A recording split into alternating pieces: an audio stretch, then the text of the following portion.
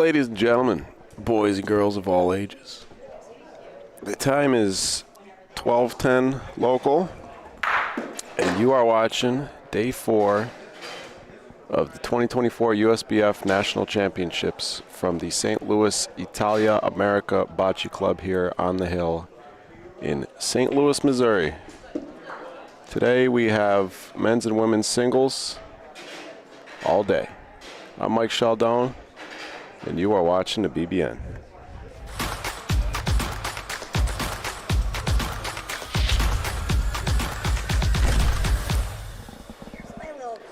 So today's event is a qualifying event for international play. Those will be the World Championships coming up in October in Turkey. Well,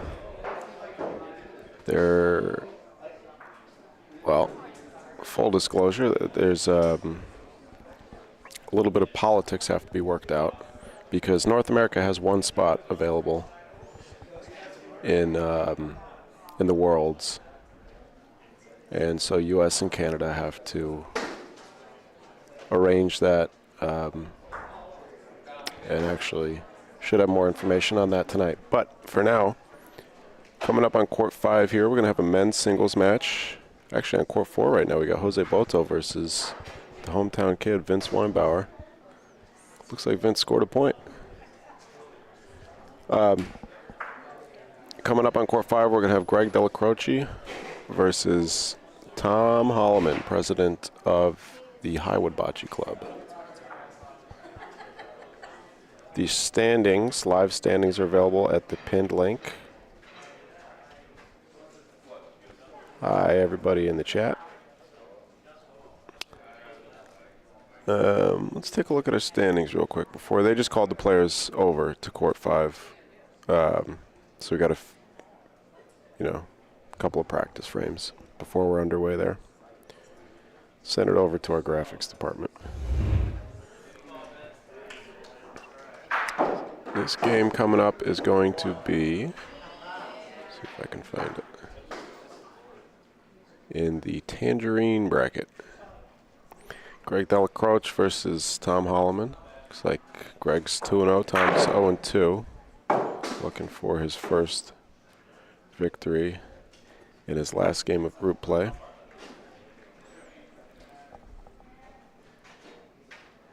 Our other undefeated players, surprise, surprise, Mr. Boto, Mr. Nick Emo, Oscar D'Amore, 4-0 in that five-man group. John Liberto looking good at 3-1. Mike Della Croce at 3-0. And Anthony LaBarbera also undefeated at 3-0 with one match left to go in group play. I believe 2 players from each group will be advancing. And we will have, that's available at the link if you want to look at it yourself. We will have, we're going to be playing all the way through today, whereas all the other days we kind of mix. We started in the morning with one event, then we switched to another event once we had the finals set for the first event, and then we would play the finals at 7 o'clock today. Where's my schedule? Today you can see there, Thursday, we're going all the way through.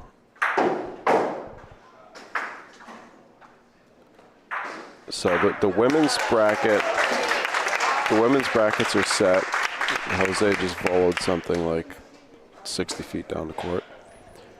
The women's brackets are set, and the playoffs will begin at 2 o'clock, and we will be playing all the way through to the finals tonight. So that's what today's going to look like. I'm going to send it down. We're still practicing on Court 5, but let's watch Jose a little bit while we have the opportunity.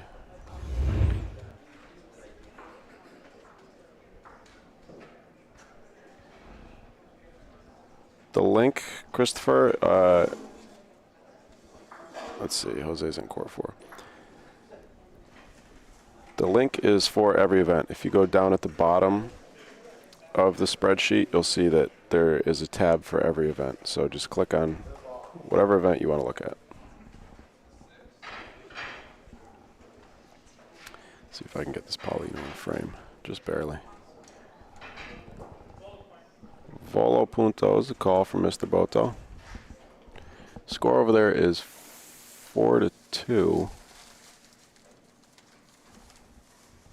That is Vince Weinbauer, young kid from the St. Louis IABC.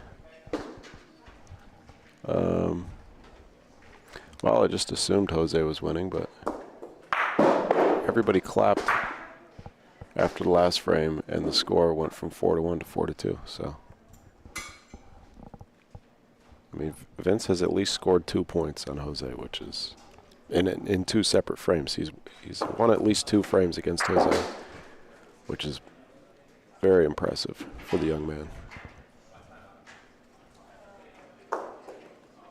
Hey, Dad. Hey, Mary. Lolo. What's up, Don John? Jose's ball is going to be short. Vince is going to have the ball advantage again.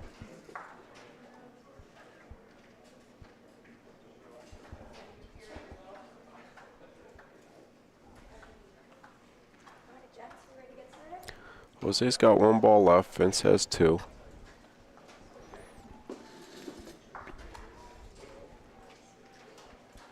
Vince, I imagine, with Volo.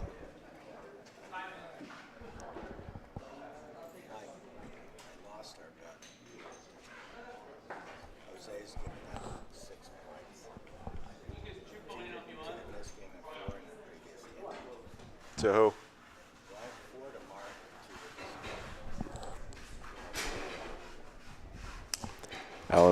Alan Knox and I have a side bet. Oh, Rafa Paulino was the call. Just touched it, but not quite enough. Almost a great shot there from Vince. Alan and I have a side bet. How many points Jose is going to give up before bracket play? I said 8. Alan said 4, I think. 4 or 6. He's at 6 right now so far. He gave up 4 against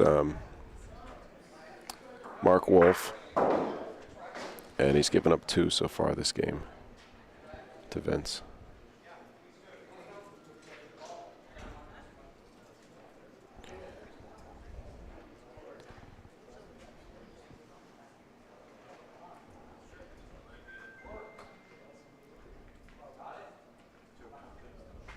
Two more for Jose. That game is 6-2 in the 7th frame now. Meanwhile, on our feature court, this game is underway. Tom Holloman, President Tom Holloman of the Highwood Bocce Club, Highwood, Illinois, stepping up to the B line. His opponent is Greg Delacroce, local player here at the St. Louis IABC.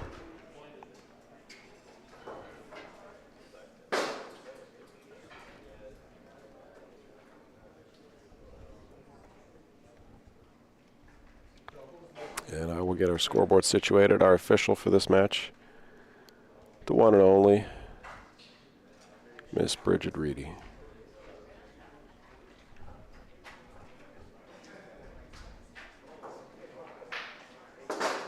We are in the first frame. And I'm going to guess that Greg is going to be red.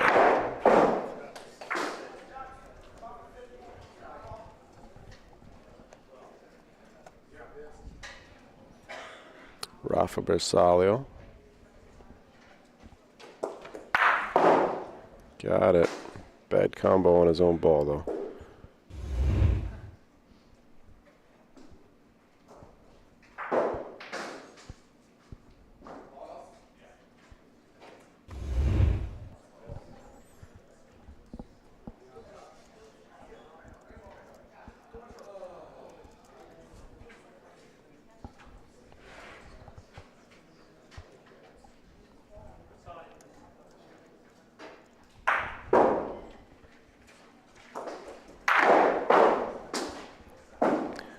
3 balls down for Greg. Third ball coming for Mr. Holloman.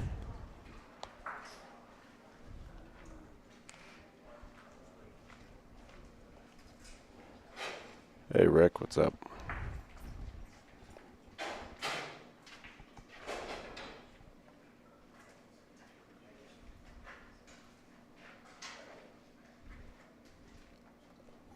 We've got our beautiful new brackets, but I haven't had a chance to install them yet. Hopefully we'll get a break in the action and I can go grab the ladder, put those new brackets in. Won't take me long, I just have to I have to unscrew the cameras from the mounts. But in theory, it shouldn't take that long.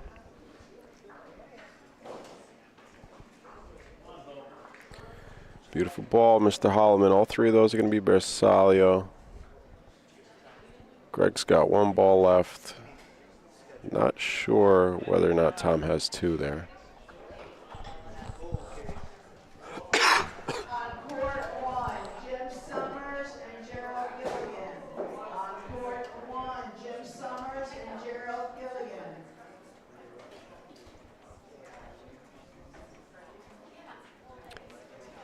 It looks like Tom has 2. Paulino is the call for Mr. Delacroce. He wants it to go to the right side of the backboard. And it went left, but it's coming back to the right. And he took another one of his balls down there. Looks like he's going to have at least 1 as long as this one doesn't bump that in.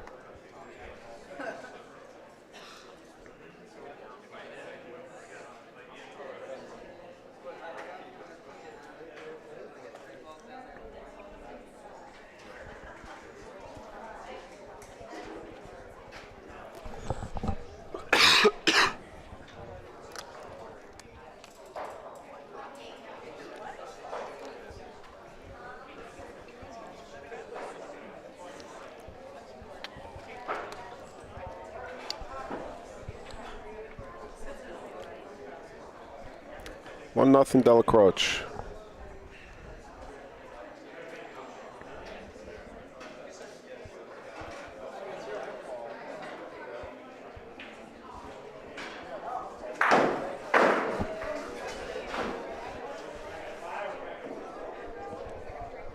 As a reminder, Greg is sitting at 2-0 right now. Look very quickly at the Tangerine bracket here. Greg is sitting at 2-0. With a win here, he will cement his spot in the playoff bracket. And Tom does not have a path to advance, but still looking for his first win of the day.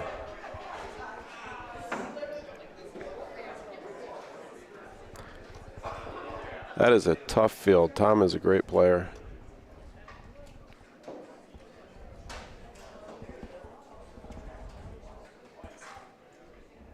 I do not envy these players as much as I'd like to be playing.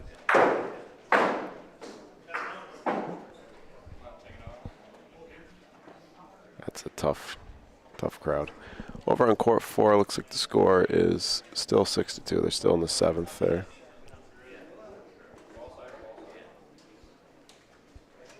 I mean, even just making it the full 8 frames against Jose, that's an accomplishment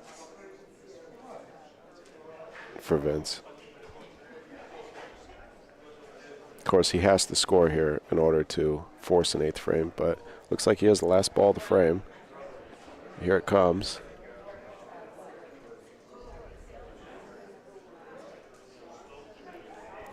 Off a punto. Wide right. Third ball coming. Tom will have the ball advantage now. And Jose. I can't tell what we're clapping for. Usually they're clapping for Jose, but I think that rail is just the hometown people clapping for their fellow club member. That's going to be a primary.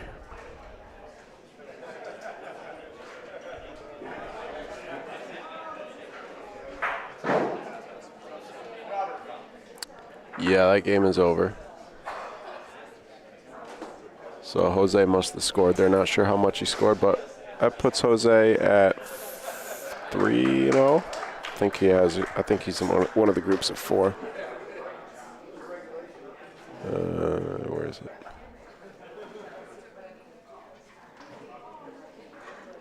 Yeah, he's 3-0 now. He's done with group play. No surprise there. Jose Boto advancing. And Mark Wolf and Julian Batula will be battling for the second place there.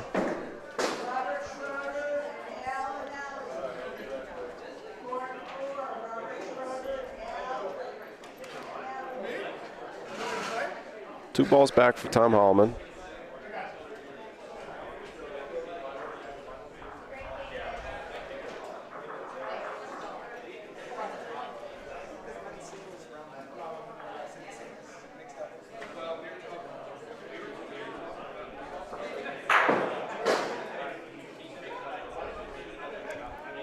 I think that made it.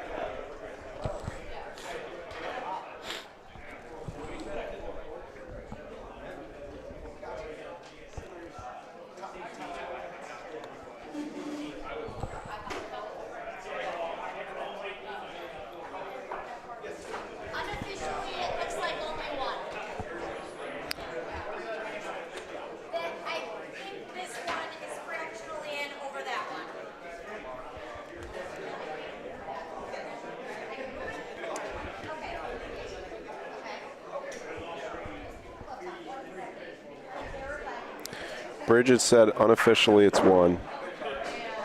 I think Tom would prefer an official measurement. And it's 2. It is 2. Last ball of the frame, 2 points sitting there.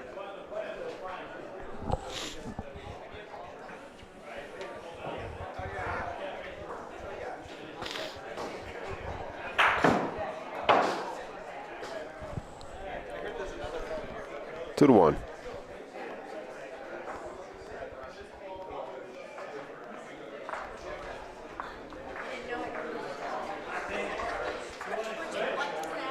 So far, we have crowned 3. Excuse me. It's been a long week for my vocal cords, my respiratory system. 3 champions we have crowned so far: men's doubles, women's doubles, and mixed doubles. Women's doubles, we had Gina Emo and Teresa Passalia. Men's doubles, Anthony LaBarbera and Maurizio Pirelli. And mixed doubles, Anthony LaBarbera and Courtney Strickland. So 2 for 2 so far for Mr. LaBarbera.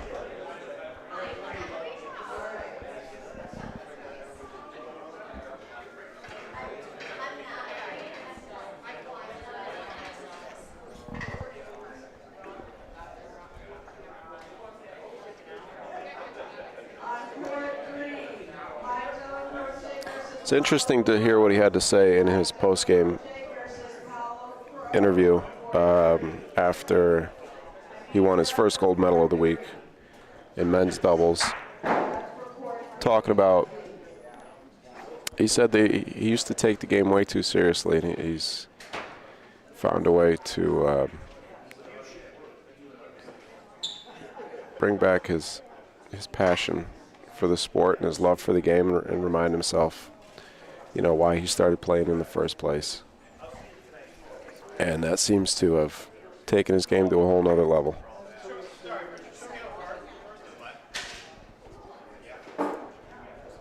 In the volo zone here, not Bersaglio.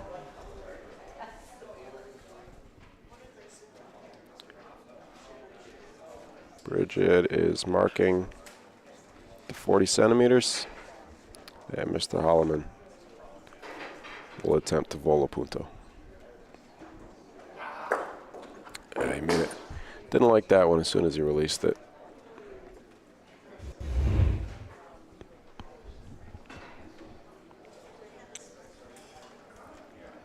Just short.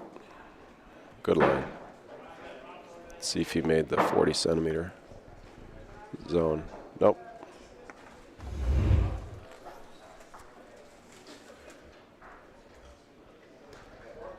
Three balls down so far for Tom. Nothing on the back. I wonder if he will protect the back here or just put one in front. Looks like he's just going to put one in front.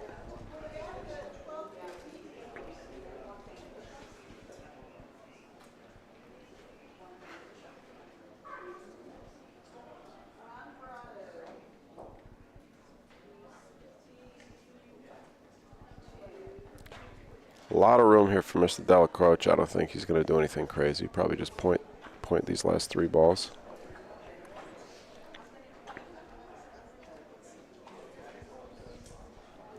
As a reminder, we're playing to either 12 points or 8 frames, whatever comes first.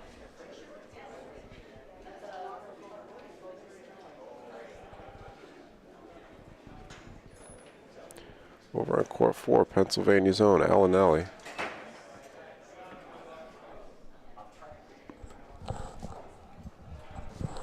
Against Rob the Shrobot Schroeder.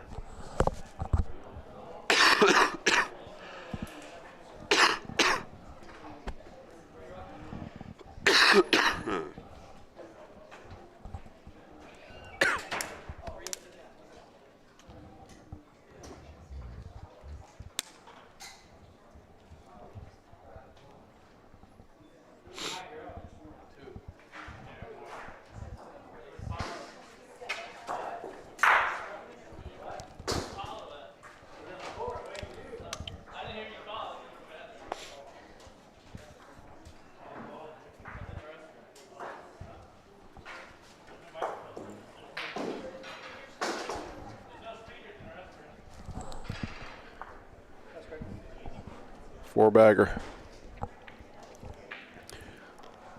What do we call that in Chicago, Jesse? A four-bagger? Yeah. A casino. Casino. ABC lingo. What a fun game here. Who got 4? Greg, okay. I'm picking up my context clues. Oh, man. I'm still struggling here, Jesse. Yeah? It's all right. I feel good. It's just... The cough? Yeah, well, talking for 10 hours a day doesn't help. No. I cannot be helping the situation. Doesn't help things settle down. No. It's a good ball. 5-2 in the fourth. Back in the volo zone for Mr. Della Croce. I should ask the Della Croces if they mind me pronouncing their name the Napolitan way, or if I should. They'd rather I said Della Croce. I feel like... It's kind of the New York way, too. Yeah. How, like my name, Sheldon. Yeah. Sheldone, right? Yeah. But nobody's going to say it. It's No. Sheldon. It's Della like Croce. more like American Italian to drop that last vowel, yeah? Italian-American, but it's Napolitan. It's a dialect of like Southern Italy to drop the last vowel of a lot of words. Like instead of saying mangia, you say mange. You know? Good ball from Tom there. Instead of saying arrivederci, you say arrivederci. Sure. Instead of saying Della Croce, you say Della Croce. I don't speak a lot of Italian, so I just kind of... Me neither. Just kind of... Well, I think you have more than I do. Well, I'm just going to try to repeat words the best as possible. I have contextual Italian. Yeah. Big mistake there from Mr. Della Croce. My contextual Italian is Bocce. Exactly. Yep. Jesse, you're a star in the chat. I'm a star in the chat? Yeah. This is, Jeff, this is the Jesse from the Volo Club. Is it Jeff Giegold? I don't actually know him. I'm just reading the name. Mr. Giggledy Giggled. Shout out to Jeff Giggled, our top-tier Patreon subscriber. Is he? Oh, yeah, big time. I'm going to keep pretending. I don't know him. He's a stranger on the internet. It's a lie. We're very good friends.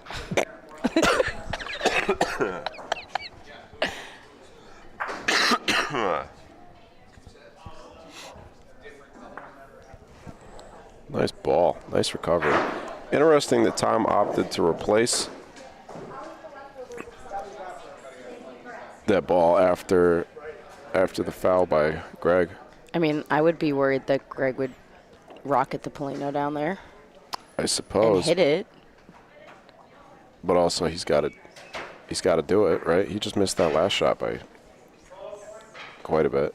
Yeah, but you're gonna give. Which are you gonna give Greg 2 opportunities to miss? Yeah, I'm not. That's the question. Made a mistake doing that yesterday, giving someone 2 chances to miss. Greg has represented the U.S. before Sure in has. international play.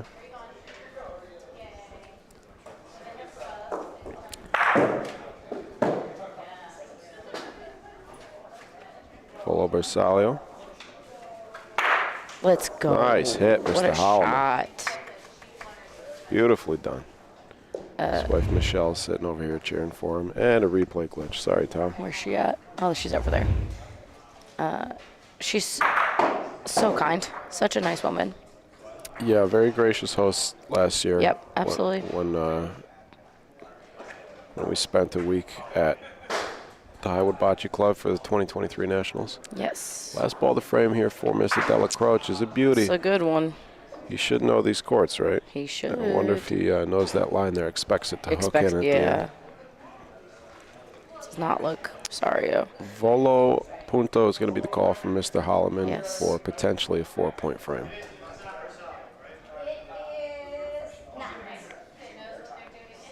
Bridget's doing a great job roughing. She is. Such a high pressure moment. I would not be. I would not.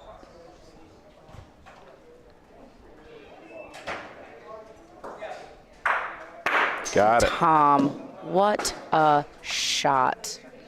Tom has 3. been working so hard. Obviously, he's in the club all the time, but he has been there putting in the work, putting in the practice, and it is showing. 5-5 in the 5th, going into the 5th frame. Yeah, big response. A 4 for Della Croce and then a 3 for Holloman. We are all tied up. 2 big volos from Tom there. Wild.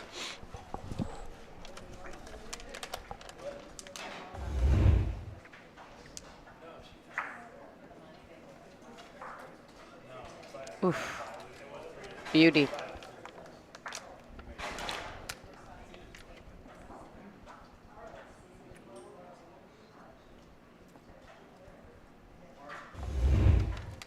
Good job.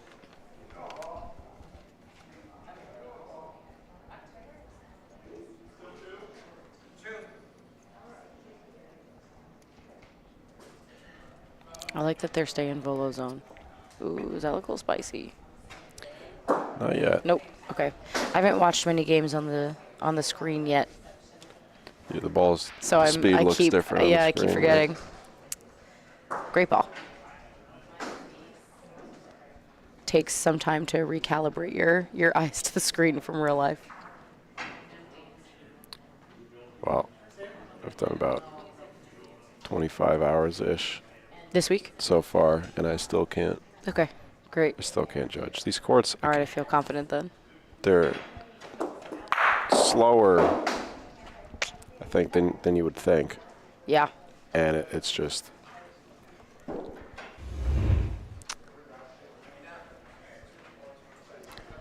Rafa Paulino was the call. Yeah. Of course, those balls being in the volo zone. Rafa Punto was no good there. Yep. Just a reminder for She's those of on the you, other side. for those of you who don't remember. Yes, Yes, Bridget was right there. Bridget. Oh, Craig is saying. For those of you who don't remember, the volo zone is that spot on the court between the, as we're coming this way, the second red line, that's the half court line essentially, that's the E line, and then this first white line here at the bottom of the screen after you cross over half court, that's the opposite C line. But between those two lines, that is the volo zone, which means if a ball is in that zone, you can't rough it, you can't shoot it on the ground, unless, besides the Paulino can always be roughed no matter where it is, and if the ball is bersaglio with Paulino, meaning it's within 13 centimeters, then that ball becomes eligible to be roughed in that zone. But otherwise, you got to shoot it in the air. Now this pink ball here might be bersaglio with Paulino. That's what Bridget's going to check. Does not look. It's hard to tell on the It screen. is hard to tell. But I think she's going for, she's measuring. That's way bigger than bersaglio. Okay, so that's not bersaglio then, if that's close. Yeah, she's just measuring. Call is that it's in. Milan's not plugged in. You want He's to not plug him in, plugged in. Jesse? Yeah, I got him. Give me 1 second to just clean up. How you doing, Milan? Good. How are you? I'm doing well. I'm playing well, so I'm happy. What's your record right now? 2-1. Nice. All right, so you're done? Nope. I got one more game against Natal. Natal, huh? Be a fun game. For me. Yeah. I meant just in generally to watch. I hope he's listening. I hope he's afraid. Quick early psychological warfare, you know. I feel like he's the type of person I should not take off. He seems like he will play better angry. Yeah, some people play way better angry. Oh, I know. Ask Alex at least. Yep. Mikey, you play well angry, or if you get mad, you play better? It depends who I'm mad at. Fair. If I'm mad at my teammates, yeah, usually. You play better when you're mad at your teammates. I know exactly what you when you get frustrated with them, and then you kind of just carry, like, I don't know what to say. Can't carry, but like just, I don't know. Milan, you got any particular? Any particular game in mind? Is it that doubles? Is it our doubles game against? No, Jesse, you had an excellent pointer. So Nah, I'm kidding. I'm being silly with you, but you did. You played so well in that game. Everyone is allowed and will have bad games. I bad know. I'm tournaments. just being silly. This is the downside of, having a national tournament only once a year. Yeah. Here's a question. Sean's telling me it's the first red line that's the E line. Is that true? Incorrect. Yeah, I don't. It's the second one, Sean. Depending on the second from where the players are standing, like However, on the screen here, not the bottom one, It's the second one. but the other one. Top one. It is possible that Sean played a game. We have some newer refs here that maybe they allowed that to fly, and maybe that's why he thinks that. Well, What to fly? he could be. He could also just be Sean right now. Well, he could be misunderstanding what I mean by the second line. I don't mean the second one from the bottom on the screen. I mean the second one as the players, face this way down the court. As the crow flies. Last ball of the frame for Mr. Delacroix looks like a beauty. Oh, That's a little just short. outside. That's a win for Tom. 6-5 going into the sixth. Looks like it's going to be. Yeah, Greg's face is. That's just one.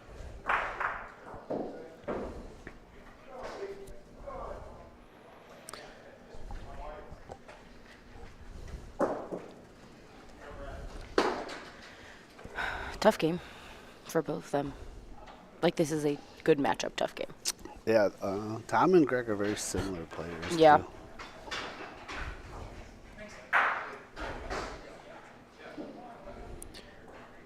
I'd like to thank everybody for spending part of their Thursday here with us in St. Louis. We will have a very fun slate of games today. All the way through the finals, we will crown a men's and women's singles champion. Yeah, that should be And fun. of course, these are both qualifying events for international play. Jury's still out on. Yeah, we will know hopefully by the finals today what what the North American situation is. Yeah, what the structure is there as far as competing for the North American spot with the Canadians. Yeah. But either way, this is a qualifying event to move on to represent the U.S. I go to America. Hit that like button, folks. Helps us a ton. Please do. If you're not subscribed to the BBM, please subscribe. Mr. Tom Holloman, Rafa Punto. Swing and a miss. Just barely missed. Yeah, that's a big miss, though. If you're not subscribed, please subscribe. And like Milan said, if you haven't clicked that thumbs up button yet today, please give us a like. If you're wondering where it is, and you have the live chat up, you do have to close the live chat to get to it. Oh, good to know. If that was Fun fact. Fun fact. Good fun fact. The more you know. The more you know. Super fun. Yeah. It's a good fun fact for you, Mikey. Very fun, very factual. Very fun, very factual. The two best qualities of a fun fact. I like that. Mr. Holloman, what a ball. What a That's ball. a good ball. Sorry. Excellent ball. Tom's good. Excuse me. I hope that my coughing all week hasn't been bothering people too much. I'm doing my best to I'm furious with it. Those of us getting really sick. cover it. I mean, I'm not sick anymore. I was sick a few weeks ago, but it's just this cough won't go away. But Correct. Top two from honestly- each group advance. We have 8 groups. Delacroix, Rafa Punto, Shot. bang. How's it lay? Oh. That's going to be Tom's point. That works out well for Tom here in the ball count. That Tom to Tom. Solid hit. Yeah.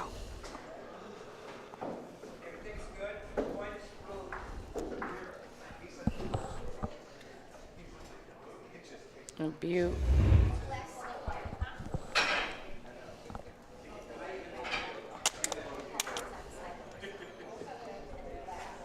So Tom regains ball advantage after he missed his first Rafa. That's Big. bodes well. That is huge for this frame.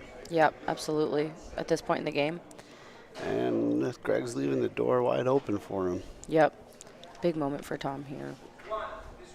This is a mental game Yeah. point. Tom he's got a good sprinter stance. He's a tall man. It's like He's one of got those long legs. pointer dogs. Mm-hmm. You know what I mean? Yeah. Point. Pointer. Point. Oh, Tom Holloman. What a ball. What a point. What a point. What a point. Tell you what, I went to, here in St. Louis, Alex and I went to the Mountain House Cafe for coffee this morning. There's a dog in there that greets you every time a new customer comes in the door. And it waits for a pet, and then it runs back to its little couch. It's probably one of the coolest things I've ever seen. What a Where life. is this place? Like 5 minutes from here, 5-minute walk, 5-minute drive. Piper the dog. That's a tough miss for Greg. He was way off. Hey, he's had a couple of those. Yeah. Are It seems there like bracket? I mean, he's done well, and they've advanced far, but it seems like he's struggled a little bit this week. Happens. You're What's telling me, sister. what happens? Is there? Let me formulate the words I want before I ask this question.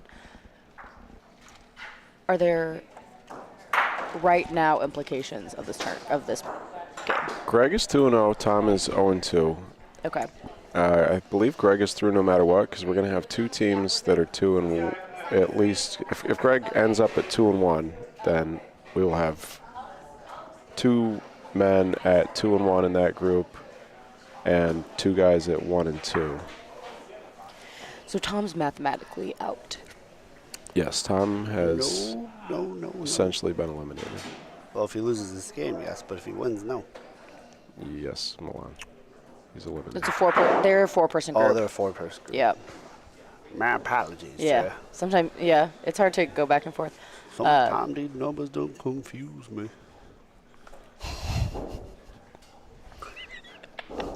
How's my southern accent? Mikey, Is that what it was? Yeah. I've been told that we're not in the South. we are not in the South. Anything Anything farther south, though, south of Orland Park is the South. is the South? Yeah. Okay, Chicago. If a farm That's what you feel is for. within 20 minutes of driving, you're in the South. I'm from Nebraska. That is not the South. There's farms everywhere. It ain't the North. It's the heartland. It is the heartland of the country. Bunch of Huskers. The heartland of the Midwest. The heart disease land. That's fair. 2 frames left in this game. Got a close one.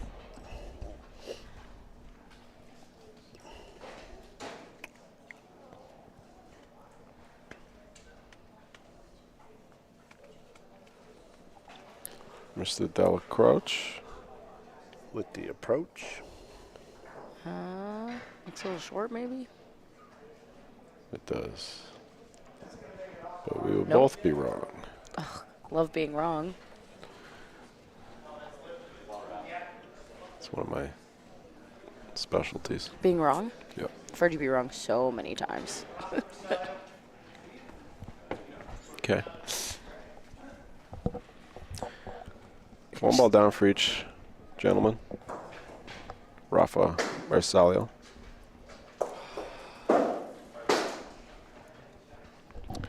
Did look like he reached across his body on that release a little bit. Let out an exasperated sigh as soon Yeah. as he released it.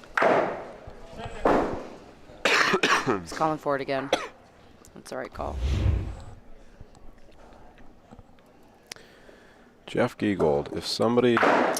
I'll That's a answer your question in a second here, Jeff. pretty good bounce there.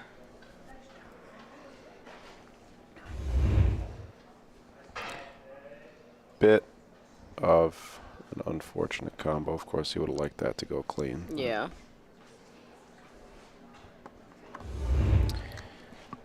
Someone misses Rafa.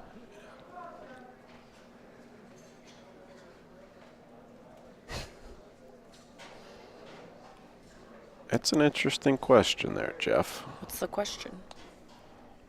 Someone misses a Rafa and it hits the back wall, but bounces off and moves other balls. Can the other player opt to leave it in play? I don't think there's rule of advantage on a ball that's just back straight ball. up burnt. Nope. No, I've been told, like, If it strikes nothing, it's just gone. Are we sure? but if it you're saying like it hits the back wall kind of like it hits the swings back and wall, moves stuff on the back. well, or the ball comes off and pushes something. Oh, Yeah, I then they think- have an option yeah. to yes. If it affects the frame in any way, Yeah. I believe you get to choose. But if it strikes nothing, it's just gone. Well, maybe, I mean, I think you still it could have an technically, opportunity you to could keep leave it, but why would you? But why would you? Right.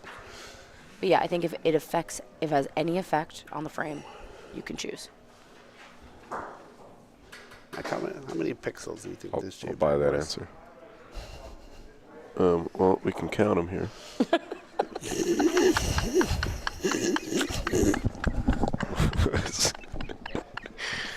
Three Musketeers in here.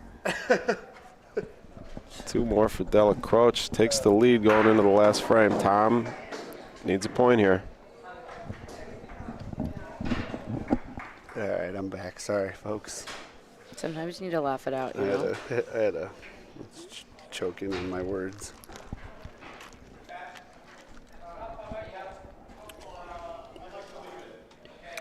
Who was in Tom's group? Greg? Ooh, Gerald. Gerald's an excellent player. He is. Gerald He's fun to Gilligan, watch. our silver medalist, one of our 2 silver medalists in mixed doubles, along with his partner Gene Gordon. And then Jim Summers. Who's Jim Summers? Jim Summers sounds like a familiar name, but He's a I house guy. House guy. couldn't tell you. House guy. House guy. House guy. Jim was playing with, I want to say Joanne in mixed doubles. Over But I could be on wrong. I might be wrong. court 4, Alanelli is up 3-0 against Rob Schroeder going into the 4th frame. Looks like he scored 1 point in each of the first 3 frames. Be a big win for him over there. Big one. It'd be great. What are we looking at there, Milan? My own bracket. I thought with Al and Rob, what are the implications there? Alan Rob. I believe they're both color bracket? mathematically out, There's so many. from what I recall. There we go. All right. Rob's 0-3. He's gone. Yeah. He's but playing who? Al? Yeah, I think Al's also out. Al's 1-2. If he wins, that makes him 2-2, and then I don't know what the tiebreaker is. Have Miles and Paulo played against each other? Yeah, Miles is done. Miles is done. Paulo's got to play. So if Paulo wins, he's through automatically, Yeah. and Al is done. So Al needs to win, and he needs Paulo to lose. And then the gods decide. I think then Then it there'll would be be- no shootout. There's decide. It's not head-to-head first, Oh, it is head to head. You're right. so it would be whoever won their match. So it's possible that Al's already out if he lost to Paulo. Who's Bridget's ref eyes? You gotta ask the ref eyes. You can't ask regular eyes. Second opinion doesn't hurt though. Hey, Ethan, how you doing? Your father is putting on a show for us. Ethan Holloman. Ethan Hellman. I'm not sure which of Tom's sons is Ethan. I've met them all at different times. But I believe they were, I'm not sure if he was the one who came out to NOLA, but there was a nice moment in New Orleans at the New Orleans Open where Tom had a shot and his kids were losing it in the background of the video. It was great. It was a fun moment.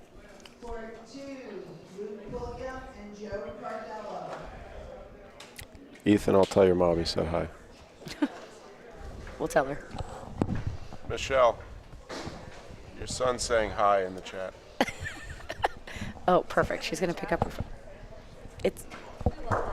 She smiled, Ethan. She did. She's going to text you, it looks like. Maybe send her a text. I'm not sure if she knows which one of you is texting her or saying hello to her.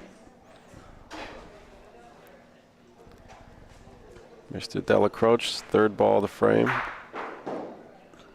Oh, looks pretty good. Does look pretty good. It's going to creep in there. Ooh, not quite, maybe.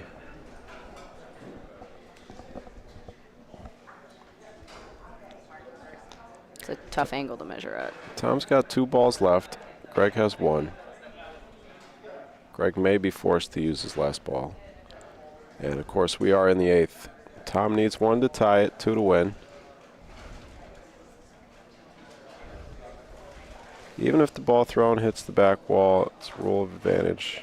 Non-offender can choose to leave all balls in play. Interesting. Sorry, I super zoned out. What'd they say? What'd you say? There is the rule of advantage if a ball hits the back wall. Yeah. Billy Barnett, Bill, the standings are available, and for everybody else, the live standings are available in the pinned comment, but I can check your. Milan, can you tell us how Natale's looking? Natale's 2-1. And What a is point. Gotta is play he me. done? No, he's got to play me still. So where's your group here? I'm 2-1. He's 2-1. No one else. Got 3 guys at 2-1. Milan, Tony Sanna, and Natale are all at 2-1. Tony beat Natale. I beat Tony. I beat Brad. I lost to Ben, but Ben lost 3, so he's out. Yeah, Ben Campbell has been eliminated there. That bracket's kind of still up in the air. Completely. Big game there, Milan Tomic versus Natale Scala. Yeah. Whoever wins that is for sure in, and then it's Brad against Tony. If Brad beats Tony, I get the tiebreaker since I beat both of them. Y'all want to check back in on this game-winning Rafa here? Yeah, sure. Potentially game-winning Rafa?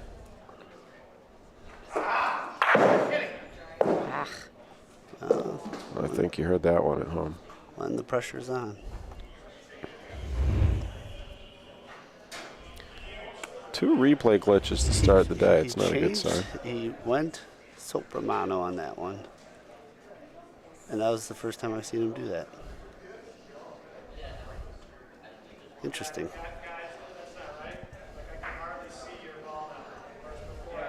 Yeah, he had a clear view. Well, There's- if the replay would work, I could pull it up, but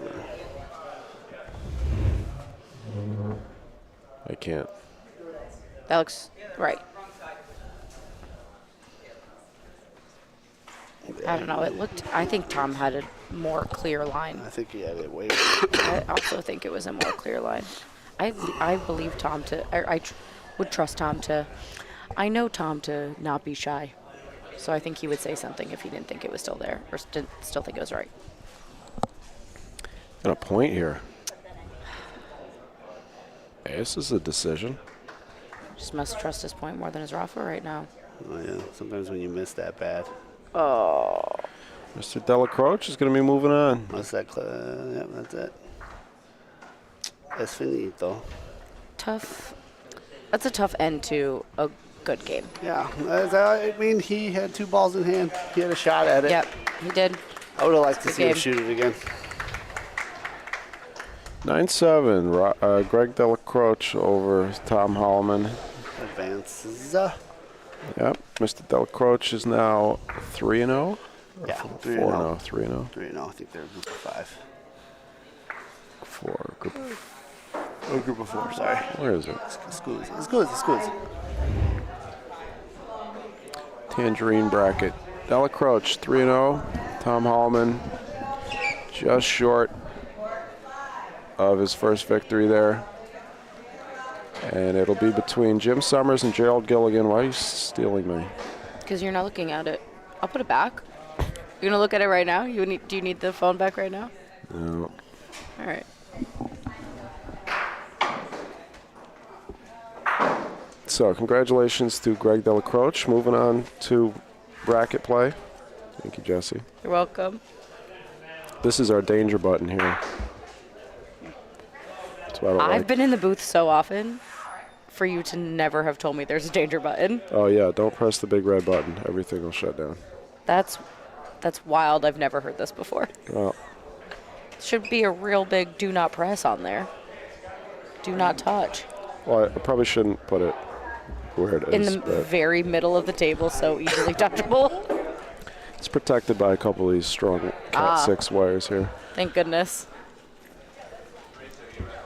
So we've got Jose moving on there. The players who are highlighted in gold, they're the ones that have already cemented their place in the playoffs. Oscar D'Amore. A lot of these brackets still up in the air. Nick Emo, Andy Zimmerman.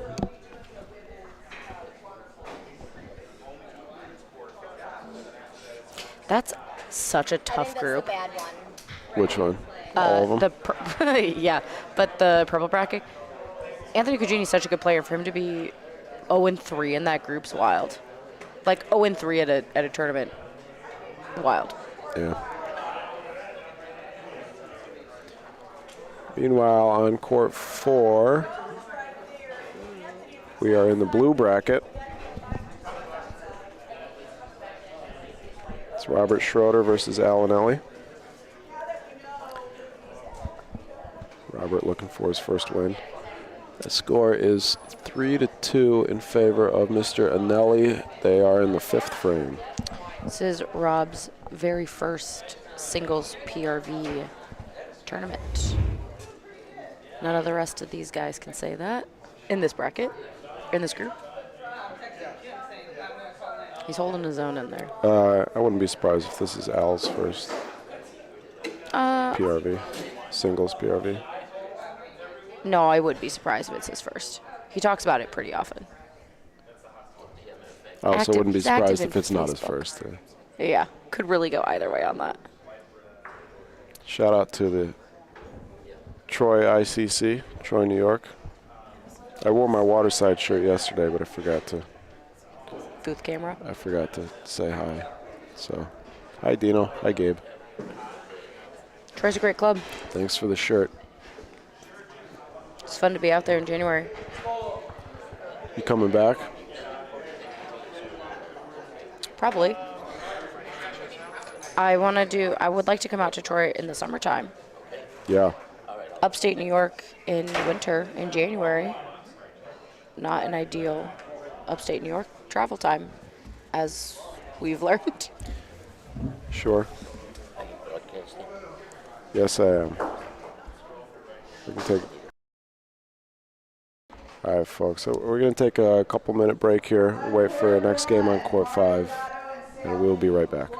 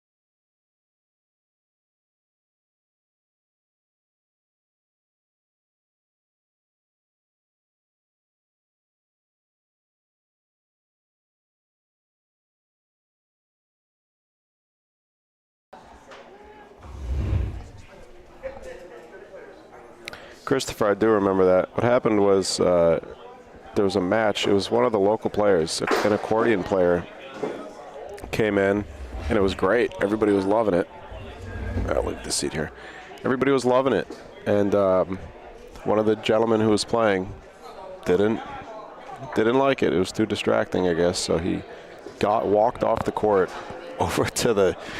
It was like an elderly gentleman who's playing accordion. He walks off the court and he goes over to the guy and tells him he's got to stop playing accordion because he can't concentrate on his game.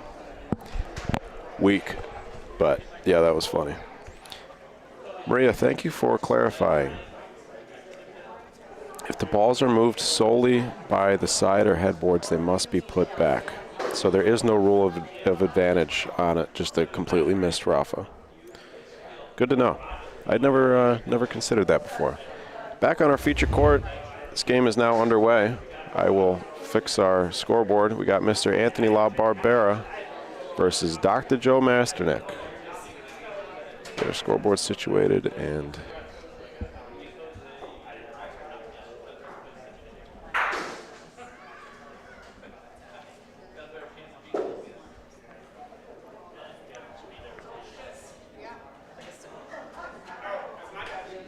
let's see. Can we guess at the colors?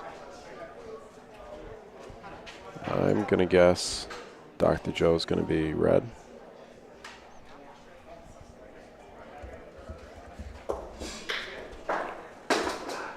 Well, took 2 balls for Anthony. 2 balls into the game. Anthony shoots Paulino. Wasting no time.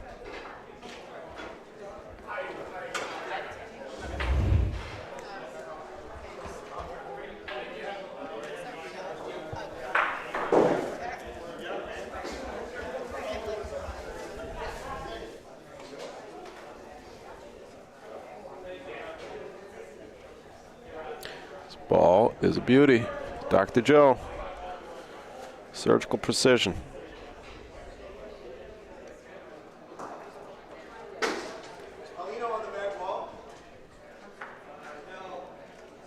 Anthony's asking about Paulino's proximity to the back wall. Maurizio's indicating it's about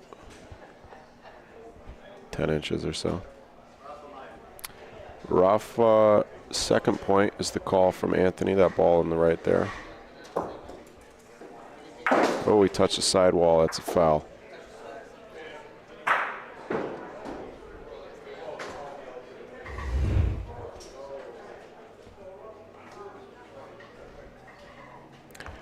Hard to see it on the replay there, but that did touch the side. We all heard it. Last ball coming for Mr. La Barbera, who already holds 2 gold medals from this week, the last 2 days.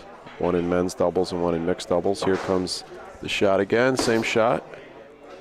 And it did not come down off that rondina. These rondinas are a little unpredictable.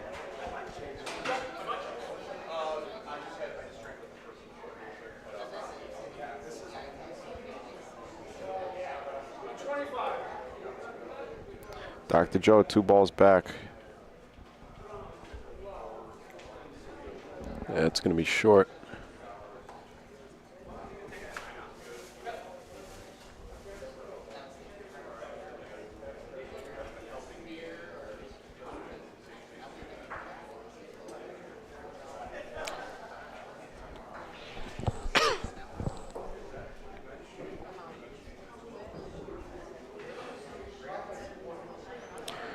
Our official for this match, Mr. Maurizio Pirelli, Anthony's doubles partner, also holds a gold medal to his name this week. 1-0, Mr. Masternick, Dr. Masternick, excuse me.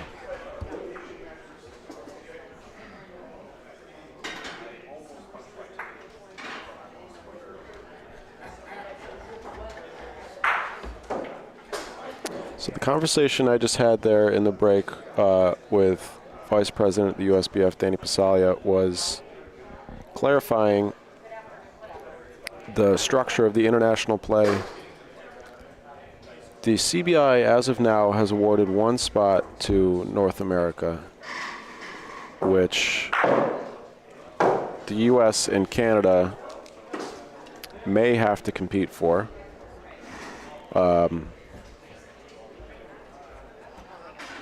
It's possible that the CBI will find a second spot, will be able to award a second spot to North America, in which case the U.S. and Canada will not have to compete against each other. There's a lot of, seems to be a lot of things that are up in the air in regards to that right now. So all that we can say for sure now is that these players are playing to represent the U.S. in international play. As far as what that exactly that international play, the first step of it is going to look like, we can't really tell you that right now. Slow start for La Barbera. It's going to be a 3-ball waster for Dr. Joe.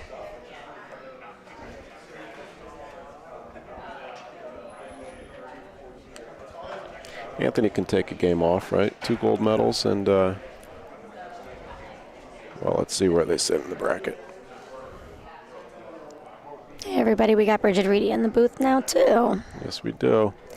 Yeah, I think Anthony said he played. Anthony's 3-0 already. Sorry to interrupt you. Anthony's already 3-0, so he's through no matter what happens here. Dr. Joe is 1-2, so he is. He needs the win. Definitely could use the win. I think it's, yes, he does need the win. Not sure, even if he wins, he may not be able to advance. We are looking at the yellow bracket there. So nobody has been highlighted yet, even though they can highlight Anthony LaBarbera. He is through. Nobody else can finish. 2 people can't beat 3-1, so he's at least tied for a place to advance.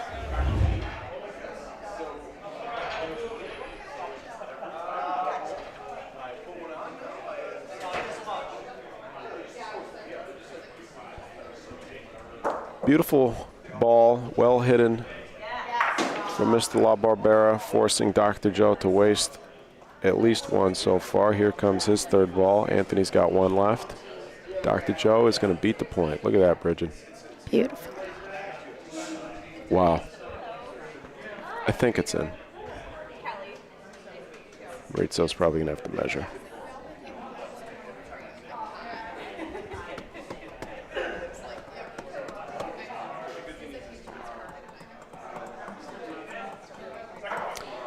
Time, local time here is now 1:19 in St. Louis.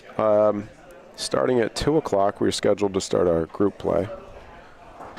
Bracket play. Bracket play, yes. Thank you. I think we'll be starting with the women's division. Yes, sir. That ball is in from Dr. Joe. 1 ball left for each player. Anthony's going to be forced to use his first. He's going to point, probably just cross court on the outside, straight towards Paulino. See if he can find a right You've watched line. a couple of these games, Maggie, that you can anticipate what Ant's going to do. Wow, what a ball. Great ball, Ant. Making 2 points for himself. What a beautiful ball. Perfect line, perfect speed. 2 points sitting there, but if Dr. Joe can remove those 2, probably Rafa Bersaglio, he could be looking at 2 or 3 points here. Nothing on the backboard. All 3 balls are Bersaglio. That's the call.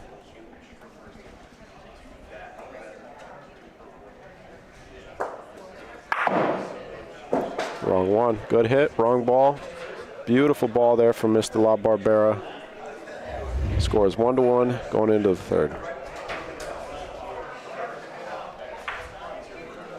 We can be happy taking 1 point away. Sure. Ant was sitting 2. He was sitting 2, that's right. He did remove 1 point.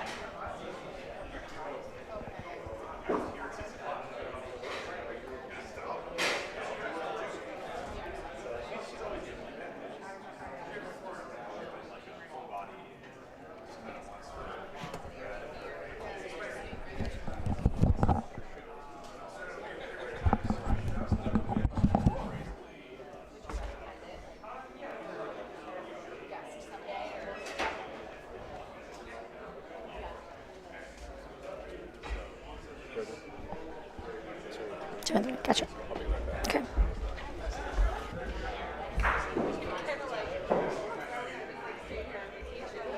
Alrighty. Okay, we got Dr. Joe shooting, and that is gonna reset the frame.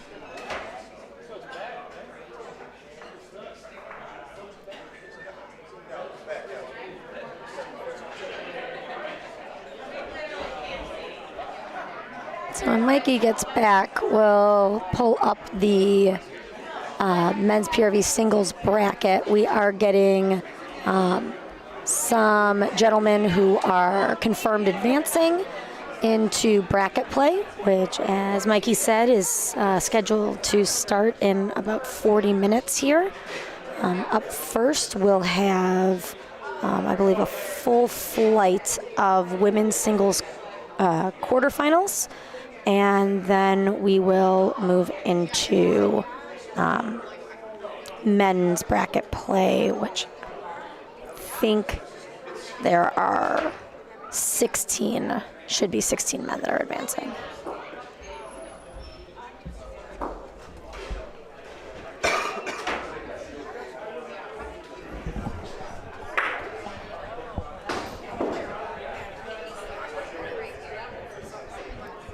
Dr. Joe doesn't take the point, but creates a lot more space for himself here.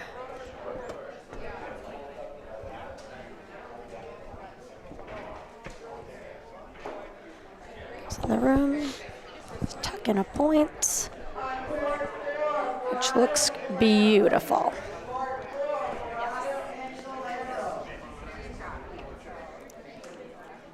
Good afternoon, Jeffy.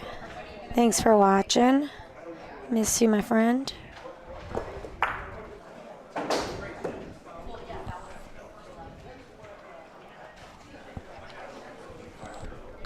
Hey, Kevin. Hey, Mark.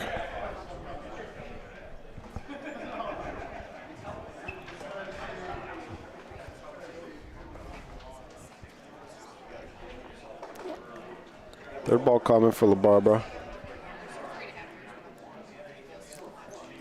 Can't touch that wall. And it won't. Great ball, not Bersaglio. Just at the front of the volo zone. Dr. Joe, 2 balls back. I imagine he will volo this. Yep, that is the call. Maurizio will mark the 40-centimeter area. Mr. Pete Rabito watching the BBN in the chat. Hi, my friend. Ball looked like it was going to go into the other court for a second.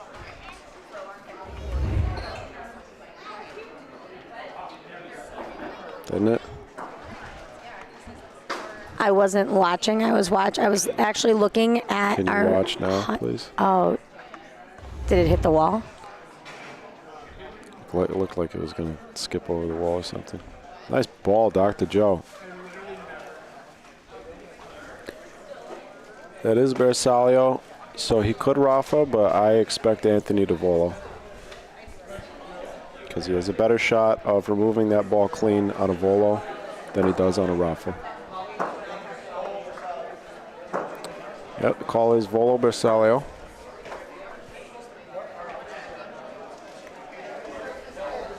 I was just looking at the number of viewers we have joining us on their lunch breaks, but probably you've been logged on for the last 90 minutes. I'm sure people are just watching it at their computers all day. Bad break there, wrong side of the ball, and Dr. Joe will get a point.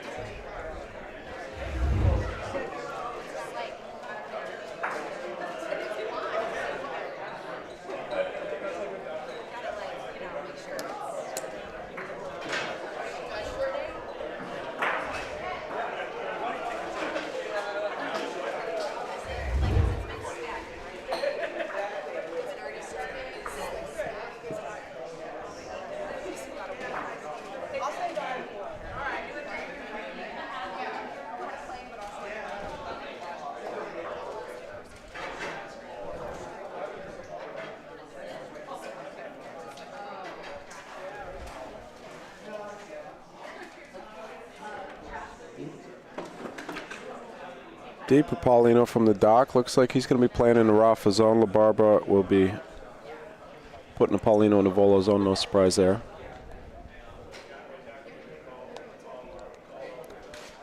Rafa Bersaglio. Nice shot. Oh, no? I think it popped off the top. Uh-oh.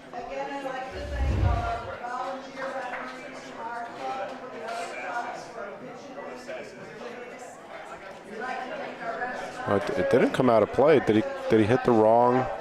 No, I think it popped. I think it popped and hit the top of the court. Huh.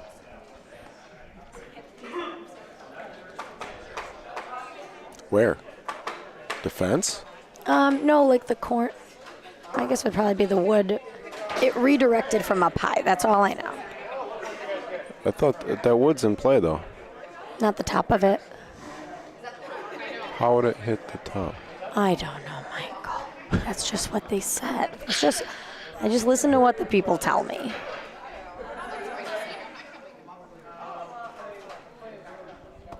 In the Volo zone this time.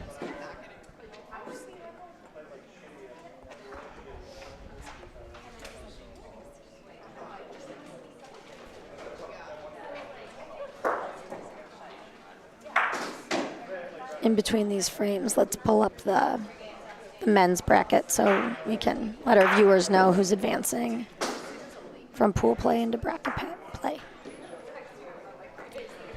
Yes, ma'am. Beautiful ball there for Mr. La Barbara. Joe's surveying the scene, I imagine. Cross court. Rafa Maurizio's checking for Bersaglio.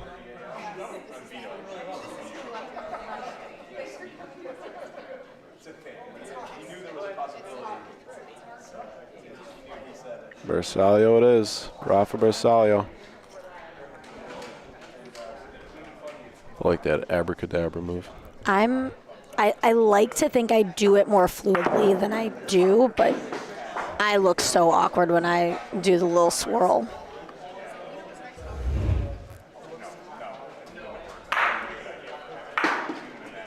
Great hit from Dr. Joe. I just met him for the first time yesterday. Yeah?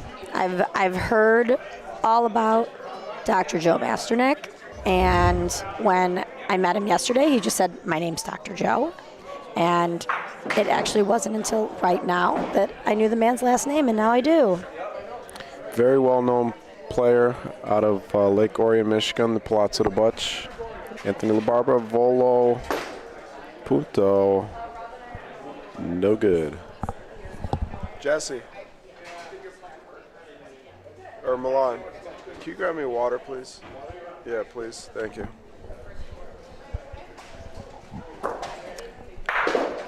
Third ball of the frame for La Barbara.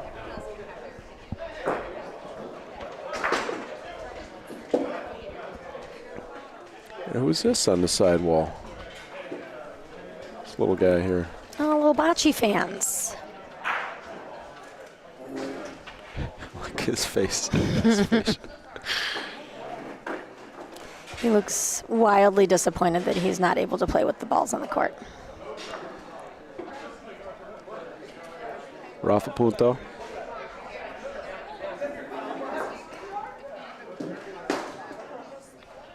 Dr. Joe will be forced to use his last ball.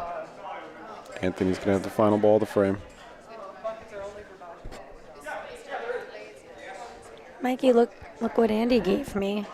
My coach, Andy Zimmerman, just got back from lunch and brought me a root beer. I like how it says non-alcoholic. Well, it's seems unnecessary. They have boozy root beer. Oh, because it's from a brewing company, a brewery, huh? But it's called Busy Bee. Busy Bee handcrafted root beer. And Mikey's probably annoyed that I'm giving Second Shift Brewing free advertising. Yes, I am. But it's brewed in the loo. Brewed in the loo. So if anybody is listening who works at Second Shift, thank you for helping me get my hands on a Busy Bee root beer. Normally things you brew in the loo are not for human consumption. 3-2, La Barbera.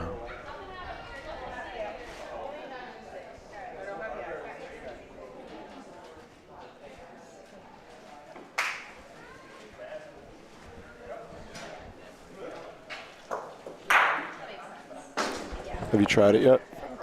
No, it's unopened. I haven't.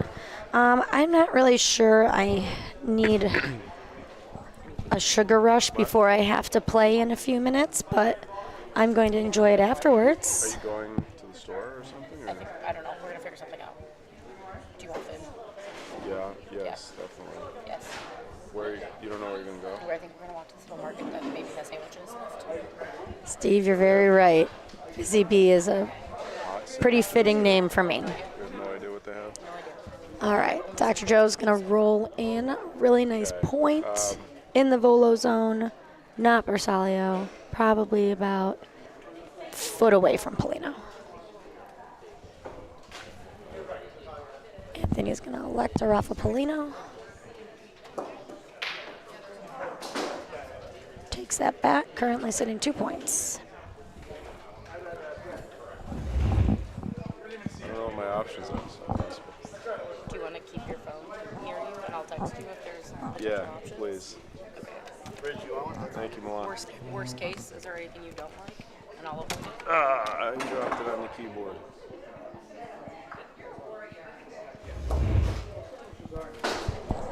Dr. Joe Rafa Punto. That's a miss. Is there anything I don't like? Yeah. Yeah. Sorry for the side chatter. It is lunchtime here, and JMVP is wanting to feed our Michael, and we're just having a little bit of difficulty getting Mikey to decide if he wants to eat. Well, and I'm if not he giving any does. options. My options are, we're going somewhere that I think has sandwiches. I'll text you. Keep your phone Yeah, on so you. I think the solution here is that Jesse's just going to Thank text you, us where they Jesse. end up. We're going to do us. Do you want something to eat? No, thank you.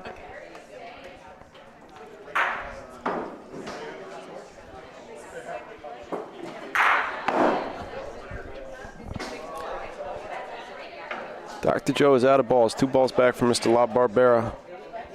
And he's got about 3 feet there. What do you think, Bridget? 3 feet? Yeah.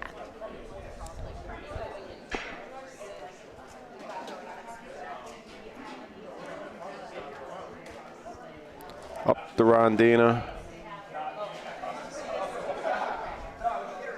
Ooh, rut-row. That's no good.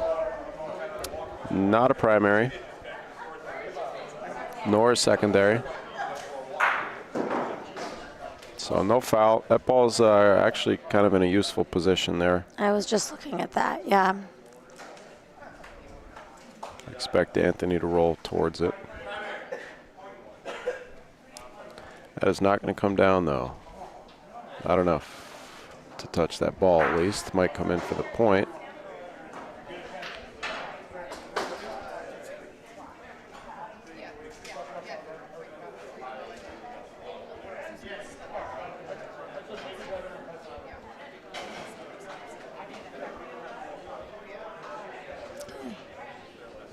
Retail says 1, Those 2. 2. 5-2 in the 6th. Guys, basic math for me has been really, bocce math has been hard for me today. Alessio. Come stai?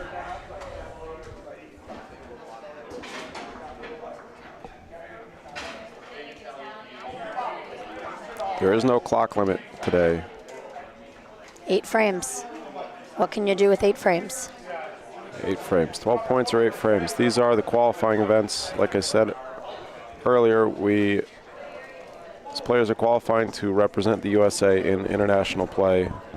Whether that is going to be in the North American, whether that's going to be against Canada for the North American spot in the Worlds, or whether it's not going to be, is still TBD. Nice solid hit, Dr. Joe. A little bit of Paulino.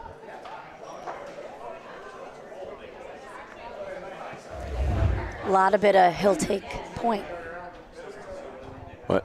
Yeah. And a little bit of Polino, a lot of it he takes the point. Oh, yeah, sure. That was too advanced for me. This camera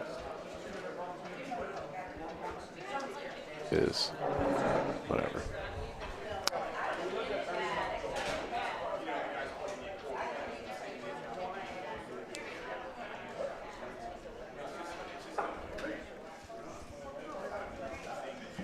He's got about a stick's length, or 70 centimeters.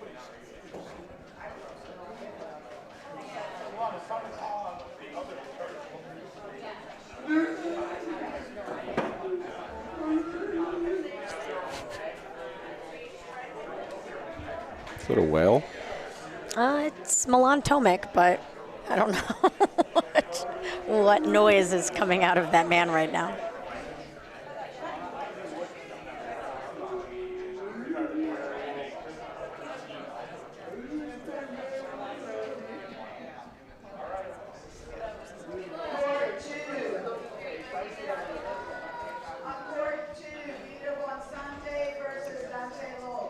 Barbara taking a step back. They started a PA announcer came on right as he was getting ready to roll. And he switched to ball. Did you notice that? I wonder if that's part of his, like, reset. Makes a lot of sense to me, right? I mean, whatever he's doing seems to be working for him. Yeah. Can't really argue with anything he does.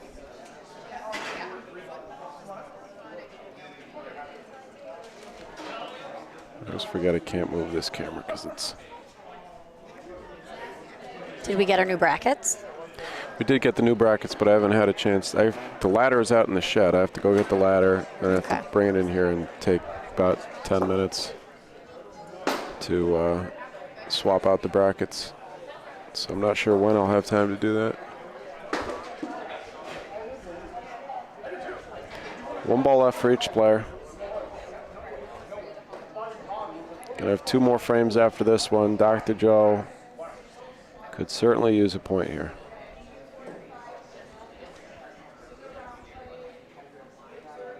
Sponsored by Maserati. I don't know how that ended Beautiful up on his shirt. Yeah, what a ball. I'm going to ask him later.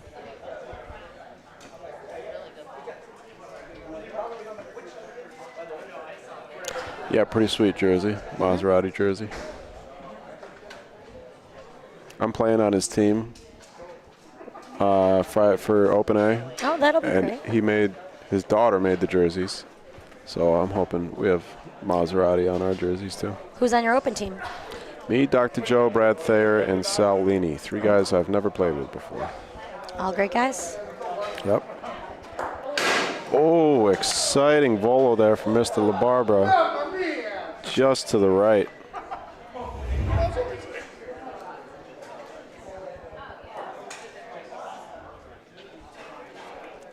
Scared the bejesus out of Tina, who was walking by.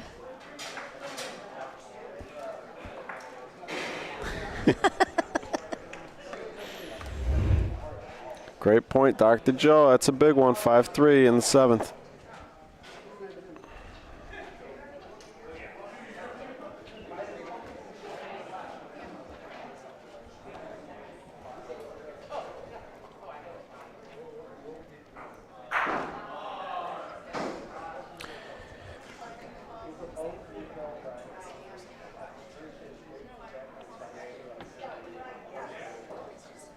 Quite a powerful rail there.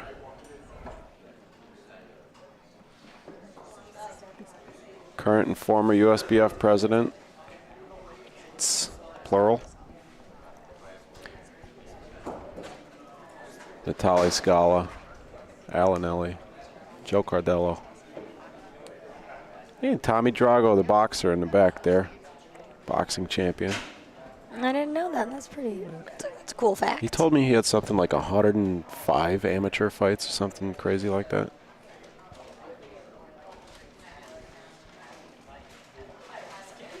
And then also some pro fights, I think. Here in St. Louis, I'm assuming. I don't know, but I probably.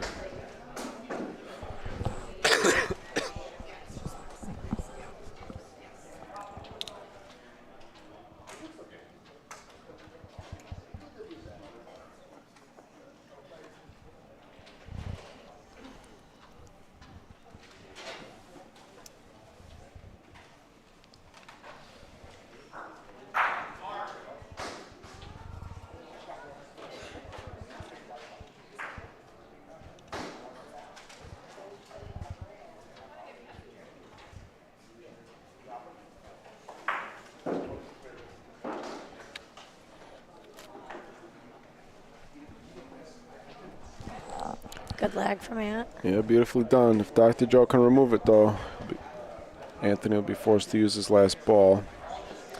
As a reminder, Anthony is 3-0. He's already through to bracket play. Dr. Joe needs this win. And he's actually, looks like Joe Cardello won a game, so that puts Joe at 3-1. There we go. Looking at our yellow bracket there. So Joe Cardello and Anthony LaBarbera will be advancing no matter what happens here. Dr. Joe has been eliminated, and he doesn't know it yet because we just got that result from Mr. Cardello. Did you know I'm an honorary Cardello family member? I have heard that. Probably from me. I say it all the time. Well, you're also an honorary Sheldon, right? I love that. I'll take all my Italian families. Anybody that'll have me, you know? I am your Nice dad's hit. favorite daughter he never asked for. Yes. That I've heard you say many times. That's ball to frame, 1 point sitting there. Looking to tie it going into the 8th.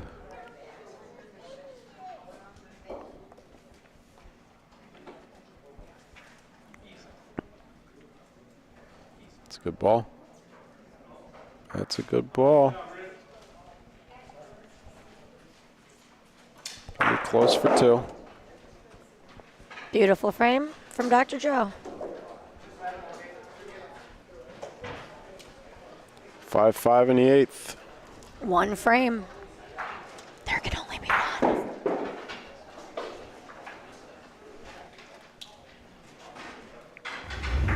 That was a big shot there, that Rafa, to remove Anthony's ball clean.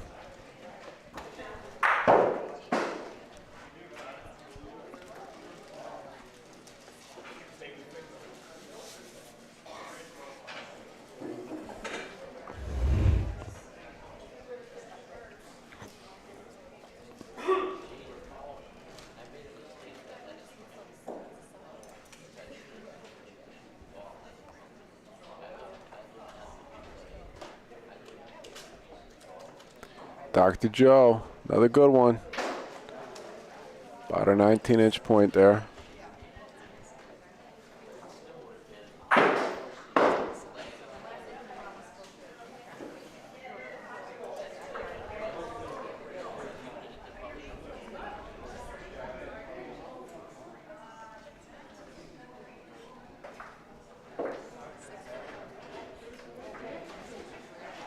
That is going to do it.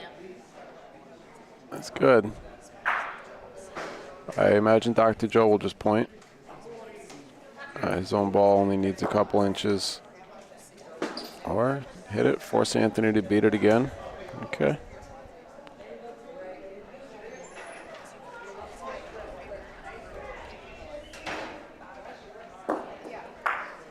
Good hit. Shooting really well today. Yeah.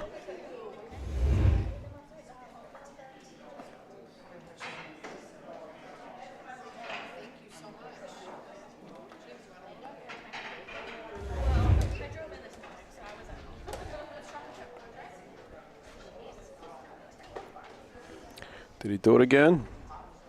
Yes, he did.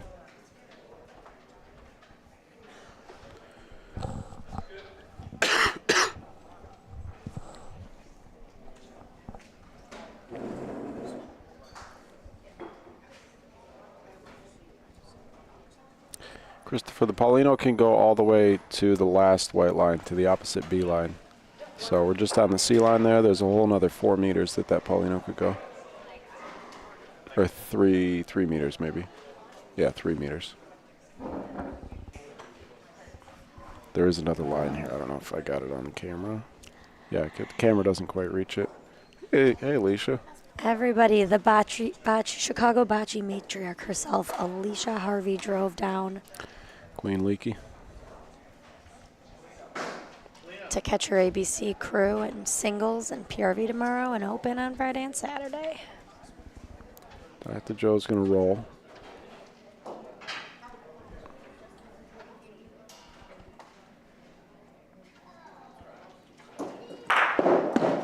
Maurizio, move out of the frame. Okay. What do we think? We like it.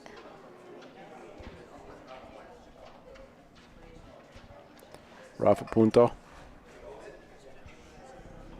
1 ball left for each player after this. Nicely done.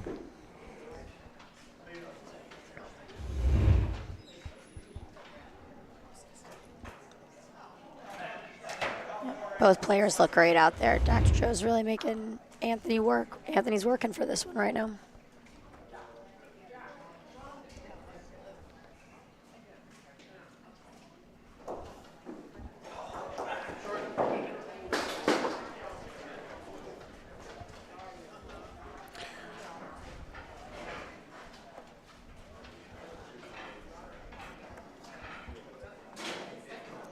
Looks wide from where we're sitting, but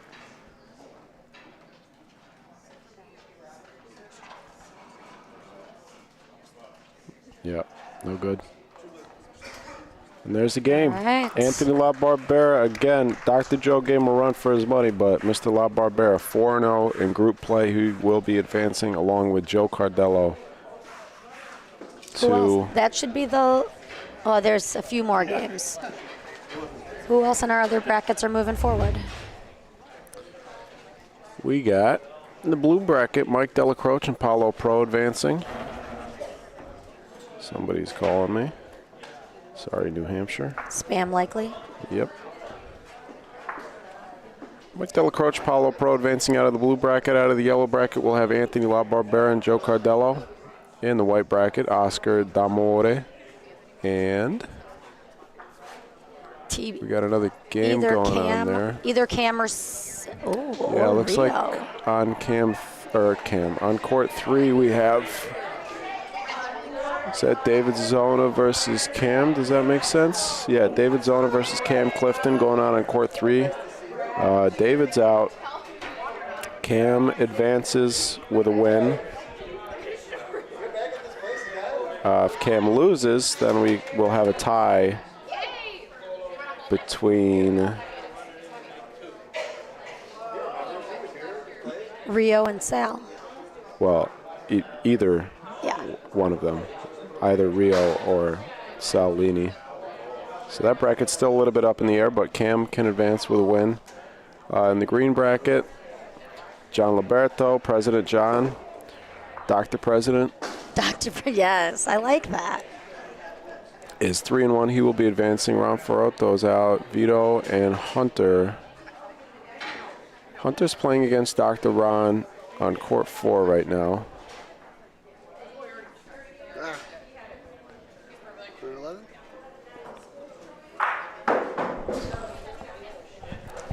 Hold on. I think it's because, huh? What?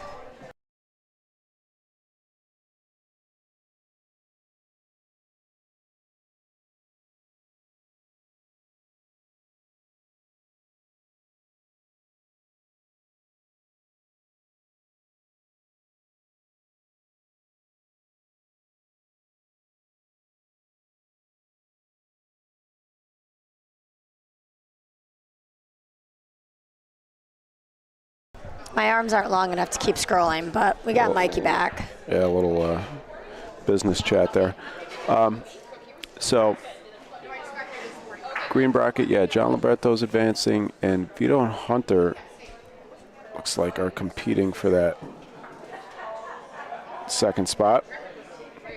In the silver. Silver There we is go. We set. got some action here. Jose Boto, Julian Batula, Greg Delacroce, and Jim Summers in the tangerine. Nick Emo, Andy Zimmerman, and then in cream, we have a three-way tie at 2-1. With games still left to be played there. So we are scheduled. All these standings are available. Brad's saying Cam will advance on head-to-head, win or lose. I believe you, Brad. All these standings, the live standings, are available at the link in the pinned comment if you want to peruse those yourselves. We are scheduled for to start bracket play, the women's bracket play in 7 minutes, but we have another men's game up here on court 5. Let's see how many games we have left.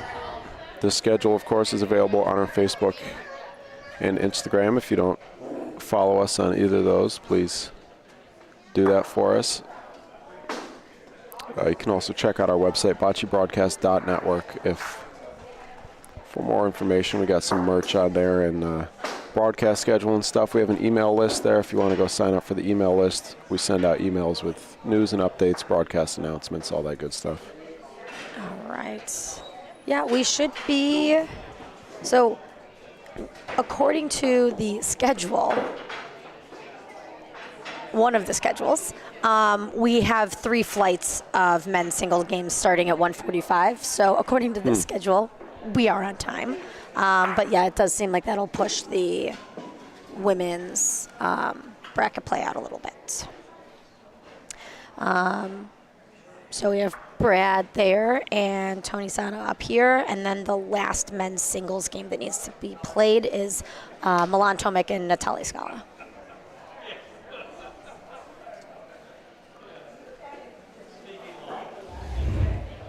It's a cream bracket game. Brad is going to be out. Milan and Natal, whoever wins that game is going to advance. And if Tony wins this game, he will be set to advance. I guess Brad's not out. We could have 3 guys at 2-2. Yeah, this is the bocce math that's making my head hurt today. If Brad wins, we could have a 3-way tie. Well, if Brad wins, we will have a 3-way tie at 2-2. If Tony wins, he will advance.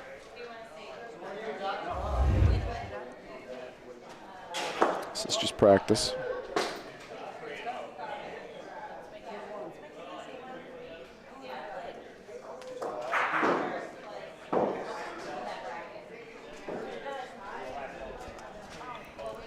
I'm going to guess Brad's going to be blue.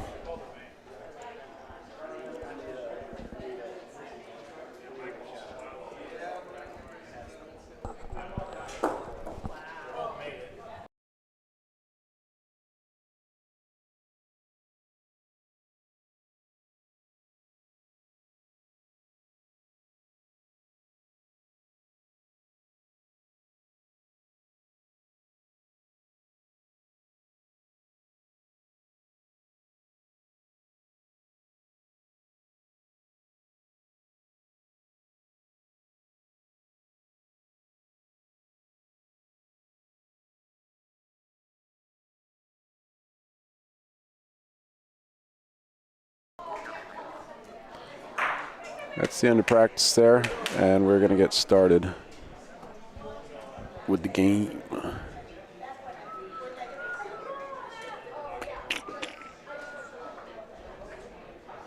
right, if you've joined us since the last game finished up, this is the end of group play for men's PRV singles. This game has no clock.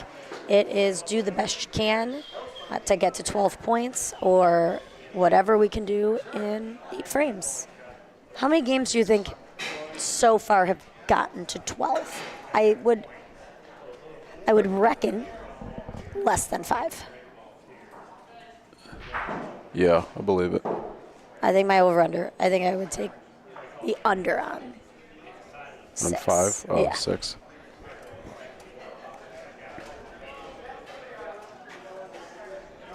Probably, I think that's probably pretty accurate. Probably about a half dozen games out of whatever, however many. Have gone the full distance, the full 12. Go ahead. I'm gonna see if I can go get a ladder as Brad lines up for the Rafa Bersaglio. Okay. I'm gonna go see if I can get a ladder, and then after this game I can sneak onto the court All right. quickly to change out our brackets with our new ones. I'll click the buttons for us. Okay, I'll see if Milan wants to help you out for a minute Okay. too. So, halfway through Thursday, we have played about 250 games so far. So we're really, really packing a lot of games in this week.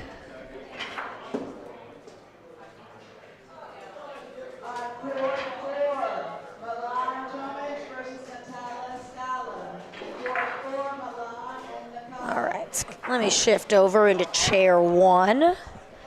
Click these buttons. Thanks for joining us, everybody. I don't know what buttons to click to put those fancy little icons that pop up to tell you to like and subscribe, but if we haven't done that yet, let's do it. Click the buttons. Like, subscribe. I'd love to tell you I just figured out how to do that, but Mikey did it for me. All right, I like that. Okay. And if you'd like to send us money so that we can make the broadcast better for you guys, that's our Venmo.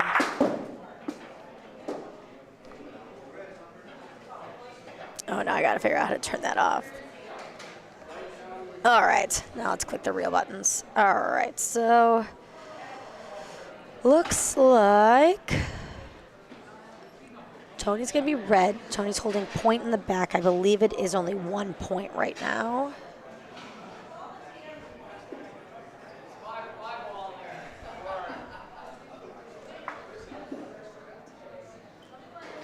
Ah, there we go.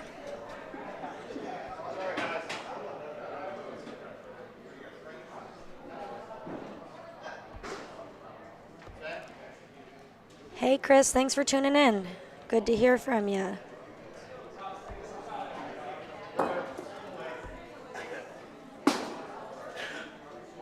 If you guys follow any or all of these Bocce Facebook pages, Chris had a really insightful post on just how and why we get to nationals. So interesting, great read. I really appreciated you putting the time to put something so thoughtful together on that. So if you're interested, go check it out.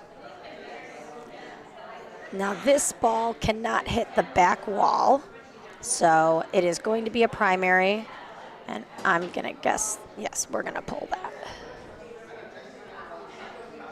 All right, Brad's gonna roll again.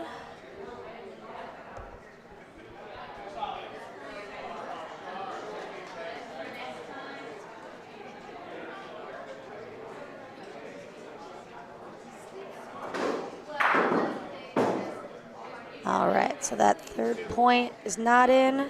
I believe I heard 2, but we will see. 2 points for Mr. Bradley Thayer.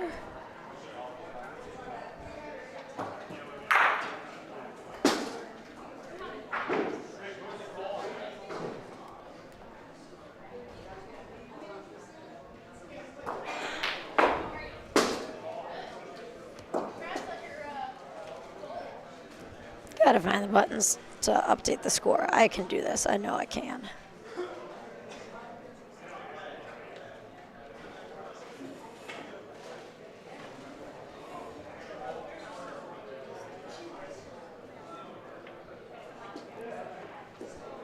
All right. Tony's rolling in.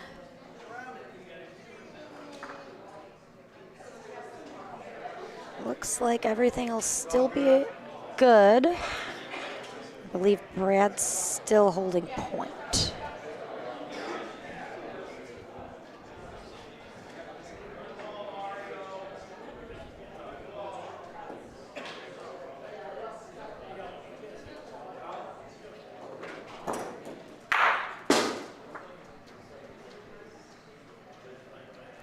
That'll do for points.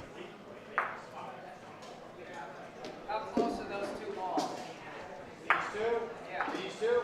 Yeah. Ball and a half. I'm going to follow that front ball. All right.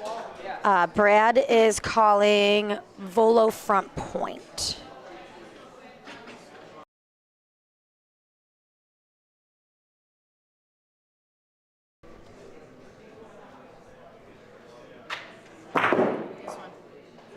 Got it. Okay. I leave it up.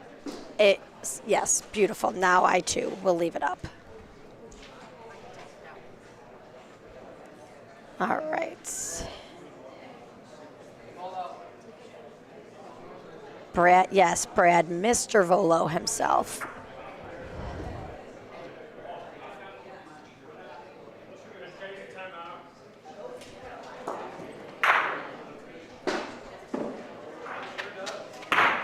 We like that.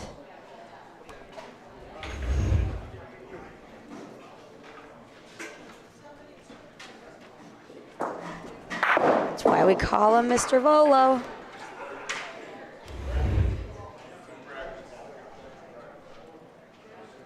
All right, Brad's gonna be sitting 2 points.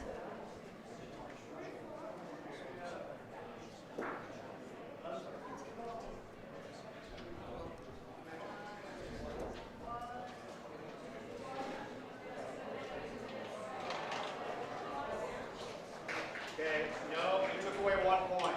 All right. 1 blue. 1 blue. Sanna's gonna roll again.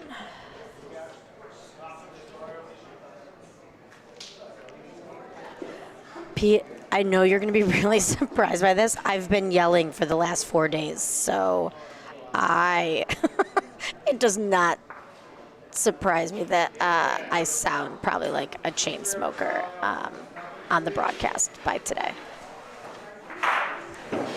What I need to be doing is resting my voice for precision shooting tomorrow because I am so excited to be in the booth for that. It is my favorite event at Nationals to watch. There's just so much that's going on, so much to do, so much excitement. And Gordon says 2 blue.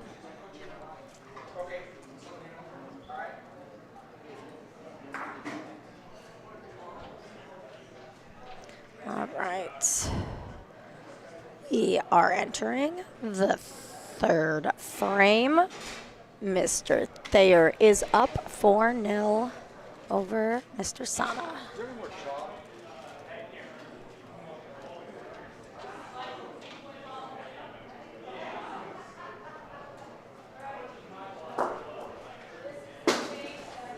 All right.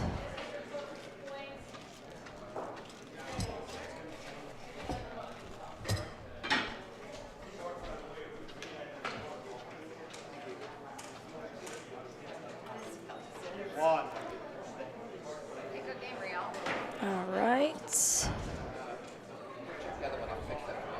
That's going to be about 15 inches off Polino.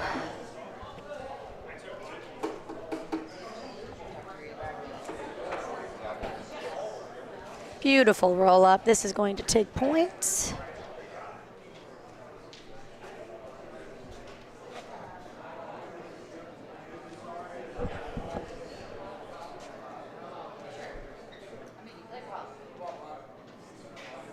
Clear. All righty. Nice hit from Brad.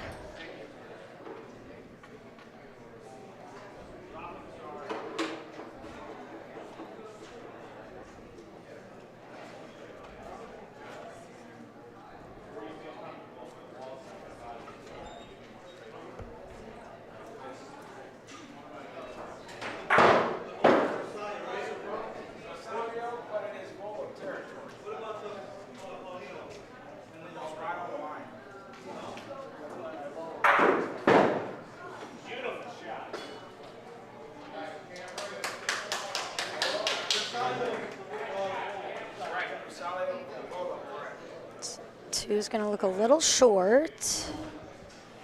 Both in the volo zone. What if you put that there? It's another one. In case one breaks, we use the other one. I got two of them.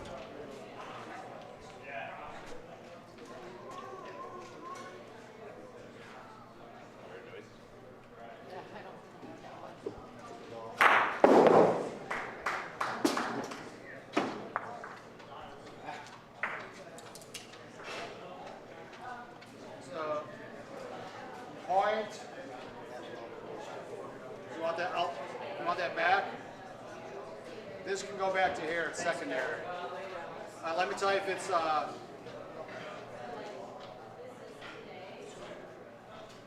one.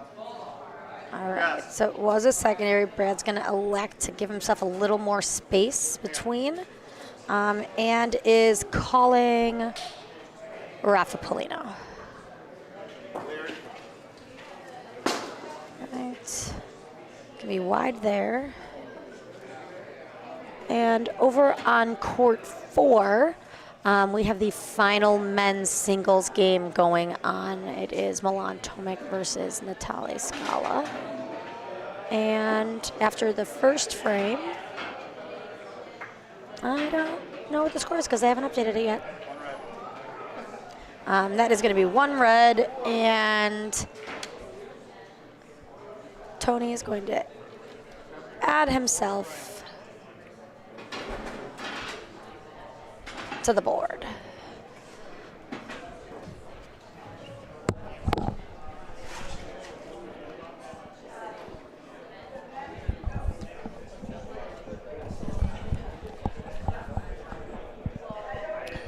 I'm back. I got my ladder. We're going to install the new bracket after this game. I think I only need to do it on one camera. Which one? Camera 1. That's that one? Yeah. No, this Back one here. Oh, yes, this one, yeah.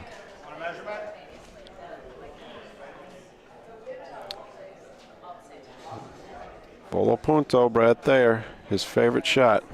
Brad loves the Volo, doesn't he? Oh, we just, if I hopefully I saved it correctly, but he had a beautiful Volo Is it still 2 here? frames ago. Oh, 2 frames ago.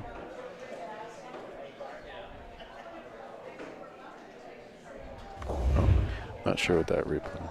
Matt, I probably hit the. Hey, I told all of our friends at home I know how to work about 15% of the buttons. You do a good job. You do a great job, Bridget. Thank you. Over on court 4, Natal Scala versus Milan Tomic. That game is 0-0 still in the first frame. But it can't be because they're on the second frame. They just have not updated. Haven't marked the score. Right. Okay. Nice ball, Brad Thayer. 1 ball left for Brad, 3 balls back for Tony Sanna, who just celebrated his 24th birthday on Tuesday. We had a lot of birthdays this week. Yeah. Volo Punto is the call. Had According, Tony and Milan on Tuesday. Paulo Pro yesterday. it was Paulo's birthday? Yeah. Ah.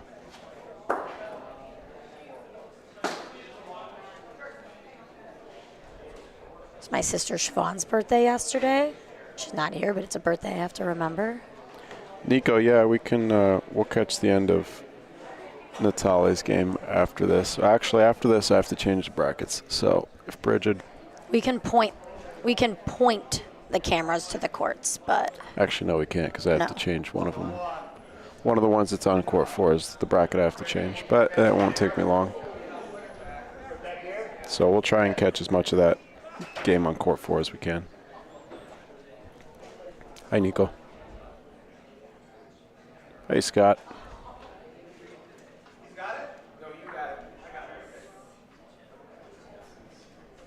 I'm excited to see a lot of the names in the chat coming up at World Series in a few weeks. Yeah. Oh, just a little too much, I think, for Mr. Sanna. Great ball by Brad.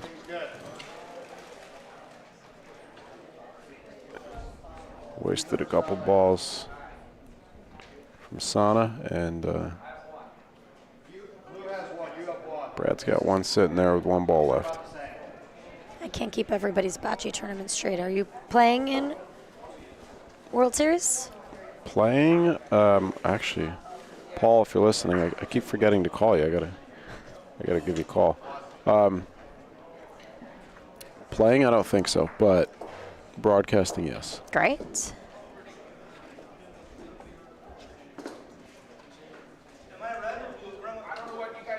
I can come provide moral support and comedic relief Beautiful. in the booth with you.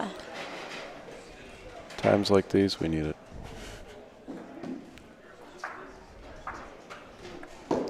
Five zip on court 4. Natal is up 5-0 over Milan. Winner of that game will advance automatically. Loser might be in a tie, might have an opportunity to advance. Not sure. Yes, I need to update that, don't I?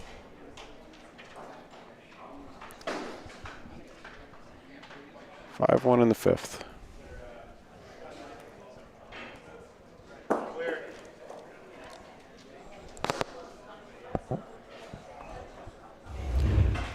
That was strange.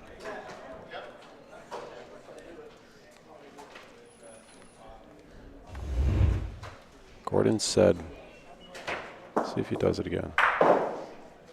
No, he didn't.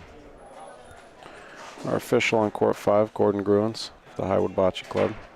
Gordon has represented the U.S. in international play, most recently at Pan American Games in Uruguay. Ooh, I can't even do it. But I have been to Uruguay, and it's beautiful.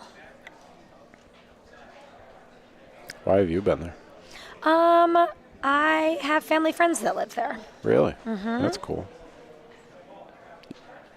Hablas Español? None. 9? I'm a Latin scholar, so I can understand Spanish a decent amount, but speaking it, no. Gordon I have other strengths. Gordon keeps doing this thing where he says cleared after the ball hits the ground. Clears the D line. Right. But I've never heard a referee do that before. We all have our own quirks.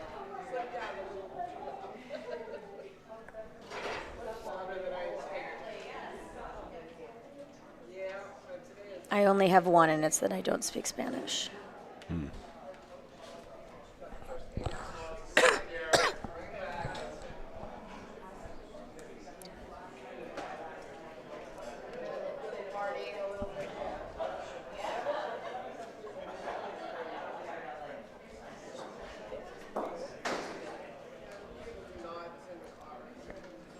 Third ball for Brad. You gonna make it? And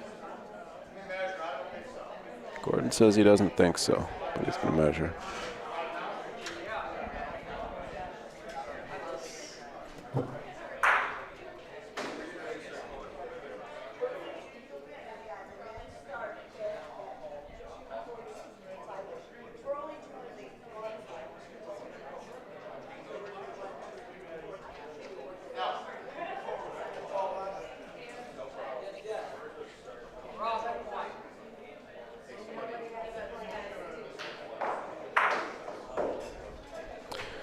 Rafa Punto.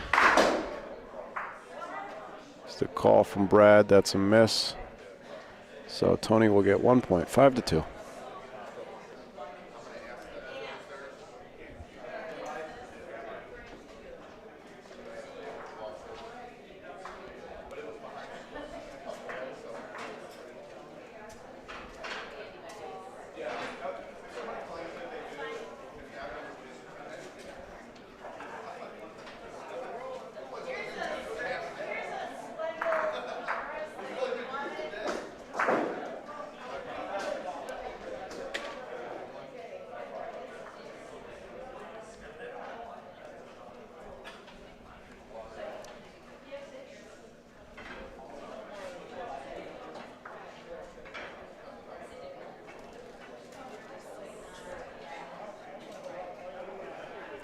Volo zone. We are in the 6th.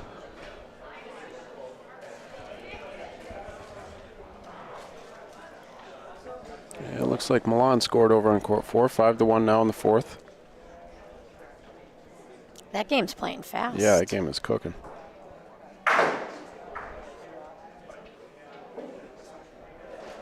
Nice ball from Brad. Yeah, not quite Bersaglio. Volo punto. Jessie said she went to the sandwich store and there was only one option for sandwich. On the menu, it just said sandwich. So she got me a Sandwich. sandwich. Well, I'm interested to know what said sandwich is. Not super encouraging. Well, hopefully it's not roast beef because your only request that it not be roast beef. I mean, roast beef's not the worst thing in the world, but never a good sign. You're buying a sandwich from a place where the menu just says sandwich. You know what I depends. I didn't get a look at the place, right? So I can imagine some places where it just says sandwich. Make a great sandwich. Yeah, I have two theories on this one. I think, one, it's a restaurant that is not a sandwich shop, and therefore they have one sandwich option on the menu. The other option is they are like renowned for said sandwich, Right. and they're not messing with perfection. Yeah. Those are my It's those are my two theories. really probably, nothing in between there. There could only be two options. Either it's the best sandwich I'm ever gonna have, or I'm not gonna eat much of it. It will just make Jessie feel guilty for not. No, it's very nice of her to offer to get me some food. Oh my goodness. I'm just teasing her. Oh, okay. Sorry. Natale Scala, Rafa punto. Oh, Rafa third point. He hit it. And stuck around pretty well. Volo punto on court 5. A little wide from Tony Sanna.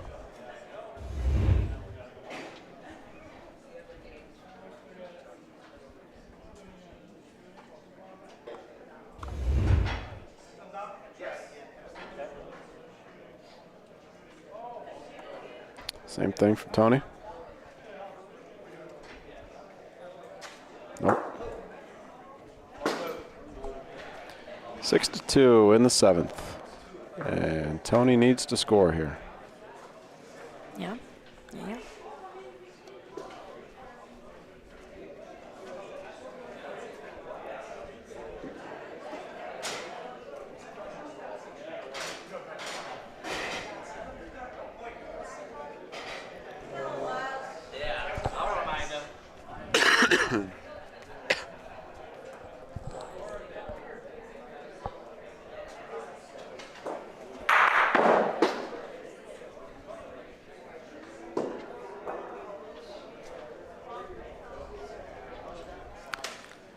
Yes, Brad is a great guy. Definitely. I love to hear that. He also has an 1980s conversion van, fully carpeted. Thank you for that information, Pete. The fully carpeted 80s van. And that's not easy to maintain in New York. 40 years of rust. 40 years of salty roads.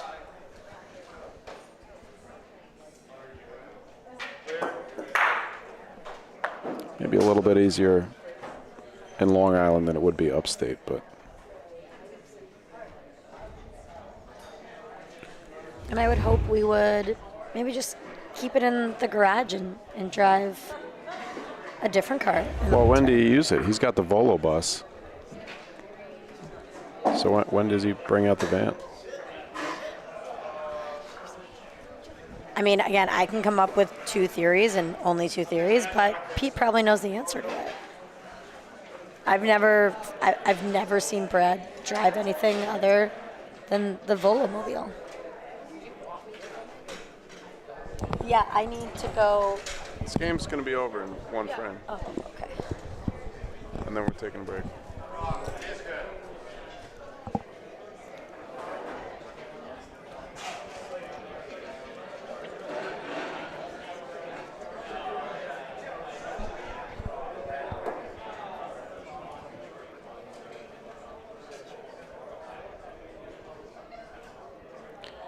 As a reminder, if Brad wins this frame, the game is over.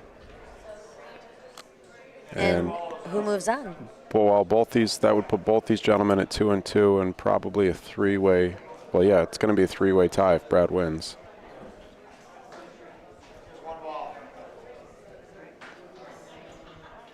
Tony's got 2 left. Brad's got 1. Rafa Paulino is the call. Why?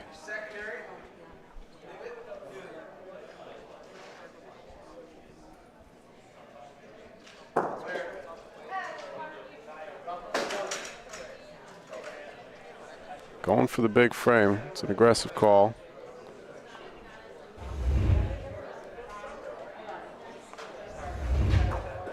And Brad's going to have the last ball of the frame and a chance at the game. Ball looks good from Tony, though. Great ball. If he puts it right on Paulino, that's beautiful. A little bit behind. Brad could certainly take it clean. It is Bersaglio. Tony's got 2 balls on the back. Brad's got none. Great ball from Tony there. Could be a game saver. Brad Thayer for the game to force a 3-way tie. Missed it. 2 points for Tony. Wow.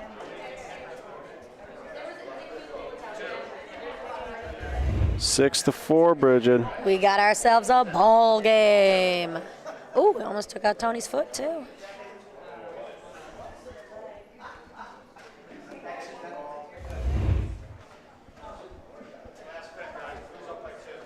We've got 2 legends in the left-hand screen right there, Jose Boto and King Leo. I think everybody's most adored ref of this tournament. Leo Chirco, VP of the St. Louis IABC, told me the other day the best decision his parents ever made was moving here from, I believe, Palermo. When he was about 9 years old, I think he said. He's been an absolute delight all week. It is weird to see him off the court without a stick in his hand. Right. He has just been on these courts day in, day out, in the morning, early, late. Thank you, Leo. We appreciate you. Christopher, he did not bring his doggy here. I don't think Brad drove here. I would imagine he flew. I haven't seen his van out in the parking lot. Court 4 is in the 5th now, unless they haven't updated it. The score is 7-1. Nope, 11-1 Natale, and we are in the 6th.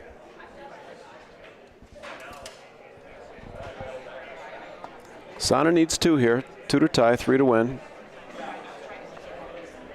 If Sanna wins, he will be through. If Brad wins, looks like there's going to be a 3-way tie between Brad, Milan, and Tony Sanna. Milan did beat both of those guys, though. So Milan should advance in that case, if that is the way that the tiebreaker works, which I'm not 100% sure.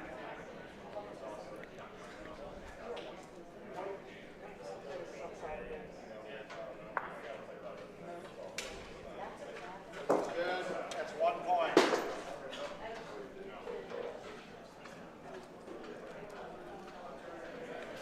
Do we have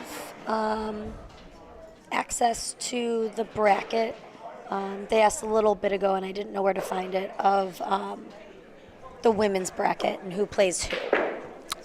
You mean the playoff bracket? Yes. No, we don't have that here. I think they are sitting over there at the scores table making up the brackets right now. For women's? I don't know. I can ask them after this, see if they can share it with us. Because women's, I mean, I know what it is. I just didn't know if we had a graphic, so I can share that with the crew. It is Oh, it looks Teresa they Passalia. already made it, huh? Fuji. Yeah. Okay, so we'll get them to share that with us. Actually, if that's... I have that. I do have that. Okay. NTL's brackets 2024. And while Mikey goes to find that, we have Teresa Passalia and Emmy Fuji are a matchup. Myself, Bridget Reedy, and Margaret Schindlis is the second matchup. Martha Crosley versus Susan Zona, and Vanessa Garippo versus Courtney Strickland are the quarterfinalists for women's singles. Look at this, Bridget.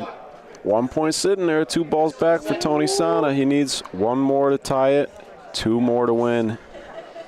Brad's put himself in a bit of a predicament here. A little pickle. Tony's going to come take a look-see. Here's that women's bracket. Teresa Passalia up top versus Emmy Fuji. Bridget Reedy versus Margaret Schindlis. Martha Crossley versus Susan Zona. Vanessa Garippo versus Courtney Strickland. What a matchup there at the bottom, huh? Mm-hmm. Have you played Margaret yet? I have not, and I am excited, eager, and mildly terrified. So we're gonna see how it goes. It's a good combo. She's a great player, so honored to be on the court rolling against her, and we'll see how it goes. Big ball here for Mr. Sanna. Coming on the outside. This ball's got a chance. Oh my goodness. That's... Ooh, maybe a little bit long. It's really hard to tell. Gordon says no. Let's measure it. Could be a touch long. Give the man a measure. Gordon says no, just 1. All right, this is it. Mr. Sanna to force overtime. I don't think so, Bridget. I like the line, though. It's coming back. Look at that thing come back. Wow. He's got it. Oh. Wow, Tony Sanna with a clutch ball. We're playing bonus bocce. We will see a 9th frame. Brad up by 4 points in the 7th. Unable to seal the deal. Tony Sanna with a big final ball there. Court 4 finished up. Natal won against Milan.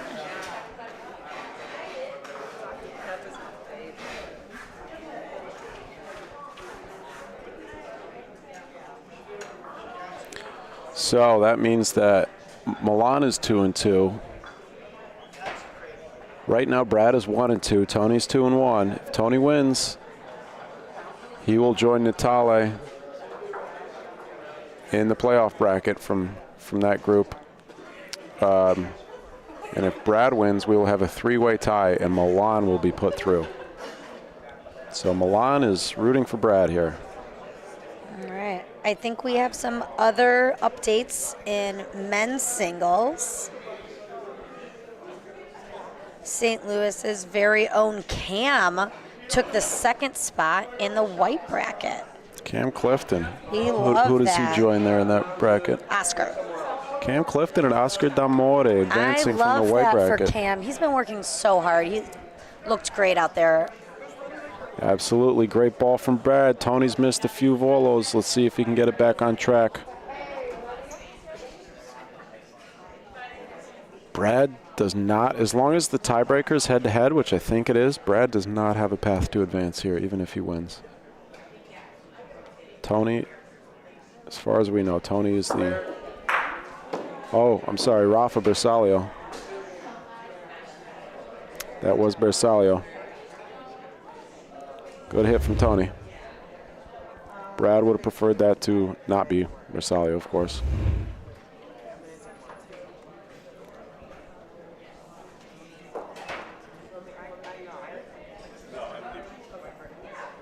Another good one. This might be a little bit better. It's not going to be Bersaglio. Bit of a teaser. A couple feet there for Tony. See what he decides to do. I wouldn't be surprised to see him point.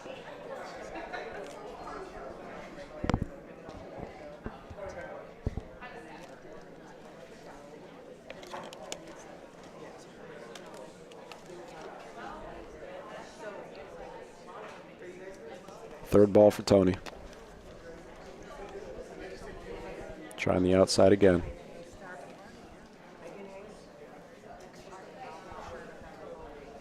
That's good. That's good. Brad Thayer, signature shot. He's got the ball advantage. Is he going to volo? Yup. To force Tony to use his last ball.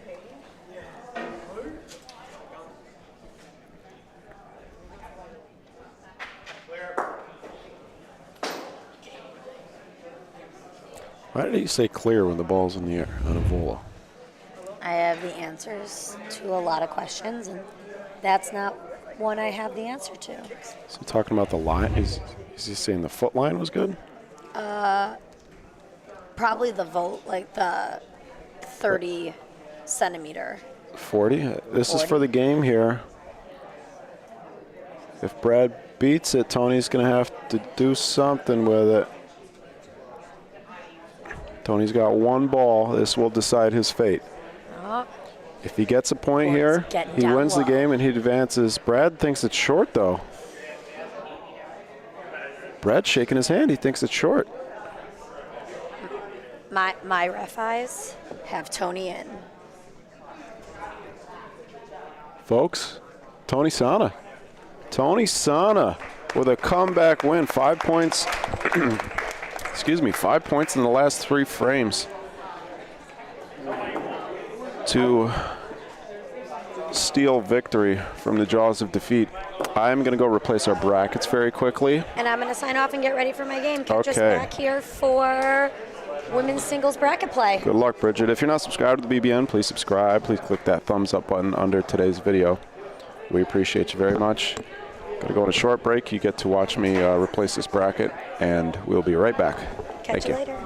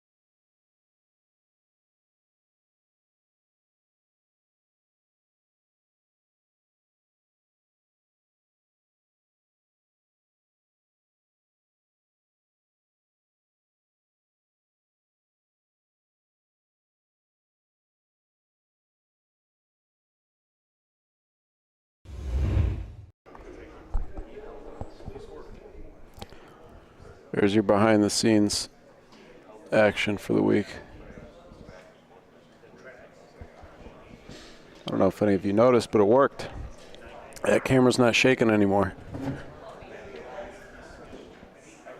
The other cameras, that was the worst offender there. The other ones I think I'll leave as they are. But I'm happy. Coming up next, first round matchup. At the bottom of the bracket here, Courtney Strickland versus Vanessa Garippo. Courtney, of course, last night's mixed doubles gold medalist, along with her partner Anthony La Barbera. Vanessa Garippo, quite an accomplished player in her own right, ABC Open champion. And what kind of medals does Vanessa have, Jesse?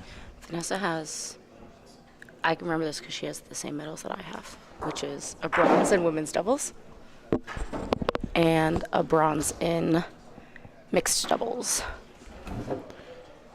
Bronze in women's doubles, bronze in mixed doubles. Yes. This is her From third. both last year. Both from last year. This is her third nationals. We were actually just having this conversation earlier because Courtney and Vanessa are very good friends. I'd say they are in each other's top 3 best friends.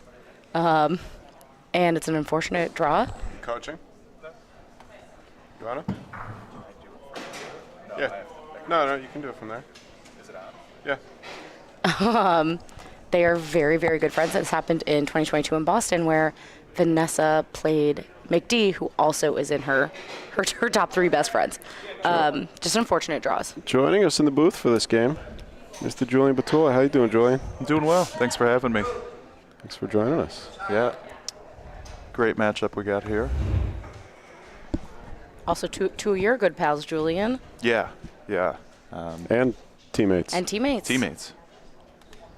Oh, good hug there. This is gonna be a fun game. Let's see, what color balls are we working with here? Red, Courtney, red. I'm gonna guess, Courtney's red. Yeah, Courtney's red. Vanessa to roll first. This middle line kind of veers to the left a little bit. A little fast. A little fast.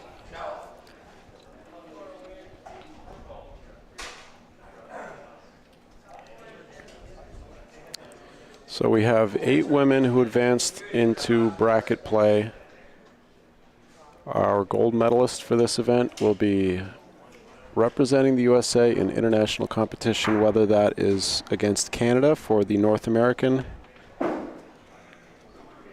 spot representation in the World Championships, or otherwise. Either way. That's still undecided, right? Yeah, it is kind of up in the air right now. I'm receiving a lot of different conflicting information, so. Vanessa with a bump. And look what I can do now. I can, Nope. okay, Well. I got to reset the presets because I just changed the bracket, but I That can looks- zoom in with this camera now. So much better, right? Nice. That looks nice. What was keeping you from doing it before? So that's the bracket that I just swapped out. It Yeah. was the way we had it mounted before was a little different, and it's right between an intake and an output for the air conditioning, and it was just vibrating it. Oh, okay. That makes sense. I see that now. Just start off the game with 3 balls back for Courtney Strickland. Vanessa Vanessa's with having her last roll here. She's having a tough time with the line on the first. It's That actually one looks looking pretty good. What a ball here by V. Great ball from Vanessa. It's a frame-saving ball. Huge. Could be. Paulino's wide open there, though, right? That is Bersaglio. It is Bersaglio. It's going to be Rafa Bersaglio from Courtney Strickland, and this could be a big frame for her if Paulino goes clean. Yep. Or otherwise, if the ball goes clean, she could roll in for 3. Our official for this match, Rob the Shrobot Schroeder. I In have the to commend Crocs. Rob. Over the last year, he has improved immensely as a referee. So much. Yeah. Jeez. Beautiful Good shot. shot by Courtney. What a shot. That was a powerful shot. She's got some power behind her. Strong. That's unreal. What a shot. Yeah, Rob really respects the game, and he really enjoys it, and he has such a calming presence that he just makes a really good ref. Yeah. He's a good student of the game. Absolutely, absolutely.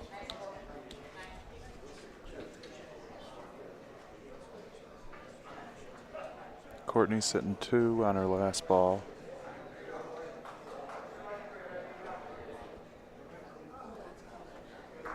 She didn't like that out of her hand. Looks a little fast. It looks a little speedy. Okay, All right, 2. two's good there for both of them in this scenario. Yeah, an 8-frame game. It's not a 4-pointer for her, for Yep. Vanessa to climb out of, but Yep, good start for Courtney. yep, absolutely.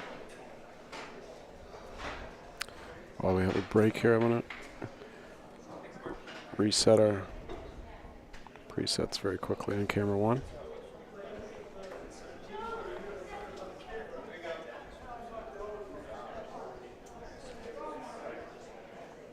All right, Paulino kind of in the middle of the volo zone. I think Courtney's probably going to stay.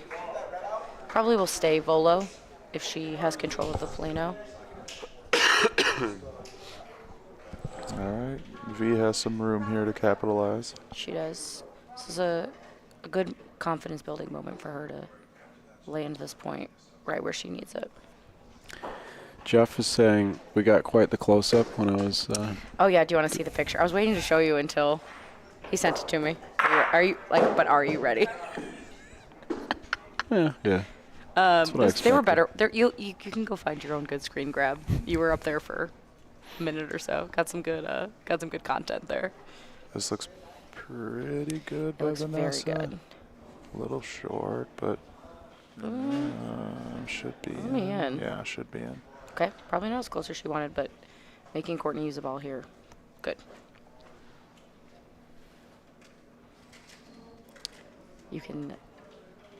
There is a large shift in energy in this building right now. It got is real quiet, didn't it? Yeah.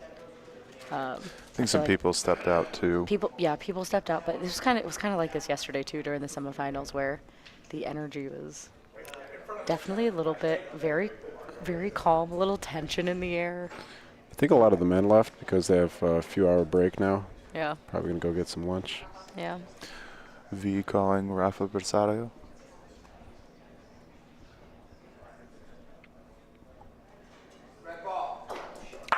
Short. Short on that.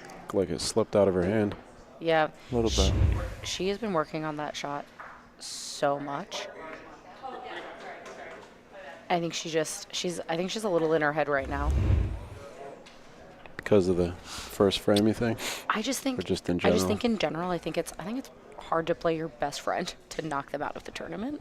Yeah. And I think if you're not also then not playing yourself, I don't think she's like negatively, too much in her head, but she's definitely in there. She needs to just chill out a little. If you take it clean, you'll have 2.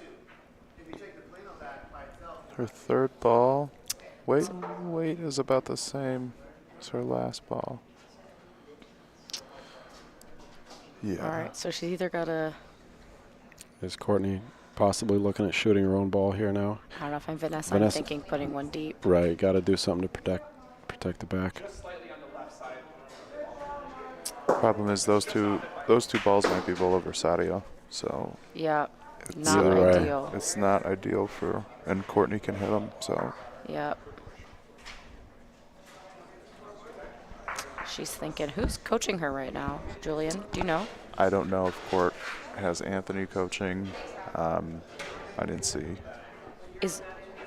I just heard Vanessa kind of talking to Hunter. Is Yeah. Hunter coaching her Yeah, right now? yeah. He's Okay. coaching Vanessa. Okay, that's why I was asking, was who's coaching Oh, Vanessa. sorry. And then I see Ant down at the other end, so I'm...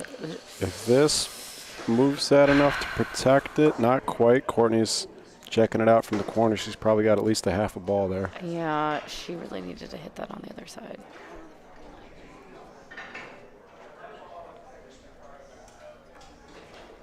These are all Versalio. Full Versalio. On court 4, while we're waiting here, Bridget is currently up 4-0 on Margaret Schindelis going into starting the third frame. And with a great first point over there. So it looks like Courtney is opting to lag.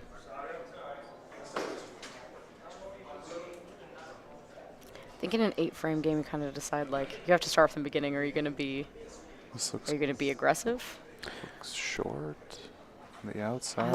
I think that's good. That's in. A lot of us would have taken at least. I can't believe she didn't take one at that, honestly. Yeah, take one at it.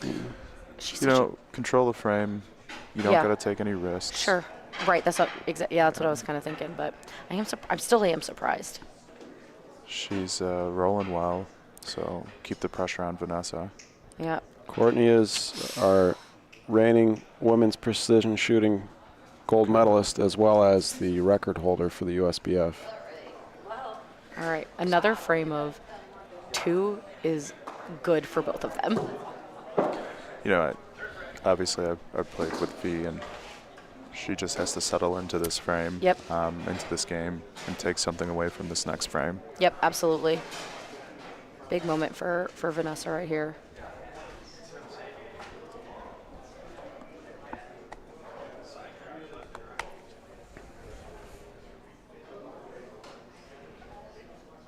All right, I think we're staying in the volo zone. Courtney's had 2 good frames thus far, so why change it? Yeah. This looks like a pretty good It ball. looks real good out of her hands. Slowed up A little short. pretty quickly. Yeah, opportunity again for Vanessa.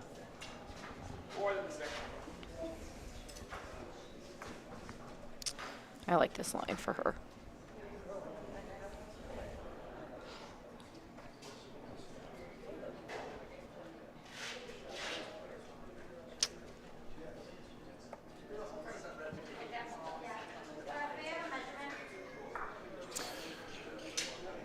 Rondina sent her into court's ball. It's, you know, the Rondinas on each court are kind of interesting. They all have their own peculiars about them, but this one actually feeds in pretty well. With the right speed, though, that line was good. Vanessa. Point, I It's going to think. be good. It's going to be in. But definitely faster than she wanted.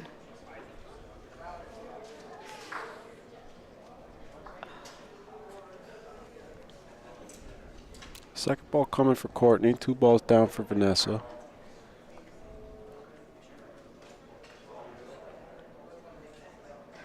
She looks focused, huh? Yeah, court is court's in the zone right now. I mean, she's coming off of big win last night on this court. She's confident.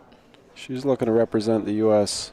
in 2 different, Well, 3. She could get 3. 2 Yeah, different events. shooting as well. Yeah, she could Shooting get 3. is Oh.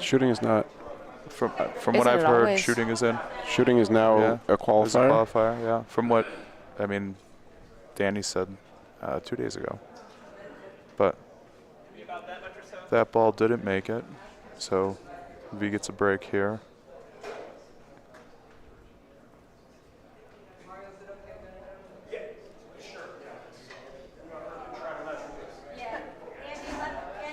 It's a good ball. Great ball by Court. Put Great on ball. Pauline. No, almost. We're going to see Vanessa Volo. No, she has a window. You know, the thing I like about these setups, if you have a gap like that, it's kind of like a runway, right? Yes. You get a center look at that point ball, and just got to get them in between those two. And she's going for the Rafa Versailles.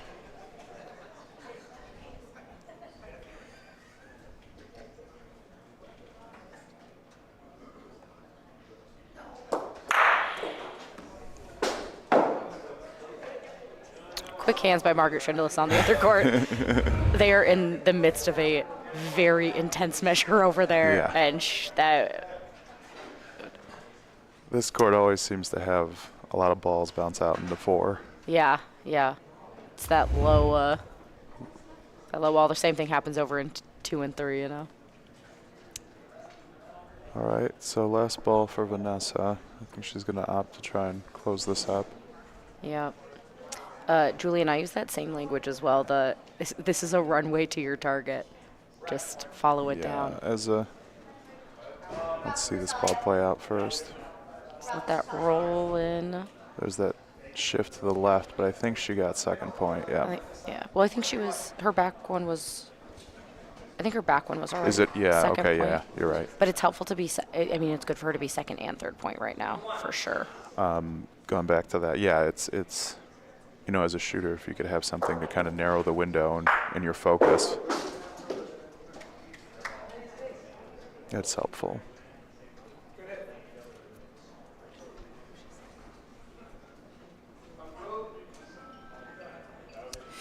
This should Catches the sneak inside of that. Yeah. Great point from Courtney. Another I'm not two? sure if that's. Another 2. Is that inside that? Yeah. Yep. Another 2. Okay. So 6-0, 4th frame. It's not quite, you know, turning up the aggressiveness from Vanessa, but she needs to get points from this frame. Quick look at our excuse me, men's playoff bracket.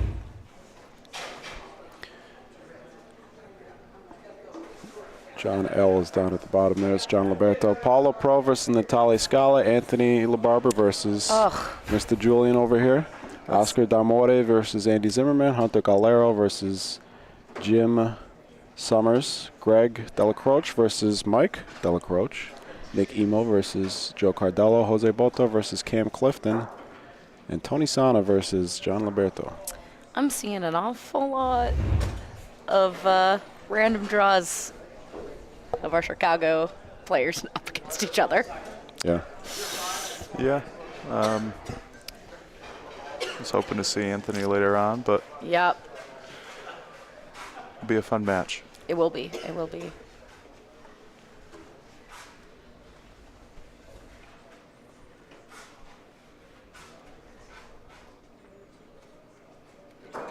Good ball by Vanessa here. There we go. That's what she needed. There we go. She needed That's that. what she needed.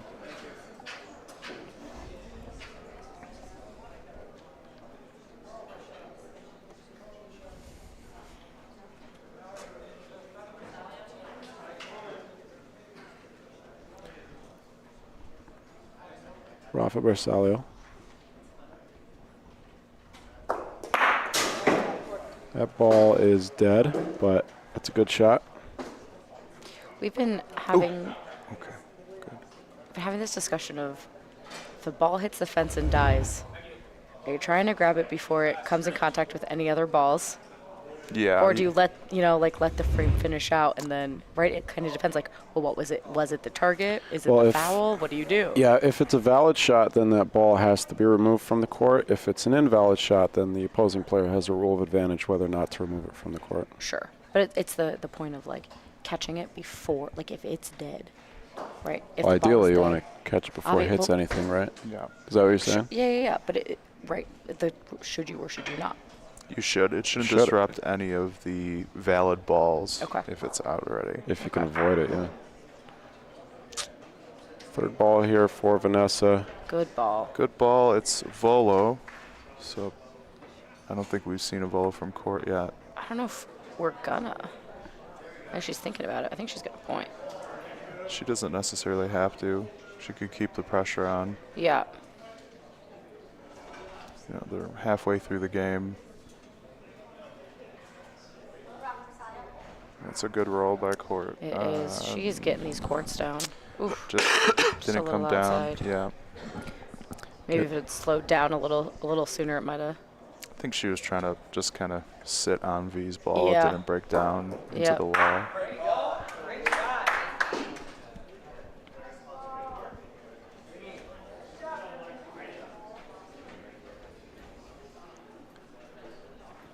Better ball here by court. Kind of, no, same line. Same ball. Same line. Vanessa has an opportunity to cut this lead in half. She just needs to be composed here.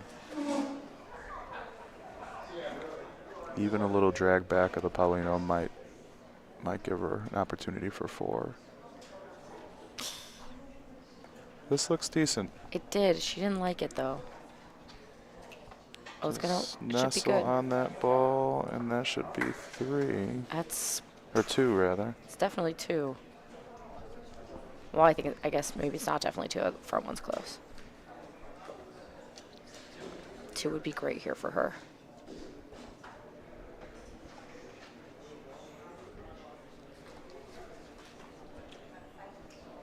Yep. 2. All right. 2, Right. 2, 2, 2. Yeah. 6 to 2. Yeah. Big frame for Vanessa. You know, helps you get the early jitters out, and still 5th frame. So Yeah, we're halfway through this game. yeah, she gets some points here, and we got a battle to the end.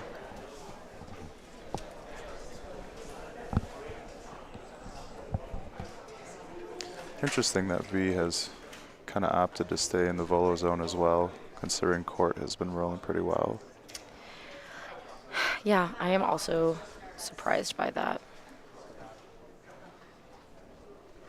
I would have expected her to go a little deeper. Yeah, you know, the game has played 4 frames in this area. A little short here. Yeah.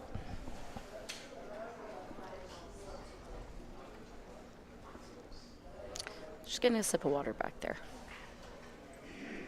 It'll reset your body a little bit.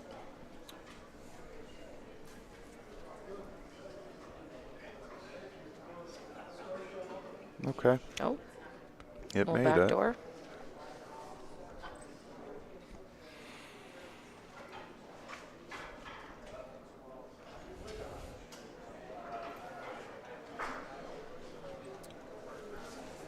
Still a good amount of room to get a point in.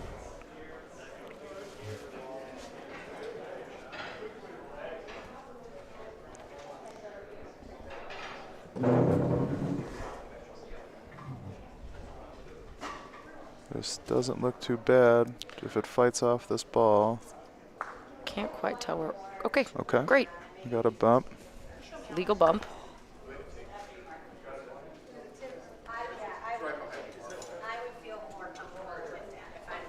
More than the stick to him.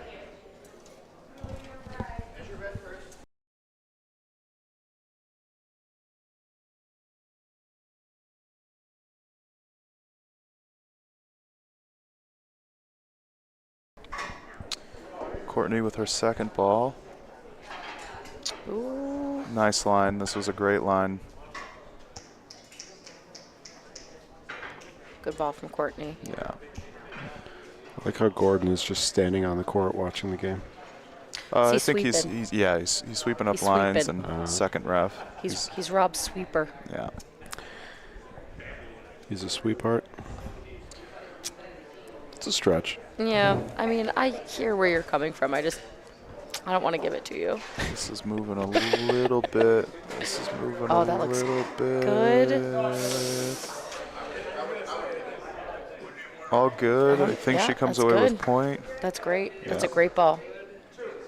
Everything's good. She's got point. Yeah.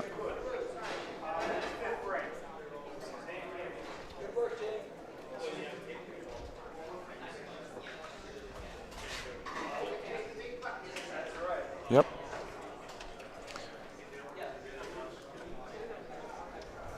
Big ball here. For what it's worth, the ball's reverse alley. Yeah. So she has the option to volo those 2 balls. Court's got 2 balls. Vanessa's got 1. Kind of would. Oh, I kind of like to see her take one at it. She doesn't have to. Again, she had is- that line. It's just Yeah. the pace she needed. So I think she's going to try and steal this away here. That kind of just fell out. Yep.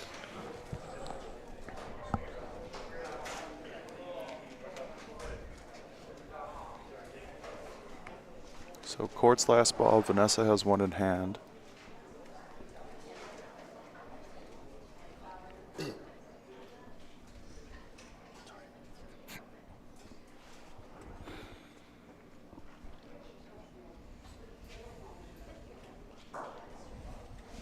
Jesse, do you understand Jeff's joke in the chat here? Probably. Give me a sec. I do. I'm just curious if you do. Oh, no, I have no idea. You don't get it? No. I rarely understand Jeff's jokes. It's a stand, you know. Oh, you know what? He Do. texted me. Oh, I do get it. Do you think he texted me the same joke? He just really wanted to make sure it got on So this the is chat. a dangerous setup here. Yeah, I agree with Vanessa's call. Take the point. The Rondina, she would have to be rolling pretty fast to get past those 2 balls. So control the frames. She's got 3 frames left, 6-3. Keep clawing back. Make it a game at the end. As we say, one's good. One's better than none. Better to have Paulino in hand. Absolutely. Dictate the play. Paulino and hands worth 2 in the Yeah. something. Yeah, that one I'll give you. I'll let you have that one. That's good. I'd like to That's see good. a 3rd quadrant Paulino here by V, but I think That we're looked a little deeper. still staying. We're still staying in Oh, this no, it's go. Oh, first quadrant. It did look deeper out of her hand, didn't it? And it just Fun fact, Vanessa and I have thrown more illegal Polinos in a game than I think anybody I've ever known. And I've had a few nervous moments in this tournament where I'm worried I'm going to throw the Polino deep and ends up being, or like illegal deep, and ends up being way shorter than I want to.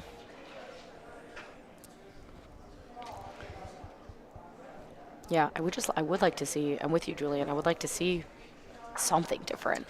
You know, she's won the last 2 frames, and that's, Yeah. you know, she's pointed pretty decent in this area, Yeah. but just to control and force court to roll in a different area. Yep, absolutely. That's a good ball by It's a good ball. Courtney. So Still, she still has about 2.5 feet to roll yeah, in, there's a lot of room to get around that. but you have to take a sharp angle. Yeah, use the Yeah. Rondina. That's a smart fix. I'm glad she took that step over.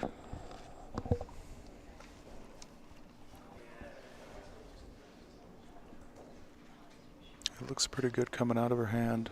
If it gets to the Rondina late, she's okay. Oh, she got it. No, it dipped out. Jeff, can you confirm them? if I did understand that Oh, joke she did get correctly, it. please? I think you did. She I did get get it now. You explained it. It makes sense. I think you got it. It looks good on here. Yeah, she did get it. Okay. Rob raised the stick. Yeah. You can see Julian. If you're on the screen, you can see Julian looking over the fence, and we're on the screen. Yeah.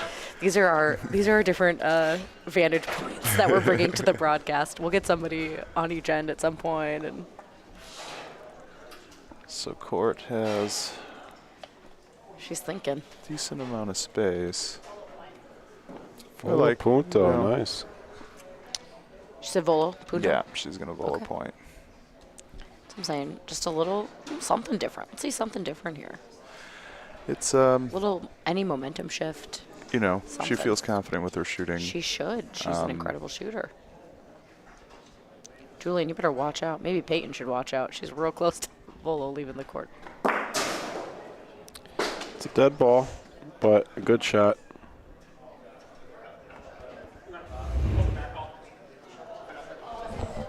There's no option.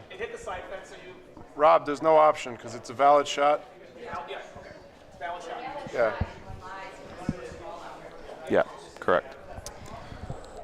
Rob's refed 1,000 games this week, and sometimes you get a little minced on your words and the rules in your brain at some point.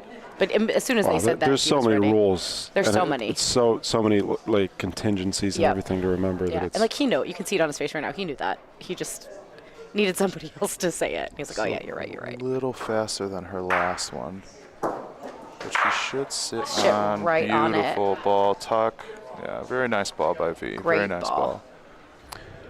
Court 4 scores 6-2 in the fifth. That is Margaret Schindlis versus Bridget Bridget. Reedy. Bridget has the lead, it Nice, seems. Bridget. She does. She does have the lead. I think Margaret's on her last ball, and she's sitting 1, it looks like.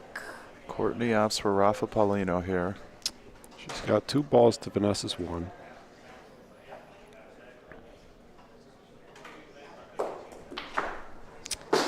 Ooh. A lot of bad bounces for Courtney on these. The one Yeah. thing I will say, having been affected by it, is the Paulinos, you have to hit them really clean to send them down. Yeah. They kind of with these courts, they kind of get hung up, and they don't. If you chip it, they don't really fall all the way to the back wall. Yeah.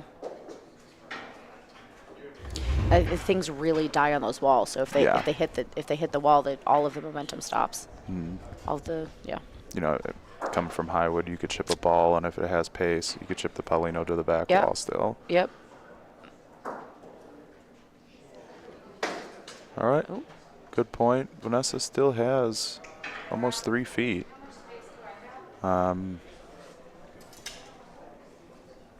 Yeah, about a stick and a quarter. Yeah. So. I think she's considering shooting this for. Well, that is a volo. That is a volo. You're right. You're right. So You're right. I think A little caught up in the game. she just has to have the way. I mean, I would take this line. Yeah. Don't risk the Rondina. Yep, I agree.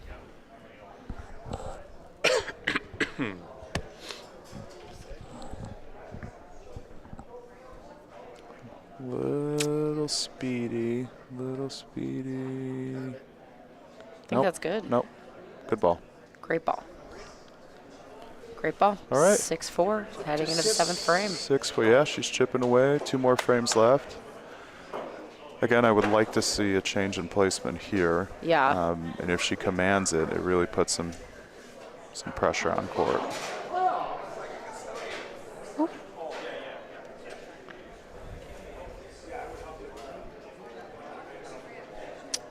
Looks like Margaret did end up getting an additional point. Last frame, and is also 6-4 over there heading into the V. sixth frame. I was wrong. This is this. Oh, yeah, they're 1 frame ahead. Okay. So V does place it in the 2nd quadrant this time around. This looks pretty nice. Yep. That looks great. Very what good. A good she ball changed for placement. She commanded that Paulino throw, and now pressure's on court. What a great ball for her right there. Yeah. 6 straight points to start the game for Courtney. Now 4 unanswered from Vanessa. We got 2 frames left. This is a very important frame here. Miss Rafa by Courtney.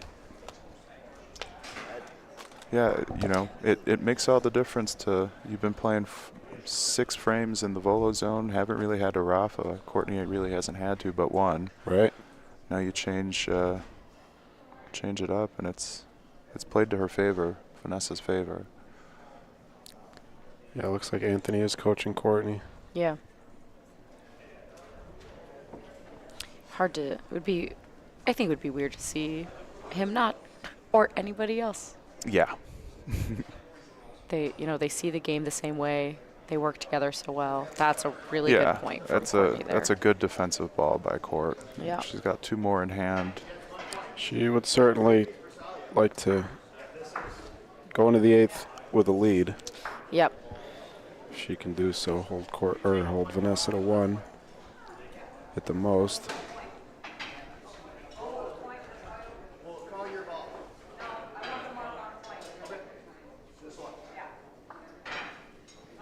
Okay, still Vanessa's point, but Court's clogging this up pretty well.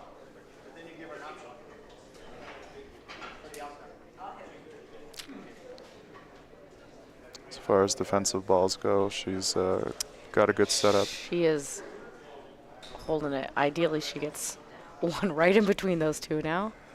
Yeah. Rob's checking for Bersadio, yep. All 3 balls are. She calls point ball, and I think it's with all 4 balls. All 4 balls, yeah. Yep. Well, the option here, yeah. I think the only option here is to roll. You don't put yourself in a situation where you could splash everything out. Yeah. If I was Vanessa here, I would take a timeout, and Hunter is signaling to her to take the timeout. Good. Yeah. Good. Yep. Take a moment. Can we see the balls again, Mikey? Can we get that camera shot? It's a tricky situation here. Courtney's 3rd ball, she kind of chipped Vanessa's ball away from the Paulino. This camera is on a swivel. unfortunate Hunter placement there. There we go. There we go. Perfect. I like.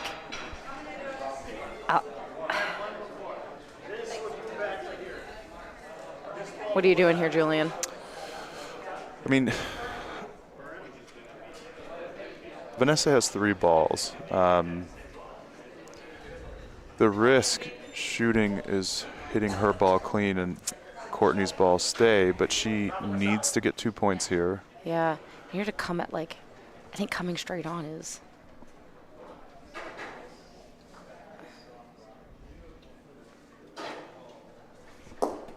Okay, she got rid of 1.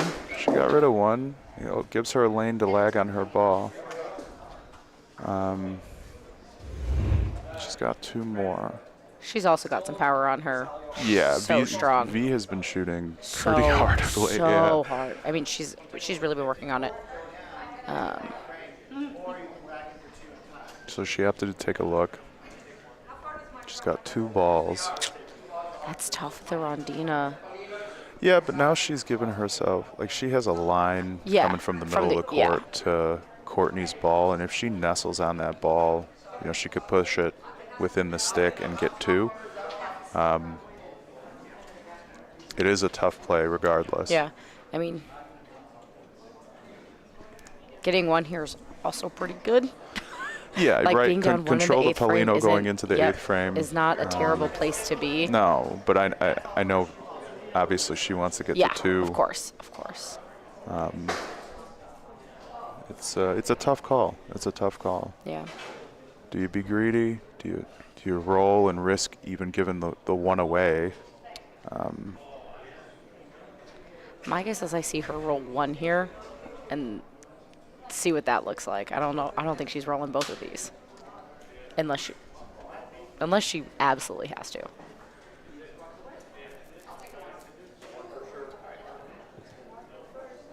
She's not sure yet.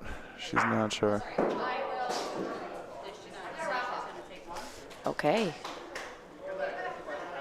Aggressive call. I like it.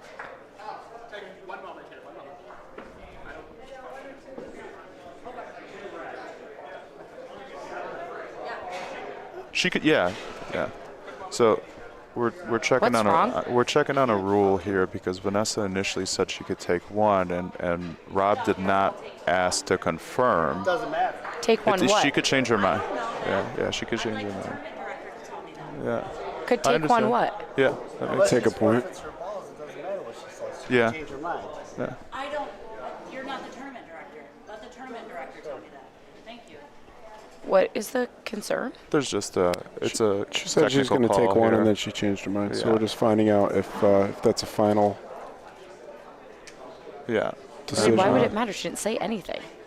Nothing happened. She said she was going She to said take she was 1. going to take 1, so they got to clarify if that stands. However, her balls are still in the back, so I don't know if that plays a role. They're still in place. She never walked anywhere. She never walked anywhere. There's literally, I see no reason. So the call is she can still roll her balls. Yeah. I don't like. I don't like that. I agree with Court. You got to check. It's a tight game. You got to check.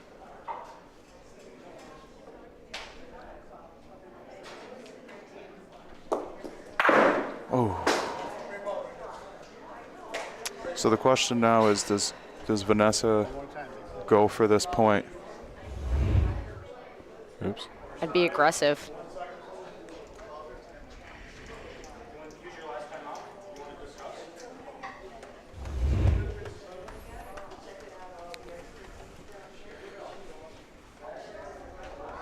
Just going to point. Take 1 and hope to win the next frame. She's putting on the brakes. Oh, that's great. That's a good ball. That's great. 6-5, 1-point game going into the 8th. Did a lot of work, got 1. It's a good ball for Vanessa The right eighth. there. And she ended up taking 1 anyways. Yeah. I think that was good composure by her, considering Absolutely. the kind of technical issue that Courtney wanted clarification on. She didn't know the rule, and she's right to get the tournament director to come and clarify that. But We're 5-6 going into the 8th frame, and Vanessa has some momentum, so let's see what happens. It's been a great game. It was 6-0. Yeah, chipping away. Back at home, somebody would be yelling, "It was 6-0." Everyone at ABC would be screaming. Their good pal Lilia, who's not here, her husband Mike coined that for us. Anytime there's any Mike, right? Isn't that his name? What? Her husband. Her husband Mike? Mike. Yeah. Right? Yeah. I think really if you listen to any BBN broadcast from in Chicago or an ABC tournament, you'll if you listen long enough, you'll hear it. Really good point from Vanessa there.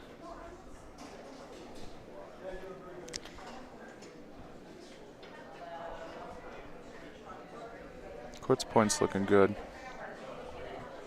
Needed this ball. It does look good. She needed this ball. Wow. Great ball. All right. Pressure Great ball. back on Vanessa to make a hit. Bersaglio, Paulino's in play. This could get interesting. I think she has an inch or two off the Paulino, but V's lining up.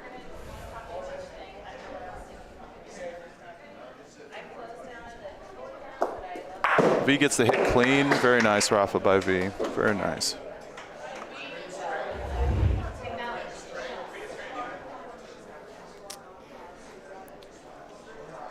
All right. Back to Courtney. What a game. Yeah. Really good, back and forth.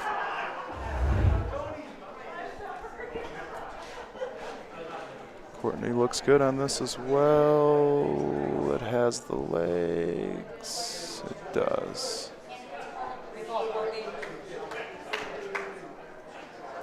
Hey, Joe. Yes, Jim, to answer your question, these tournaments are open to the public.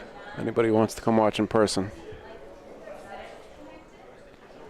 We are at 2210 Marconi Ave, St. Louis, Missouri. We'll be here till Saturday. 2 balls left for each player.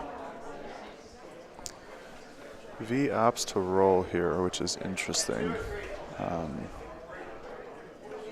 But man, oh man, what a roll to get 2 points. Oh, and it's safe. Man, What oh man. a point. All 3 Vanessa Bersaglio. Garifo. What a ball by V. Excellent ball. That's composure in a pressure situation. Absolutely. Absolutely.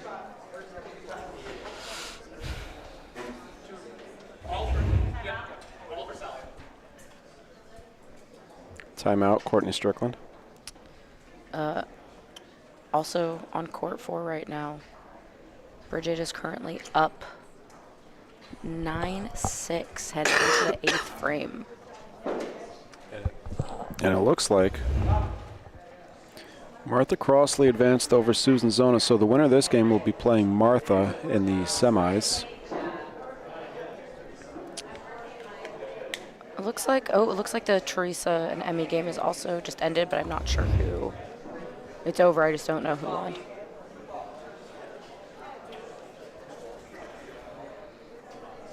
Okay.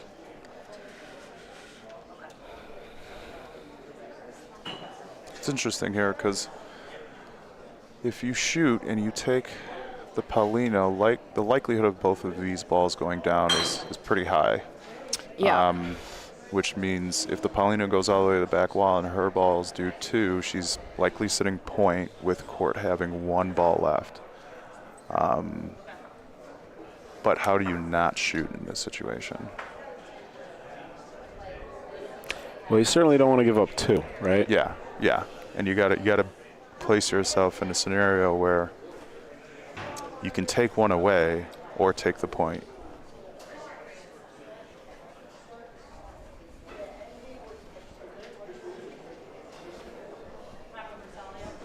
Rafa Bersaglio. Bersaglio.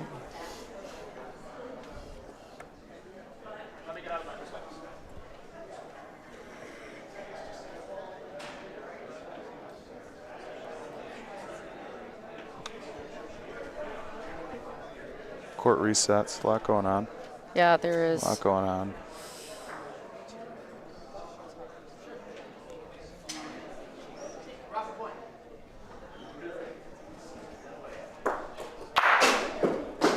Let Paulina go out of play. Reset the frame. Is that? Yeah, she just reset the frame. It's a valid shot. There is no rule of advantage. Reset the Do we have frame. a replay, Mike? Missed it. You can't see it on the camera, but Ant it very called it clearly hit the immediately, yeah. fence. You could hear it. Yeah, I heard it. Yeah, it's shot out.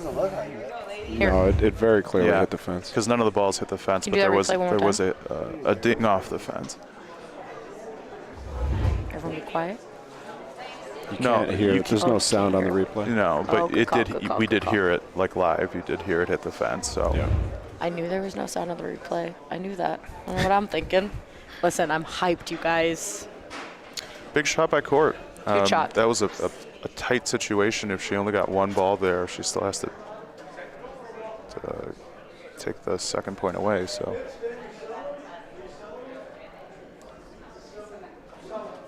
V kind of goes right back. On this right wall, a little shorter this time.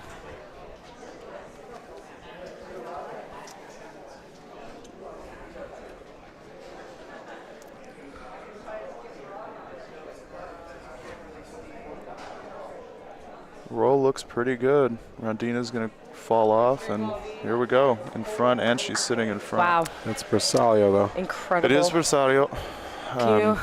Can she? Okay. I couldn't tell there was how close it was, side by side, or. It's Versario. So Court's lining up. She's going to take this again.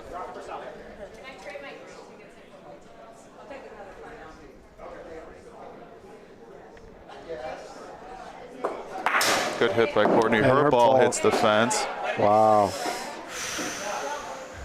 So, as we mentioned earlier, both of these ladies are shooting hard, and when you're hitting like that on a little bounce, it's going to jump out. And it got her on that one. Oh man. Yeah, but That's good a shot. tough break. Good I mean, shot, and she has a yeah. wide open Paulino Yep, now. absolutely. I mean, she's And if she can leave something just Just short outside of. of Bersaglio there. Yeah, it forces a has, volo. has anyone voloed in this game? No. Have you seen any volos? No. We saw she? warm-up volo. I don't remember it. I'm unsure. I don't remember it. Milan saying it happened. Courtney She, essentially rolling the ball right where Vanessa's ball was. yep.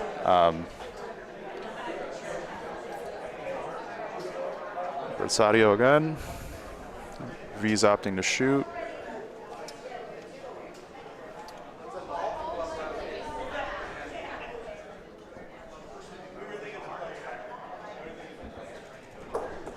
Ooh.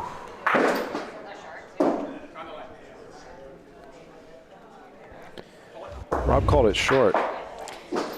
He said it was on the line.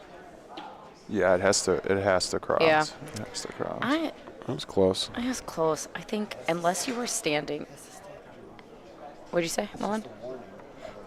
It's very close. Yeah.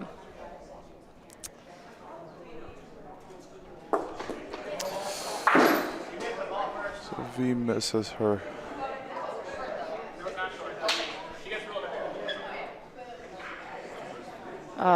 One more shot. Courtney's got She's two gonna try balls to- left. I mean, she's got to shoot it. Yeah, she's got to going shoot to, it. Hope for a she's going to. good bounce on Paulino. She does have a ball in that back right corner. If she hits it square and hard, that Paulino can go down. No. Courtney Wow, Strickland what a Next game. Courtney Strickland advancing. gutting it out. 6-0 to start. 5 unanswered from Vanessa Garippo. A beautiful Paulino shot to reset the frame there. Yep. And Courtney Yeah. will Wow. advance to face Martha Crossley in the semis. Up top, we have Teresa Passalia versus the winner of Bridget Reedy and Margaret Schindelis. That game is Good in win, the Court. 8th. It's a 9-6 game in the 8th. And that game just ended. Bridget won. And Bridget Reedy. All right, y'all. Thanks for having me. Thank Get you, ready Julian. for my game. Good luck. Thank you. Teresa Passalia versus Bridget Reedy and Martha Crossley versus Courtney Strickland. All 4 of those ladies guaranteed at least a bronze medal. As a reminder, this is an international qualifying event. Whoever wins this will represent the U.S. in competition against either Canada or the rest of the world. We don't know yet.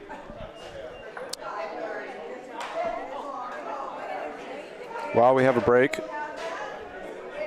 if you haven't liked today's video,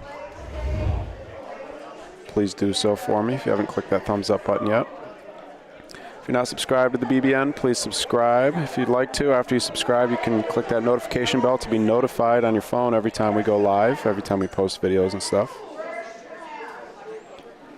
If you'd like to connect with the BBN or be kept abreast of all of our upcoming broadcasts and all that good stuff, you can go to our website. There's a few options. Our website has broadcast schedule, contact info, merch, and more. It's boccebroadcast.network. Our Facebook and Instagram are active. We post there every day. It's Bocce Broadcast Network on Facebook and Instagram. We also have a Patreon. Patreon is a subscription-based crowdfunding service, a way for us to harness the power of the community. Anybody who would like to help out the BBN, keep this engine churning. We do have some exclusive content for our Patreon members. Mostly it's just a way to support the BBN, but we have some exclusive content and more coming down the pipeline. Shout out to our top-tier Patreon member, Jeff Giegold. And, of course,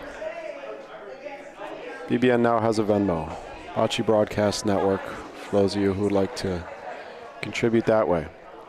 We're going to have a short break here, and then we will be back on Court 5 with one of our semifinal matchups. It'll either be Teresa Passalia versus Bridget Reedy or Martha Crossley versus Courtney Strickland. Don't go anywhere.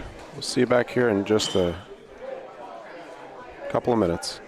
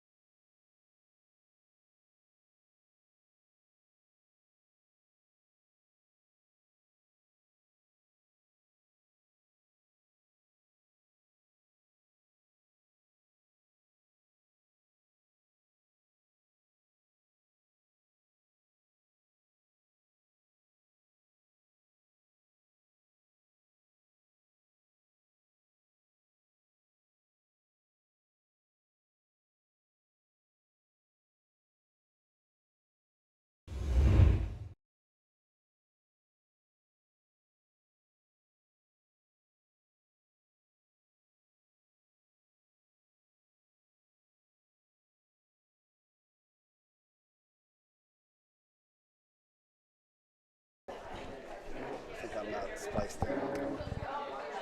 Or that. Hello. All right. All right. Premier matchup here. I guess we're Yeah. going back to the men's bracket. We're going to have Paulo Pro versus Natal Scala. I feel like this is going to be a really good one. Yep. And I feel like I know this. Natali's playing very well. He essentially embarrassed me right off the court. That's fine, though. And off on court 4, Julian versus Anthony. Who just Paulo Polino. Almost killed Paulo. It is very odd to see Paulo without a hat. I'm thrown off in every way. Are we starting already? Yeah, this is the first frame. We had 2 practice frames. Wow, all right. I had a quarter of a sandwich. And we are underway. That thing is twisted up, huh? Mine? Yeah. I don't know if you can undo it without. I will mute me for a second so I can fix this. Of course, Natal Scala on the left of your screen there, out of Rochester, New York. Paulo Pro out of somewhere in California. Campo. Is he Campo? Campo de Bocce? San Rafael, I believe. Nice shot there from Mr. Scala. Natal Scala, one of 25% of that 2-time defending World Series championship team. He will be back to defend his title on the BBN July 18th through the 21st. Also on that team, the great Felice Scala, Pete Russo, Marco Cineral. One of the most formidable teams in the northeastern U.S. All right, pretty much untwisted here. Secondary foul there. Ball gets put back. His stays. No pull. Natali's still in for 1.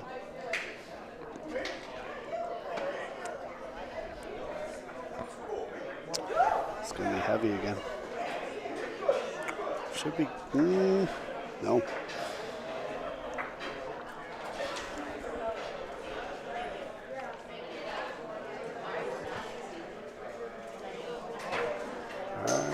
So, very important ball here for Paulo. It's going to take a different line though, and from what I remember, this side of the court actually is kind of tough. Yeah, it pulls back to the wall and dies. Yeah, I remember that from the mixed doubles game. Natal's got a lot of room here. He'll just point. Yeah, he's going to get 3 here. I don't know about that, but He's gonna get 3. it's your bet. Yeah. I wouldn't bet against it. It's not easy to do. There's 2.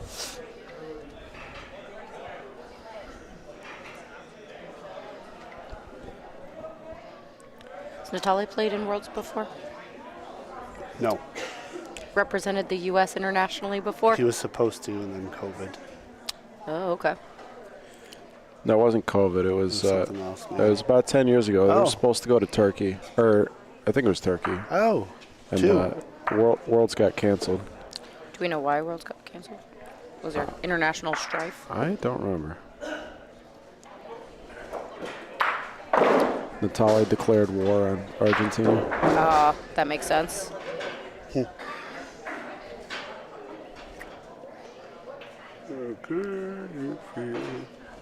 Real quick, did I miss this? Do we know what time the semifinals are of the women's?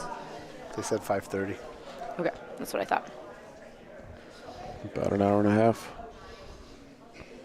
Oh yeah, the computer's on New York time, right? Yep. It's gotten me a couple of times, not realizing, especially when time stands still Get in mine before I get these got. buildings. Yeah, Natalia's rolling his face off right now. Rafa Persalio.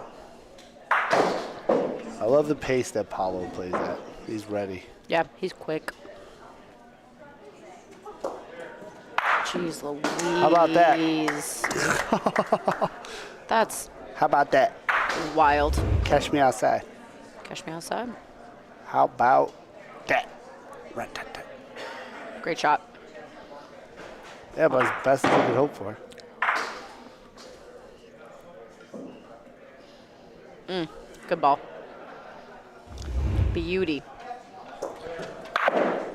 Natal scored very quickly. Same thing. I don't think he got the point, though. I can't see where the other one kicked out because Gordon's in the way. It's blue. Did he want to mark those before he... What is this measurement system here? Yeah. mark them first, folks. You don't have to mark them. Well, I mean, just in case we move them. You accidentally hit it.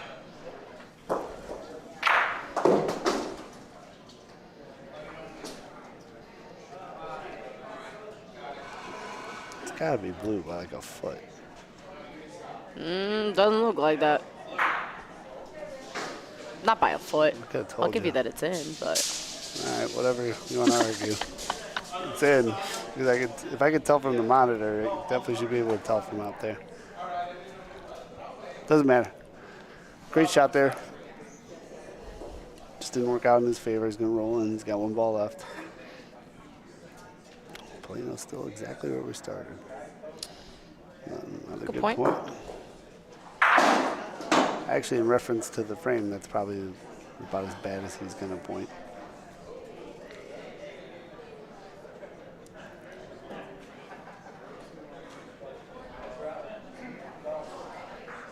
Paulo's got the ball advantage, but he's choosing to point this. Yeah, because he There's can a do lot that. of room in there. That's an extremely confident call there. It's a lot of room. They're PRV players, man. That they love that. I mean, Natalia, I would have called Natalia a PRV player. Natalia doesn't even practice. He just shows up and plays tournaments and wins. Like I said a few minutes ago, current two-time defending World Series champion. He's got silver medals to his name, I know, at Nationals. I believe he won a gold medal with Jose. in group play. Yeah, he does play with Jose sometimes. Not group play, I'm sorry. This is a good ball. Either Good ball. doubles Good or... enough. A little short. Just a little short. All right, so at least Paulo with 2 balls. Let's see how we can see if we can manufacture some points here. I would venture to guess he's going to roll. Say Volo? No, Rafa, he said no, Rafa. Rafa but third point. Polino was, gonna he try said to third stick it. point. Oh my. Well, he's trying to remove both of those balls. I think he's about to. He's trying to do it with that one shot, but That yeah, was- that's... Yeah, he was trying to get them both How out of there close with was that that? one shot. Oh. Very close. Jeez What a Louise. beautiful ball. He's so talented. Off a second points call. Ooh. It's going to be one him either way. No, he might have sold it. Uh-oh. Natalia's calling it. Ooh. Yeah, Natalia's Yep. in. Oh, he already, Paulo knew it. Wow. Very It's a lot of unfortunate. work to not get the point. Didn't That seem like he hurts. had enough room there. This was absolutely gorgeous. That was beautiful. Look at I'm that. surprised he- That barely even moved. Almost ended up right on the chalk lines. How do you do that, Mike? What? Stick it that good. Don't ask me. Oof. Oof. How do I do it? I get lucky. Yeah, same. Maybe luck after 40 or so years turns into skill, folks. That's true. Just one woman's opinion. Who am I? Jesse Morris. Jesse Morris, fan, the broadcaster of the people. 3-0 Scala in the third. Unfortunate result for Paulo that last frame.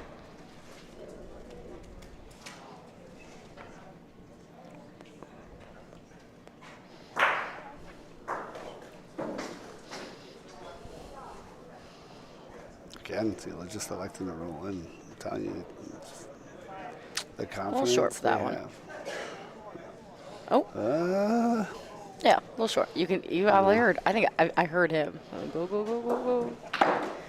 Normally he plays in his big old cowboy hat, but this tournament, he's been taking the cowboy hat off to play. Well, And he's going to try to stick to that point.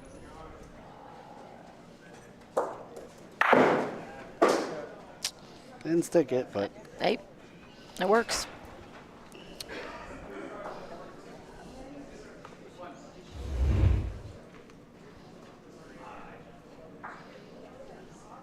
hit it just on the outside. I think he already rolled his ball. Natalia's going to try to beat this point.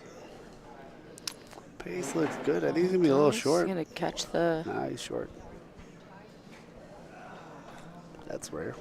I mean, clearly it's a tough spot to get to on that rondina. It's also tougher because I feel like most rondinas in most of the courts we play in, they pick up speed. And like your muscle memory is used to the picking up speed on rondinas, and these all take some off. Highwood thing. I don't know. I feel like most places they pick up a little speed or at least maintain speed. Here they actively slow them down.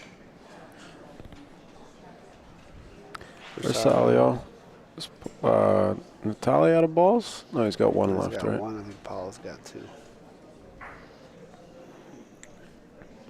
I wouldn't be surprised if Paulo calls Volo here. I wouldn't be surprised to see Paulo try and steal this point. But he's lining up as if... Point. Yeah. Paul's a little bit behind Paulino. It's a tough line to find, though. It is. I think he hit the rondina too early. I think you're right. Oh, but could he catch his, get a legal... Ooh. No, it's going to be a primary, too. Sure. Oh, no, it clipped the other ball. I think it's going to be fine. Oh, yep. His ball saved it. The Rondina saved it a little bit there, too. Yep. Otherwise, it might have been a secondary if Rondina didn't send it back. Oh. What? Rafa Punto. Oh, you can't do that, Gordon. Oh, Gordon. What? The player's ready to shoot. Yeah. Well, he had to mark the balls. Mark the ball. Like, also, Paulo needed to wait till the balls were marked. I think Paulo's waiting for the other. He already took a step into his Rafa. Oh, and now he's waiting for He's waiting for the other court. Right, I'm talking about prior to this. Yeah.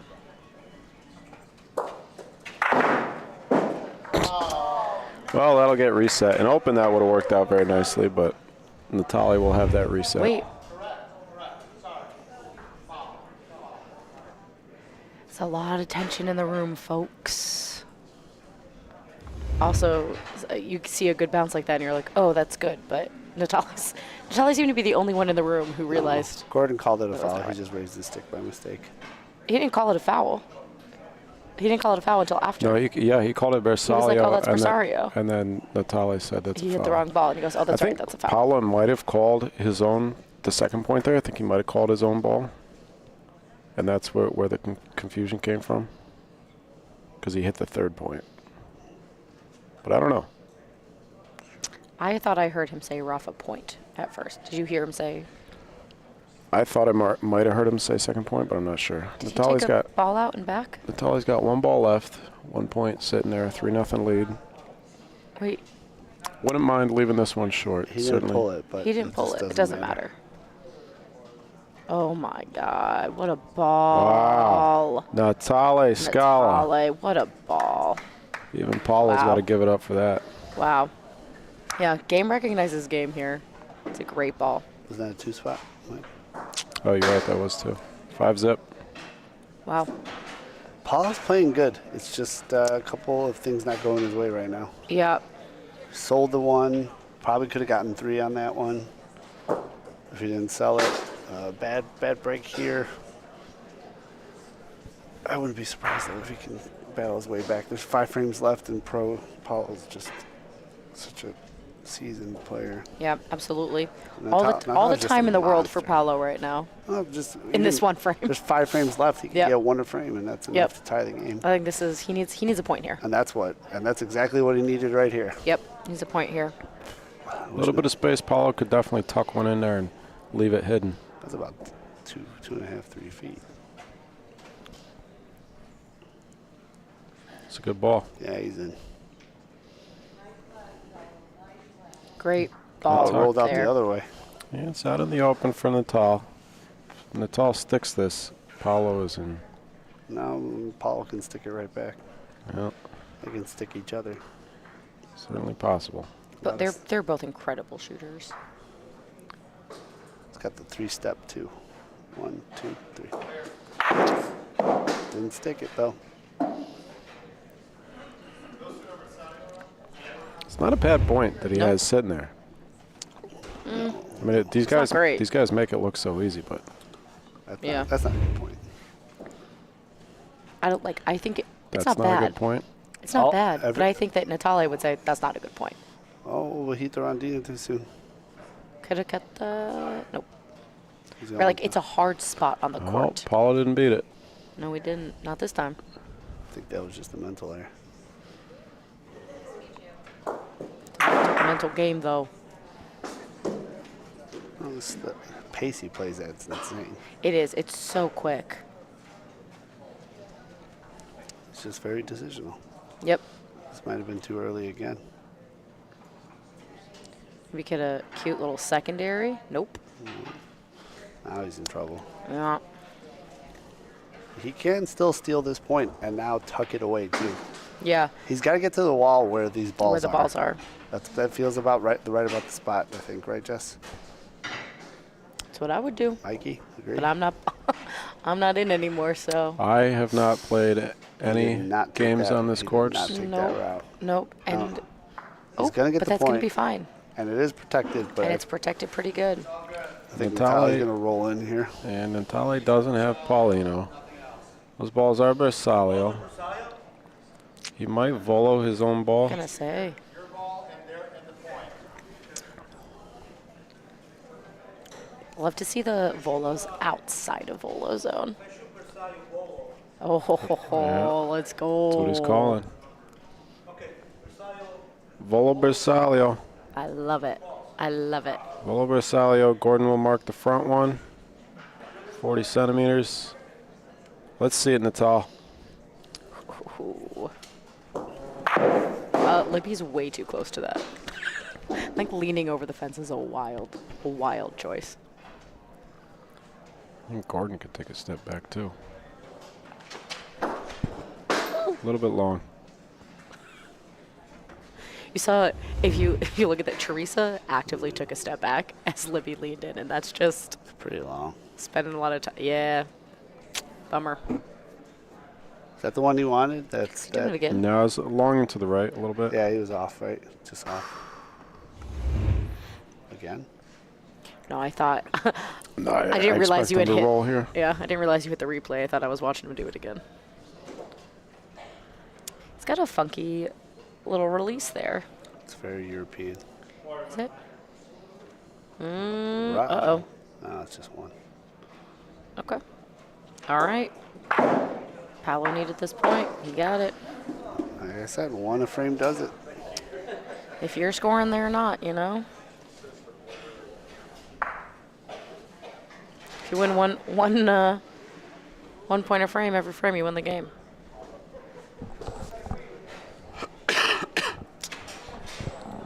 Over on court 4. Game is 4-1 in the fourth. And I think Julian is winning. Based on the color of the balls. That's a guess, though. I think you're right. Any roll. Oh, I don't know. Oh, that's a bad roll, though. Doesn't matter. We're not covering that game. Covering this one. Let's see if Paulo can keep it going now. The score doesn't indicate the game. Paulo sold a frame where he potentially could add 2 or 3. Other than that, the game's been very close. Yeah, Paulo's hit a few great shots and hasn't been rewarded for him yet.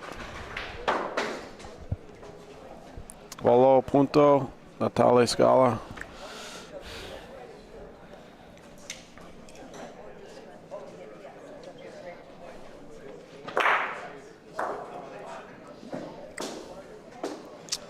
Why is he making the call? He's got to stop making the call before the ball. Yeah, every release there's a little bit of a Grimace. no. Oh, Oh, no. that one he look at grimaced his him. no. Look at his hand. There's a little spin on every ball. Yeah, it's just the way he throws it. Yeah, I mean, clearly it's working.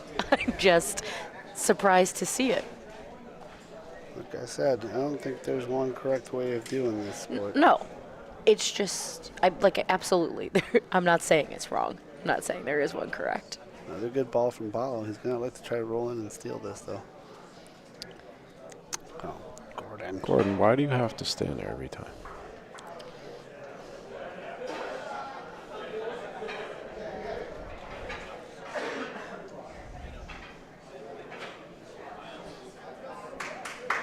Such a quick call for Volo. Yeah.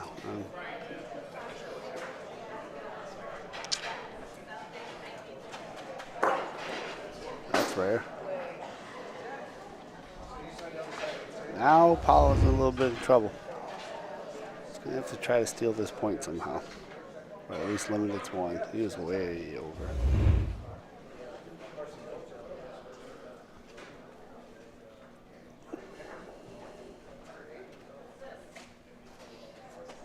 Pace. Oh, it's going to fall hard.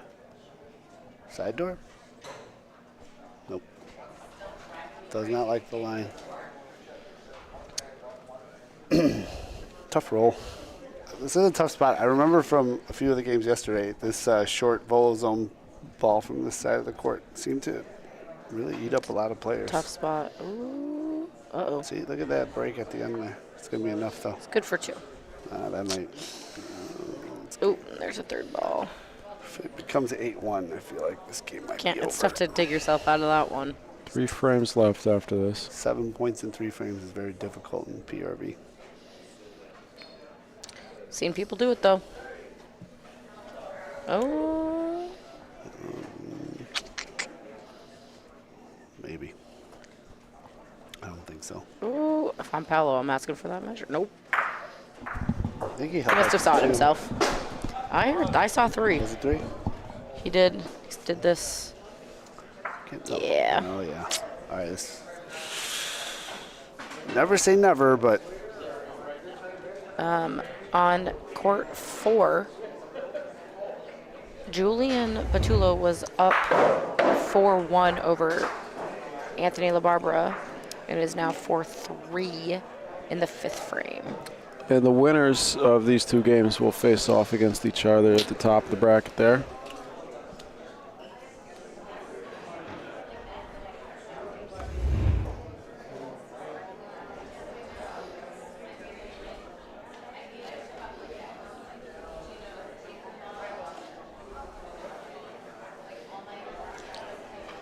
It's the longest Polina we've seen I've seen on this court. Yeah, I at have all. to switch my camera. Yeah. My camera order.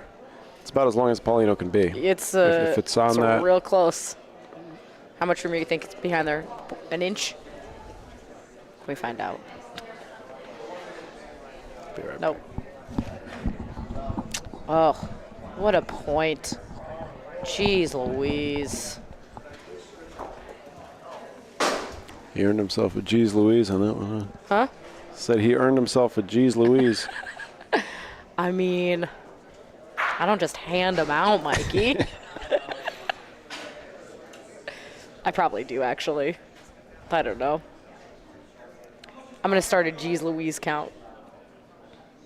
I think it's my first one of the day. Drinking game? BBN drinking game? BBN drinking game. If you guys hear me, every time I say Jeez Louise, y'all start taking a shot. Every time Milan says, all right. I do an all right, what do I folks, say too. all the time? I do all right, folks. Truly, always. I don't know. I need a sec to think about it. Give me till the end of the game. I don't know if you have... I don't know if I can think of the things you say all the time. I'll get there. Maybe our faithful watchers have one. What's that comment say? Which one? Oh, what's happening? Steve Thornberry was asking. I do believe I answered that question. Yeah, it's from a while ago. Oh, okay. I answered it without realizing it had been asked. All right. Well, we'll give another one since it's there. It's 5-3. What's wrong? Oh, Natalie is frustrated. He kind of threw his hands up with, what is this line? This is a tough spot in the court. It's tough.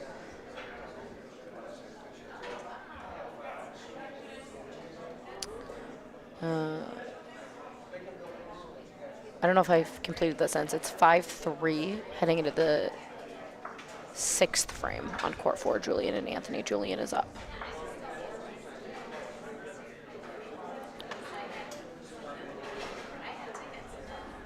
little bit of frustration there from Natal. Paulo has an open line. Not a ton of room, but a chance to claw back into this one. Going to have 2 more frames after this. I mean, he's got 2 feet. Ah. Oh, that's going to sneak in, I think. That's close. No. Michael, to answer your question,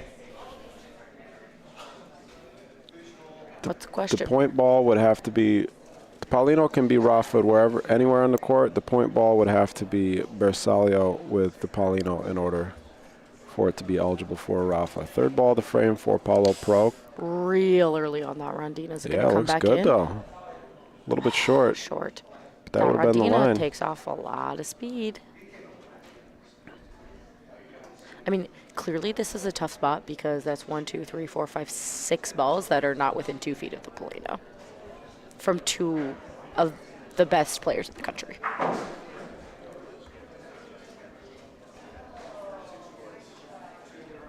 It's got to sneak through and not primary. And That's a primary. That's a primary. 8-2. 3 balls back for Paulo Pro, unable to capitalize, and we have 2 frames left in this game. Paulo needs to score at least 2 here. Yes.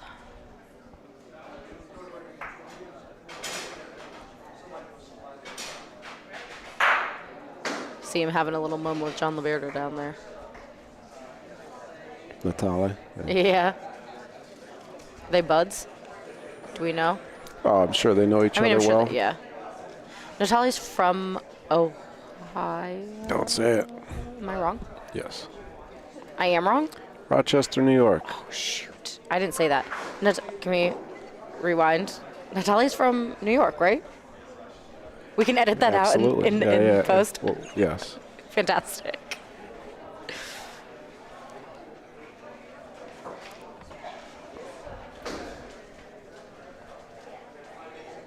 That's a darn good point.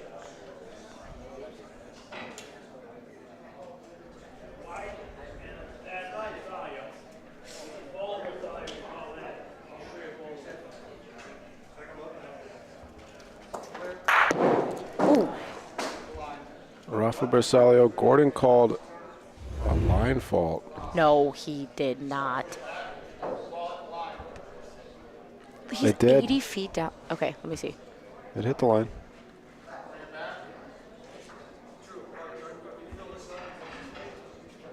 All right. That's very close. It was very close.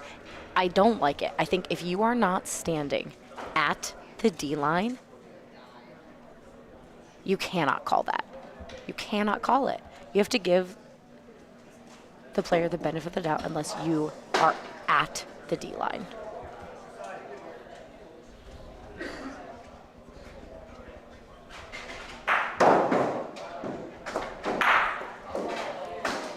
I mean, that's real close. That could very well be on the line. He shot it again, hit it this time. Yeah, I don't like it. And Paulo has already rolled his ball.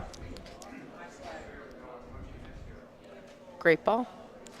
That's going to be not quite Bersaglio. One piece. Natale will have to volo if he'd like to, but he's down a ball at this point. Wouldn't be surprised to see him cover. Paulo needs 2 points in order to force an 8th frame.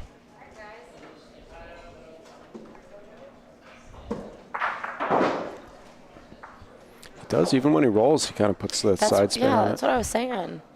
That's where I noticed it earlier, and then I was even more surprised to see it. It's close. I was even more surprised to see it on. I don't remember if it was Rafa or Volo that I saw it. I think it was Volo when I called it. Natale's got 1 ball left. Paulo will have to volo here, I imagine. That's the call. This is a fun spot to be for this Volo.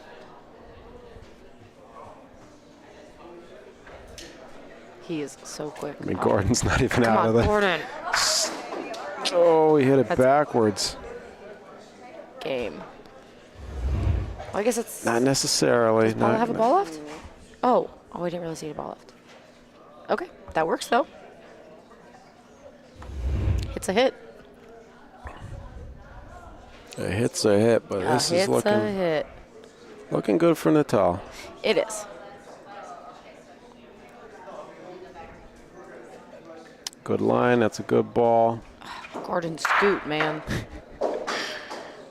You're going to tuck it around there. Oh my God, we're gonna see a stick volo right now. That's what he needs. He needs a stick full to force an 8th frame. Let's see it, Paulo. This is the longest I've seen him make to make a decision. Wild.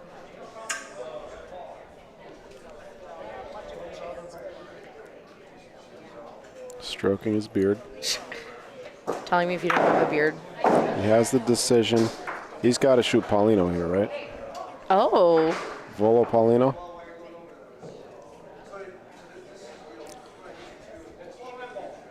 What do you say? Volo his own ball. Volo his own ball. I love it. Volo his own ball to try and combo on Paulino for 3 points.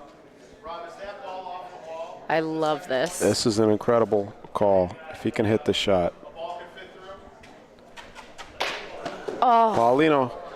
If he had called the Paulino. I know. If he called Volo Paulino, I'm a little bit surprised he didn't just call Volo Paulino there. Wow. Dang. I That's know. how That's a way harder shot, I think, to hit the ball into the Paulino down the court. I mean, both of them, of course, you know. Yeah. Dang. So, congratulations to Natal Scala, our only New York representative in singles play. Moving on over Yeah, let's get over there for the the last legendary couple of Paulo Pro. Oh, He sorry. will face the winner on court 4, and that is a good idea, Jesse. Yeah, Let's go over there. scoot those cameras, will you?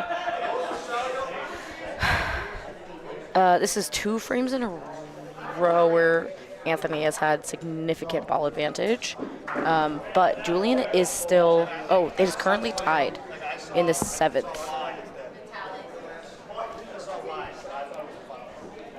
Uh-oh. There's contention over there on whether or not that was a line.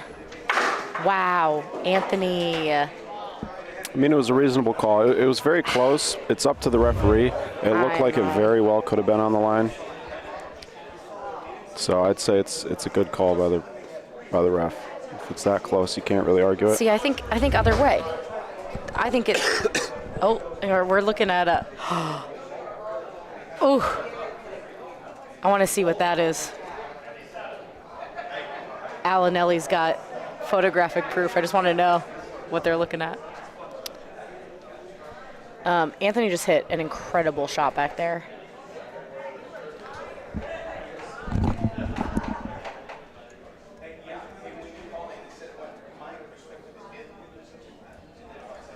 I think we said it earlier, but Anthony and Julian are very good friends.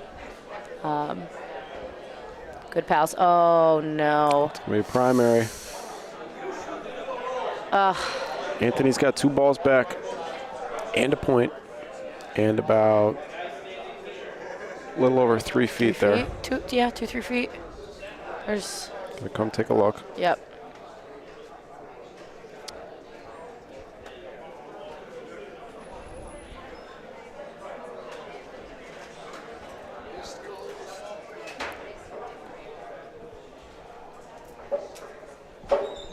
Al, what was the analysis there? Was it on the line? Yeah, I had a motion. He landed on the front. Yeah. All right. Good call. Just, don't like it. I think he wasn't standing right there, and you could have missed that. He's standing where the referee's supposed to stand, though. I know, but like if you are not at the line to watch whether or not, that's why like in the precision shooting, Well, there's somebody standing at the line. He wasn't though. That's where the referee's supposed. He's standing where the ref's supposed to stand. He I called the know, call. But if his eyes aren't It was the right call. at the line. Turned out, yeah. But I've seen people call. Jeez, Anthony. Oh, Dead ball. That's a primary. that hit the back wall. But What I miss, folks? that's like any other Nothing. Okay. Any other sport? any other sport. What the Yeah. referee calls goes. There's But- human error. If Yeah. if the replay can't overturn it, if it's not conclusive, then the call stands. Yeah. That looks Natal a little not short. not one to Not one to what? not one to argue No. a call. No.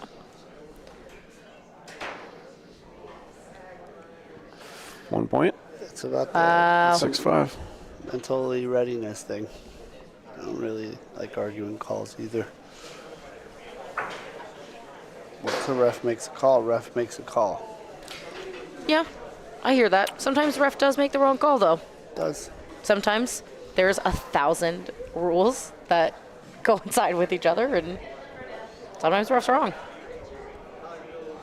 Like we said. 8th frame for Julian and Anthony. Anthony up 6-5. It's a big frame here. We'll see. That's looking pretty good. That's A little speedy. No, it's going to be pretty damn good. Pretty darn good. Pedicalio? We don't know. Julian's going to find out in a second. Out of the volo zone, though. Yeah.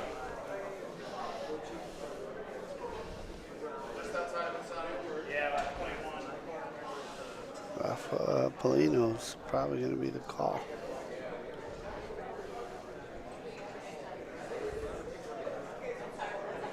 Thinking, Good call. yeah, I think so too. Last frame. Why not? Last frame. What are you going to do? Save those for later? Take them home with you? Yeah. Gain interest. They become 2 timeouts tomorrow.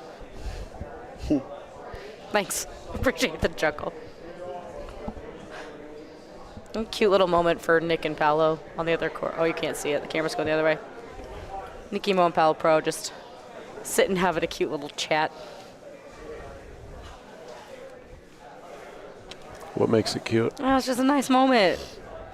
It's a nice moment. Can we go back? This is the moment. What's the call here, Mike? I think it's Rafa Polino. Sure. Either way. Paulino might be the easier shot. Yeah, Yeah. Called it. it's in front. Right? If you hit the ball, you hit the Polino. Yep. So Rafa Polino is the call. Julian, very good shooter. Let's see. Oh. Just outside. Now, it's got to be the same thing. There's nothing. There they are. Look at it. Top right of your screen. Wait, tell me that's not a cute little moment. I like that their legs are crossed. Yeah. That's what I'm saying. That's what makes it cute, is that their legs are crossed. They're having a cute little conversation. Do you think Paolo's They're looking? mirroring each other. I think Paolo's looking at Nick and going, "Everything the light touches is your kingdom." In his home courts. I think that's exactly what's happening at the IABC. I'm very surprised Julian elected to roll in Me here. too, but But actually, okay, now shoot. that's a good ball.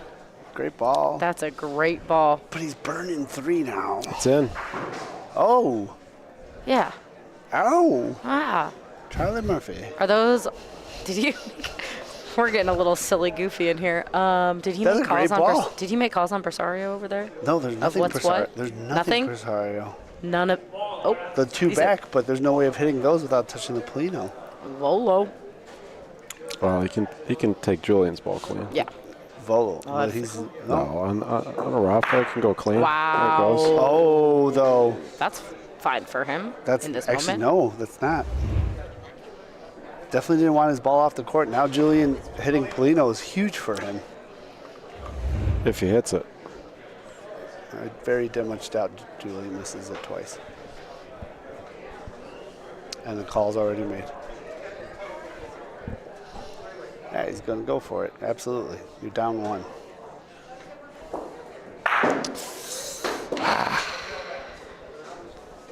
He's got a ball left.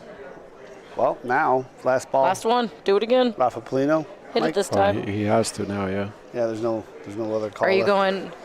Are you going? I hate it. I didn't like the angle he took. And- He wanted it straight on, and he hit it straight on. And I feel like he needs to line it up where the Polino is center mass of Yeah. Anthony's ball, right? Because if you Yes. throw it straight, you're going to hit it. We Nope. did it again. I think for once I agree with you, Milan.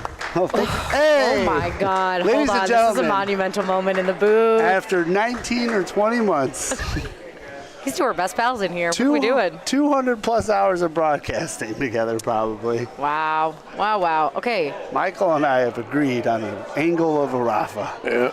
All right. So what do we got here? We got Anthony v. Natale. Yep, Anthony La Barbera, ladies and gentlemen, advancing to face Natale Scala. What a match up there in the second round, huh? Powerhouse. That's gonna be a fun game. Do we get it on this court? Do we know? I doubt it. First, I'm sure we'll play the bottom 4 games there. Oh, we haven't played those yet. Okay. Yeah, Nick Emo's standing on this court. I wonder if he's been called Yeah, he looks here. like maybe he's been called. Ooh. We just get a thumbs up from Yes. Does anyone know how to pronounce his last name? Do you say ATLs? I want to know if it's ATLs or not. Good question. Thank you. I've always been so Who else has someone? Is it Italian or Spanish? I don't know. Italian means ATLs?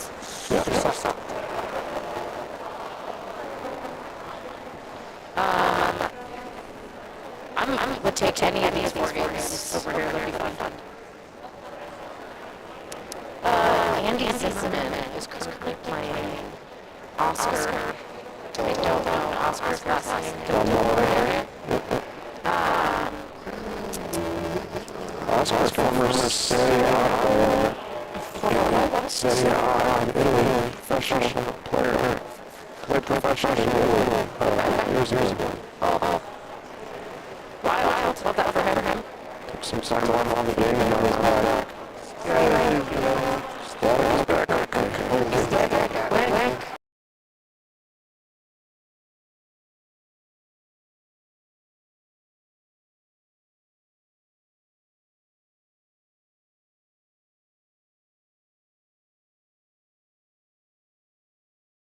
Hopefully that fixed it. Seems we're at 4.5 hours. Seems like that's about the spot where we hit static. Yeah? Every Is 4.5 hours or so.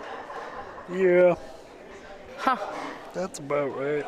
Please let me know if it's better.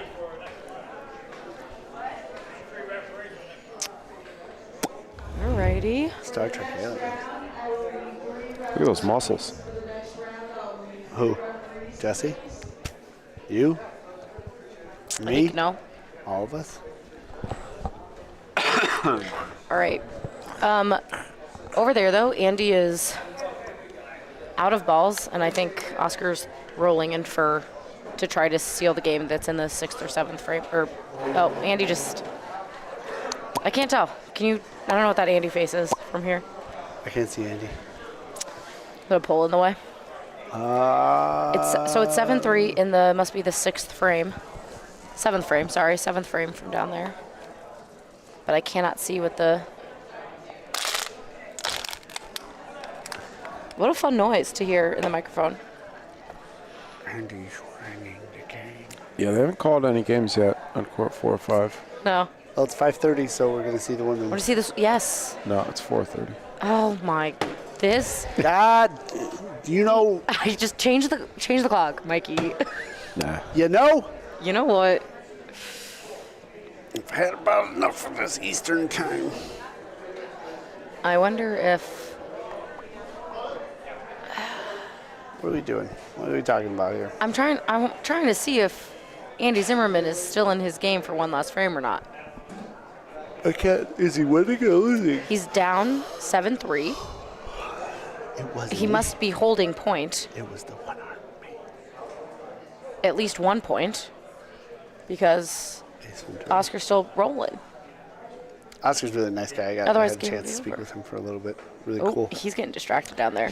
Yeah, he is. Anytime somebody walks by, he's resetting. I played him in he played in the Dallas Open, didn't he? Oh.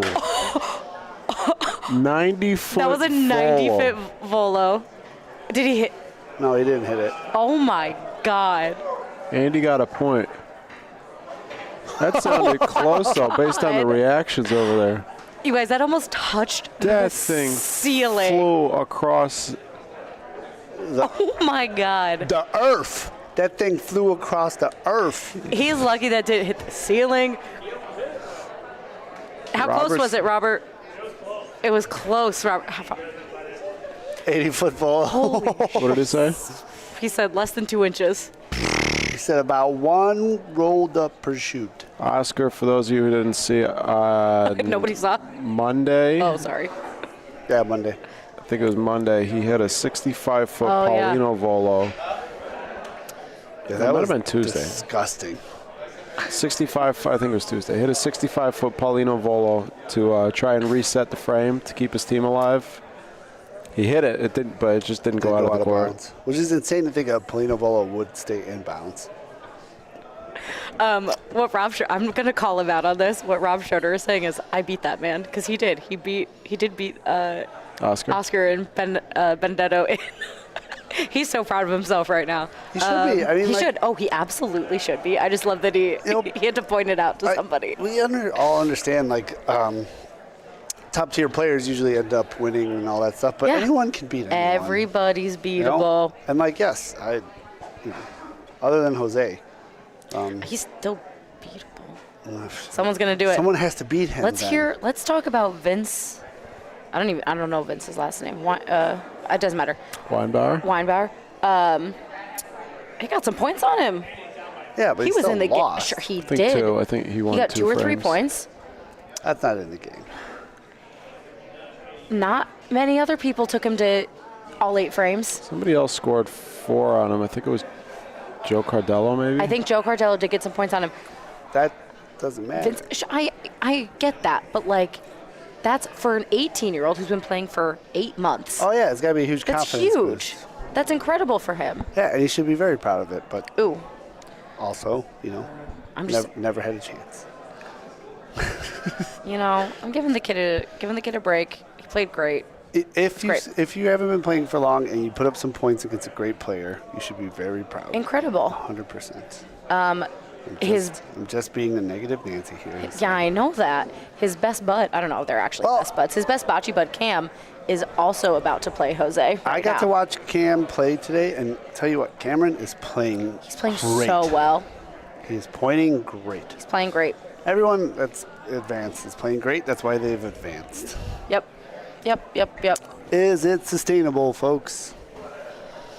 The Paulo Natalia game, score didn't really dictate the level of play. I feel like Paulo played very well that game. He did. Selling that frame at the beginning Changed everything. really, really hurt him. It really feel like it deflated everything.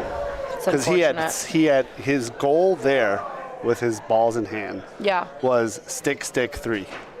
Yeah. And he stuck the first one beautifully, and he just missed the second one. And instead of getting at least 2, he ended up giving away 1, and that just hurt. Yeah. What do you think, Mike? Take a quick break here, since we're kind of just Yeah, we could take a break. talking into Trying to see what's going on. It looks like Andy's about to also do an insane volo.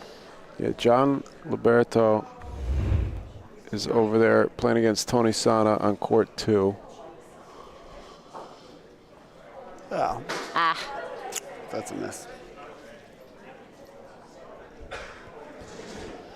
Or no, they're on court 1. Court 1. What one? Court 2. So that game has started at the bottom there. For Court some whatever reason, we're waiting still to get games called on 4 and 5. How many? Is it 4 games, Mikey? There's 4 games. One Maybe of them's they're- already playing. I don't know what we're waiting for, but that is none of my business. Nothing I can do about it. So we are going to take a very short break, Yeah. and we'll be back in just a minute. We'll be right back. If you haven't clicked that thumbs up button, now's a great time.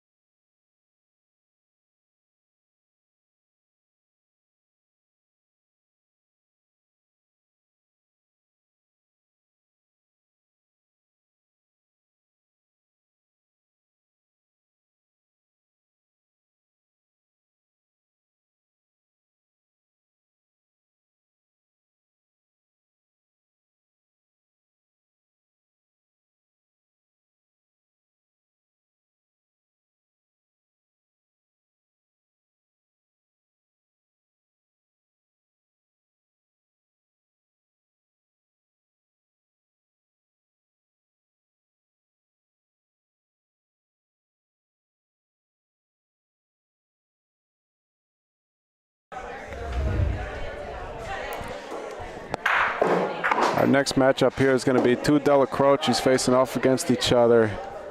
And a very special guest will be joining me in the booth as soon as he is able to make his way over here.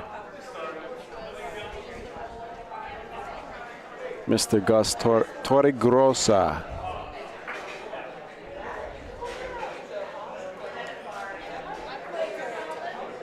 He looks just as good today as he did on Monday. For those of you who didn't get to see him the other day, you're in for a treat. He's taking his time getting over here. He'll get here eventually.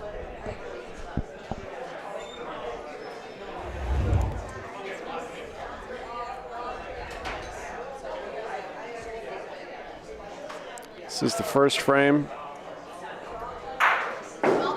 of our quarterfinal game. Reset.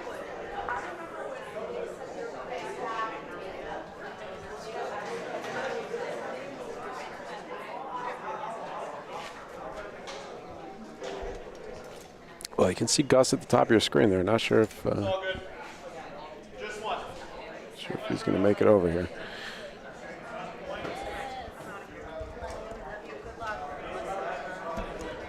There he comes.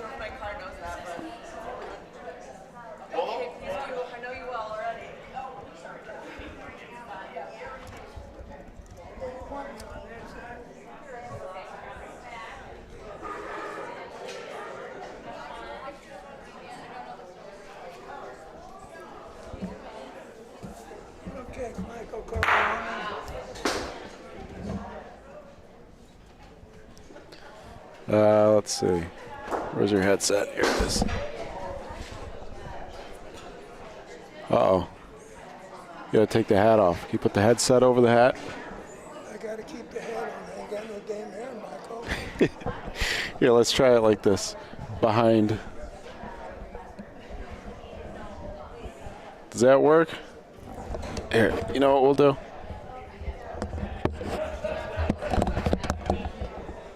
Let me turn that off. Sorry for that noise, folks.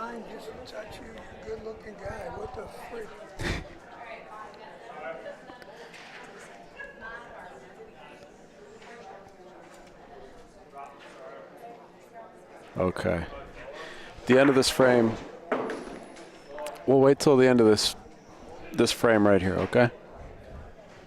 Got a couple balls left. On the left of your screen, that's Greg Della Croce. And his opponent there in the blue, that's Mike.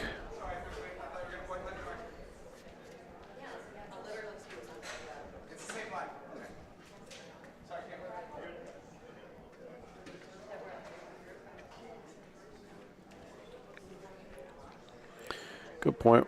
I believe Greg's got one ball in the back, yeah. Bersaglio. Call's going to be Rafa Bersaglio. Paulino would be real nice for Greg.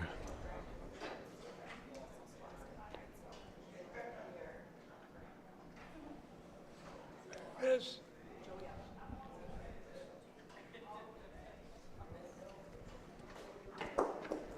Got it. Beautiful shot. Take my picture on 1-on-1 here. 2-0. Would you like me to go from that side? Yeah, there. 2-0, Greg. Well, the moment many of you have been waiting 5 minutes for. With me in the booth.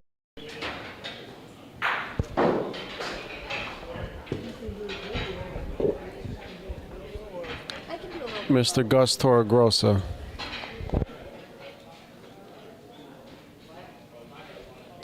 Get my cameras set up first.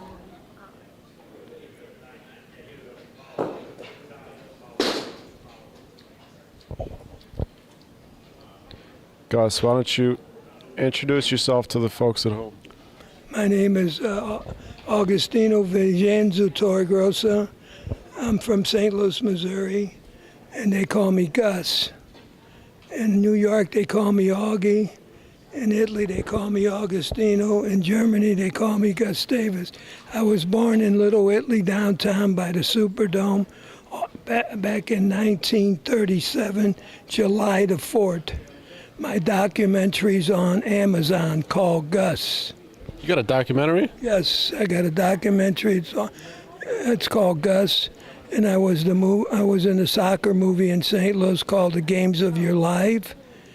And anyway, all the Italians, when they came from Italy in 1910, 1915, they all landed in downtown St. Louis. That was the hub.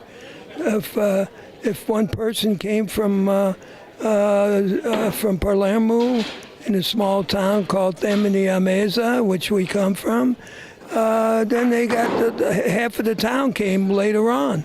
My grandfather and grandmother owned flats downtown and 2 stores, and anyway, they got jobs for their paesani when they came from Italy. They worked at Viviano's spaghetti house, making 10 cents an hour, 7 days a week. They made $5, and the mafia took $1 out of their envelope. Can you imagine that? 7 days a week, $5, and they took $1 out of their envelope. And my dad was one of those persons, and he had to raise 10 brothers and sisters.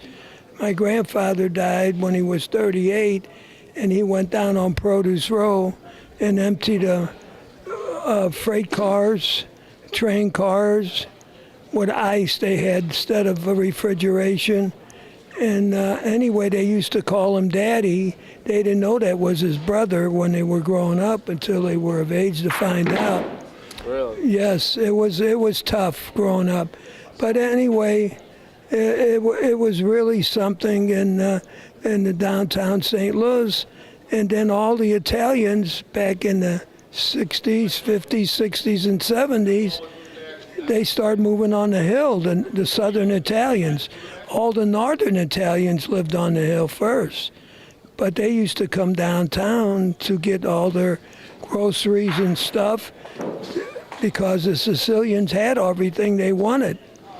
But anyway, when I went to McBride High School with Jesuits, I came home one day and they were tearing all the darn houses down. And I was looking for my house, and they tore my house down by mistake. Yes. Yeah, and I called my dad up on Produce Row. I said, Dad, they tore our house down by mistake. All our pictures and everything are gone. That's horrible. Oh, it was, their crew was drunks, you know what I mean? They were so drunk they tore down the wrong house? Well, they tore down all the houses. They tore down all the houses down there. But they we didn't sell them their house. We were the last ones to get out. And I guess that's why they tore it down. But anyway, it was a beautiful growing up. And my grandfather ran the 2 stores, and he got the sugar. Back in the 20s and 30s, you need sugar to make whiskey. And my grandmother had 2 stores, and she come up with the sugar. You had to have a mill. People don't know what mills are. And you had a mill for meat, a red one, a blue one for sugar, but she never had sugar. She used it herself to make the moonshine. Yes. And if you watch The Godfather, in The Godfather, when they had the meeting, when they killed Sonny, they said, remember the Genola brothers in St. Louis. They get a cut too. And they're the ones that shot my grandmother because she wouldn't give up the sugar. And she was pregnant with twins. She lost the twins. And then about a year later, they shot her again and they crippled her. She never did walk again. That's horrible, but that's a fascinating story. I'm just telling you facts. It's laughable now, but it was serious then. I'm not laughing at it. It's just the most insane thing I've ever heard in my entire. This is the. You sir are a library of knowledge. I believe you. My grandfather started a gambling place down there. I'm not trying to be. Yeah, and no. And they Craziest story I've ever heard in my entire life. I'm going to be 87 years old July the 4th. Wow, good for you. Thank you.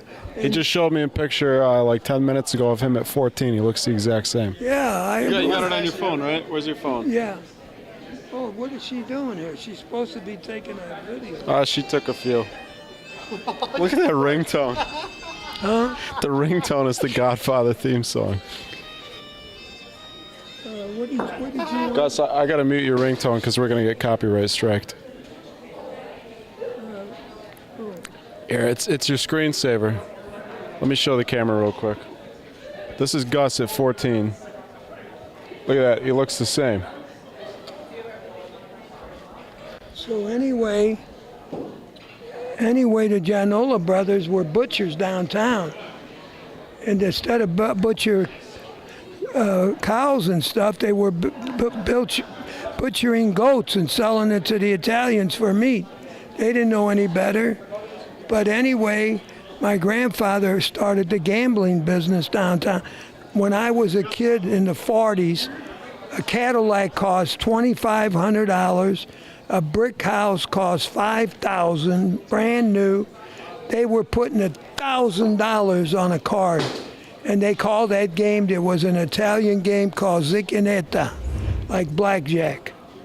I couldn't believe it. They were robbing all the furniture stores, everything. The Italians, yeah, they didn't even work. They robbed. But anyway, they were all on Sundays. They all went to church, the Italian church. Yes, they put the dollar in. Is that one of the churches close to here? No, it's already tore down. Downtown. It was by the Superdome, right downtown where the ballpark is. Before they moved to the hill. Yeah, that was all Italians, yeah, down there in that area. And they put on a big show, big Cadillacs going to church with their family. You've seen it in The Godfather and stuff like that. But it was beautiful. We had beautiful times. We never had a dime. We were broke, but we survived. We survived because we're Italians. We're Sicilians. We know how to work with our hands. We knew how to do things. And that's what it was all about. We never gave in. We did. When I was a hairstylist, from hairstyling I went into produce. My mother says, you're too young to be in the produce business with trucks. I was making big money. I says, okay, I'm going to go work for the bank. I made $56 typing at the bank. I tore the check up and I threw it at her. I says, what kind of deal is this? So I started the clothing business. I was in a, and by the way, I want to tell you, I'm the only one living that started the halfway houses all over the United States. Me and Jimmy Hoffa, Harold Gibbons. Hold on. Keep going. And Harold Gibbons, the Rat Pack. I told Jimmy Hoffa, I said, let me tell you something. I bought this building, me and Father Dismas Clark, the hoodlum priest, and they used to call me the hoodlum barber, because I had a lot of hoodlums that I cut their hair, mafia guys. So anyway, Jimmy Hoffa, I told him we need a kitchen. Do you know what happened to him? I ain't telling, I don't know. But anyway. It was worth a shot, Gus. It was worth a shot. But Home plate, right? Yeah, but anyway, Jimmy Hoffa said, I'll take care of it.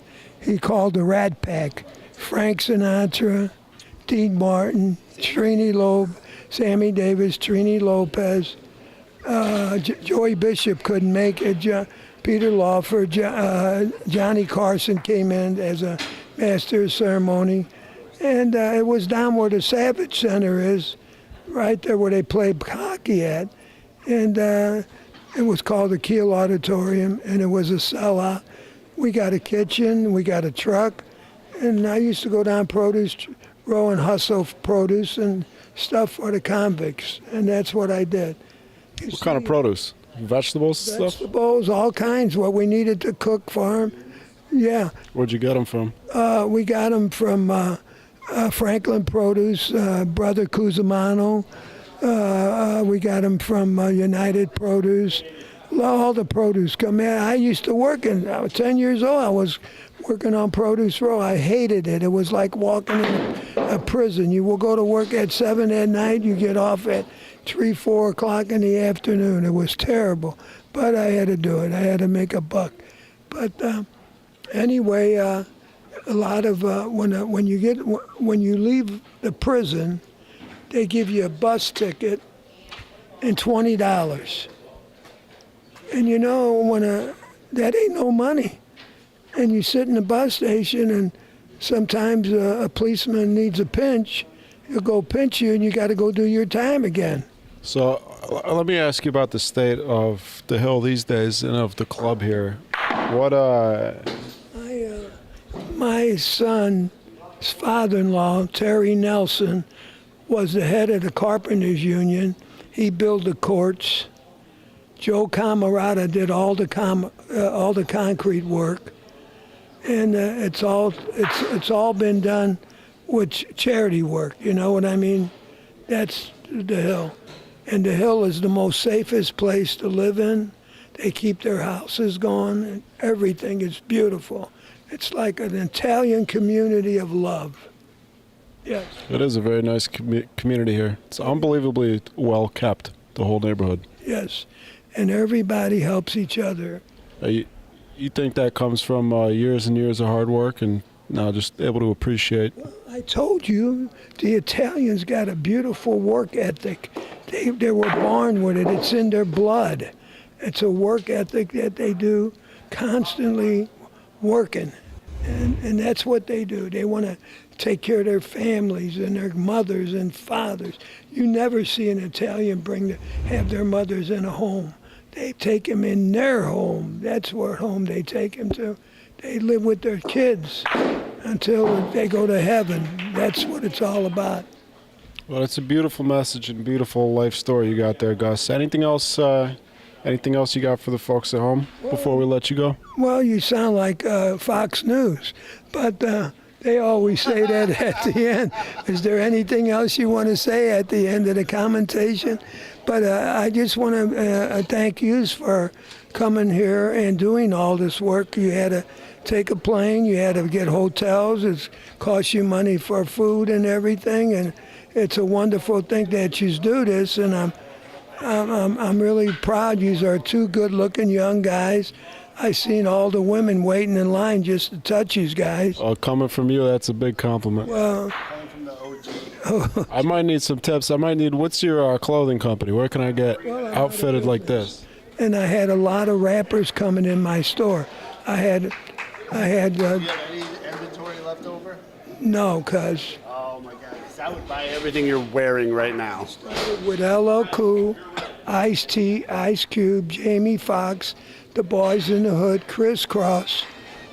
Getting another phone call. Criss Cross, MC Hammer, Eazy-E's got me in his video. I'm going down to Gus's. Look me up on What video? What video? Eazy-E's video. What's the song called? Something about Brooklyn. Let me show you something real fast. I'll put it on for you. I was supposed to meet all the rappers. Is that Flavor Flav? Flavor Flav, and I had this girl go up there and meet him. Gus, look who I'm with. Hey, yo, Gus. Come on, man. Stop joking, G. Yeah, boy. Yeah. I miss you, Gus. I can't. But anyway,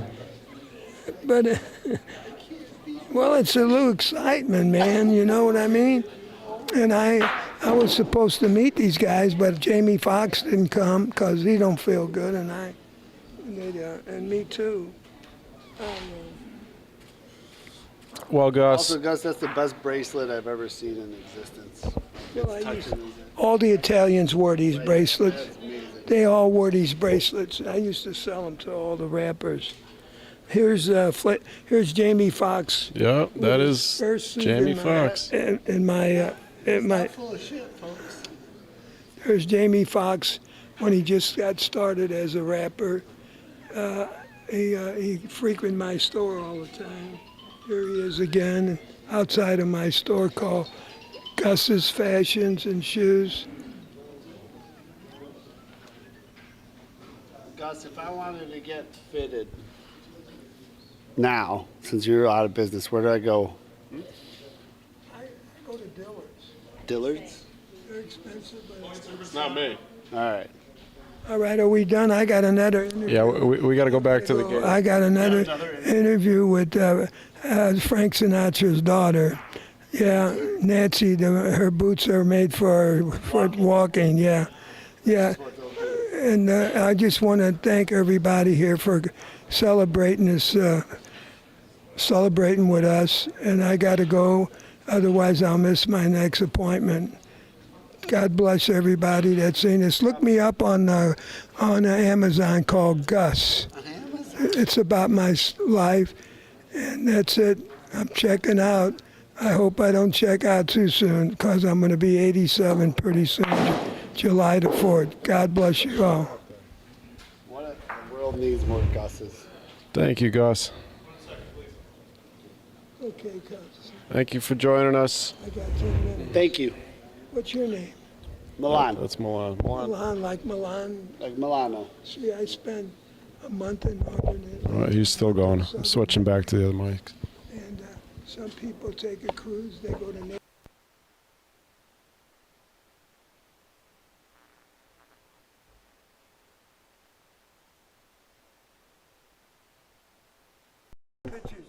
We appreciate it.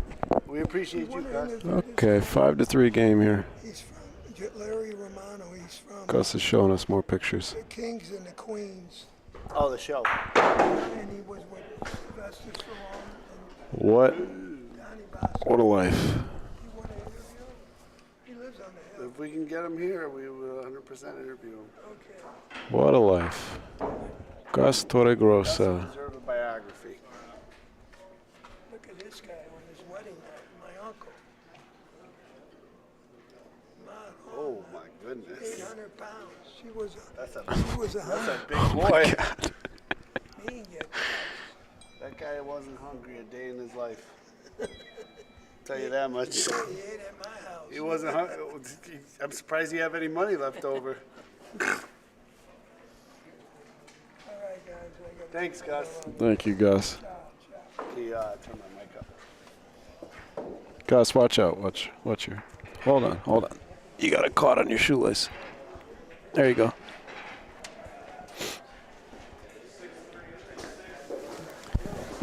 What a guy. Tell you what, Gus don't lie. 6-3 in the sixth. Greg Courtney Advances. Oops. I unplugged the wrong one. There, you're back. I'm back. We're back. It was tied 3-3 in the fourth. Greg got 2. Now scores 5-3. 6-3. Is it? Oh, we didn't update it. Okay, 6-3. Escusi. I think it's the sixth frame, though. It has to be on this side of the court. You are correct. Yeah.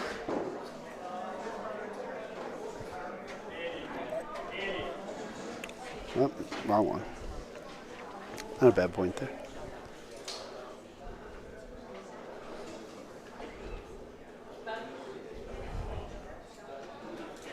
Gus, man. He just kept going. He just did one thing after another. Did you not, I mean, it got.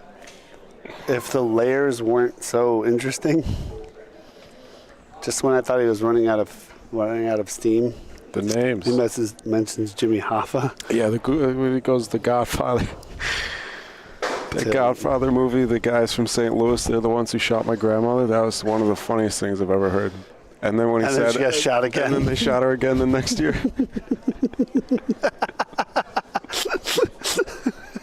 I'm not trying to laugh at it, but it's one of the most insane, unhinged things I've ever been a part of. All right, it's 6-3. Greg rolls. Mike rolls a little ball short there. Greg's still up ball, up 2 balls now.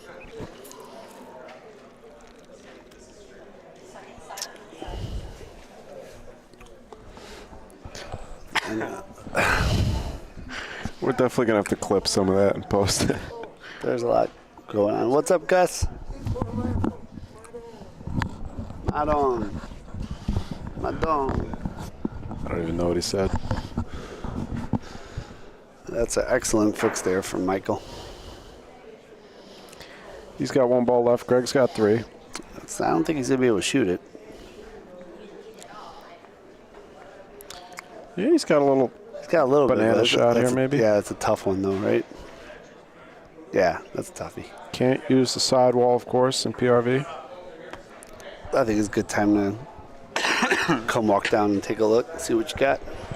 Yeah, Christopher and his house. Demolition crew got drunk and tore down the wrong house. Yeah, I don't know how the wrong house gets. He goes, I said, they tore down the wrong house, and he goes, they tore down all the houses.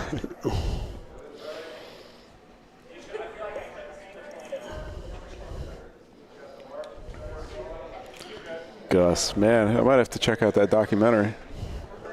It's the first thing I'm going to do when I leave here.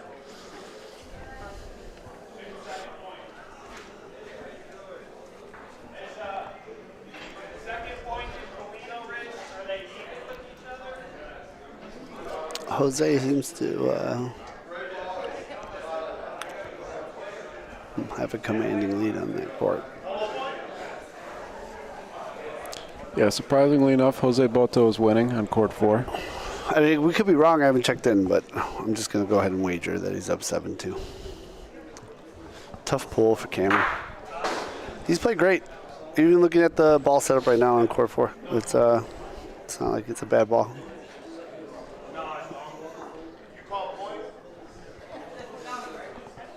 What's the call here from Greg? Volo punto. Love Is it. that Volo? Yes, sir. Let's see it, Greg. Yeah, that's his best chance, right? Volare. Is it Volo? He's pretty far back. Yeah, Volo. Oh, he does like a little walk up, huh? Oh, he got it. Volo Bersaglio. What a beautiful shot, Greg Delacroce. Wow. His ball is out of the court. Did it? Did it hit something? What a shot. Oh, yeah, it hit the back steel, but still. Wow. Look at this, folks. That is nasty. Yeah, this is the point in the tournament that we're at, where you start seeing guys who can hit shots like this. Beautiful. Absolutely beautiful.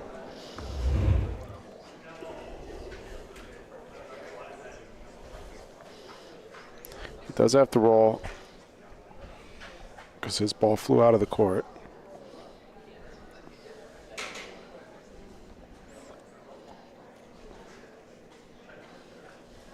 That'll work. Mike's got 1 ball. He really has no option here except to roll.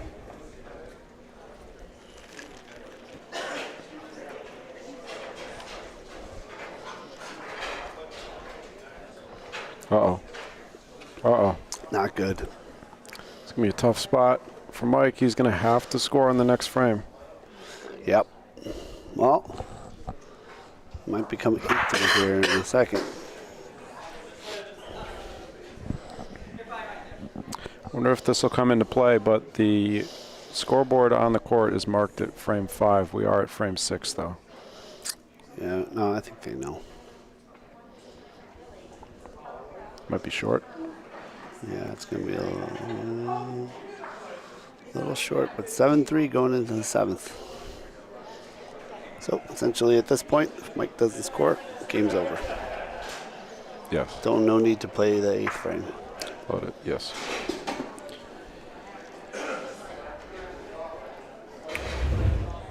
We are in the bottom half of our bracket. Winner of this will play the winner of Nick Emo and Joe Cardello, sorry. And then that one name that's cut off at the bottom there, Tony S., is playing against John Liberto. That game should be over fairly shortly. It started a while ago.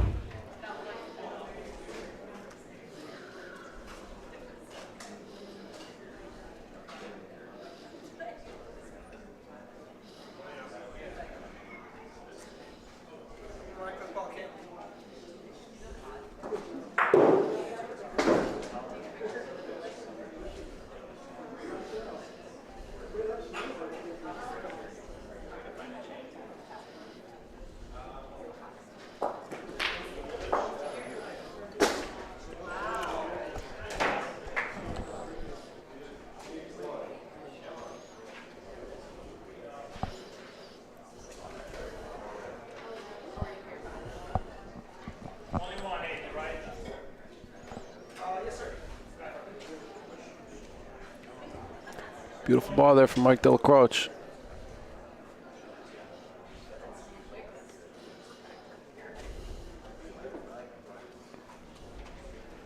Jose Boto. Rough on the backboard. Hit the wrong ball. Score there is now 10-2 in the 7th. So Cam needs 4 points to frame it over for the game not to be over.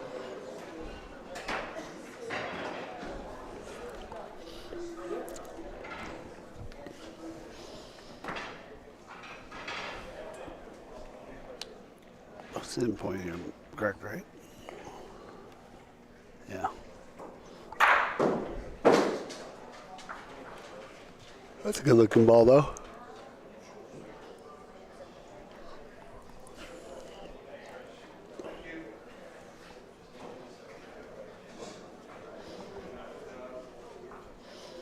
Let's see what Greg elects to do here. I'm going to guess roll in. He's fine giving up 1 here.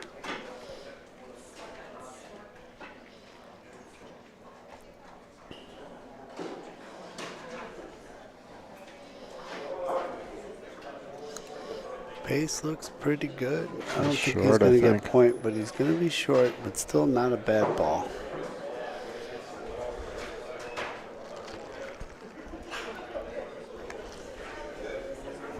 Gus, man. What a guy. Gus.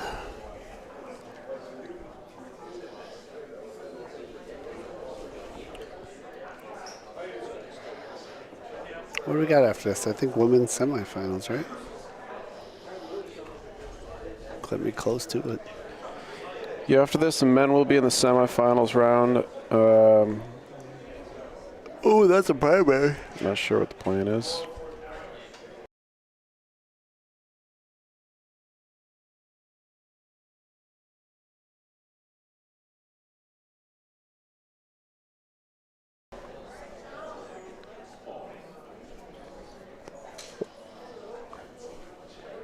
Quick set of balls.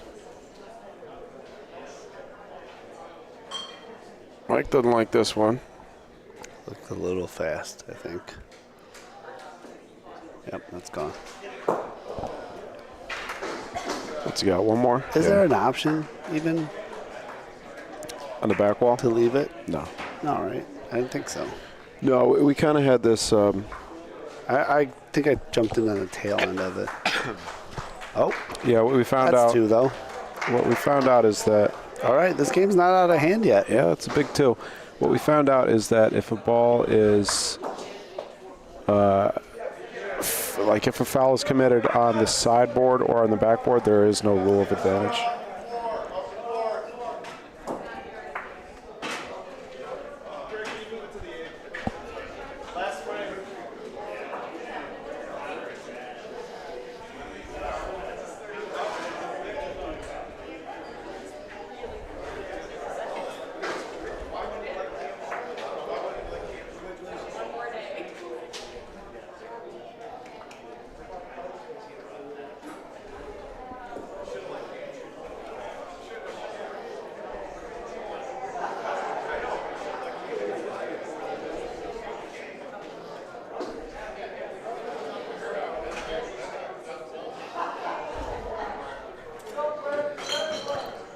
Very short Paulino.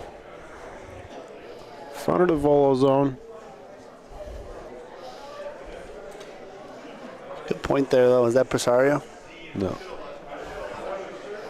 He's going to like to roll in. Wow. Oh, it makes sense. It's the yeah, he's up 2, right? Yeah, 8th frame. Although, well, he could do this and then he could volo now, which is probably what he'll do.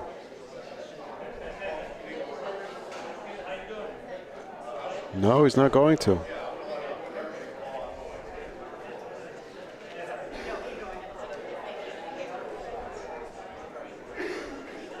This is interesting. What a decision. Well, he's going to steal this point. This is his home court, so that's got to play a factor into it, right? Yeah, probably. He knew where that spot on the court. Also, the goal here is, though, what? Like I can give up one, right? He can give up one. Certainly can give up one. If he's not able to beat that point, though, that's an easy way to end up giving up multiple points just by if he had to roll a third ball at that. What's Julian doing here? Just measuring for the second point. It is 2 points. Rafa Basalio, Paulino will be favored. Surprised he doesn't shoot it from the other more to his right. Yeah, there he goes.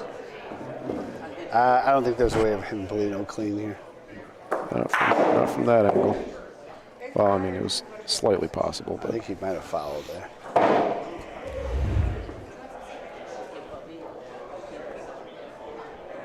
Nope, never mind.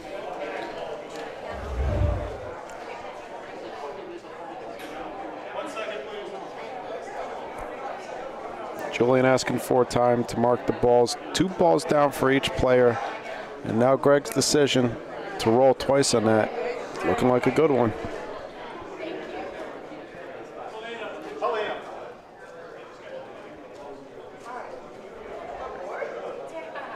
Rafa Paulino. Oh, right between them. I don't have both very. He's got 1 ball left, right?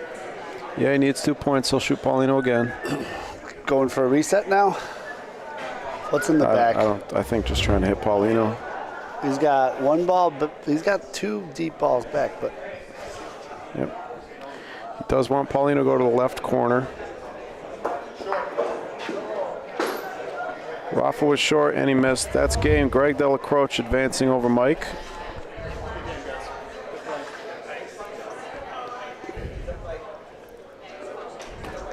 Very close to the D line there, but was called short. Doesn't matter much anyways. Congratulations to Greg. He will at least be guaranteed. Let's see. Yeah, he's at least guaranteed a bronze medal now.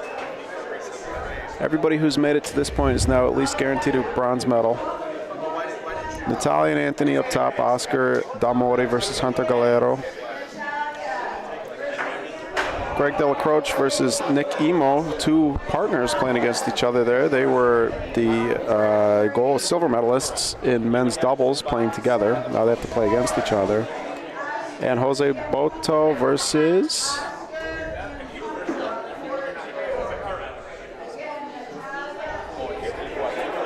Waiting for somebody over at the scorers table to input this last name.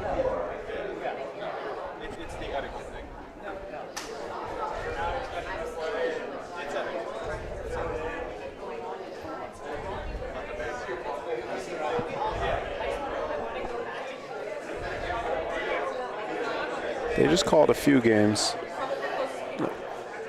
Not sure exactly what it was called.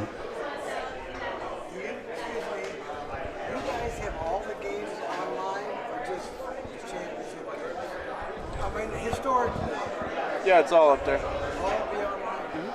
But it's just this court, though. Yeah, this court. Yeah, they're all up there. No, I get it. Yeah. Tony Sanna over John Liberto.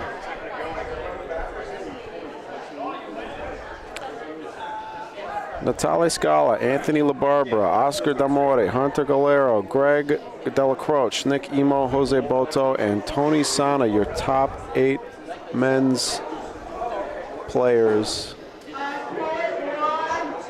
It's men's singles 2024.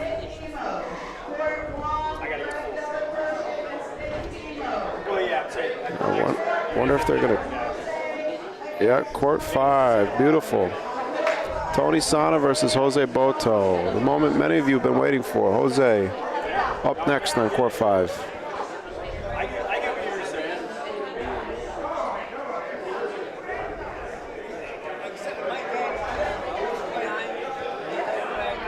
So the winner of this game will play against the winner of Greg Delacroce and Nick Emo.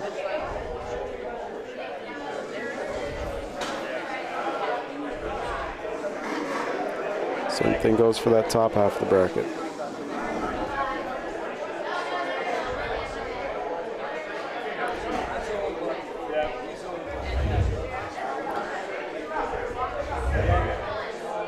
Time to go make some popcorn.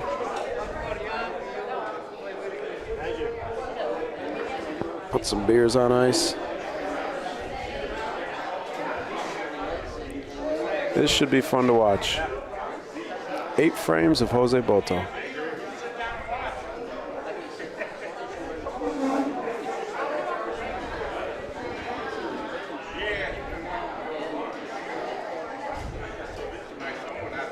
Well, it's going to be a few minutes before the players get over here and start warming up and all that good stuff. Take a break. Hi, Mike. Hey, Milan. You look good. I look red. No, you don't. I burned it. Not so bad today. Yesterday, you looked ridiculous. I don't want to say anything. My knees are still. Show the crowd your knees. Yeah. This one? Ah! We'll see you folks soon. We'll be back. Short break. Back in a minute.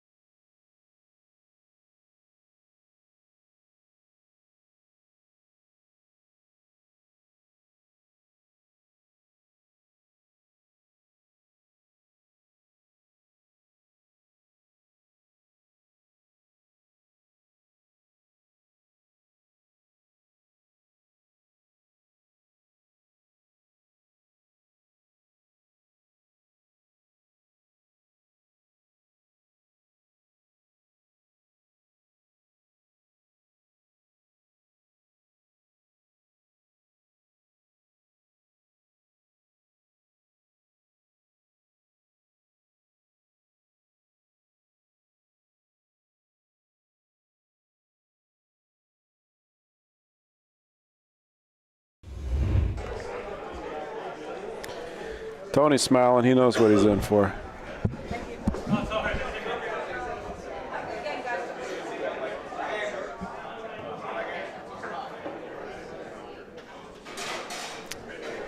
This is it, folks. Frame 1, Jose Boto versus Tony Sanna. To advance to the semifinals. Okay, so I was looking at the bracket weird. This is the quarterfinals. I'm gonna guess that Tony's gonna be blue.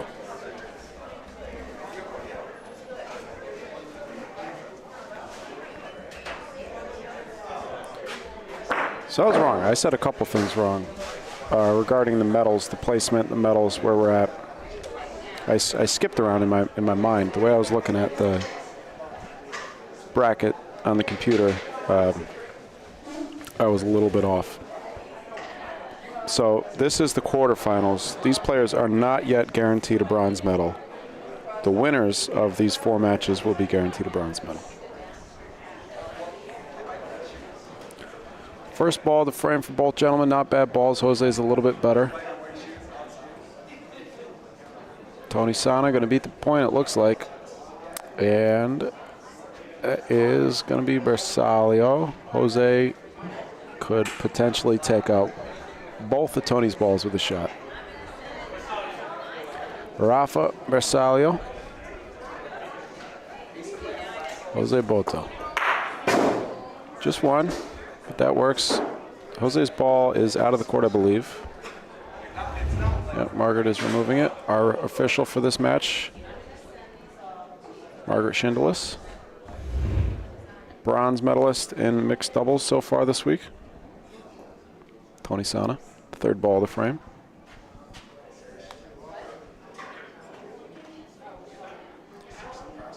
And he's going to be forced to use his last one.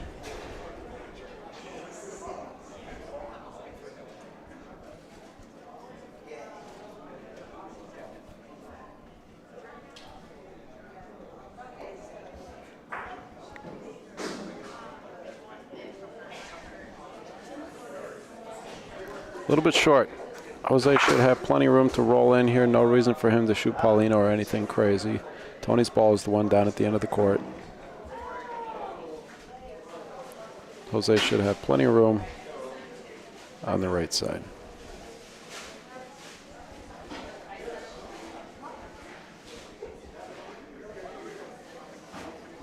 There's 2.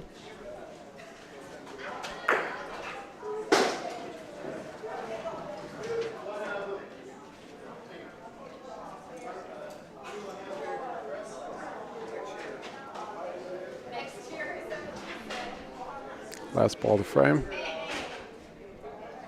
A little bit long, he thought maybe. And he's right. Doesn't want that Paulino. A little bit won't hurt him. It's going to be 2 points there for Jose Boto. 2-0.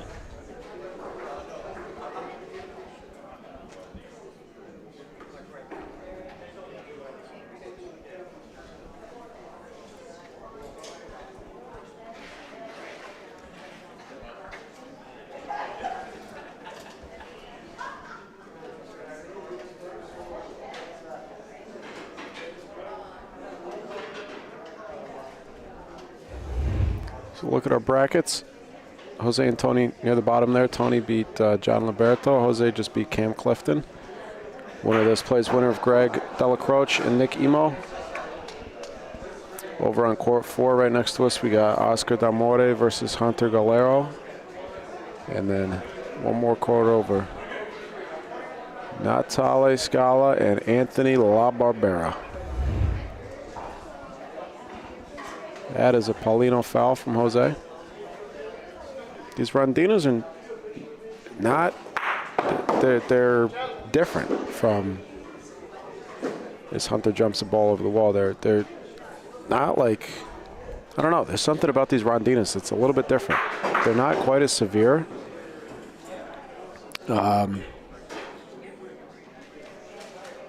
Just seems to be a little bit easier to hit the walls, to foul on the sidewalls on these courts than on some others. some other synthetic facilities. Jose tried to throw the Paulino long, fouled. Tony got to place Paulino, and he also threw it long.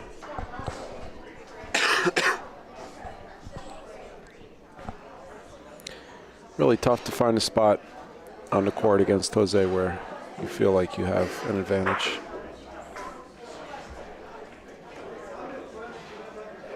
Rafa Bersaglio.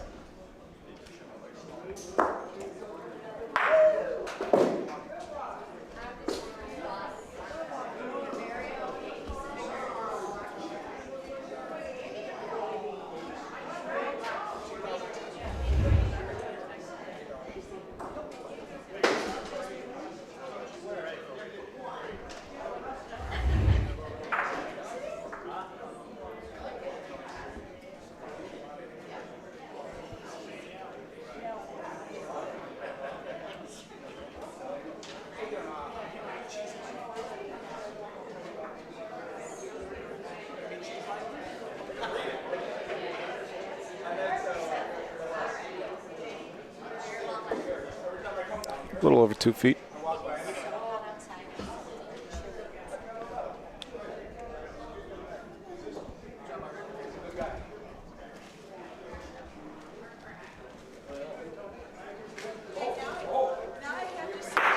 Hunter Galero with a nice volo there on court 4.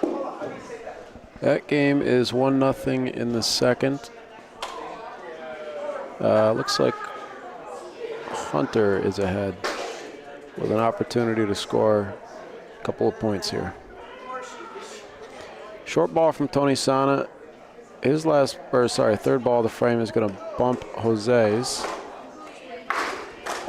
And these are the types of mistakes you certainly cannot afford to make against Jose. 2 more points there, looks like, for Hunter Galero. 3-0 going into the third, Hunter versus Oscar Damore. Last ball of the frame coming for Tony Sanna. Up the rondina. Everything's going to be good. That's a good ball. Oh, it came real heavy off the rondina. These spots are just... these courts have been here a long time. After a while, they do settle a bit. Some spots behave differently from others.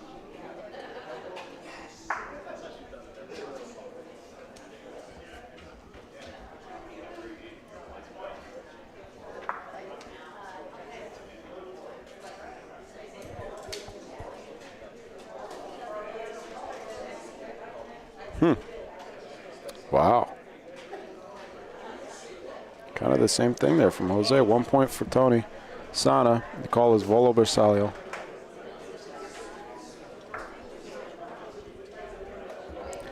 Love it. Love it, love it, love it. About a 55-foot-ish volo for Jose, minus the distance to the C line. So really about a 35-foot volo. Beautifully done. 2 points for Mr. Boto. Don't get much better than that. 4-zip.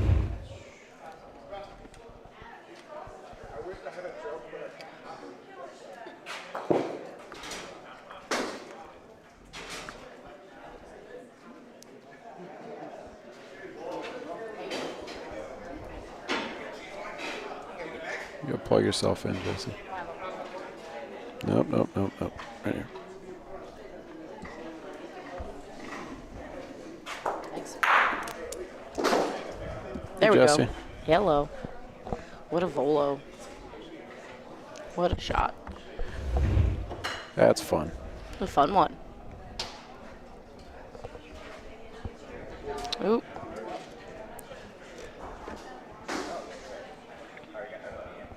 You don't see Jose displeased in a shot of him very often.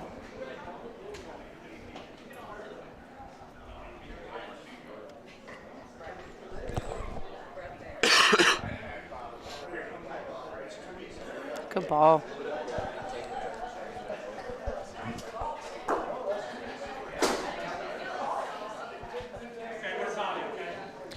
Rafa Bersaglio.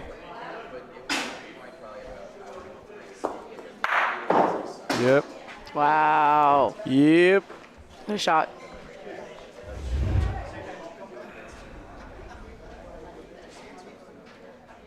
Beautiful.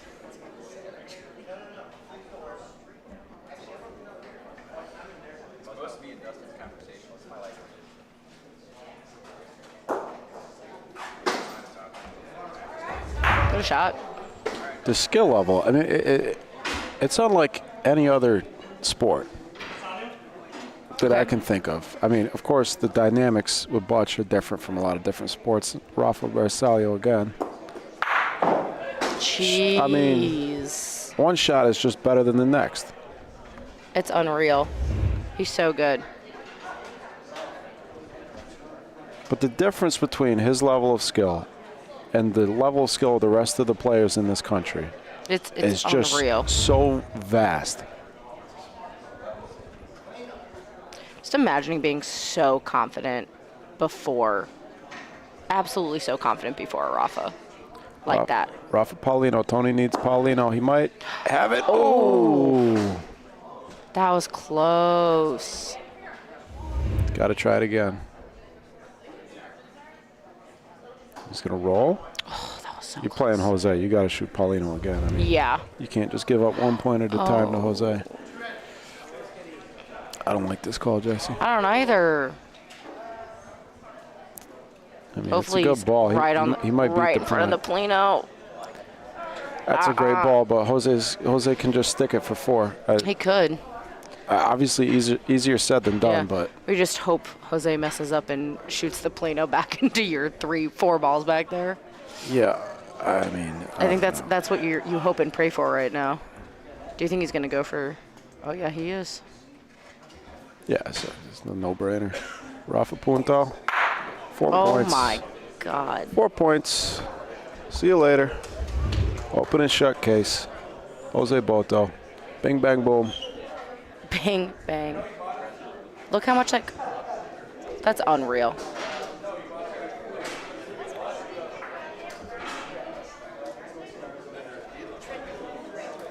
To not even think of being concerned that maybe you accidentally clip the Polino is the confidence I want to be bringing to every Rafa I throw. Well, he's picking his spots on the ball. Absolutely. Which at this distance on the court, to be picking your spots, where you're going to hit the ball, I mean. It's not a skill I have yet.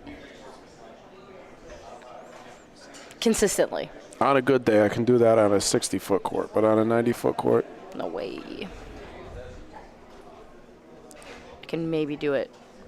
I can do it on our 30 feet ABC courts, but not on a 90-foot court. Not a chance.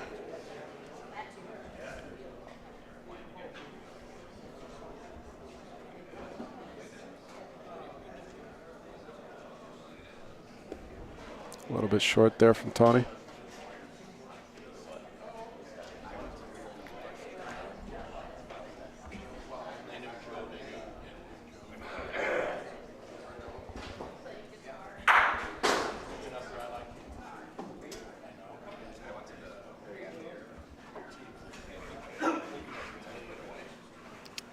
Looks like a decent adjust. Could make 2. Wow. Oh, just missed.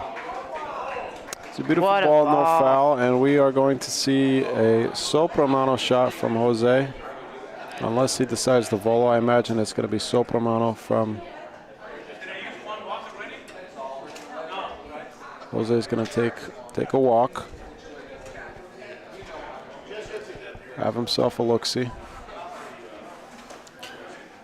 I'm kind of honestly curious, like, exactly what he's looking at versus just asking Margaret, like, hey, which way is the Polino pointed? I think he's looking at exactly where the Paulino's going. I think he's looking at, there's a few questions there, right? I think he's looking at exactly where that ball is relative to his ball as far as in front or behind. I think he's looking at where the Paulino is. I think he's looking at how much distance there is between the point ball and Paulino.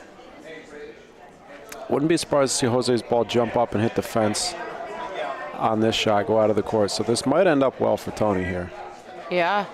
He's hoping he just clips the inside of that out. No, he's. I think he fully expects for Paulino to move.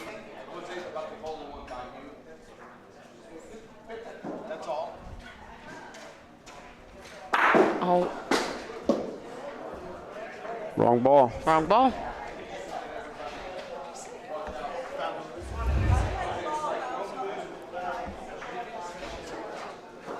Tony's going to leave it. Tony honestly might want to think about replacing this. Jose's got a ball in the back now. Paulino's going right over to his ball. Absolutely. He's just going to Rafa that ball, Rafa the Plina straight back. He's got 2 balls back. Well, he'll probably volo again. Why volo at this point? Like, why not Rafa the Plina back? He's got 2 balls in back now. I think he would have Rafa'd the last time if he could. He might just point with an 8-0 lead. Yeah, sure. He didn't have balls back before, though. He's not going to get greedy. He's just going to point. What's that? He didn't have balls back before. Yeah, but he had 3 balls to Tony's 2. He had the ball advantage, and it's a great ball. He could have very well still ended up with the point. Sure.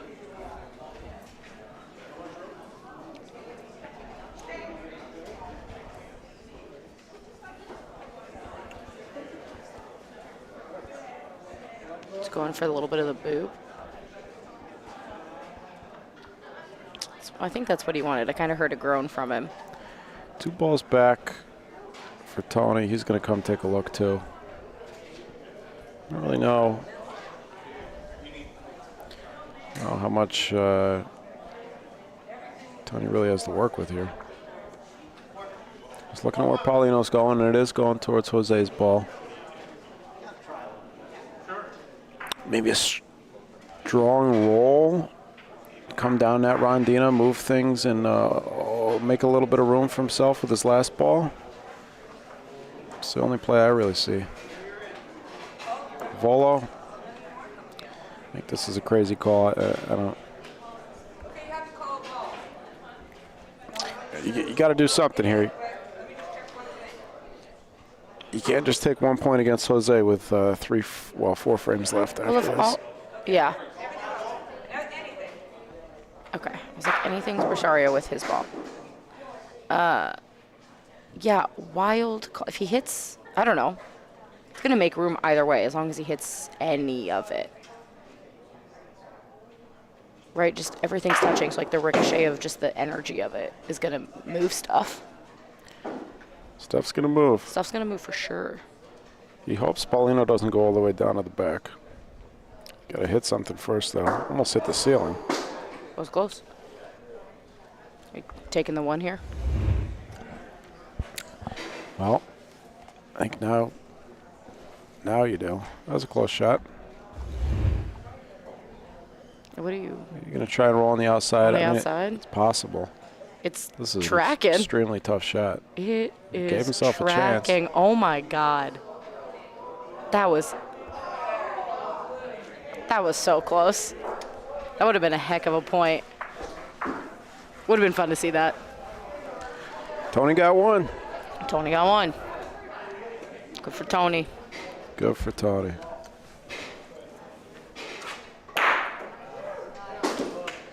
Big volo from Oscar on the other court. Looks like he's down 7-2 to Hunter in the 5th frame.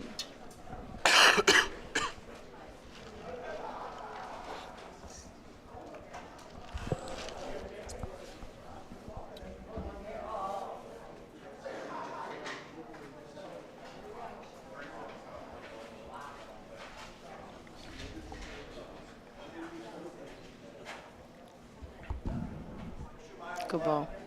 Tony's from here, right? This is home courts? Yep. As far as I know.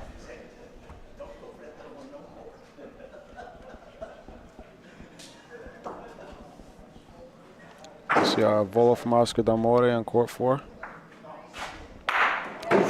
Nicely done. Quick feet ref over there. Rafa punto, Jose Boto.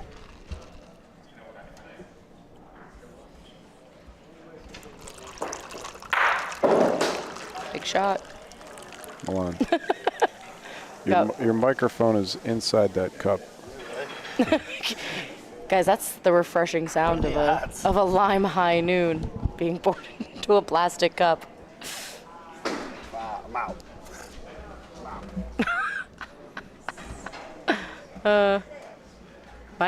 These microphones are sensitive.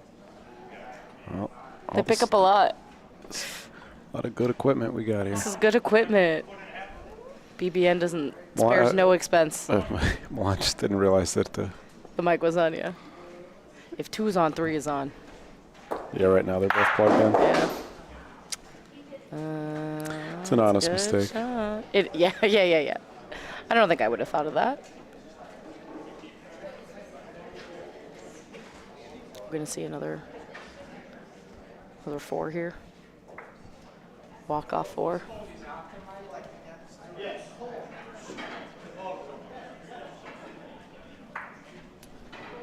It's another very good ball.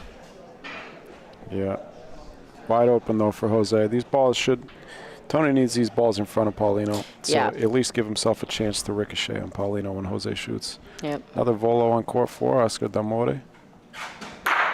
Oh my God. See you later. Can we replay it? See it again. The Sure, stick the, volo. The quarter screen replay. Ooh. Bink. Somebody said, I love it. I don't know who that was. Paulo, maybe. There's 3, Jesse. One more for the game. I mean, if you're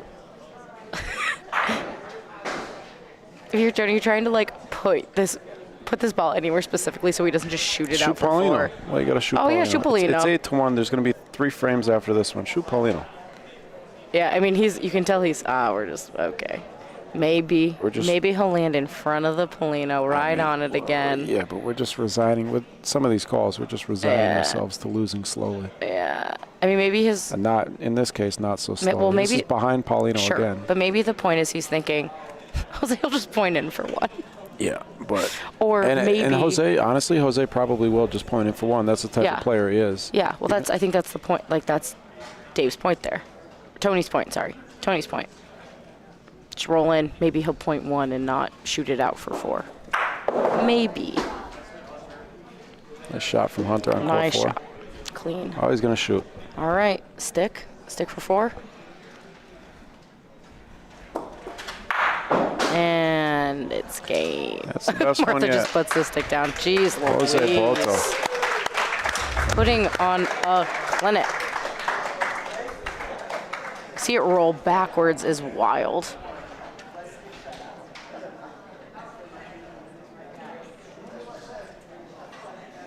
Oh my God. So impressive.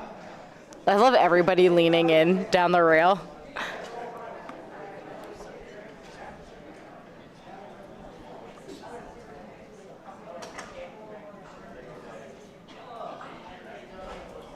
Jeez Louise. A second one. It's my second Jeez Louise of the broadcast. That one goes to Jose. Whew. If you didn't hear that, Tony just walked by us saying that was fun to watch, wasn't it? He put up a little bit of a fight. I think we probably enjoyed it a little more than Tony did. I would bet it was fun for some people and not for all. All right. A valiant effort from Mr. Sanna, but valiant effort. What are you gonna do? You know.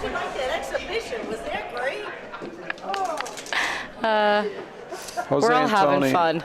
I mean, also it's kind of just a blast to be able to be like, I played Jose. I got to play Jose. I put a point on him.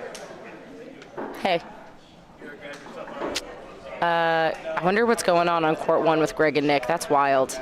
Let me see teammate. We saw Greg play his brother earlier. There should be another It's wild. one. Every time you say that's wild. Oh, I do say that's wild a lot. I haven't thought about what yours is. It'll come to me. Yeah, it looks like 5-1. Is that what you said? Might be 5-0. For who? I'm sorry, I didn't say anything. On court 1. I didn't say anything. I thought you did. No, but it looks like it's either 5 or 6-1. But is it Nick or Greg? Greg? We'll know in a second. Thick frame just finished. Greg has I think they both have like pinkish balls. Yeah. Court 4. It's our Oscar versus Hunter match. Winner of that plays winner of Natalia versus Anthony. Natal versus Anthony is 4-3 right now. It looks as if Nick is up this 5 or 6-3. That scoreboard's pretty far ahead, but it looks like Greg just got 3.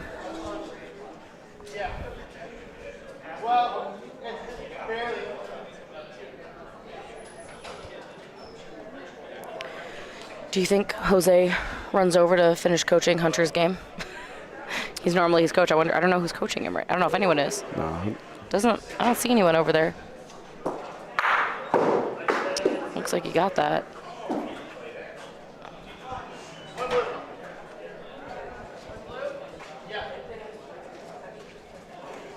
All right, so 8-4 going into the 7th frame. Kind of do or die time for Oscar. He's got to get one here. He's got to get at least one. And then we'll see.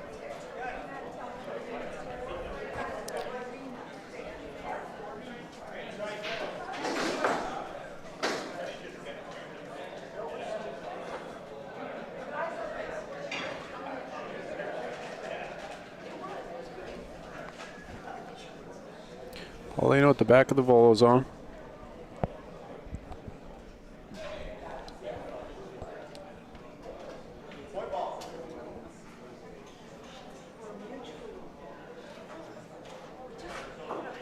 Good point from Hunter.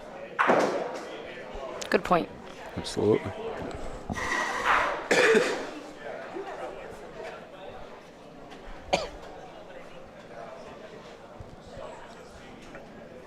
Oscar's got a decision to make. 2 frames left. He's got to go for a big frame, kind of. Well, he doesn't have to really go for anything, but gotta give himself. He's got to give him a chance. He's got to get 1. 2 would be good. Ooh, that's unfortunate. Bad time to miss.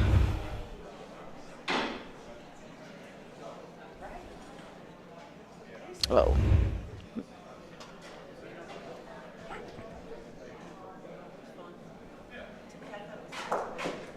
Got it.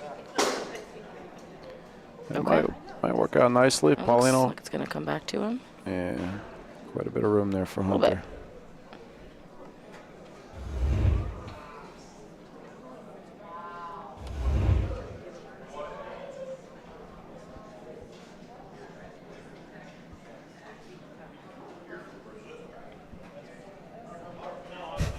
I just heard some guy ask Jose, "You're from Brazil, right?" he just goes, "No." I love the no with the up speak at the end to be like, "Why are you asking me this?" Well, it was out of nowhere. I can hear Jose sitting there talking to his girlfriend, and some guy just kind of loudly behind him just goes, "You're from Brazil, right?"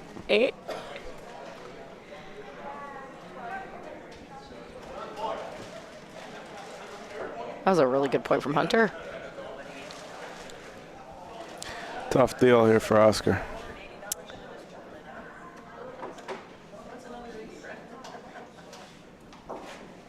It's a tough point to steal. There's room, but not a lot. I was going to catch her on the outside of the rondina. Give himself a chance, wow. Gussie. Give himself a chance. Oh, did he get it? I don't think he did, but that's close. Not a secondary. A little bit long. Do it again.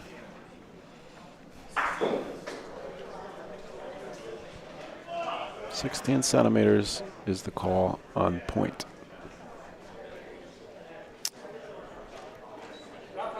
Rafa punto.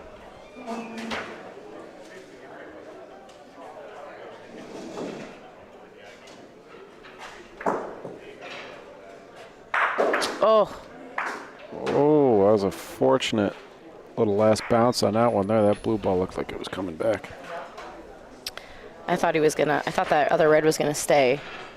in front of it for a second.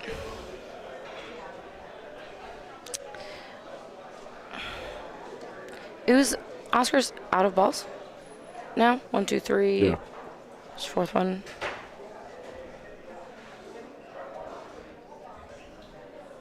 I'm not sure who. Oh, Rio. Rio's coaching. Coaching Hunter? Hunter. And I think, right at this skill level, it's just somebody to bounce an idea off of and at least, like, confirm your confidences. Mm-hmm. Right. Do you agree? Is this the thing I should do? Yeah, absolutely. Get it. Yeah, he's got 2 balls. Take a shot at it, and then point one in. If Hunter scores here, the game is over.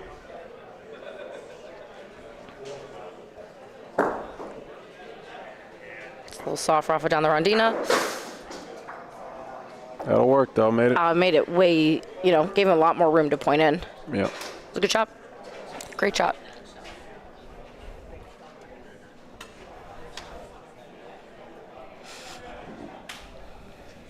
Are you from Brazil? You from Brazil?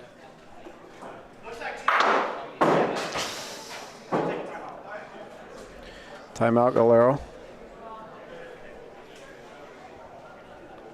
See him repping that Palazzo de Bocce. What do you call it? Emblem on his sleeve. Logo? I guess emblem works.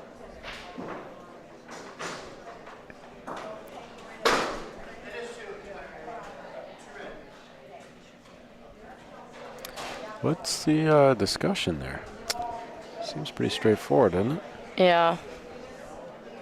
Maybe seeing if there's any point in the Rafa Bersaglio there. Those 2 balls, but... It's got, what, 7 feet to point? No. 7 feet? No. Like a 7-foot radius to foot. Diameter? Yes. That is, in fact, the word I meant. Diameter. 7-foot circle there. 7-foot circle. Thank you. 7 foot seems about... No, that'll do it. Right. That will do it. Hunter Galero. Hunter Galero over Oscar D'Amore. Good Hunter game. will play the winner of Natale Scala and Anthony La Barbera. That game is 5-3 on court 3. Cannot tell what frame they are in, though. Oh, you can see it on camera here. It's in the 6th frame. Oh, nice. Good call. A little investigation. How much more of those cameras move? Oh, they do move more. They go over Point them here. all the way over. We can get the Nick Greg over game over there. That's what the other side of the club looks like. In case anyone was wondering what courts 1, 2, and 3 look like.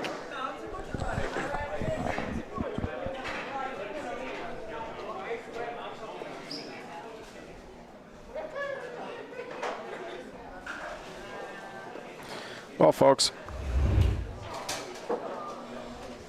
one more look at the bracket real quick. So Hunter will advance. Guaranteed at least a bronze medal. Those other 2 games will be over shortly. Until then, we're going to take a quick break. First, a reminder of our schedule for the rest of the week. Yeah, we're going to start the ladies now. Teresa Passalia versus Bridget Reedy coming up on court 5, folks. Mikey, I'm going to have to find you a replacement person. I got to be... You got a coach? I got to be hyped for... Okay, fair enough. But I'll find you somebody. Sure. Can't be a biased reporter. I got to get off the mic. Yeah, I don't know. I can't expect you to not be biased for this one. No, you cannot. I got to be there for my girl. All right. Yeah, singles. We'll play all the way through singles tonight. We'll be back at tomorrow morning with the women's precision shooting at 9 a.m., followed by men's at noon. And then we're going to start our Open A later on tomorrow. The schedule is available on our Facebook and on our Instagram. Go check us out there. BocceBroadcast.network is the website. Like and subscribe. All that good stuff. Short break. Back in a minute.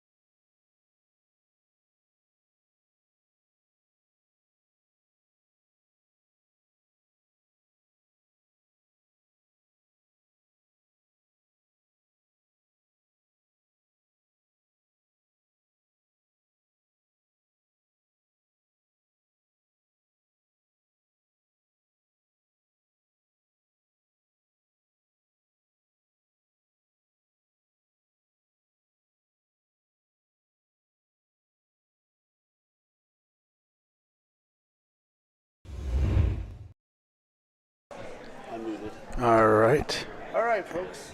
Let's turn all the way down. Hey, everyone. We're joining you semifinals of the women's singles. And this is the first frame underway. Oops. Bear with us here. It's 2 and 4. There we go. Yeah. This is a good angle here. Yeah, so camera 2. Got it? Yep. All right, we're just getting in the booth here. All right, so excellent first point there by Teresa, and then Bridget just took it from her. All right, so this... Just took it, Al. She took it. There we go. All right, now we're in about the same levels. All right. Thanks for tuning in, folks. Yeah. We're here. Alex and Milan. Alex Gara. That's me. From the Motor City. Originally. Milan Tomic from the Krakus Ham Capital. Let's take a look at let's get that live chat going. So 2 balls down for both players. We're settling in here, folks. We'll got live chat going. Pete Russo looking for an update on the Natalia Anthony match. Not going to be able to help you with that. Anthony. Oh! Anthony did win in the last frame. He was down 1. And Natalia did not. He missed a couple. He missed his opening point, missed a Rafa, then missed a Polino shot, and the game was over. Teresa just committed a foul. She did call Volo point. She accidentally hit her own ball. So Nico Fox asked. So that's where we're at with the chat. We are in the first frame of the semifinals. Bridget Reedy versus Teresa Advances. The winner will go to the women's championship for singles. This is not a good ball. I think she was trying to come in on a hard angle, but threw it dead straight. Teresa's probably, if not at least one of the best straight release rollers I've ever seen. Would you agree, Alex? Yeah, and she also has one of the straightest Rafas too. Yeah, it is on a rope. Yeah, she works with the tools she has. Obviously, she's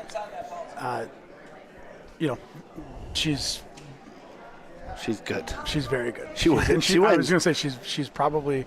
I have no idea how many balls she's rolled. I can't even possibly begin to tell you, but she. See if the I don't know how much Bridget or any of them has played on this court. Everything pulls to the wall here. Yeah, court 5 has a lot of nuance to it. This is obviously the court you've been watching all week long. If you are watching on the screen right now, from where the Polino is to the right side, everything wants to pull towards the wall right here. Even watch this ball here. She threw it on a hard angle and watch it slowly start drifting back the other way. Yep, and that was a decent. With a little more speed, it might have stayed up. If it didn't pull that way, it probably would have gone right into it. Yeah. But she still got one. So Bridget takes the 1-point lead in the first frame. All right.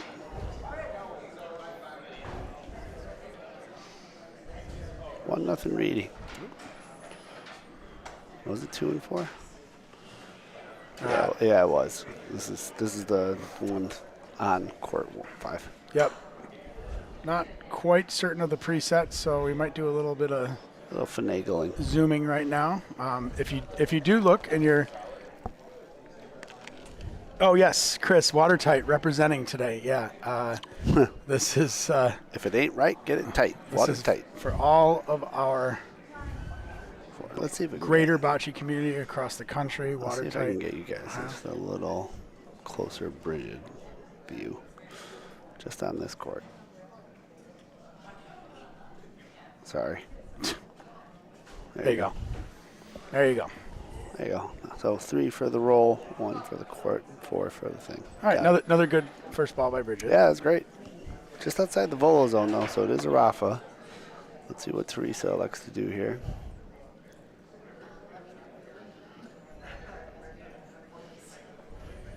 Come on. Sorry. Go ahead and move for it. That's going to be my good side speed. door. Yeah, side door looks good. Probably, I would wager to guess she wanted to go inside of that ball. Yeah, but the court ate it. Yeah. And like we said, so now From the other side of the court, for your viewers watching, everything's going to want to pull to the left side of your screen, right? 100%. Just like I did on the other side of the court. Oh, come on, zoom. What are you focused on? There we go. All right, Bridget's going to try to beat it. This looks like it's going to be short. She's going to take away that line at least. I would have liked to see her off of that ball. On your other court, Courtney Strickland and Martha Crosby are playing the other women's semifinal game. So the winners of both of these games will play each other in the championship. Everyone you see on these two courts is a medalist this year. Mm-hmm. The losers of these two games will split bronze medals. And just like Milan was saying, you're seeing the court pull again. And again and again. I like her. If she can see Teresa's ball, I do not hate a Rafa on Teresa's ball right now. Let her try to figure out this line. It's a tough one. What you don't want, though, is a fourth ball rolls into that pile cluster. again. Yeah. And it almost looks like that's exactly what's about to happen. It's going to pull hard. If the speed is better, the line will be better. If the speed is better, the line will be better. No point. Okay. Coaching for both teams. Andy Zimmerman for Bridget. I'm going to assume Danny Pasaglia for his wife. Unless I'm mistaken. Oh, he is. And both of them on the... Oh, so Teresa with an early walk. I think this is a great time to walk down. I do, too. You know, I've seen a lot of people conservative with them because they're used to hour-long games. But with an 8-frame game and having 2 walkdowns and 2 timeouts, you basically afforded, you know, essentially a timeout every other frame. Yeah. So, like, use them. Yeah, absolutely. And now she's got 3 balls in hand, so. Yeah. Play the game in front of me, in front of you. Jim Tony says, bust that Halloween ball out of there. Tony. Yeah, that was an option earlier in the frame.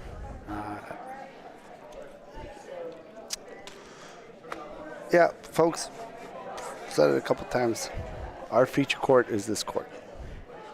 We'll try to update you as best as we can on other courts, but the feature court is this court. So, whatever game we get on here is the game we're going to cover. Teresa's going to Rafa Rosario. Yeah, I like the call. On the cluster, I do too. She's got 3 balls. Definitely hit some. Oh, no. All right, important call early for Coach Andy and Bridget. That's it. You leave it. She can't hit the Polino from here. Yeah, you leave it.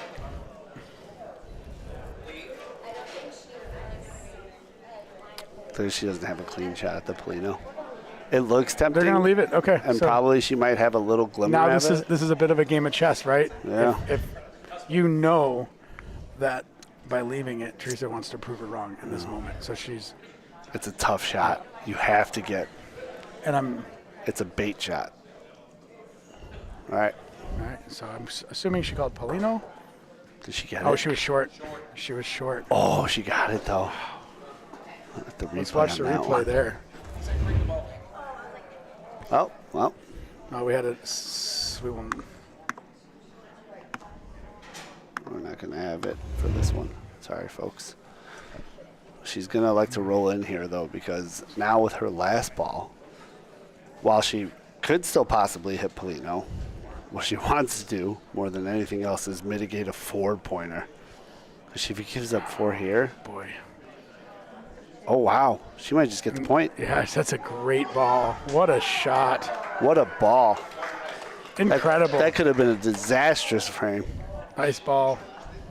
1-1. Chris asked for updates. So the only 2 games happening right now are the women's semifinals games. And it appears that Courtney is up 5-0 on Martha on the other court. And the men's round, I know Jose advanced. I know Hunter Galero advanced. I know Antela Barbera advanced. And I don't know who the 4th is, but we can find out. Oh, Nick Emo. So a very fitting top 4. Chalk, you could almost say.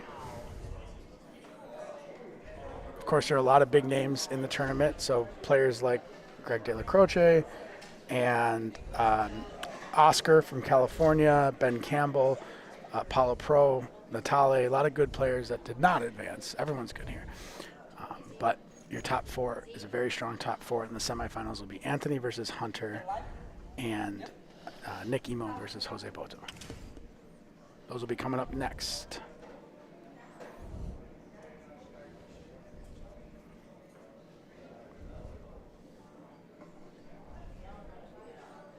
Okay, top of the screen, Bridget setting up for the Rafa. Nice high. So she called point? Point. Alex? How's that layout? Oh, look for? jeez. Why is this not working? I'll work on it. Okay. I got it. All right. We'll get. Sorry, this is our first time on the controls, so we're working this out. So she called point. Oh, the replay's just been broken all day. She hit kind of. Polino. What? Well, no, it keeps freezing on old ones. That's all. So the call was Rafa point, but the Polino was in front of the point, so it's a difficult Rafa to get past the Polino and not hit it, as we saw there. Something I'm very guilty of all week. We'll get the wide screen here. Good point. That works though, right? Yeah. So you Great stole ball. the point. Looks like it's going to be all Rafa Persario though. Let's go Young 4.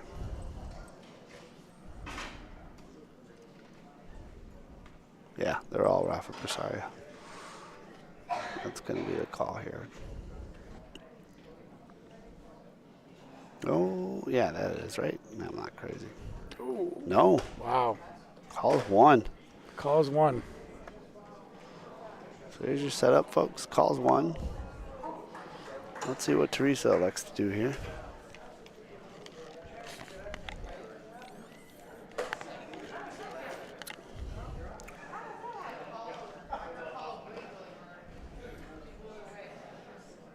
All right, she's rolling in.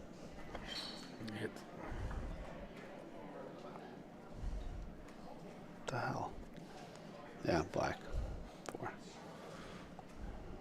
Just outside. Bridget still holds the point.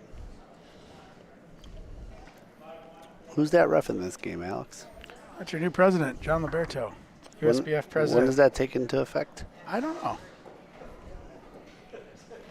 I actually have no idea, but it's the talk of the town. All right, another roll here for Teresa. It's going to come off the Rondina. Nice. This is going to be a really that's excellent.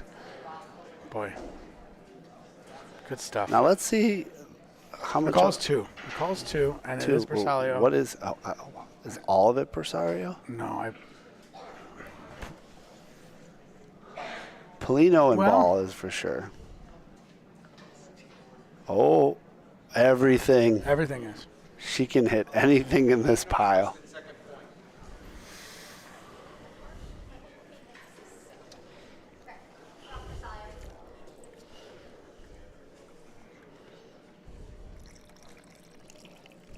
All right, big shot here from Bridget. She's got huge ball advantage, right?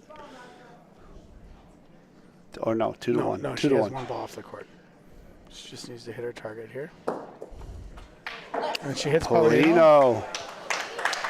What a shot from Bridget Reedy. Let's see if the replay's got it. There we go. Hey, now we're cooking. I fixed it. Guys, I did it. There you go.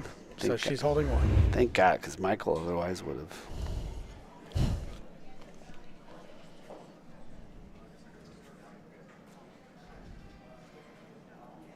All right.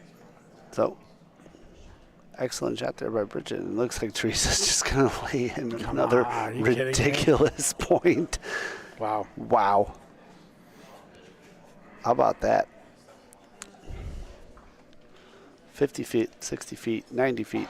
Seems like it doesn't matter for her. She's. And you know what? I got to watch Teresa's game a little bit. She's going to Rafa Punto. I think that's the right call here, don't you? You're not going to beat that point. So this is a huge shot here for Bridget. Last ball. Oh, no. She hit the wall. She hit the wall. Someone made an open bocce joke out there. Yeah, you catch the tail end of there. You'll see. Yeah, she hit the wall Yep. first. That's all right, though. I think that was the right call. So And another what- 1-point frame. Another 1-point frame, one for Teresa. We're heading into our 4th frame. Sorry I didn't adjust that, but let me do that for you guys right now. You put the first names on too. What's that? We've just been doing. Oh, you have? Okay, great. What do I? I could add the. No. We don't. Whatever you've been doing, let's keep doing it. How about that? Does that make you happier? Yeah.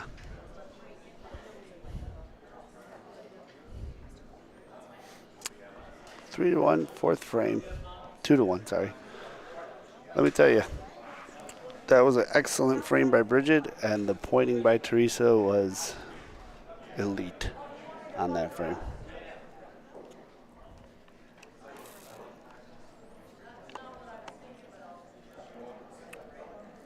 Sean, Andy is Bridget's coach, and Danny is Teresa's coach. That ball's about 2.5 feet short. A little room for Bridget to point in. If she can figure out this curve, her speed's been good.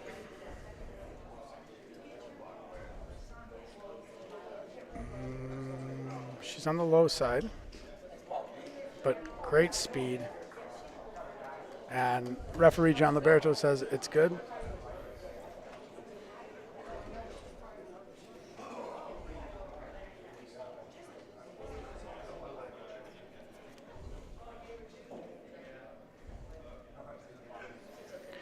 And if you're just joining us, it is 6:30 local time. This is the women's semifinals singles. This is a qualifying event.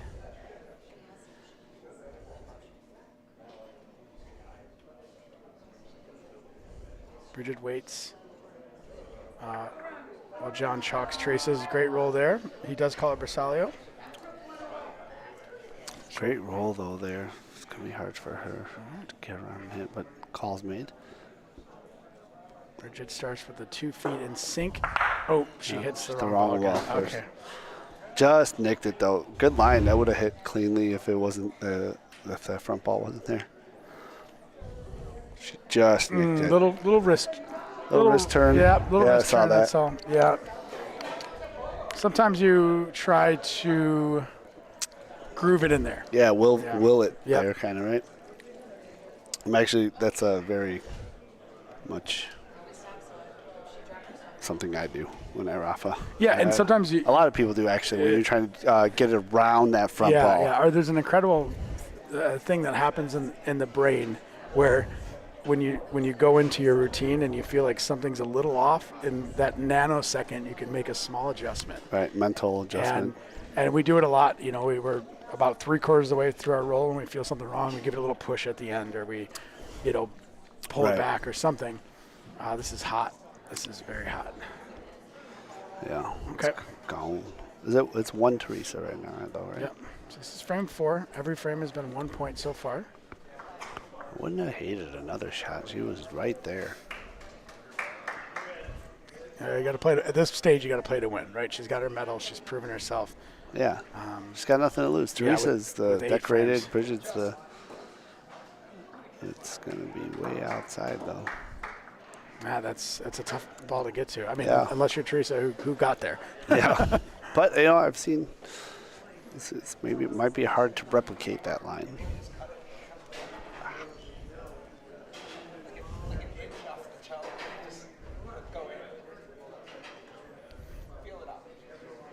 Teresa rolls off the front foot. Oh, she doesn't like it. Oh, she went wide. Is this just gonna work? Maybe a little long. Wow. It might just work that way. Hit the wrong That's 2. side. From here, it looks like 2, Alex. Can't.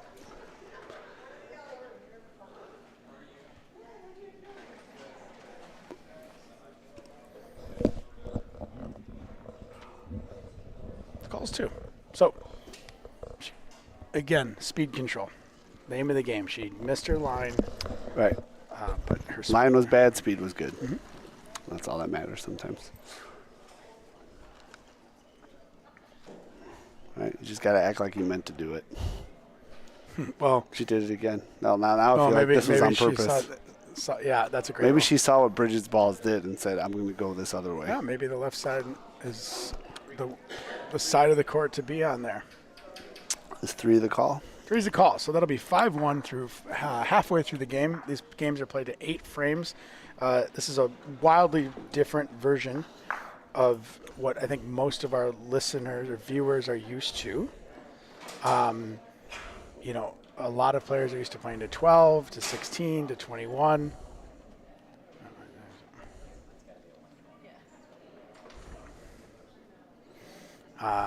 15, whatever it is. And 8 frames. It's taken some adjustment, but this is the CBI format now, so this is the way they're playing internationally.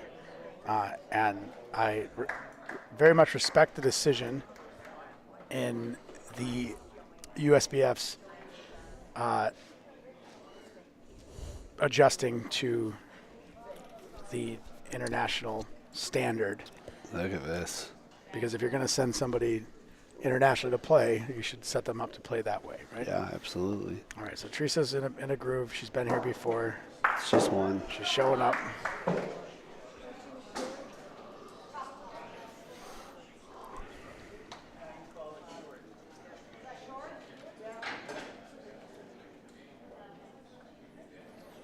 A little tippy toes at the top.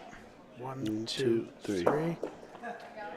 She's a little out of sorts. She looked out of sync. She looked like she threw it before she was done stepping. A little out of sync. Right? Yeah. I mean, we obviously played with Bridget a lot, so we. Well, that doesn't help anyone. She's got to shoot it again, though. I don't know what the. She's not. Oh boy. I don't know if I agree with this. Game's not completely out of hand, but. Nope. Giving up 1 point here, going down 6-1 with 3 frames left is not great. 6-1's manageable. Well, she just steals this point. She does not, but now a shot's more viable. And Coach Andy's sitting right next to us, so I'm reading a lot of his facial language and his call. You know, he's empowering Bridget with the call, which as he should. Okay, so she's shooting love point. it, love it, Yep, love she's it. here to win. She's calling punto. She has a good second point if she hits this Yeah, clear. she's a great second point. I like the call. Yep. Even if she has 2 balls off the board.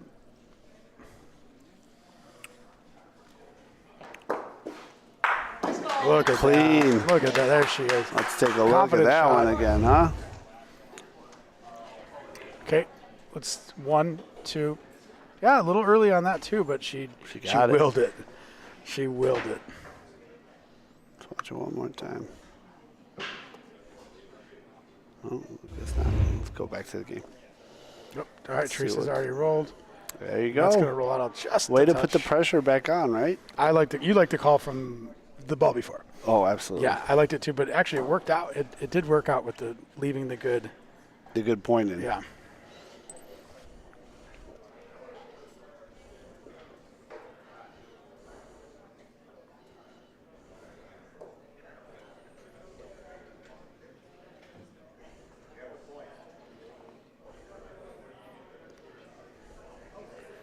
Small ball might be. Oh, it did stop pretty quickly. I think it might be. It's tight. It's tight. I thought it was going to cruise by. Yeah, it died right there at the end. He's got to measure.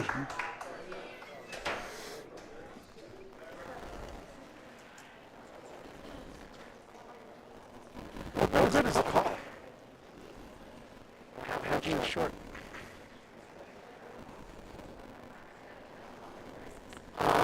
Updates on other courts. Courtney is in, looks like full control. But we'll get you an official This count. one's not breaking back in, so I'm going to assume that this is still 1 Bridget. And now after a frame that looked like it was going to go disastrous for her, she laid in a great point, knocked out the other point, made Teresa point 2. She didn't get it in. If she gets 2 here, going into the 6th, this is great. She likes it. You can tell by her strut. I like the You can tell speed. by her strut. It's leaking. Stop leaking. That looks like a tough spot. And you know what? It had to have been a tough spot because Teresa, she's going to measure. Said 1. One's a call. 1's good, though. One makes this still competitive, right? We have, what'd you hit there? Same thing. The blackout. Yeah. Then it's so tiny. How do we both hit that one? Well, all right, though. 6th frame. So 3 frames left. Bridget down by 3. All she has to do at the very least is technically win each frame by 1, and she's got a chance. Unless my math is bad. No, it's 2. 5-2. I already added 1. Sorry. Here we go. okay, Polino's going to hang out on the right side of the court. And the audio is staticky right now, so Okay, so we're just going to move some power. No, you just gotta hit the power for this guy really quick. Can you flip?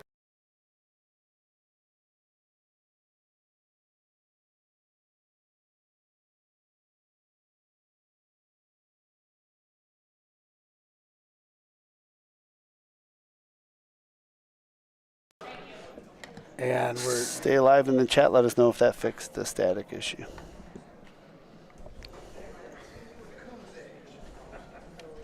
Oh my God! right. Did I really hear what I just thought I heard? so Bridget's opening point sailed by, and Probably a little excited from that last frame. yeah, new spot on the completely new spot on the court, because on this side of the court, the Polino's essentially been in the same spot every time.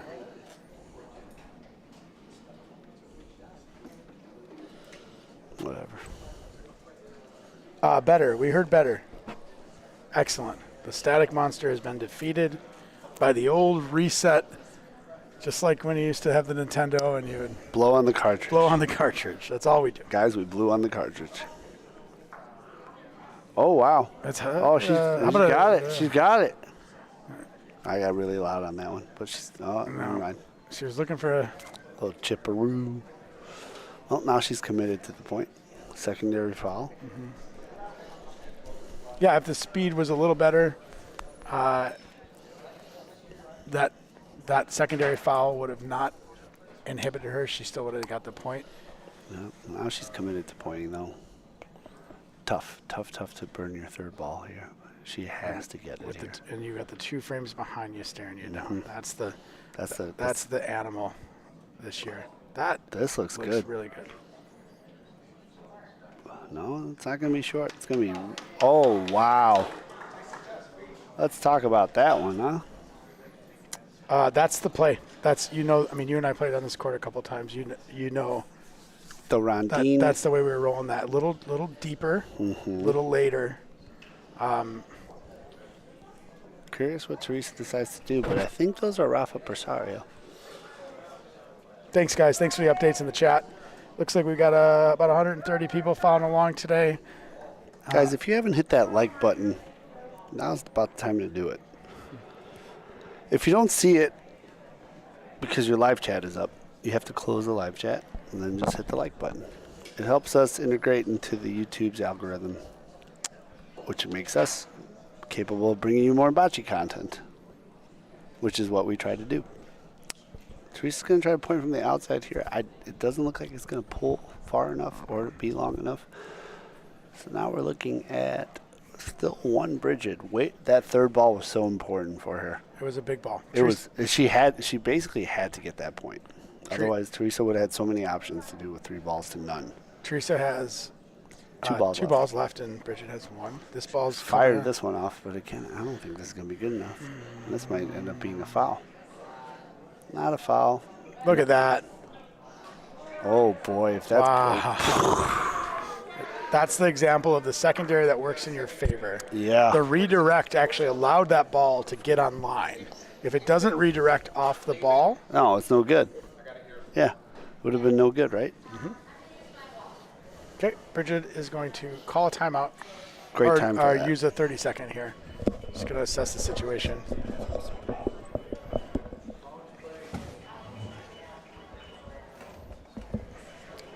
Again, folks, this is a game to 8. I can't tell you how different it feels on the court playing 8 frames. Once you get to frame 5 and 6, decision making is a completely different animal. And at the end of the day, it is about execution. But you have to execute, but you have to change your game plan. And if you miss a couple of those high pressure balls late in the frames, then it can get away from you quickly. We've seen a lot of 6-7 games, and we've seen a lot of 11-2 games because of that. Bridget's last ball coming on a steeper angle. Oh, looks pretty good. Oh, Rondina sends it. Bridget's looking for a double chip. So she almost sold a second point. She also almost chipped her ball in, and obviously we didn't see the ball roll in because she was right in front of it, but the steeper angle pulled the ball out more. So now she's hoping to only give up 1. Let's see what Teresa's thinking. She's already ready to point. She's such a confident player. I admire her confidence. She's looking for the exact same nothing. No, not going to work there. So 6-2. 6-2, Teresa.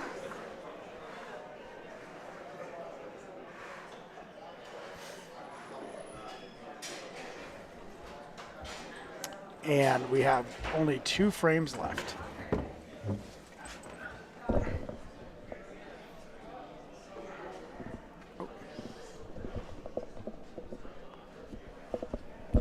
We got to change your frame, folks. We're now on 7.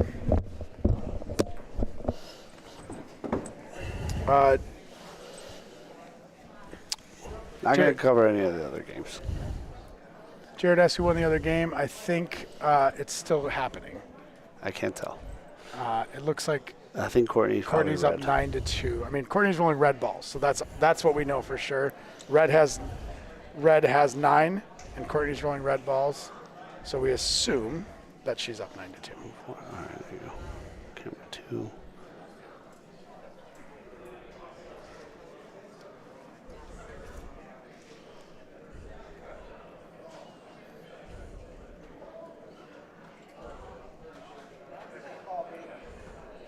See how this one's going to work out. It's in. Great ball. She's got 2 frames, down 4.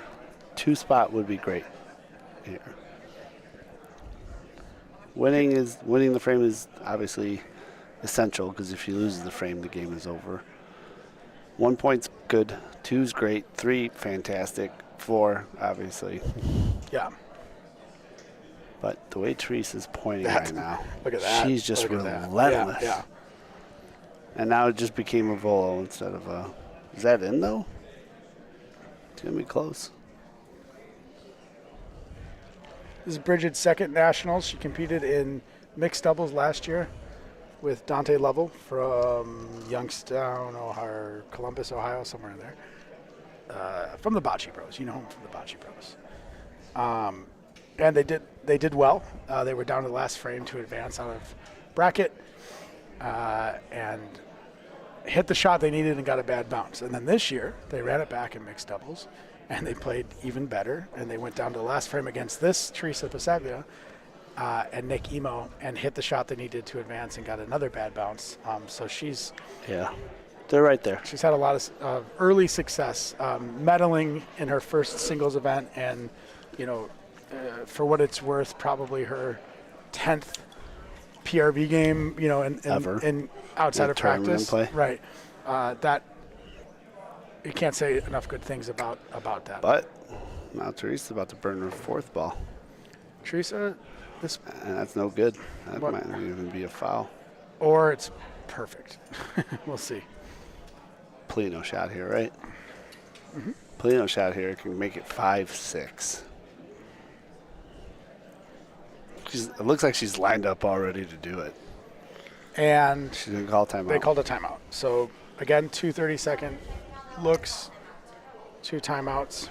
Now, I don't think there's anything else to consider here besides the Polino shot. What do you think, Al?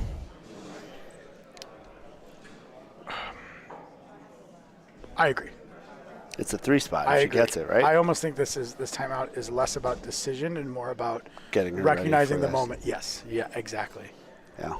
I mean, it does look like they're considering things. This could also be a pep talk, too. This is a hard roll in for 3. Right? Look at this moment. How cool is this, watching them right here?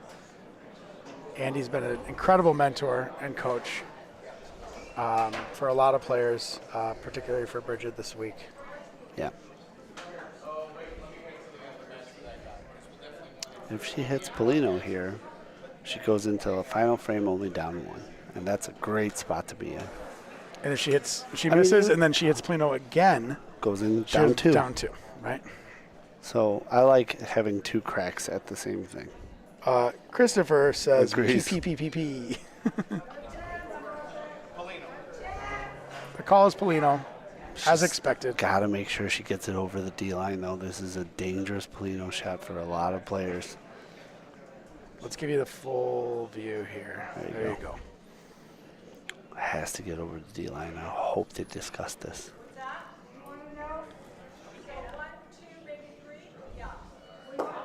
Over the D line. Missed the Polino. Good shot. Yeah, not a bad shot. She's got to go for it again, though. There's no question here.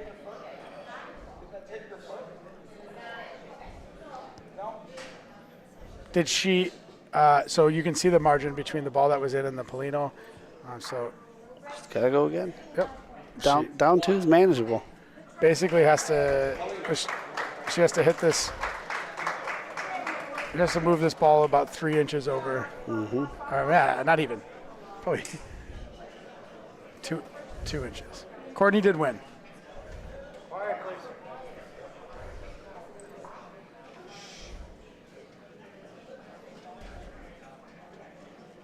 She's got it. No, other side. So she moved it over about 6 inches. Overcorrected. Classic. Yeah, right. We're all guilty of this one. Mm-hmm. Boy, both shots missed on the sides by about 3 inches. She should just go again, I think, at this point. I would rather her try to shoot the Polino again than try to roll after shooting 2 Rafas. All right. What do I know? I hope. Well, basically, it's the game if she doesn't get this, and it looks like it's going to leak out, and that's going to be the end of this. That's game. That is game. Congratulations, Bridget Reedy. That's the bronze medalist. 8th frame. Yeah, congratulations to Bridget. Congratulations, Teresa. She's back in familiar territory. Yeah, nothing new for her, right? And a lot of sportsmanship in class at the end of this event. We're going to move in. I believe we're going to move back into the men's. I'm having trouble keeping track of all the different. I'm just going to wait to see who walks on this court. Yeah. So there you have it. Go to the booth final score 7-2. What did you think of that game, Alex? First of all, again, shout out Bocce around the country. I wore my watertight shirt to represent just subtle message that there's so much great bocce out there in the world. There's so many great players in the country, I should say, and the world. That's me. And Milan's looking good in that ABC kit, fresh uniform. Looking good. Yeah. It's been a really, I think Teresa won, and we have to start there because she's a champion. She's an incredible player. She's a world-class player. And she always shows that. Every time. She just gets better. Mm-hmm. Right? Like, I saw her struggle a little bit early yesterday in a few things, but, like, man, was she downright flawless that game. She was very good, and she usually is. Yeah, usually her pointing is, was just And it's not. Even when it looked like it wasn't going to be good, it would chip in or something. She just puts herself in a position to succeed. Yeah. And so, that's where it starts, right? That's where the conversation starts. And this is Teresa, the old guard, versus Courtney Strickland, the new guard in the championship. Should be a really good championship. I think we're about to get a semifinal of Anthony LaBarbera against, I'm not sure who. Natalie. No, Anthony just beat Natalie. Oh, then Anthony and Hunter. Yeah. So, but the other thing to talk about is that, Bridget is new. She's part of our community, and she's an ABC part of the ABC family, very much so. League manager and integral part of what we do. So we're really proud of her, and she medaled, and that's awesome. That's a huge accomplishment. Exactly. So overall, would have liked to see that game go 8 frames, but I think experience won out. It prevailed, and congratulations to Teresa for winning that, and we'll check back in with you in a few. Yeah, we'll see you folks in a second. For the men's games.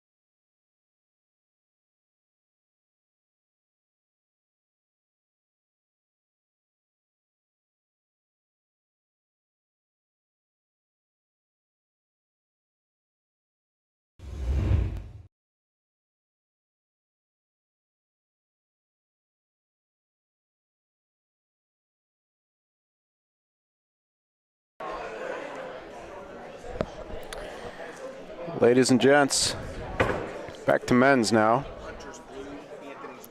Thank you, John. Back in the men's division, we're going to have Anthony LaBarbera versus Hunter Galero. Congratulations to our bronze medalists in women's singles, Bridget Reedy and Martha Crossley. This game is underway. It's the first ball of the game there from Anthony LaBarbera, our official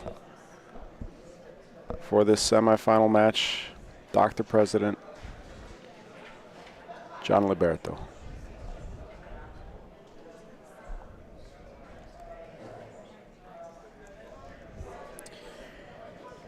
Hunter Galero rolling out that ball there out of Lake Orion, Michigan, representing the Palazzo de Bocce. And Anthony LaBarbera searching for his third gold medal in 3 competitions. Out of Chicago, Illinois, representing Mazzini Verdi and the Highwood Bocce Club. First frame of the game. Beautiful ball there from Hunter. It is just beyond the volo zone and Bersaglio anyways.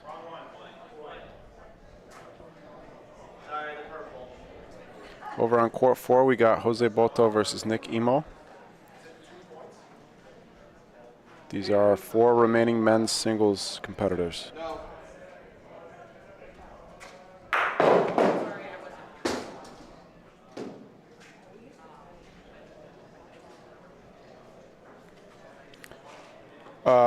On their way over to the booth, you see him strolling there behind Anthony.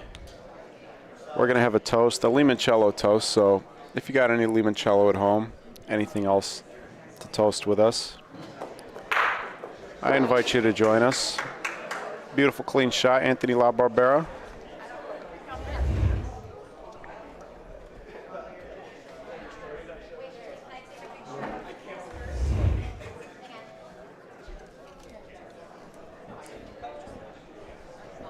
They closed it? It's fine. It's fine. Tim did it. Oh. Timmy T. Thank you, Tim. Tim Talari in the house. Doing favors already. Hold on. Let me plug you in, Alicia. Oh. Hello, Alicia on the mic. Is that your Cheers. Did you get one of these too? Your producer tag?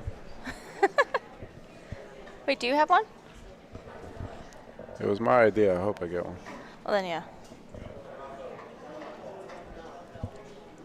Third ball of the frame for Mr. LaBarbera. He's got the ball advantage right now. Calling this ball. Hello, everybody. I'm Alicia. I'm here. Rafa, center ball. Big shot. Tim. Got it. Hoping to take them both. Not quite. Hunter's still got a point sitting there. I really like all of these matchups. I'm interested in this Nick and Jose game too, but these are both great. Jesse. After this frame. Whatever.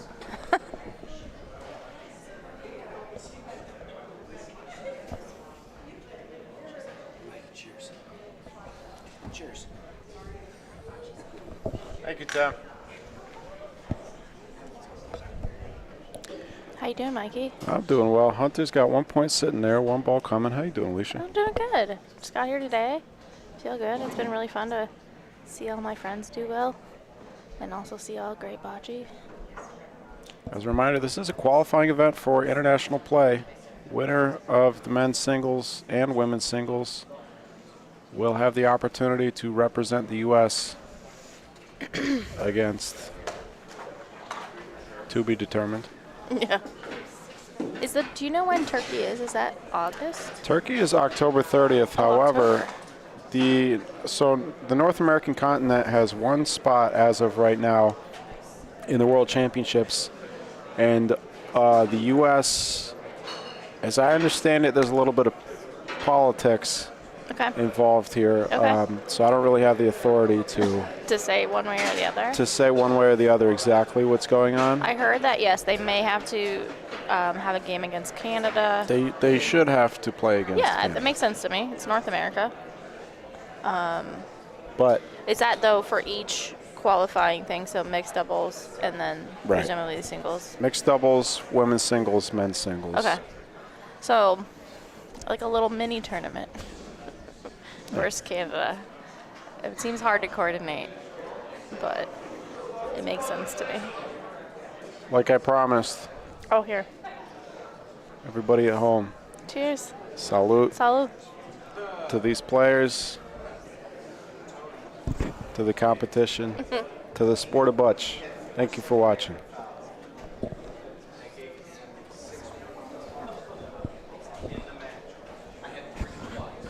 No, Mikey, I've been watching BBN for the last 3 days. And then I finally just came here, and I've really been enjoying it. I've been texting with a lot of my friends as the night goes on, as we do. But obviously, have to commend you guys. You're doing a great job. I thought you did great last night interviewing Danny and John. I really Nice to see enjoyed you. that conversation. Did you see Gus? I did. He was on today, but I missed him yesterday somehow. I think I had a. Did you see today's? I Today I was. saw him sitting here, but I didn't hear it. Oh, you gotta. Was it good? Anybody who missed that, you have to go back, and it was when Greg Delacroce was playing Mike Delacroce, the first What was he 70% what was of he that talking game. about? Was it awesome? It's just But we're gonna have Unbelievable. a bolo here. top 3 conversations I've ever had in my life. Yeah. Wow. Second ball coming from Mr. La Barbera. He's going for a bolo. Yep, Volo Bersaglio. Ooh. Wow. How's your bolo? I haven't played yet. But generally, you feel pretty confident with it? You think Absolutely. you do well here? Are you doing shooting tomorrow? Yeah. Nice. Earlier in the day, I'm sure you've talked about it on the BBN, but I watched an attempt for, I think it was, how long are these courts? 84 feet? An 84-foot volo attempt? One of the that? ones that was off screen. It was Oscar, yeah, it was on another court. Yeah, Oscar on court 3. We talked about it because we were sitting here. But we were between games on court 5, and we saw it happen. amazing. We should have. I mean, you can imagine. So from where he has to shoot there, you can Yeah. imagine the trajectory of the ball with that low ceiling. You know, I was actually standing on a middle pillar. I was afraid to, turn my head, so I only saw where it hit. Oh, you saw it in person. I saw it in person, I was watching the court, and I was watching, in the middle of the pillar, so I couldn't see his form. As if I turned and looked at it, I was going to get hit. But, wow, it was it was an incredible attempt. Very important for Hunter to keep his balls separated here and avoid giving Anthony a chance to volo or Rafa for 4 points. It's a good ball over Ooh, near yeah, that'll Anthony's do. wall. Going to put it in front of Paulino, give Anthony a chance at comboing on Paulino. The call will be volo punto.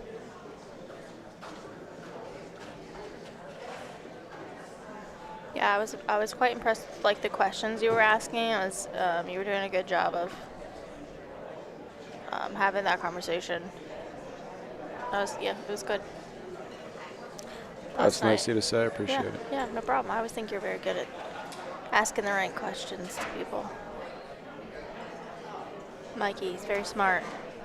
Wow. Got it. Wow. La Barbera. Impressive. Okay, I should have asked before I got over here, but I have no idea the difference between the purple balls on the Jose and Nick email court. Jose is the lighter purple balls. Here's an interesting rule I learned that I'm very happy exists. Apparently, what's going on here? Do I have to adjust that? That's strange. Score is 2-1 in the third. Apparently, the CBI has. Excuse me. Apparently, the CBI has a rule now that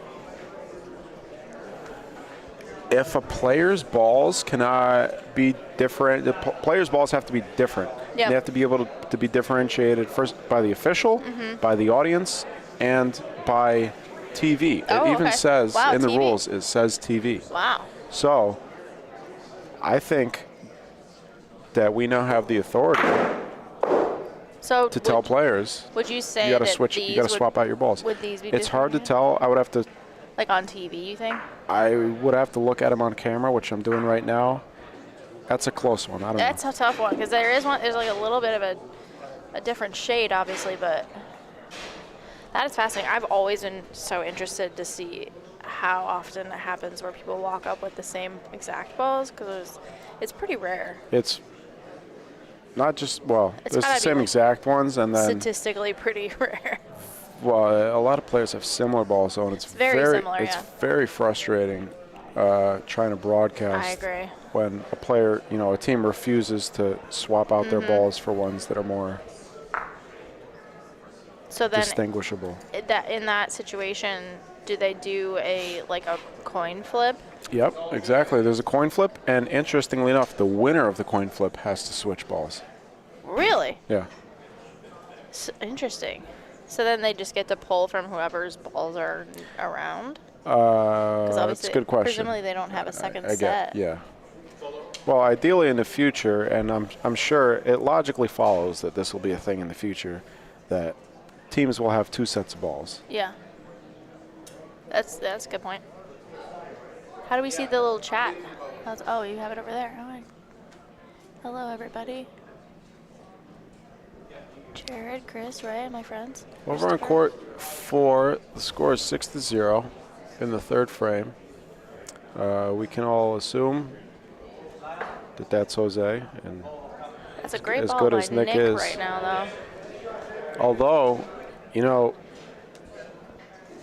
don't know. Their balls are very similar colors. It's kind of hard, yeah. Of course, if anybody is up 6-0, you always assume it's Jose. You assume.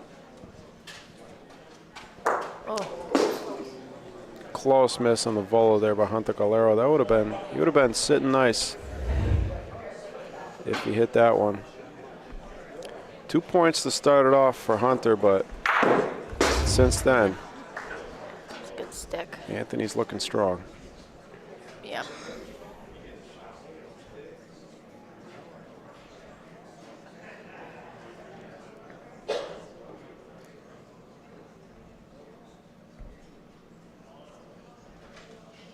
Last ball of the frame for Hunter. Anthony's got 3 balls back. He does well to cover Paulino there. Yep. That's what Anthony's looking at. Can he see Paulino from either side? I'm not sure that he can. He's going to come take a look. What are you looking at here, Alicia? I mean, I actually personally have never played PRV, so. Really? Yeah, amazingly. For those at home who aren't familiar with Alicia Harvey, one of the revered founders and owners of the American Bocce Company out of Chicago, Illinois. Yeah, I just have not had the chance to play PRV. I would love to. And I've been really trying to just watch and learn from afar. So it's just such a different game. I would definitely need a coach on the sidelines for me. Beautiful ball from La Barbera, creating a little bit more room for himself. There's going to be no fouls there. Everything is good. That was amazing. Made some more room, and he's got 2 points sitting there. Laura, that's hilarious. The Martel rule, I like that. Call it the BBN rule, too, because I've been frustrated many times trying to broadcast games where the balls look the same. Yeah.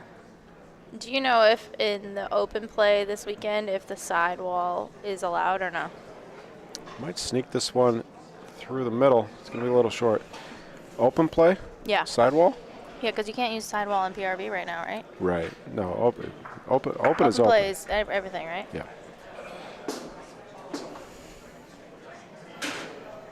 Yeah, as a reminder for those who aren't familiar, Anthony cannot touch the sidewall here with his ball, otherwise it's dead. That's going to be short. Beautiful ball on the second one, though. And La Barbera takes the lead, 3-2.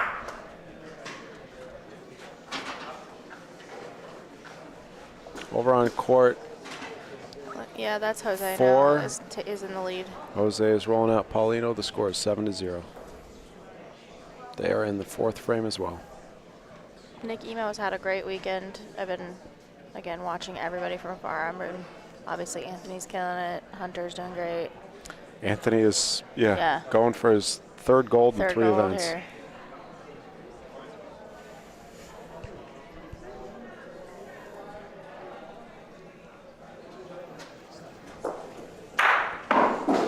Nice. There's a nice crowd here tonight, which is fun.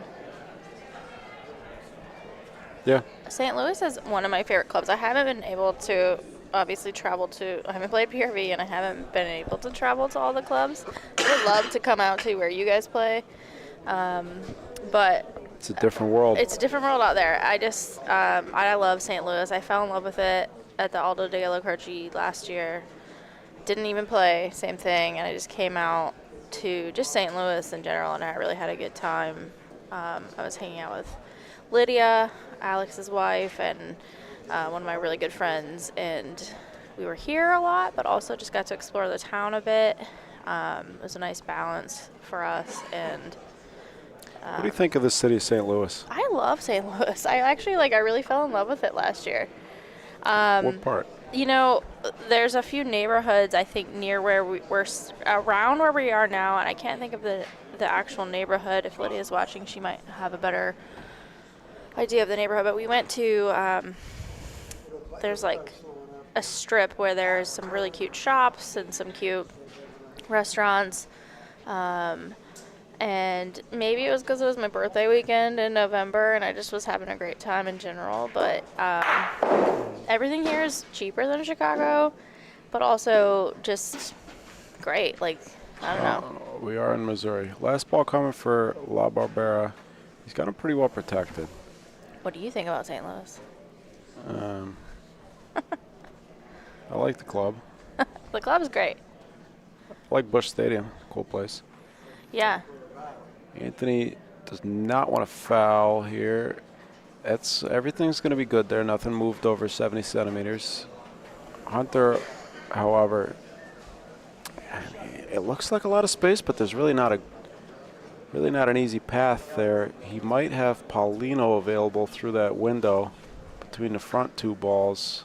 He's going to come take a look. If I'm Hunter, that might be the call there.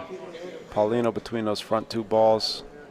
That could be a big frame. Wow. Anthony did not want to open that up with that last ball the way that it did. He was trying to keep it on the outside there near Hunter's ball. Yeah, what are you doing here? I'm shooting Paulino through that front window. All right. That's what they do. Who's Hunter's coach? Oh, I think it's Natal. Yeah, Jose's playing. Mm-hmm. So. Yeah, I heard him ask Natal, who also had a great weekend so far. He just got here. Natale? Yesterday, yeah. Oh, well, he did. I was watching him today. Our only New York representative. Wow. In PRV. Mm-hmm. Oh, no, Brad Thayer. Okay, yeah. I'm sorry, Brad. Brad, just ignore that.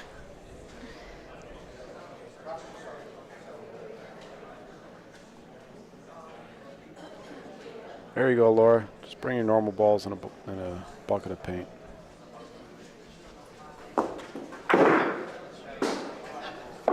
Wide right.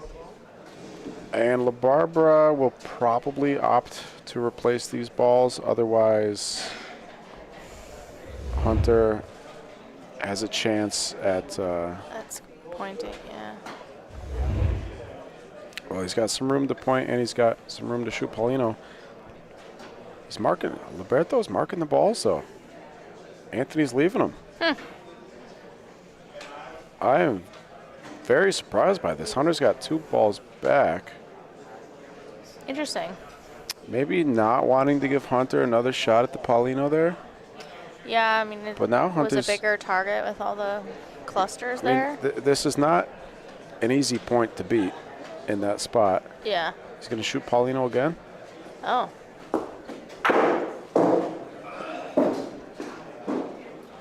No, that was good. The call was punto. Okay. Anthony's going to offer him one. Hunter's going to take it. Okay. 1 point for Galero. John. Do me a favor, just try not to stand behind the ball as well as Gotcha. When they get close to the wall, I gotta come in. But you're good.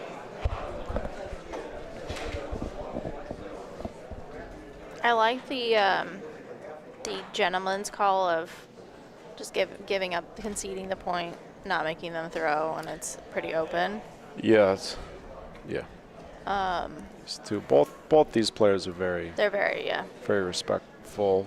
Mhm.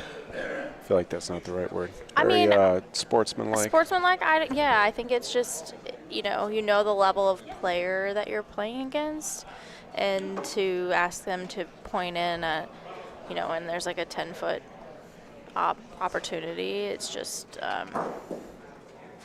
it's kind of nice that that's a thing.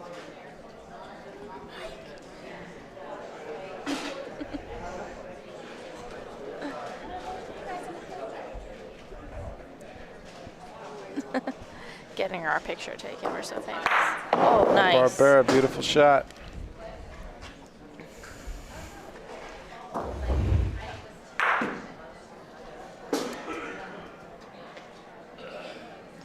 I'm such a fan of just sitting at home on my couch, putting the BBN on, and really nerding out on it, and having the ability to do that from afar is just so nice. And I get such FOMO when there's games going on courts that I can't see,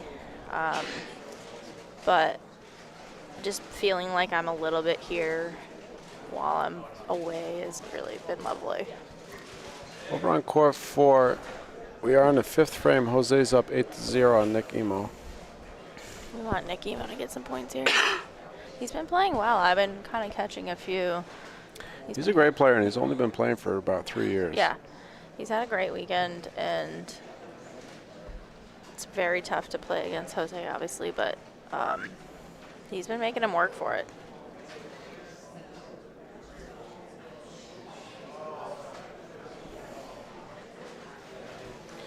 Anthony La Barbera, 3rd ball of the frame. Trying to beat about a 10-inch point, and he's going to do it, Alicia. Look at that. Oh, wow. That's... What a beautiful ball. And now the thing is with this, if Hunter, so that's Bersaglio. Hunter could hit either or. But if Hunter hits Anthony's, he's going to volo.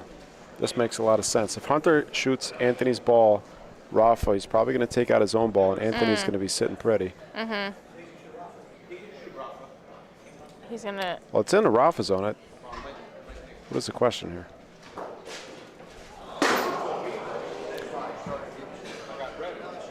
I know Hunter wears glasses, but it's very clearly in the Rafa zone. Yeah. The call is Rafa. Could easily take out his own ball. Great placement there from La Barbera. I think Hunter's got this in his pocket, the ability. Certainly Yep. able. Wow. Beautiful shot. Yeah, let's see that again.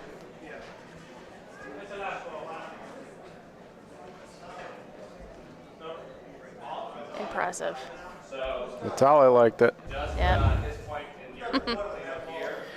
Last ball coming for La Barbera. Hunter's going to have one more.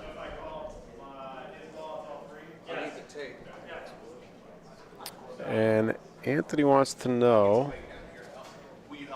He wants to know if he shoots. He wants to know what the 3rd point is, because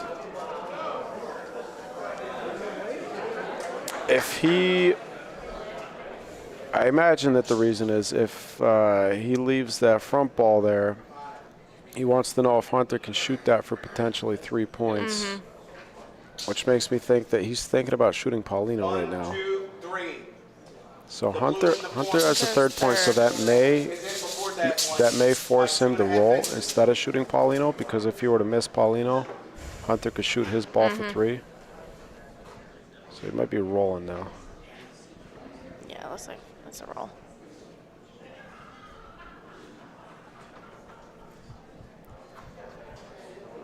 It's gonna. Okay. Didn't quite fall the way that he wanted it to.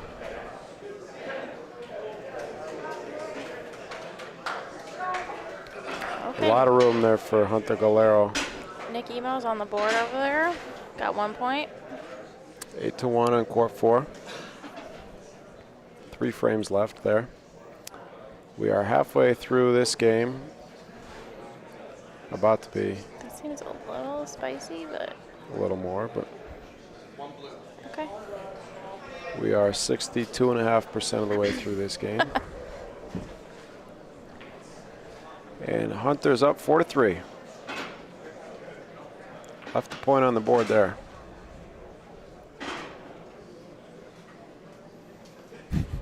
Sean Crone, I hope you're enjoying your bath. Shout out to Sean Crone. I really enjoyed listening to him on the BBN too. He was cracking me up. And as always, he's a very funny human. But I really enjoyed all the personalities. It's really nice that you have the ability to kind of bring in new people, to get new voices in here. I wish I had a little bit more technical knowledge, but it's sort of fun coming in as like somewhat of a novice. I'm not novice, but to PRV I'm novice. It's a little outsider perspective. I'm sure that a lot of the questions you have, our viewers also have. Yeah. So feel free to ask if you're not. Yeah, I was thinking that I was like, I should have a conversation with somebody that knows all the PRV as somebody that's just watching from home. So what's John's checking there, he just held up the 1 meaning 1 piece. What he's checking there is if that Paulino is within 13 centimeters of the ball. If it was, those balls are in the volo zone. If the Paulino was within 13 centimeters of the ball, okay, then Anthony would have been able to raffle that ball. You can always raffle Paulino wherever it is, but those 2 lines, that red line and that white line, that ball is between, that's the volo zone. Okay. And it is not within 13 centimeters of Paulino, so Anthony had to hit it in the air, which is what he did. Beautiful shot. So you don't have the opportunity. You can't say I want to raffle it. No, you can't raffle that ball. Okay. You could raffle Paulino if you wanted to, but to raffle that ball would be an invalid shot. All right. That actually is something I don't think I knew. And it's just between this red line that we're seeing and then that back white line. Depending which direction you're rolling in, right? So coming this way on the court, once you cross over that, not this line, but that line there, that is the E line. Okay. Which is essentially the half-court line, even though, of course, there's 2 of them, so it's not at half-court. And then that first white line, once you cross the E line, that's the opposite D line. The A line is the backboard. The B line is the foot line for pointing and for shooting on the ground for the Rafa. The next line up, the C line, as you come down our screen here, the second white line that you see from the top, that's the C line. That is the foot line for a volo, shooting in the air. The next line is the D line. That's the line that you have to cross. When you Rafa, your ball has to cross that line in the air in order to be a valid shot. And then Hunter Galero, volo punto, got it. So when you're, coming into this sport of this version of bocce, PRV, you do have to be a very good flex player where you can rafa, volo, and point. If you don't have a volo in your pocket, your best option is to try and outpoint that. What did you say? Yeah. I mean, obviously it's hard to play in Paulino. PRV if you don't have a volo in your pocket, but you don't stand a chance. Yeah. And but for people that are coming in and kind of learning and wanting to explore this as a game, a version of the game they want to learn, I would say certainly start with open, learn how to volo, Jose Boto advancing to the finals. Congratulations to Nick Emo He got a bronze. on bronze medal in men's singles. Mm-hmm.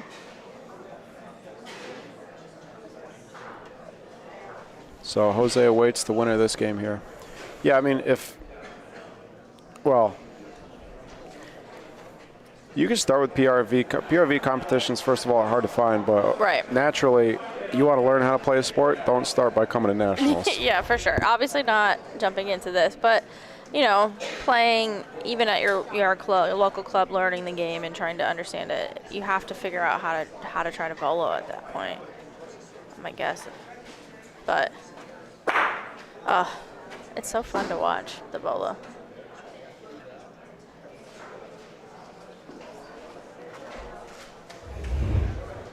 Okay. The interesting thing here, too, is with PRV, the volo in PRV is actually a lot easier than the volo in open butch. Yeah? For several reasons. Rafa Paulino, Anthony LaBarbera. Okay.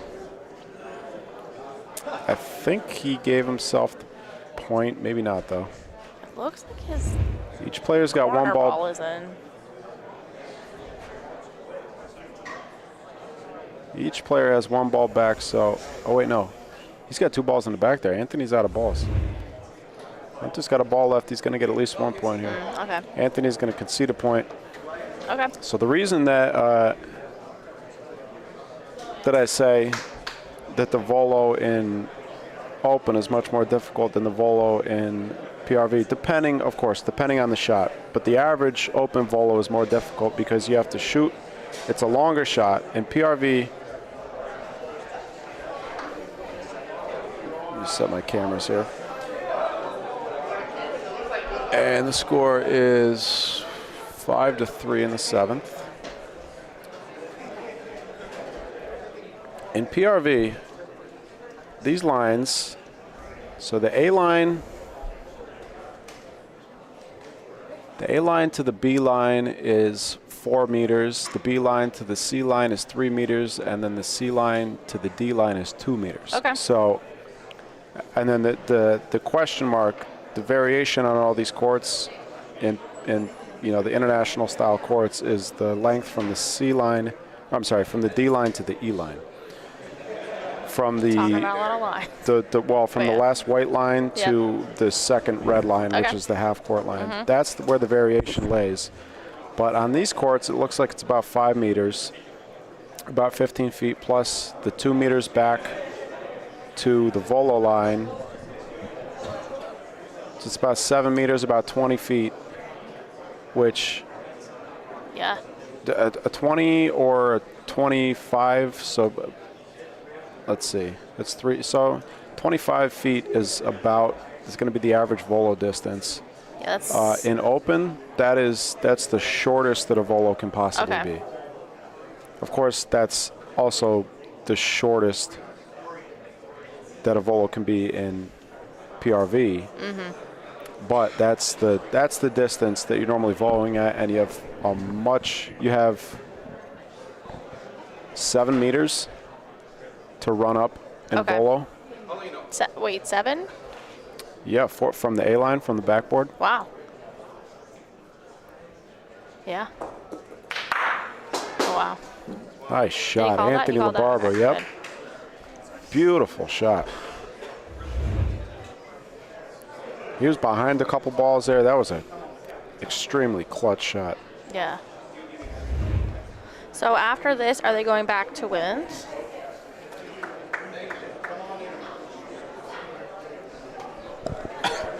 It's a good question. Yeah, I'm not sure, but I'm sure that Our women's final is set and our men's final is set. I think we will. I think we'll have. Go to women's first. I think we'll have the women's final immediately following this, and then the men's final immediately following that. I'm excited. I'm excited to see the women's. I'm very proud of Courtney. She's my girl, local. But Teresa is a very tough opponent. I was watching that game. She's very good. So I'm excited. It's going to be a good game. It's hard to not express my bias because it's my friend. But either way, I'm really excited for some good bocce there. I think they both have done such a great job this whole time getting to this. You see Hunter consulting with his coach Italia-America there. I imagine that the call is to point here. If anything touches the backboard, it's dead, even if Hunter touches the ball first. So if Hunter were to point and touch that ball near the backboard and anything touches the back, it's going to be a primary foul. Okay. Looks Yeah, like that's Hunter a might different Rafa. rule. Okay. And somebody's shushing people here. Okay. And I don't agree with that at all.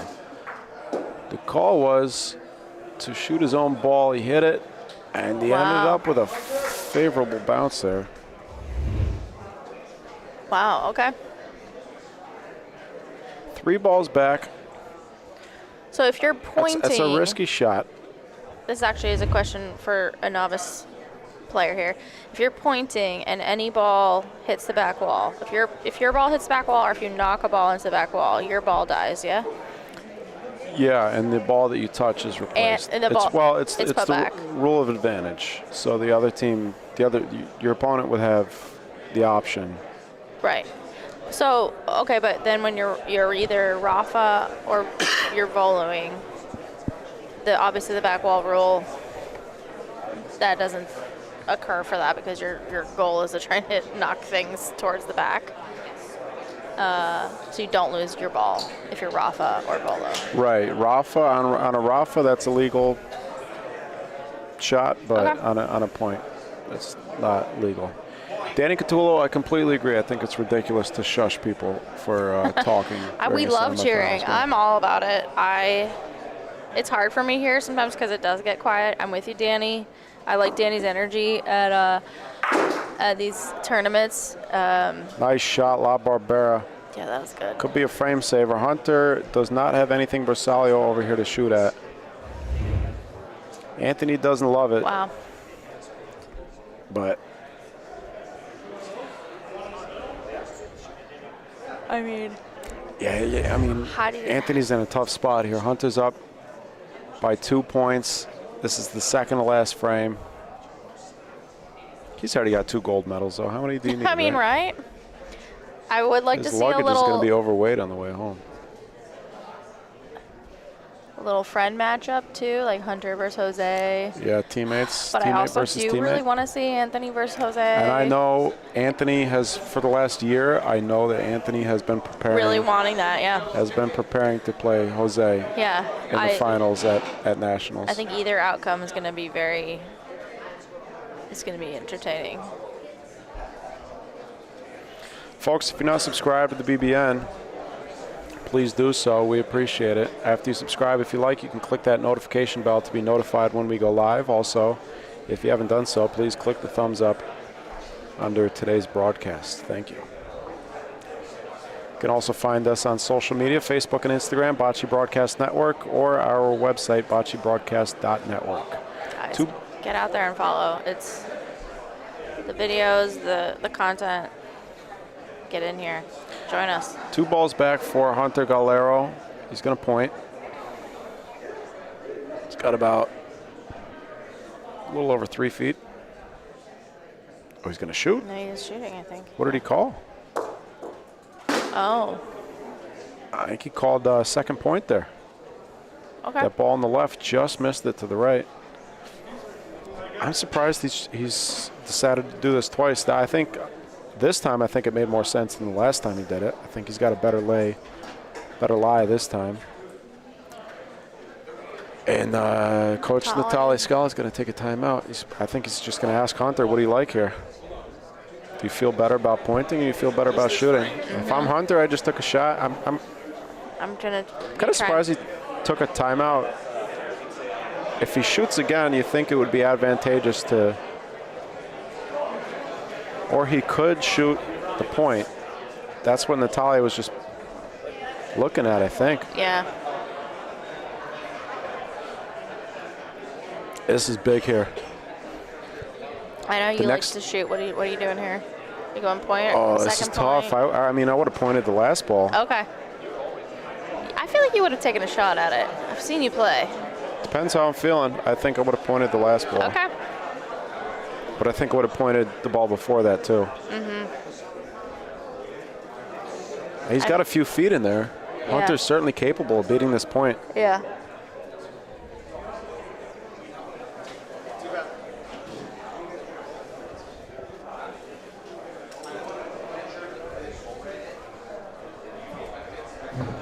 We're asking for a measure here on this timeout.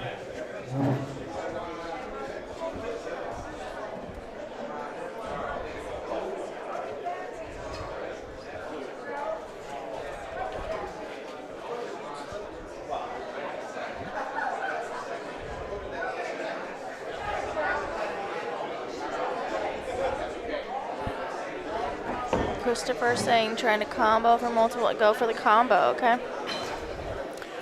I don't think that's what he's trying to do. I don't think he's trying to get multiple points out of it, because I don't see that as a high percentage shot. Yeah. Are they I saying think he's just trying to get one he to has end up second on the point? left. So Anthony only has one right now? Is Yeah, that the call? he definitely has second point. Okay. Somebody's shushing people again. Why? For what reason? The players aren't asking people to be quiet. Who's taking it upon We themselves like to noise. shush everybody? Turn up the noise.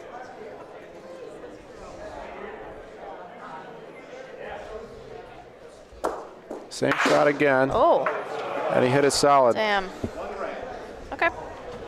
Curious that they would take a timeout after he just attempted that shot. I mean, he hit it on the second time. Certainly a big decision they were making there. And a beautiful shot from Anthony La Barbera to salvage the frame. 5-4 game in the 8th. 8th frame. This is such a tight match.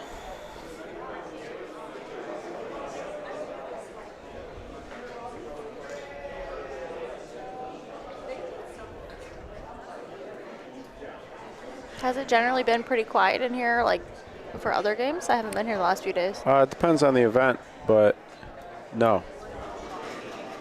Yeah, Well, I feel like it's I don't know. PRV is always generally fairly, be quiet-ish. yeah, generally quieter, but I still, vehemently disagree with the idea that everybody has to be quiet. yeah.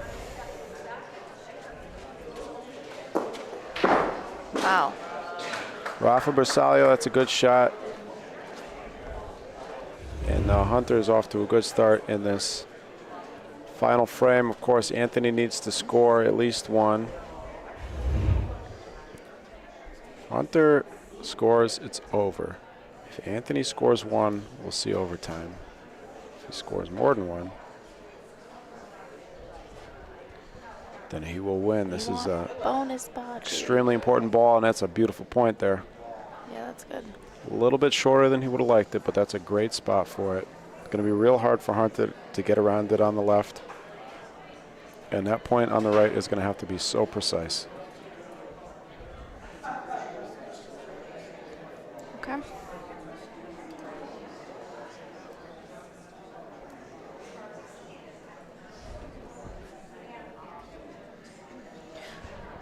Ooh.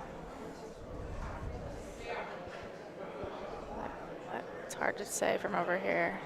Yeah, it's that point on the right just has to be so perfect. I'm saying no. Ref says no. But he's going to double check it.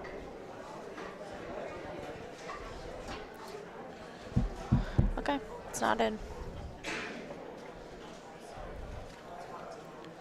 Yeah, whoever that was, that Street Lewis account, go take a hike. Hunter Galero, that's strong. He's going to burn it. Okay.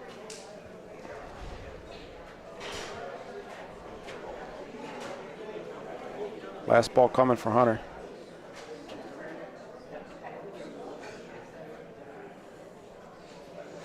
Is Anthony 3 balls back? 2. 2. 2, okay. Anthony needs 2 points to win. 1 to force another frame. Speed looks better here. Yeah, this looks like a good ball. Beautiful ball. Is it going to be open for Anthony to Rafa? Yes, it is. Yep. Okay. That'll be the call. Rafa Punto, Anthony LaBarbera to move on to the finals versus Jose Boto. 2 shots at it. Got it. Wow. Oh, Paulino scatters. Where's it going to end up? Oh, boy. He's going to have to shoot Paulino here, Alicia. Oh. Hunter's got 2 points. Wow. Anthony's going to have to shoot Paulino. I'm a little late with the replay there. It's all right. Anthony will take a look. He's got kind of, Okay, so I don't know how to describe the look on his face. It's a little, It's not great. it's but a little I get it. disappointed, but at the same time, he's like kind of halfway smiling too. He's like, all right, it's gonna be fun. Whatever he decides. Yeah, he hit that shot, but got a bad bounce. So you're saying Paulino, and hopefully it goes left towards his other one. I don't see him choosing anything other than Rafa Paulino unless he thinks he can. Depends how far Paulino is from the backboard. If Paulino is closer to the backboard than that ball on the left is, then he might feel like he can shoot kind of like 5 o'clock on that point ball and have his ball stick around in that back corner. Oh, it's tough.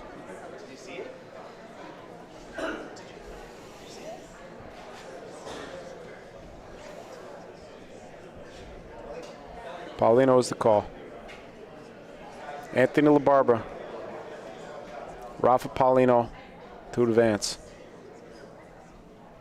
The soft Rondina Rafa. It's not going to come down enough. Those Rondinas are so, first of all, unpredictable. Yeah. And second of all, just really not as, the Rondinas just are not as severe as somewhere like Highwood where Anthony is used to practicing that shot. The ball just, What an on a lot of other courts, run would have by come down. Anthony too. On a lot of other courts, that ball would. On a lot of other courts, that ball would have come down and hit Paulino. Anthony probably would have ended up with 2 points and won the game there, but. Yeah, that was a fun game, very close game. Anthony's had a great week. I'm sure he's still very happy with bronze. Yeah, I'm excited about a Hunter Jose match too. I think. Sure, Hunter Galero, Jose Boto. Friends match. They're hard to watch when you're fans of, their home courts, but this will be fun and interesting. I'm excited. Congratulations to Anthony, though. That was a great turnout by him. Absolutely. He'll probably throw that bronze medal in the trash, but I'm sure he's going to he might still sneak out a couple more medals as we go. Still more opportunity for him. Sure, why not? Yeah. Next up is going to be the women's singles finals. It'll be Teresa Passalia versus Courtney Strickland. Thanks for having me, Mike. A very quick break, and we will be right back, folks. Please stay tuned. Thank you.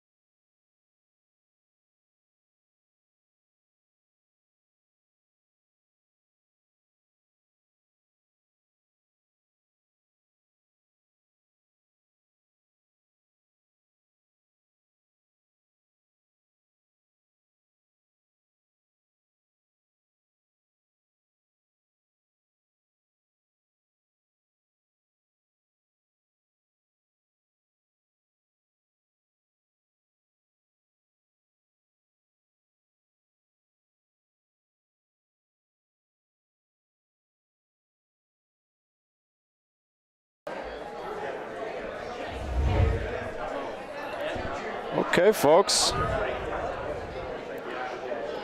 Get our scoreboard ready.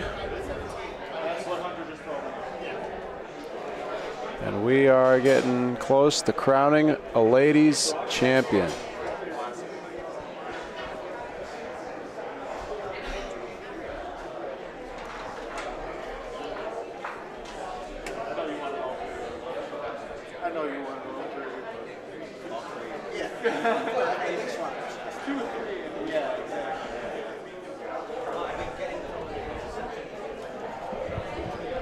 Our warm-up frames are done. Our players are on the court.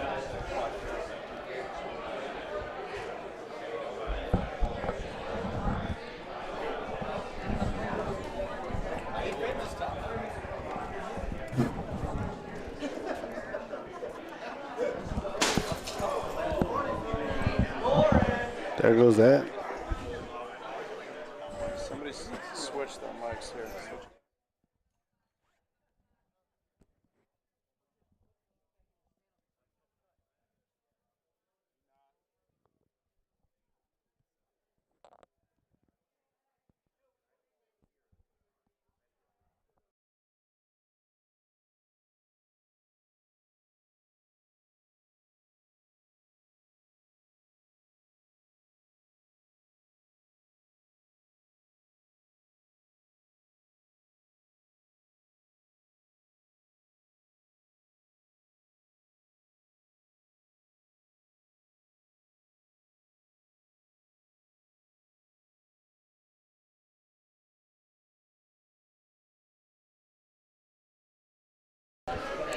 Okay, folks. We are underway. Somebody smashed something over here. So some orange juice. We are in the first frame. 3 balls are live. Teresa just rolled in for point, but there's a good amount of room. I got to reset the scoreboard here. You gonna switch spots, Mario? Okay. Courtney with a good lag. I was just starstruck by all the people around here. That's in the Rafa, the second quadrant.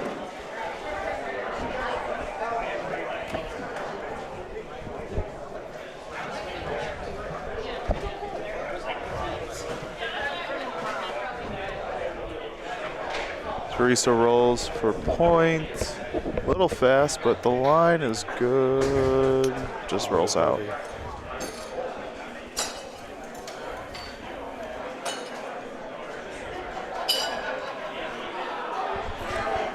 So Teresa now on her 4th ball. Courtney has point with 2 balls back.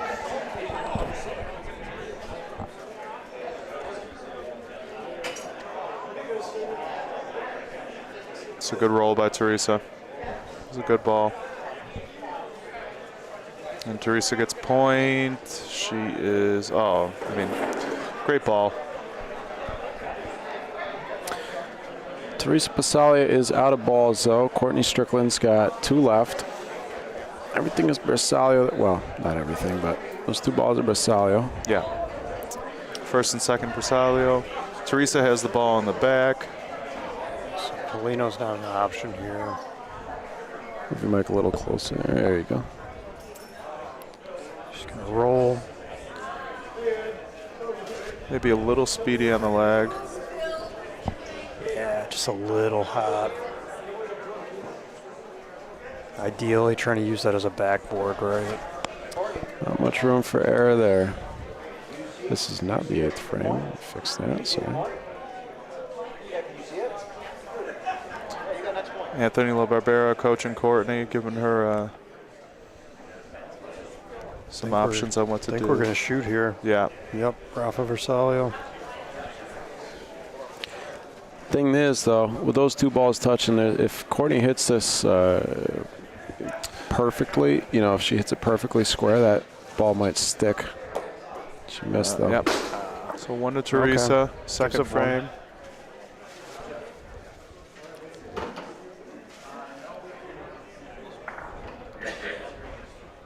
For those of you just joining us, this is the women's singles finals.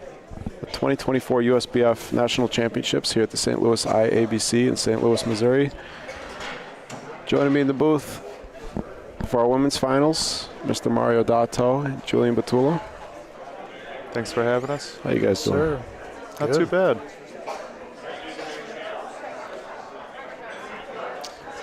Teresa starts the second frame in the volo zone.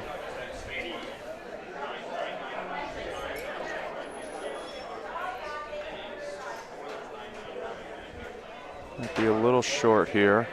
There's room for court to roll. Yep.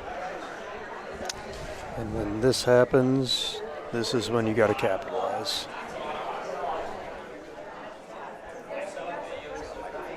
Yeah.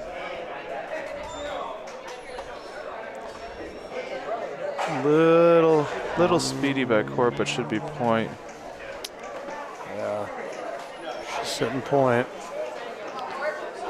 Yep. Still in the volo zone, so I have not seen Teresa volo much throughout this tournament. She hasn't had to, really. Yeah.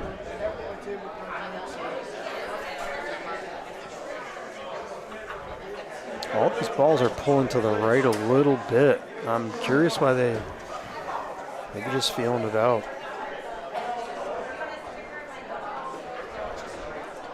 Teresa on her third ball.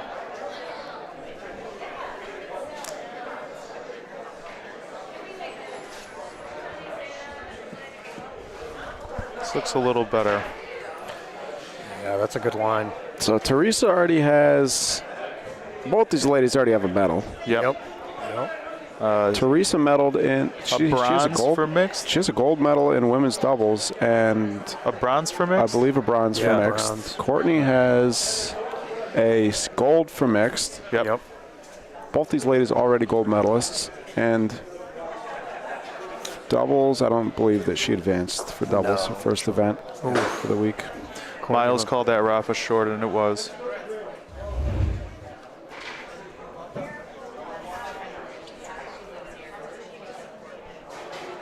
Yep. See on the replay there.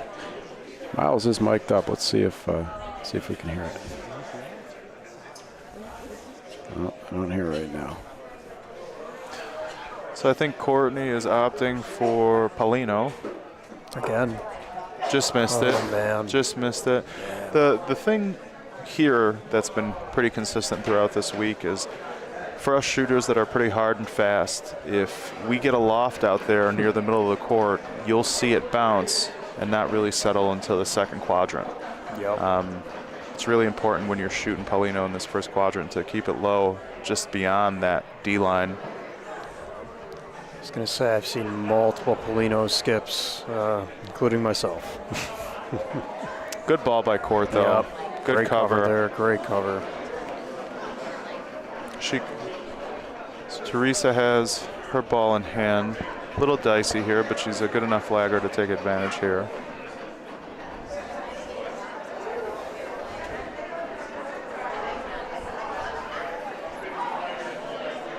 Weight looks okay, line's a little off. It's that right pull. Mm-hmm. Yeah. The first 4 balls, right? 4 out of 6 of those, all pulls. So Teresa gets 1 there. I believe we're tied. No, 2-0. 2-0. Teresa into the third frame.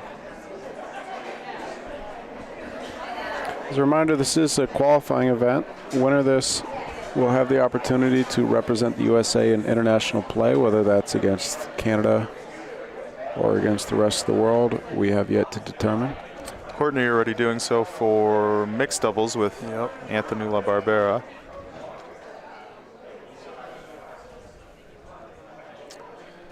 So Teresa is fairly short in the volo zone. Yeah, interesting she's playing the volo zone. But if she's feeling confident pointing there, that's what matters. Little speedy. Yeah, a little past. Again, opportunity.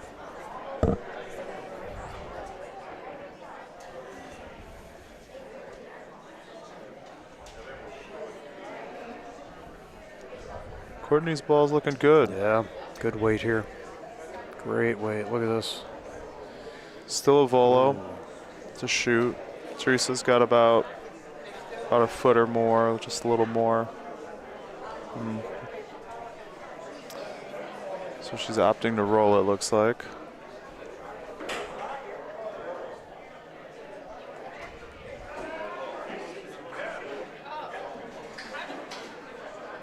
Good line here.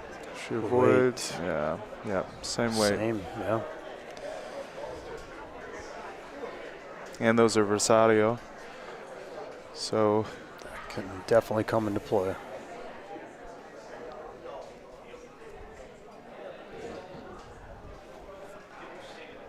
Danny Passalia coaching Teresa, waving off any shooting attempt. Yeah, I feel like it's a little too late for that. Committed to the leg.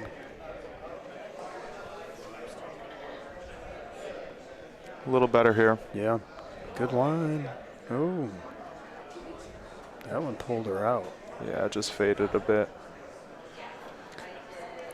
Courtney's going to have 3 balls back. Yeah. Teresa, if you're Teresa, you consider putting one deep here?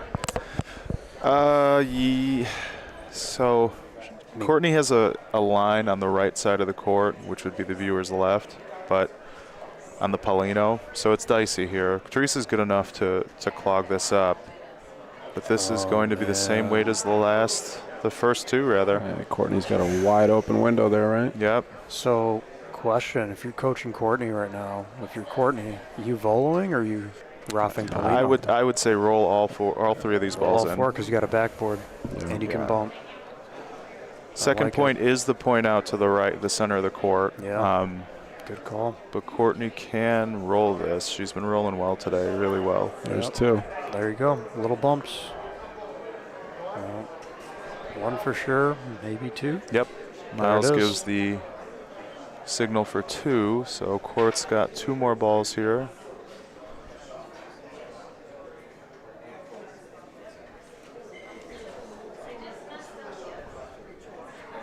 Should have it to the right. Yep. Wow. Yep. Great ball. Good lagging here. But Courtney might take the lead. Yeah. Big frame. Big frame.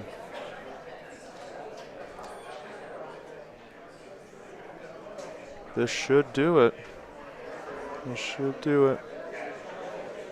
Yep. Good 4-point frame from Courtney. I'm not sure about the last one. Yeah, that just stopped. No, Miles calls it. 4. It's 4. 4 blue. Yep. Courtney, good focus to close out this frame, get those 3 rolls in. It's interesting, last year when she played with Anthony at Highwood and they took silver, she was the shooter. And this year they changed roles. And I think ever since then, throughout this week, she's been rolling really, really well. Absolutely.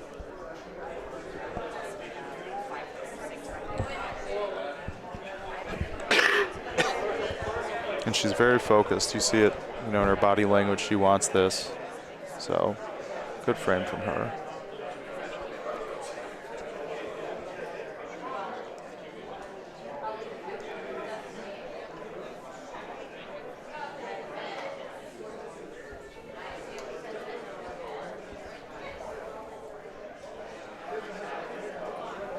Looks like a good ball. It's going to stay in the volo zone.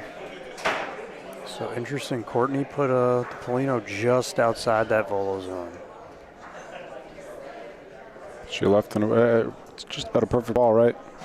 Covering Paulino. Yeah, just at the back of the volo zone. In front, still volo. Teresa has this roll, but looks decent. Line looks good. Yep. If it doesn't fade left, man. Just made it. Just made it. Oh, what a ball. Just made it. What a ball.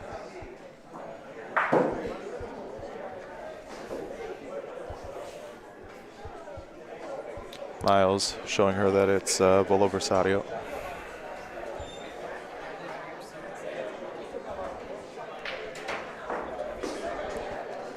Courtney gonna lag here. Maybe going for a little bump. Solid ball. I like the line a Solid lot. ball. There it is. Look at that. Yep. Beautiful. Big ball by Court. Yep. The importance of when you take a lead like this and continuing winning each frame afterwards to kind of suck that momentum away from your opponent. Court's doing it. Yeah. I mean, even ball by ball, right? Look, Teresa with a Rafa. Good shot. Okay. See it again. Great hit.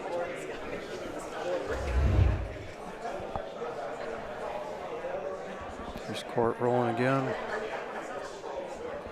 This one's going to be short. Yeah. It didn't filter in towards the center of the court. So last ball for Courtney. Teresa has 2 in hand.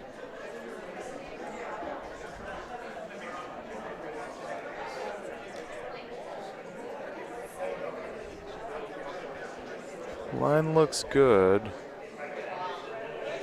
Another great ball by Court. Another great ball. Right past. Very nice. Yep. Big ball right there.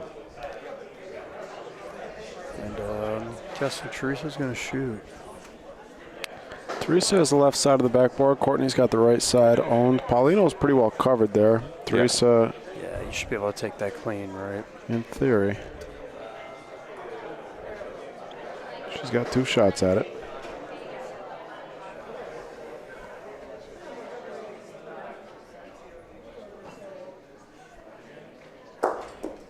Nope. Oh. Teresa Pasao. I don't know. That's one Teresa. Oh. That's going to be close. Did that hit the ball or Paulino first? Wow. Hits the ball first. Yeah. And Courtney gives her the second point. Good sportsmanship and etiquette there. Good shot. I thought she was going to hit this front ball here. Yeah, just barely missed it. Just cleared it. Wow. The red and the needle. Tie game. Good show of respect from Court. Yeah, I mean, keep the game moving. You know Teresa's got the caliber to make that point easy. Yep. We're halfway there, gentlemen. Halfway.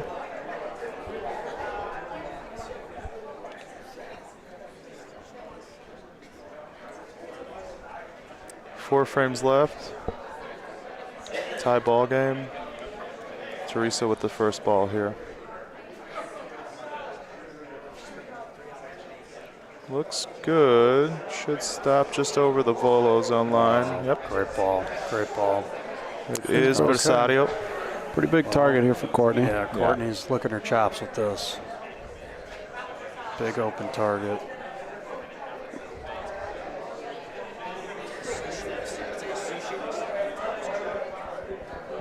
Fell right. Oh, man. Fell right. Cold.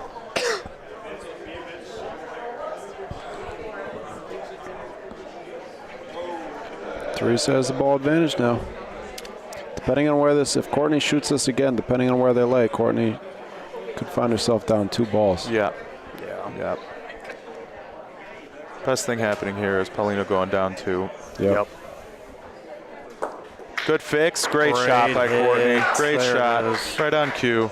Wow. Big shot. Could not have worked out much better for Courtney. Yep. You missed that first shot. You know that you have to get your ball down there with the Paulino. And open Paulino in second quadrant's not helping you. No, and she's a caliber player. That's definitely what she's aiming at there is the Paulino.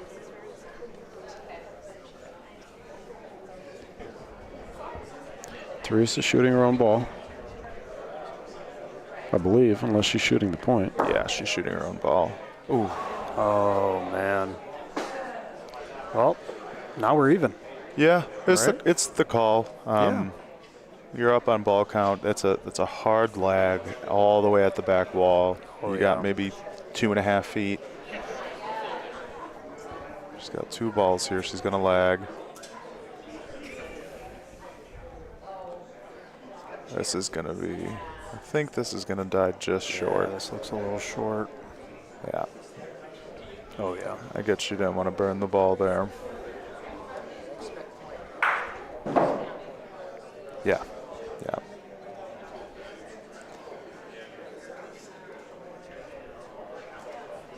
Last ball for Teresa.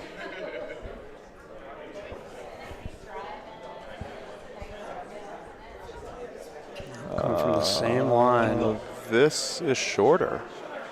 Wow. Little bit of a drop there. Courtney's going to have a good, what do you think, 6 feet there, Julian? Oh, yeah. At least.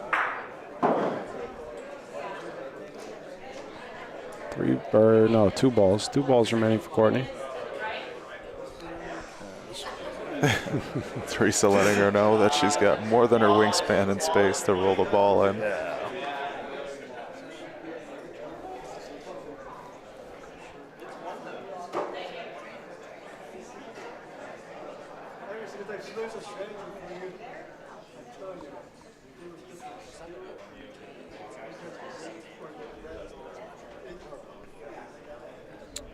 This looks pretty good. Yeah, I like the pace. Hit this touches ball, nah, a little fast, a little fast, a little fast. As a reminder, even if it were to touch that ball and then touch the backboard, it would still be a primary foul. Yep. Yep. But it's better to be a little bit longer in these situations. Yeah. Got nothing to lose. Try to get the ball down there.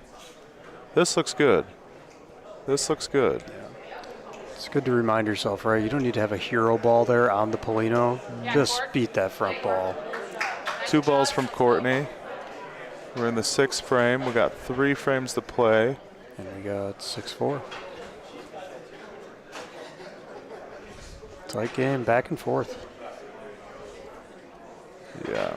Teresa is not out by a long shot here. No. Courtney needs to really control this Paulino and put a good ball in front.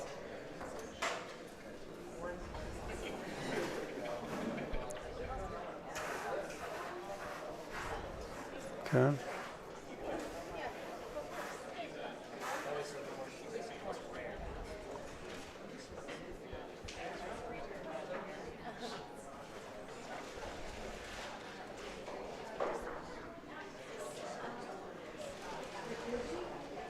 Looks pretty good. Yeah, line's great. Looks pretty good. Look at this. Great weight. And that's it. Boom. That's it. That's a great PRV ball. There's a gap between the Paulino and the point. It's not Bersaglio. So Would you rather have that a little bit shorter in the volo zone, you think? Yeah, you know, for obvious reasons, I think Teresa may be a bit better of a Rafa shooter. But the fact you're getting a walk up on this, yeah, that's a great sign. I think.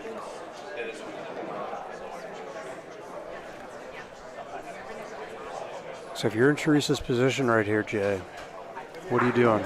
4-6. You shooting the point? You taking a rip at Paulino? Or are you pointing? You got 3 games to play, or 3 frames to play out. This is the start of the 6th. So listen, go for Rafa point. And she's gonna, you know, if she doesn't get the point on the back wall, then she's gonna put the ball close to the Paulino and put Court in this position. So I think you just play this like a normal frame, right? Yeah. It's not within, late enough yet. It's within 4 points. It's still 3 frames to play. I don't think you need to go and do any heroic moves here. Just up, she is. Wow. She called Paulino, so. Well, maybe she just wants to change the game right here. You know, take over the frame. Let's see. Got it. Ooh, little left. I gotta stop calling these shots early. Better wrong on both of them. You know, and I don't necessarily hate that either. Again, there are 3 frames to play. She can lag these balls in to make it difficult for Court to score. I don't know though. I don't think I understand that. That's about the shortest Rafa that Courtney's going to have on her own ball there. So even if you hit Paulino down to the back, Court's got that Rafa right there. Shoot her own ball. I think down 2 or 3 frames to go, I think you just play it normally. She had the ball advantage, right? Courtney rolled the first ball. Shoot it out, make a point again. Yep. Yeah. I don't know. Well, must have talked it over and wanted the big play. So Teresa on her 3rd ball. Courtney's sitting 3 balls in hand right now. Needs more speed. Yeah. And it's Volo Rosario. Again, if this ball does not become point, Courtney can make it a little bit easy on herself by shooting those out if she chooses to. But the left side's still pretty open. She did do well to cover Paulino with that ball. Yeah, Courtney being right-handed, it's a tough angle even from that side of the court. Teresa consulting her husband and coach, and now Vice President of the USBF, Danny Passalia.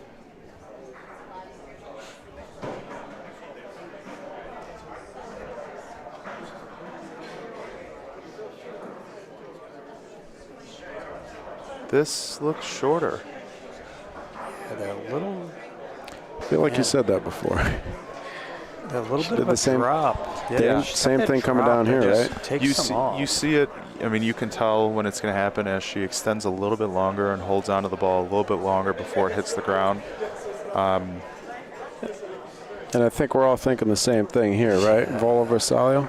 You know, if Huge Courtney target. hits those two balls and clears them without touching Paulina or her point, she's got almost 3 feet to roll in. If Teresa's third ball stays there, so I don't know. It's you know, I think Anthony's telling her now, you got room to lag. You've been lagging well. Take the points. Really? With 3 balls back? Well, this is where, Jay talks about this. He was talking about this earlier, and I think he does a good job with this, is coaching your players' strengths. Like, what are you doing good right now? If you feel great with that volo, take it, but if you feel you've been pointing pretty good right now. She has. Volo has. Paulino. No. You're talking madness. Yeah, well, come on. That's what I want to see. Courtney to lag, and this actually, the line's good. The weight might be a little short. It's got to get up. Yeah. That was the line. So here's the thing now. Is it the 4th point, which I don't think it is. It doesn't make it worth shooting. Just commit to the lag on that outside. I don't understand. 3 balls back. I don't get why you don't shoot something there. You think about it from this standpoint. Has Courtney had to shoot anything other than Rafa's this game? She has a 2-point lead. If she gets a bad break here, somehow she does have a Paulina 2-point goes down. lead. She would have had 2 balls back. I can see it either way. There's going to be 2 frames left. You like being up by 3 with 2 frames left, right? And keeping command of the Paulino. But at the same time, I don't know. No gluts, no glory? Nah, she's winning. And the final, though. Unnecessary. It's about the That's W. what I'm saying. It's In the finals, 3 balls back, you got Volo Bersaglio and 3 balls there. I mean, that could go extremely well. Yeah. It could go bad, but you got 2 balls to fix it. It could go very well. It could go mediocre. I don't know. I feel like personally it's always harder for me to take those risks if I'm holding point already. That's just me personally. With 3 balls back, though. A little better. If she gives this ball a bump. She has 2. She got it. She has 2. It depends on the chain reaction Miles is going to measure. That was not a chain.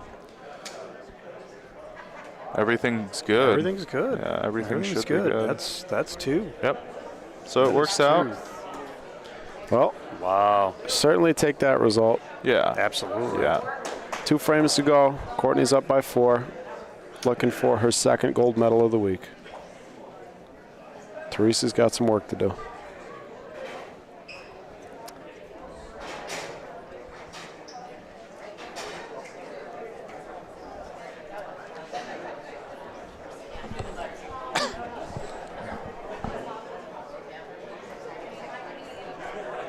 Coming up immediately following this will be the men's singles finals featuring Jose Boto versus Hunter Galero, 2 gentlemen out of the Palazzo de Bocce in Lake Orion, Michigan.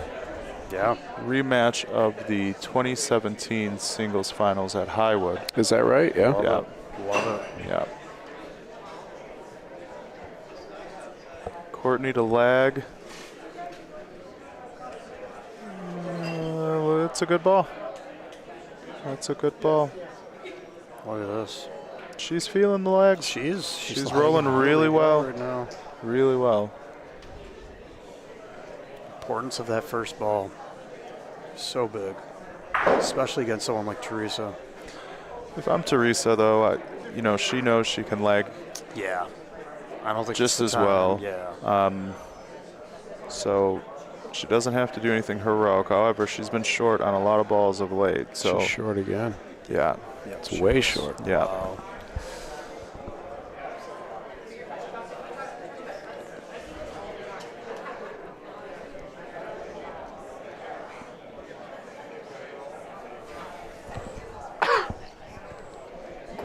This one's fast, and Teresa's already calling for it to calm down. Yeah. Oh, man.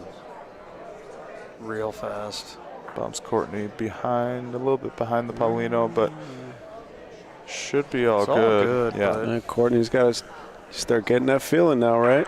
Oh, she's zoned in. Yeah. The one thing I've seen from Court this week is that she's, before each game, she's taking time to sit to herself and focus, and she has that game face on. Yeah, look at her back there. Yeah. She's locked in. Yeah. She wants this. I think at this point she's starting to feel like Teresa, what a good ball. It's hers to lose. That's a clutch ball. That's a clutch Wow, what a ball. And then that's what I was saying, That's a right? perfect ball. She doesn't have to start getting wild with shooting point Right. or Paulino. She can put Courtney under pressure, win this frame, and take it to the 8th. Yep. So Now if you're Courtney, are you content with just giving up one here? Do you just roll and give her the 1 point, take it to the 8th with a 3-point lead? As a right-handed shooter, she's not going to see it from the viewer's right side of the court. She's going to have to go to her right side, the viewer's left side. It's going to be tough to pick the Paulino without hitting those 2 balls. I think if I'm Courtney, I'm pointing 3 balls here and just hopefully give Teresa one, take a 3-point lead into the 8th. I just don't think that's her style. She can hit this. Yeah. And she can send 2 balls down. Well, yeah, and her ball's behind, actually. If she combos on Teresa's ball, she's going for the W. Courtney's own ball's going to go down. No, but I think Teresa might leave this. Yep. Yep. Yeah, because her own ball went down. Yep. Okay. Now you leg.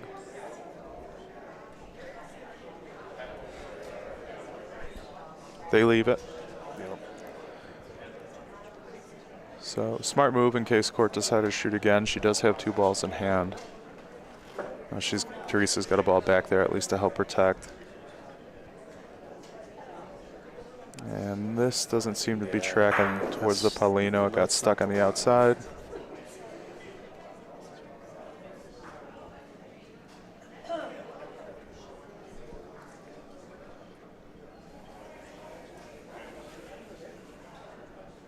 Last ball for Courtney. Teresa's going to have 1 ball back. I think this gets that was the line. a little short. Yeah, it was a good ball. It was a Great good blocker. ball. It's going to be very hard for Teresa to get a 2nd point in there. She might come. You think she's going to use the rondina here on the right side of the court? Might try to go out there. I don't know if it feeds in or not. I would not play the right side or the viewer's left side of the court. I would definitely use the rondina a bit, yeah. The right on the, sorry, I'm looking at this screen here. We're looking at different things. Yeah, where's she standing, the rondina there? Or maybe just straight? She's going straight? Yeah. Just letting it take her in. That's 1. Oh, man. Yeah, she would have had it with in the the weight. 8th. Oh, short again. She would have had it with the weight. But 8-5. Final frame, right? If I'm in Teresa's position, if Courtney gives her an opening, I lag my first ball. And if it's Versadio, we're just rolling to the back wall after Courtney hits it. But if she doesn't get point off of her first roll, we got to start thinking about shooting Paulino. If you're Teresa? Yeah. Yeah, it's a 3-point lead. If you can't command this frame after the first ball, we got to, in my opinion, start thinking about being aggressive. So not a bad ball. So Courtney's going to lag here. It's a great ball. It kind of forces Courtney to point. And that's not an easy point to beat. Which, honestly, not wanting to give up 3, right? Might as well lag. Sure. Keep everything tight and close. It's a good ball by Courtney. Yeah, she's going to steal that point. Look at that. Yeah. Wow. Feeling the leg right now. Yep. Wow. She's on. Those, especially her first balls. Her first balls of the last few frames have just been great. If I'm Teresa, Danny Passalia is coming in for the timeout. If I'm Teresa, I go Paulino right away. Yeah, commit, right? You got to think, how am I going to make 3? Yeah. You got to go Paulino. If you hit Courtney's ball, you got a ball on back, yes, but then you got to go Paulino on your third ball, in my opinion. There's, Courtney's going to roll this in again. We'll see what happens, what Danny tells her. I think Yep, that's where she goes Paulino, yep. Yeah, you got to.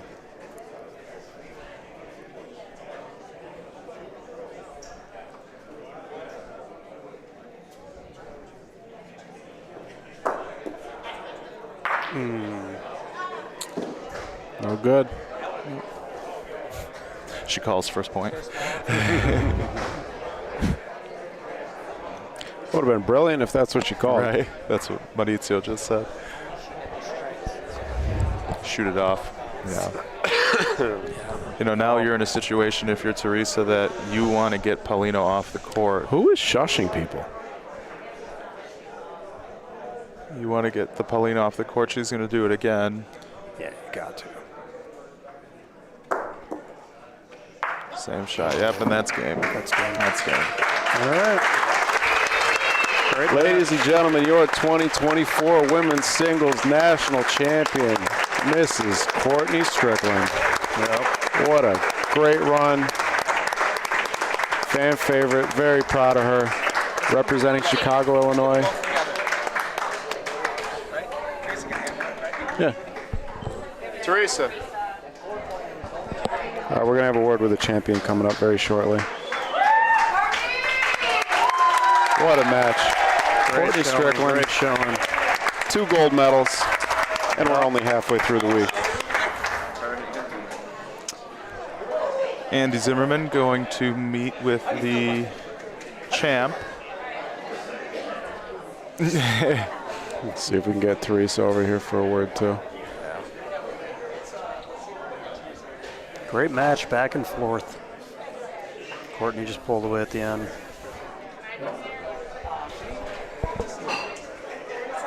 Let's see if we can get Teresa over here, too, at the same time.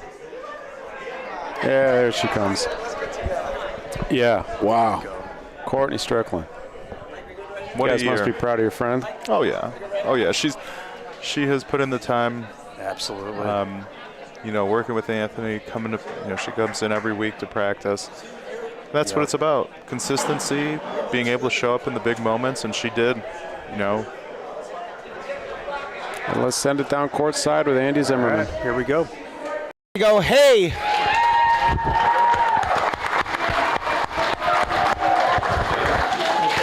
Facing this way.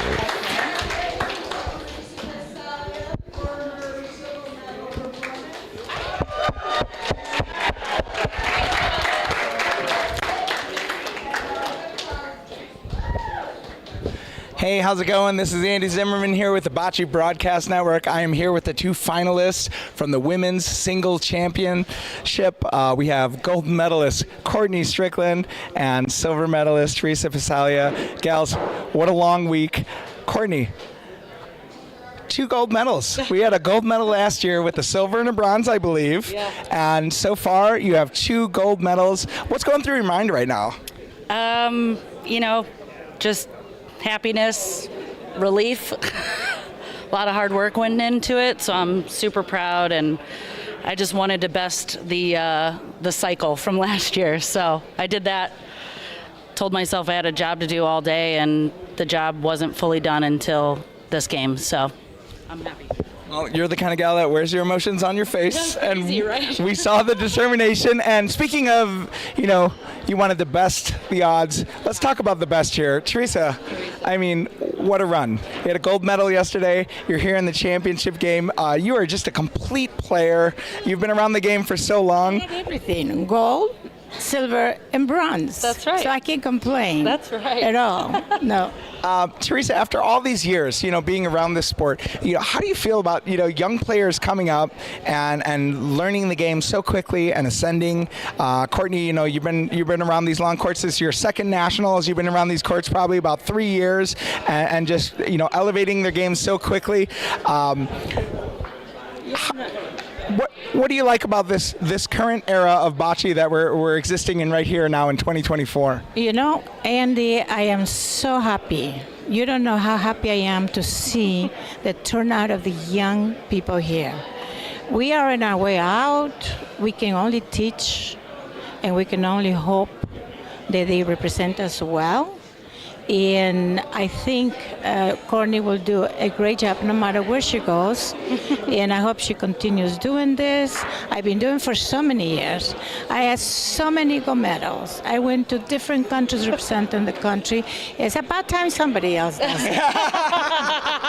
I agree. And, speaking of about time somebody else, let's talk about women in bocce. You've been around the game a very long time. I think now, at least in my experience, since 2008, that's how long I've been around the game, I've never seen a stronger field of women in this competition. Well, but there's an excuse for that, though, because years ago, the club they were built for men only. Mm-hmm. The women were not allowed until, I believe, early 90s, when they were allowed to even come to the club, and they start playing cards or playing bocce. But I think that's the reason. And when they started allowed to be that, they were old. They were in their 60s, 70s, and some in the 80s. So it couldn't happen.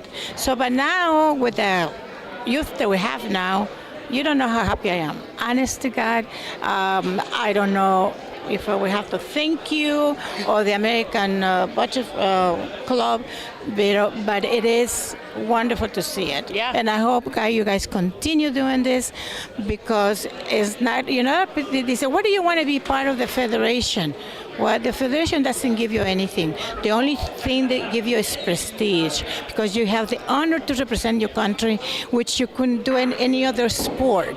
So please, not only do the open is a part of your thing, also do PRB, because that's what your players that come from the open rules can become a PRB, be the best representation for us. Mm-hmm. That's what we need. Yeah. I don't think Bocce doesn't do anything for you, but you can do a lot for Bocce. Absolutely. That is beautifully said. And talking about the transition from open bocce to rules to international play, Courtney Strickland 3 years ago winning 3 consecutive Clio's championships at the American Bocce Company on 30-foot dirt courts, and she was a killer then, and we saw it in her eyes.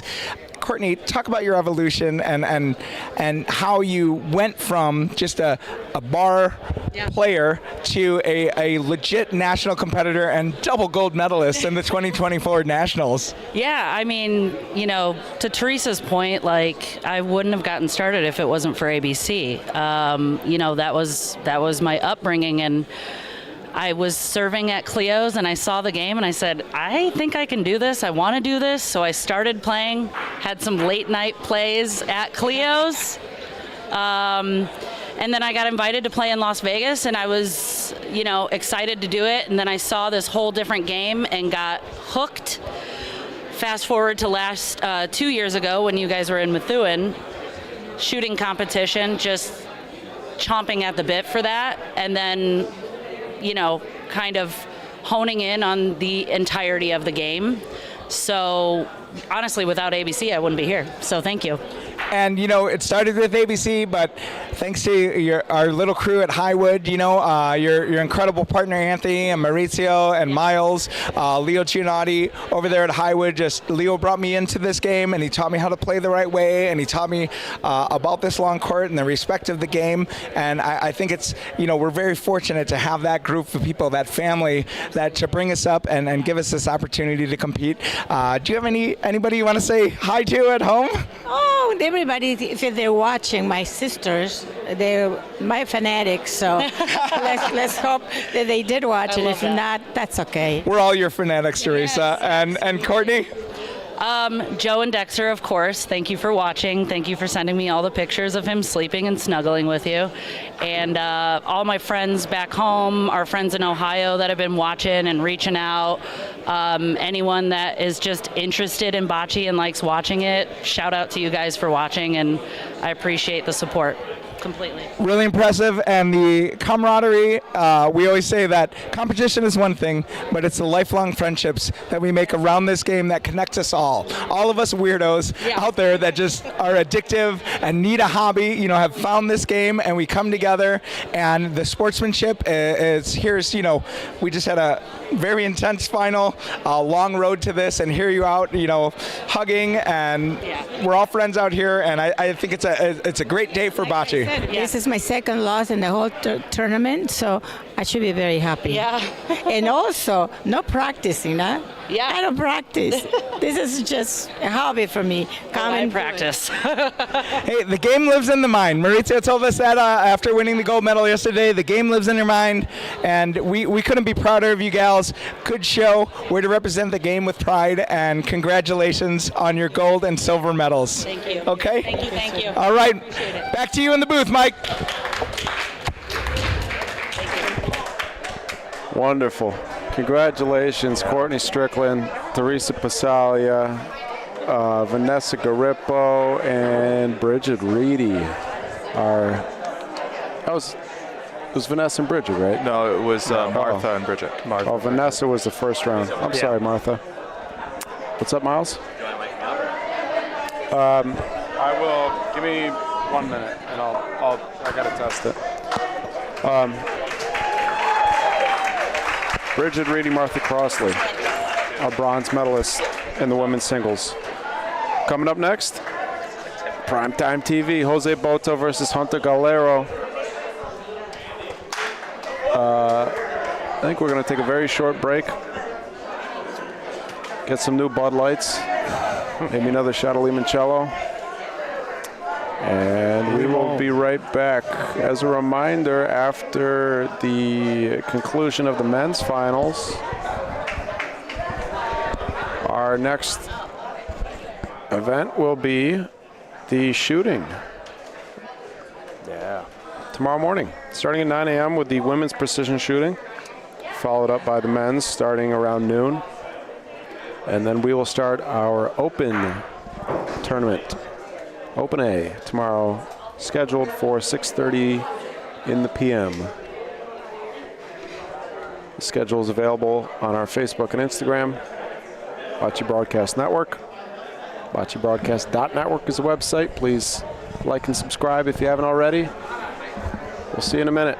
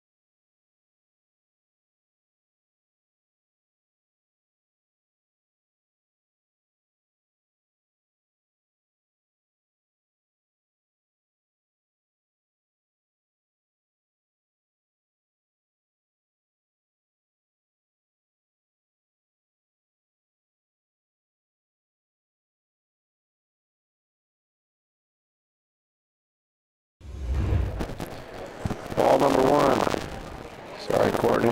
Gotta take that away. This is live, first frame. Again, the men's singles finals, Jose Boto versus Hunter Galero. Not sure who's going to be one caller yet, so. A little fast from Hunter. Jose still in.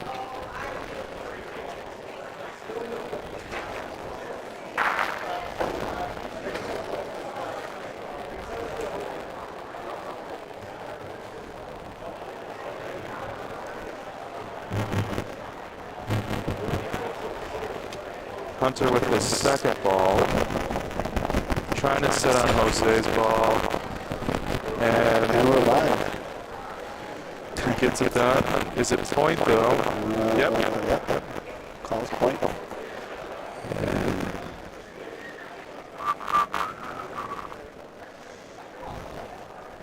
What? Jose opting to lag. That's Advances. Oh. He's got a lot of them. Yeah, he gets point with this. Yeah. That's good. It is Versario. It will be Bebe Versario. Excuse me. I guess Jose's because we read. Yeah, that's fine. Okay, good. So Hunter, Rafa, Versario, and gets Paulina. I mean, the best case scenario here for Hunter. Nice shot. The Hunter. It's fun watching these two play. Their pace is great. Jose's already rolling.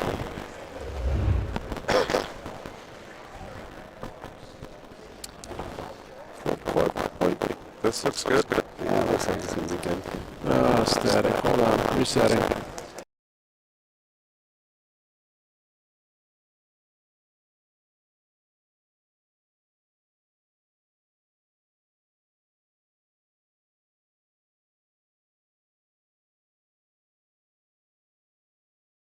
Sure enough, it's been 3.5 hours.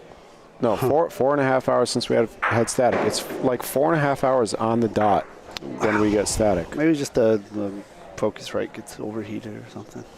I don't know what it is. Feels nice. Hunter throwing the soft. Rafa misses everything. Yeah, shooting his third point up here. Jose's got a point sitting there in about 7 or 8 feet to make a second one. One ball left for Jose Boto. Here it comes. Looks like he'll get 2. Yeah, it looks like 2 to me as well. 2-zip, Jose, going into the second. Just like that.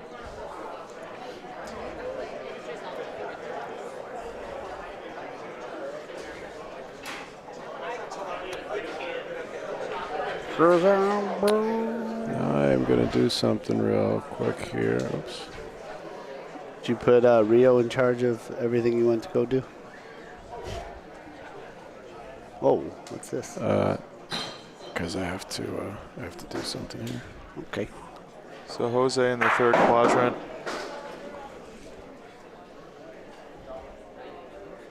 We fixed it. Thank you.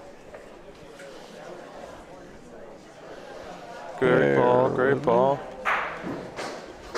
Another good ball, not Bersario. Gonna assume Hunter elects to shoot this ball out. He's already lined up to do so. Thank you, Sally. Sally Drago with the delivery. Sorry, I'm cutting off half the player for a second. Great shot Nice by shot. Hunter. Stuck around. He's in. Just had to sort something out here. Didn't stick it completely, but one Jose. Or one Hunter right now. And we're back. I'm going to assume Jose elects to roll in. He already did. Looks like another the pace, one. geez. Yeah, you got to be ready, Mike. This is. I've watched a lot of like online Italy games and stuff too. This seems to be the regular pace for a lot of PRV games. When you get to the highest level, the decision making becomes that much faster. You trust. Well, in this situation, there's not much, right? Yeah. Like, the point's in. It's a good point. Yeah. All right, knock it out. Yeah. You have ball advantage too, right? The goal is stick, and then you get 4. Hunter. Yeah, sometimes clean. I get frustrated with pace of play sometimes when the decisions seem obvious. All right, well, there you go. Jose's already rolling again. Get through this frame in under 2 minutes. Easily. Yeah, right. Another good point. It's almost like he's rolled almost the same ball every time. This actually might be a little bit better. I always like the ball kind of behind the Polino on a long roll like this. It kind of tricks people into, oh.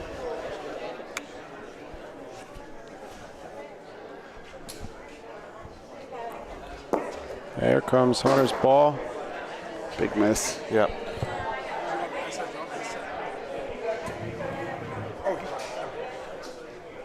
Julian, is that you? Yeah. Where's the fourth? Rio. Who's the fourth? Rio. Oh, Rio. Where is he? All right, Hunter's going to roll in here. He missed his Rafa, lost ball advantage. That's great. I'm just going to drink this.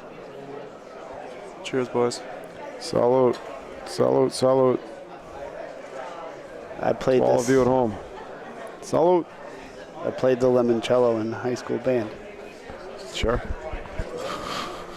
So Hunter leaves his last ball short. Jose rolling in for 2. Oh, no. Yeah, that's good. Never mind. 2 more. 2-2. 2 frames. 2 frames, 2 points. 4-0 Jose Boto. And again, Hunter actually had control of that frame. Jose rolled, Hunter shot him out, Jose rolled, Hunter shot him out, and then Jose rolled it again, and then Hunter missed, and then relinquished control of that frame right back to Jose. Yep. These two gentlemen, I'm sure, play against each other all the time when they practice. The last time they faced off in the finals was 2017. But in practice, I would imagine that these two play against each other all the time. Jose has been Hunter's mentor. Yeah, longtime teammates. And another. Oh, there you go. Both Some room representing here finally, yeah. the Palazzo de Bocce. So I imagine, if I'm Hunter, I imagine Hunter has beaten Jose in practice. And that's got to be kind of what you tell yourself, right? Again, my philosophy in bocce is I don't care who I'm playing, just beat the ball in front of me. Sure. It's Hunter with a good ball. They've both been a little long. Hey, I don't care where you sit, Court. I don't think you're going to see much here, though. So, long ball from Jose, a long ball from Hunter. Another long ball from Jose. Another long ball. That's gone. Oh, boy.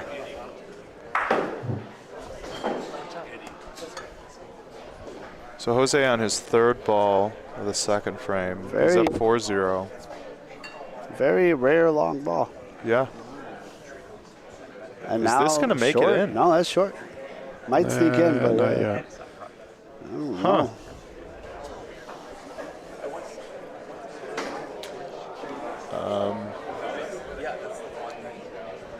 Fourth ball for Jose. I don't remember seeing many frames where Jose would have all 4 of his balls out. Yeah, he fixed it there, though. Yeah. Oh. Now, if I'm Hunter, I'm going Paulino. Really? I don't think so. I think Hunter can roll all 4 in here. Yeah, he's just got to touch Jose's ball to make 2. He said no. I think Natalie's coaching Hunter. Yeah, Natalie asked him if he wanted Paulino. He waved it off. Hunter's suggesting a volo, but I don't see it here. Yeah. Why don't, Is he doing it? we just roll? No, he's rolling. No, he's rolling. He's got 3 feet. Yeah. And a little short here, I think. Nope, that's in. Yeah. Tracking? Good. Okay, Beautiful. That's 2. That's 1. Yeah, it didn't come in out. Might be, yeah, Miles saying maybe. Do you shoot out Jose's second point then here? Nudge her up a little bit? I think it's the same. I think you just find the right line. Yeah. I wonder if he remembers the line that Jose took to get that ball there. If he can replicate that line a little bit strong, he can push that ball for 3. Oh, Hunter hold on. No, it's 2. Just needs to get the run to the Rondina a little later. Jose's ball was in before. No, Hunter has a point right now. Yeah, he's calling Volo. Hunter's going to Volo. Yeah. Right? Yeah. Yeah, Volo. Miles marked it. All right. Hunter's got 1 point sitting there. Volo, second point is the call. I like it. Hunter Galero. Wow. Hunter Galero. And again, he didn't have to take the risk of trying to shoot a Rafa and possibly moving the Paulino. What a clean Volo. What a Volo. Yeah. Great ball. Yep. Coach Scala likes it.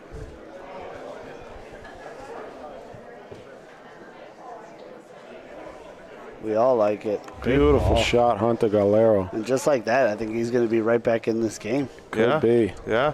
3-0. Or 3-4. Sorry. Uh-oh. Did he sail it? He's Nah, good. He's good. He's good.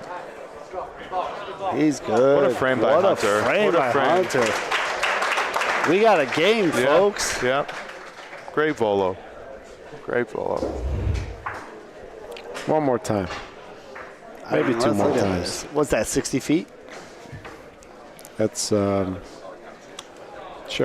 50, yeah, 50, something, 60? 60, I don't know. It's a far Volo. It's math I'm not willing to do right now. It's a great. So 4-3, Jose still up 1. Start in the 4th frame. Paulino in the Volo zone. What a ball.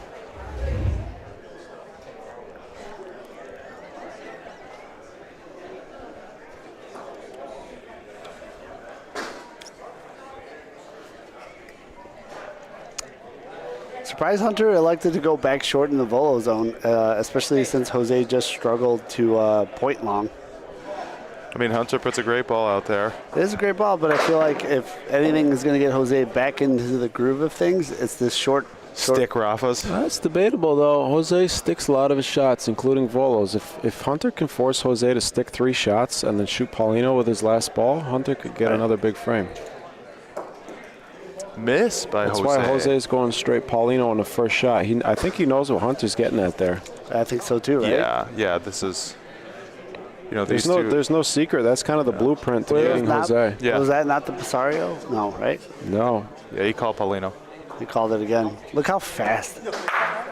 I think he actually called point that time. Well, that's a Volo, not a point. Oh yeah, correct. You're right. You're right, Milan. Must have been Versalio. It was Versalio. Yeah. Was it really? That Yeah. did not look. No, it didn't, right? No, it did not. So Hunter on his second ball. And it's working so far. Jose's down 2 balls. This is Hunter's second. Hunter's got Another the ball great advantage ball. now. Nice That's a ball good by ball. Hunter. Now Jose will have to point here. He's going to roll in on this one for sure. Looks like it's a little tricky spot, though. Hunter's ball leaked out that way. I wonder if Jose can adjust to that line. The answer is yes. Yes, he can. Leaks a little bit, but it should be point. That's in. Yeah, that's point. Hunter's up 2 balls to 1. Yeah. Volo's a call. He already called the Volo. Yep. Love the confidence. Oh, yeah. Yeah, everyone pay attention really quick and see just the pace these players play at.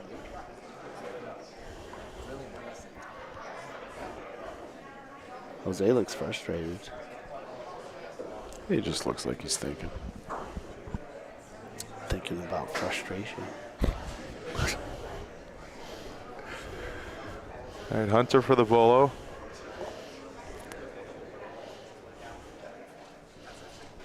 Easy pickings for Hunter. Easy pickings. Great shot. He's got the ball advantage. Yep. So whatever Jose hears here, he's got to put a ball on Paulino. Otherwise, he's going to lose the frame. Jose missed. Yep. Oh, he missed. Hunter's going to get 2 points here. Yep. Oh, wow. Now, if you're Hunter, he's going to just get the 2 points. Yeah. Hunter Galero going to take a 1 point lead into the 5th. He could have went Paulino for 3, but he's going to play it safe. Hey, well, just in case you accidentally clip it the wrong way, you might give Jose 1. Might give Jose a couple, yeah. Yeah.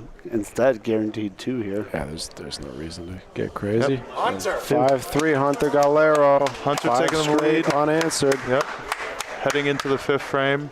We got a game here, folks. Yep. Enjoy. I love it. Folks. You don't see this too often. You want to send us some limoncello money? BBN has a Venmo now. Bocce Broadcast Network.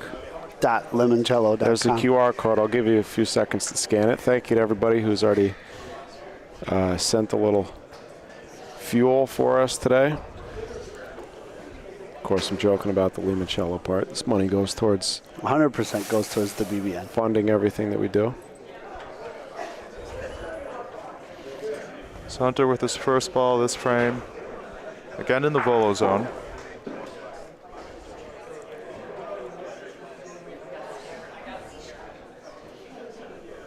Hunter just loves his chances pointing in the zone, and I can see why.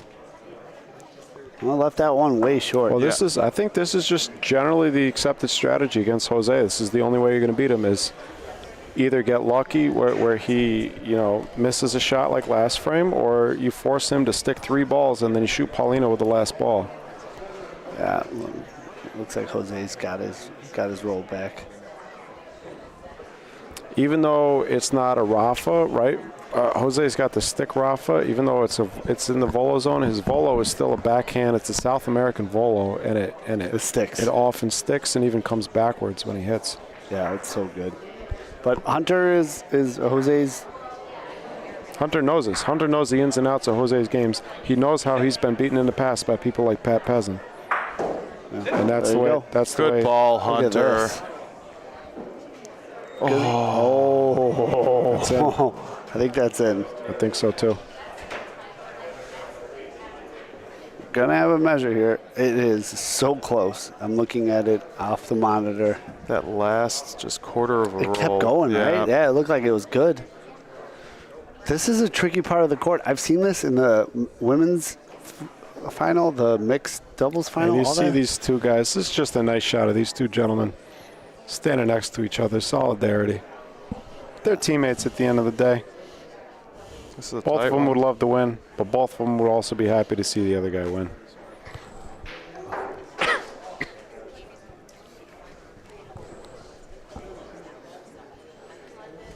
Looks like it's still Jose. Yeah, Miles calls it still Jose's point. Great job, Miles Russell. Yeah, excellent ref in here by Miles.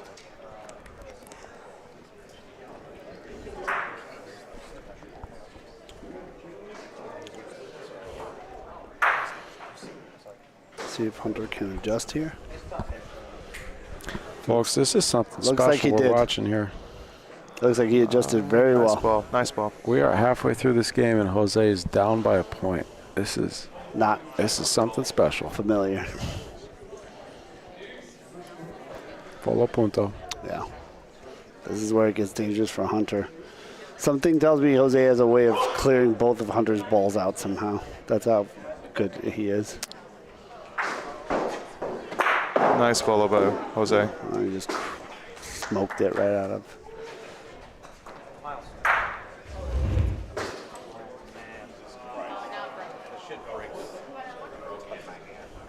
All right, Hunter's going to roll in with his last ball, which is the right call here.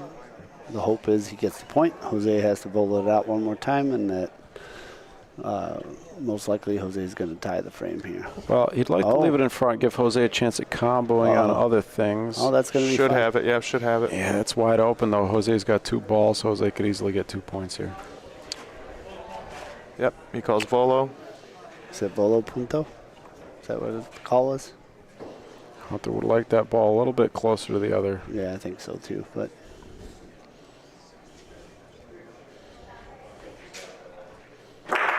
wow. Hold on a second. Well, no. Hunter's got the 3rd point. Jose will just roll. Yeah, he's just rolling here. What a shot. 2-for-1 special for Jose.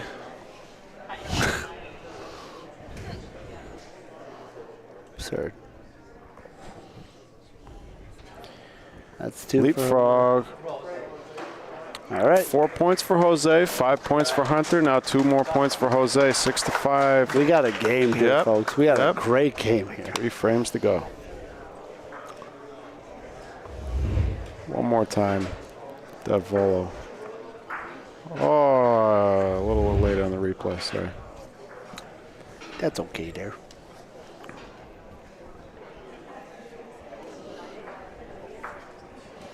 Uncharacteristic Paulino burn there by Jose. He's done it twice. We saw him do it against Tony Sanna, too. It's the same thing with these rondinas. I'm telling you, I haven't played much on these courts since I've been here, but these rondinas are weird. They are. Some spots kind of suck in towards the wall. All right. Jose with first roll. Looks pretty good. Yeah, pretty good ball there.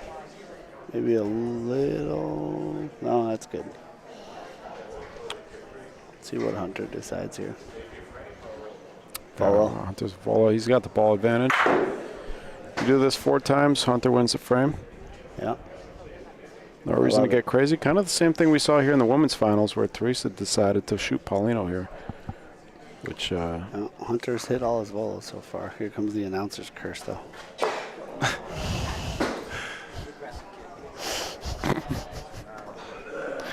That's not right, Moran. I fucking freaking knew it. Well, ball count's even. Now does Hunter go Paulino? No. He's deciding what he wants to do. No, I think Hunter's good enough to roll right into this. Yeah. He's got a backboard of Jose's ball. It's a little deep. Not by much, but.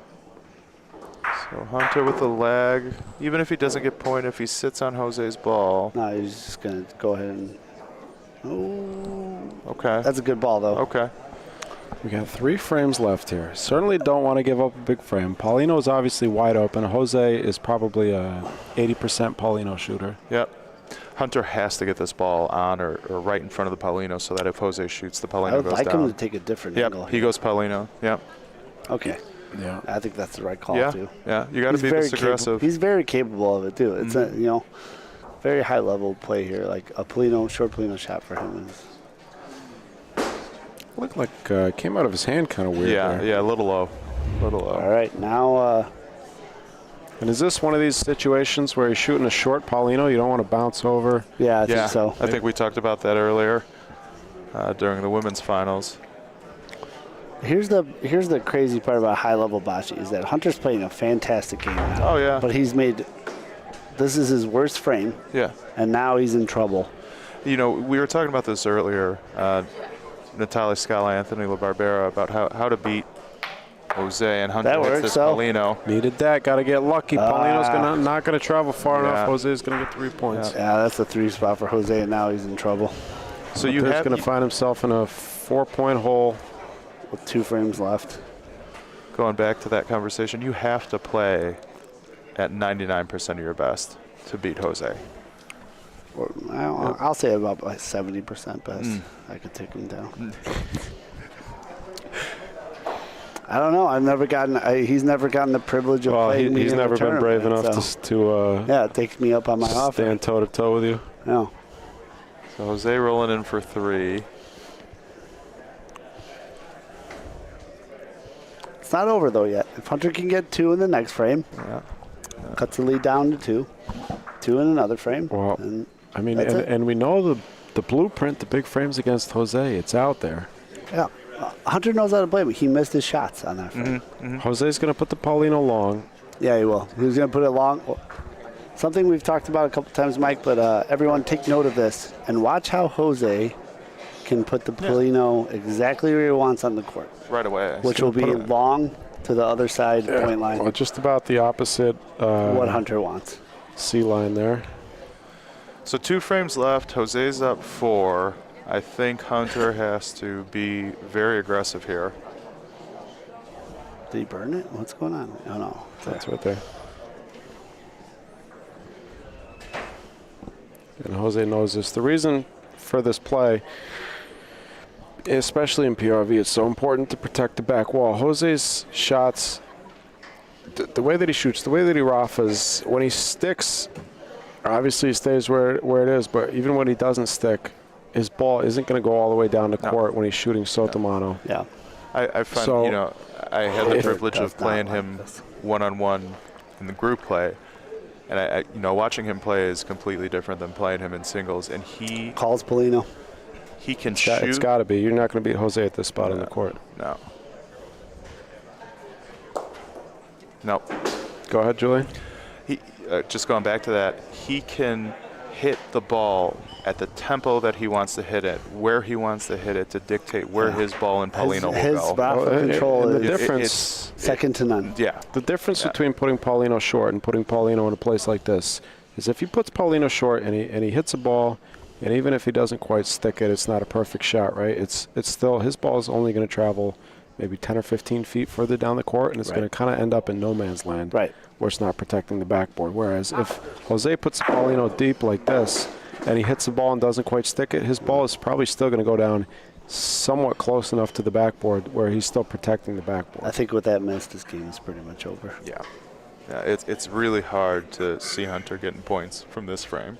He could get one maybe with some luck, but overall, a lot of missed Rafas at the end here for Hunter. Jose missed a few early on. Hunter missed a lot later on. Hunter with the timeout. Honestly, the best bet for him right now is a reset. Reset the frame. Yeah. Yep. Reset the frame.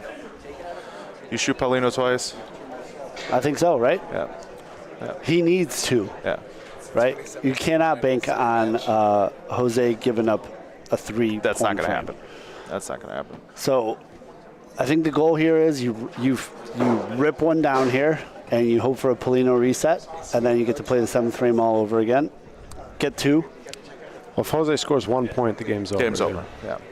So Hunter even if Hunter scores one here, the game's over. Honestly. Probably right. But, yeah, he's calling Paulino. Hunter Galero, Paulino, Rafa Paulino to give himself a shot here. He has to reset this frame. Change his position on the court. He's going to try his odds right here. Shooting Sotomano is a curious decision there. And Jose Boto, ladies and gentlemen. About to become your next champion. Your next and your last and your current. Last, first, whatever. Right, but hey, Hunter's still got one more ball. He can very much well reset this frame right here. Yeah, that's his hope. That's his only hope, is to reset the frame. I think he's going to hit it here. By hitting Paulino into the fence. I believe he's going to hit it here. I have very much faith in Hunter. He's an excellent Expect him player. to shoot Soprano this time, yep. Not sure why he didn't do that twice, but that's game. I'm sure he had a reason. Congratulations to Jose Boto. Your 2024 national champion of men's PRV, singles champion. You know, the score does not dictate the game. Hunter played a fantastic game. He just kind of let it slip away from him towards the last two frames. Great job by Hunter Galero. Second place silver medalist. Jose once again wins. Yeah, congratulations to Hunter Galero. Yeah, he played a great game. Silver medalist in men's singles PRV. He played a great game. Like Hunter probably wins that game against a lot of other people. But Jose, once he got beat everybody else. Yeah, well, once Jose got control of the Paulino again, that was it, basically, right? He put him long, made Hunter shoot. Hunter did not Rafa well on the deep ones. That was pretty much game. Well, Hunter had to hit the perfect shot a lot of times, and that's hard to do. Yeah, I mean, like that. That's the thing with playing against Jose. He's going to put you in a position to make you make a very difficult shot repeatedly. Congratulations to both players, though. This was a very talented field. Getting second place is nothing to be upset about. Losing to the best player in the country is nothing to be upset about. I'm sure Hunter's beaten him a bunch of times. It looked like he had a strategy going into it. It just did not work out in his favor. We're going to take you guys live to the field now. We got Andy Zimmerman interviewing our gold and silver medalists. We got Jose Boto and Hunter Galera. And Andy's going to give you guys a quick interview. So enjoy, folks. Right after the doc takes his photo.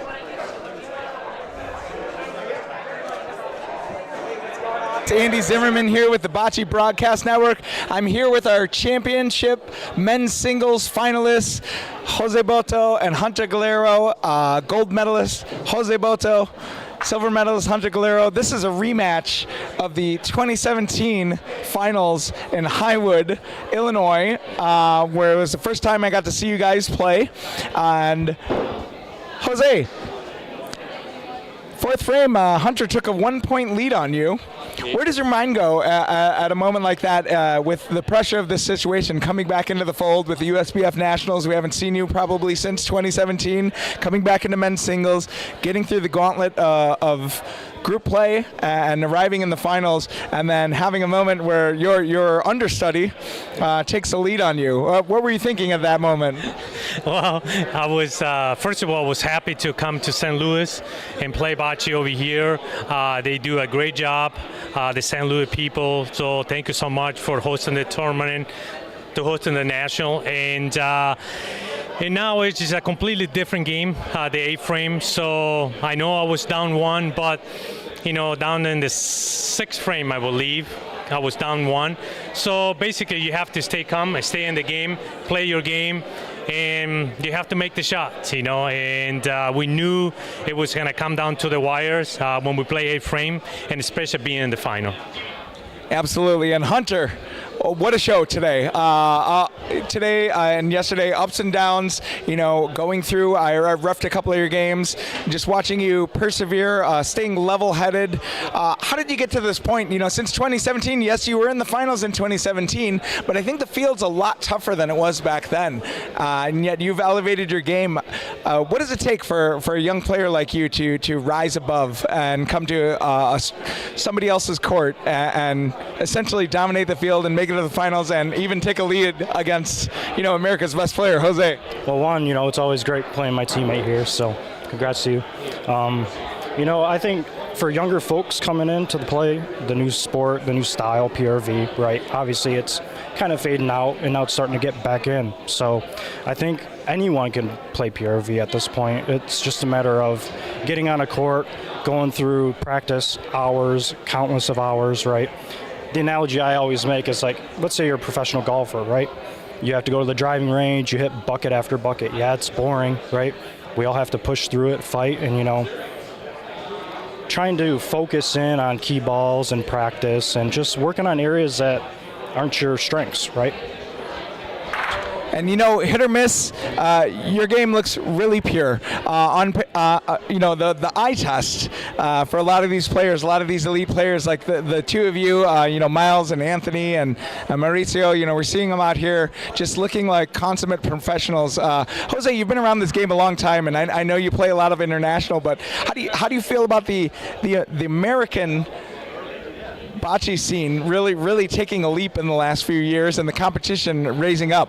Oh, it makes me very happy, not just for me, for the whole United States, that we're rising, and whoever wins will represent United States in a good way. So, and we have a shot. I know we have a shot in the World Championship, and we keep fighting, and one day we gonna get it. So, but looking at the big picture, I think it will be nice to go to the Olympics one day, bocce. So I don't care who goes, but just to be in the Olympic, the bocce name will be fantastic.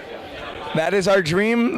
We've been working towards that goal, and whatever it takes. And I think we're well on the way with this large field. And Hunter, you had a privilege of being lucky enough to grow up around Palazzo de Bocce and to come up under Jose and Jason and Mr. Battaglia. And we didn't see you for a few years, and now you're back in the scene. Is this exciting for you? Is this were you hoping this would happen, or did you ever lose that kind of connection you had to bocce? I wouldn't say I lost a connection. It's more of lifestyle, right? COVID, obviously I didn't play for 2 years. Plaza was shut down, right? It was hard getting in there to practice, and, I just took a little break, and then with my career taking off outside of bocce, trying to figure out that work-life balance, but, my company is supportive of the sport, so you'll be seeing me a lot more. Just got to keep practicing with Jose and the crew, and we'll leave it at that. Well, like I always tell everybody, if that is giving you trouble, you should just start working for a bocce company like I did, and this will be your job. Hey, guys, really good show, really great game. Congratulations on your gold medal and silver medal. A real treat to see you guys, and a nice rematch of 2017, and hopefully we'll see you again very soon. Where are you playing next? I am going to Wycliffe in the 4-person team in August, so that will be my next tournament. So I'm going to take a break now and catch up some stuff, and then go back to Ohio. Sounds good. How about you, Hunter? I think my next one is the ABC Open. Yeah. We'll be partners. So. Jason and Pat from Canada. Oh, is that right? Yeah. You're coming back to the ABC Open. Yeah. All right, the ABC Open 2024 coming at you in September. Congratulations, guys. Really good show. Love to see good bocce. This is Andy Zimmerman with the BBN. Back to you, Mike. Beautiful. Jose Boto, Hunter Galero, congratulations to both of those fine gentlemen. Yeah, what a show. Congratulations to our bronze medalists, Anthony LaBarbera and Nick Emo. And congratulations, of course, to our women, too. Courtney Strickland, our gold medalist, Teresa Passalia, silver and bronze, Bridget Reedy and Martha Crossley. Great showing by Bridget. Awesome. Yes, a lot of people happy for Bridget, myself and Milan included. Yeah. We will be back tomorrow at 9 o'clock with women's precision shooting, followed by men's precision shooting at noon. And then we will start our open tournament later in the day, and I finally get to hop on the courts, Milan. Are you excited? Looking forward to it, absolutely. Me too.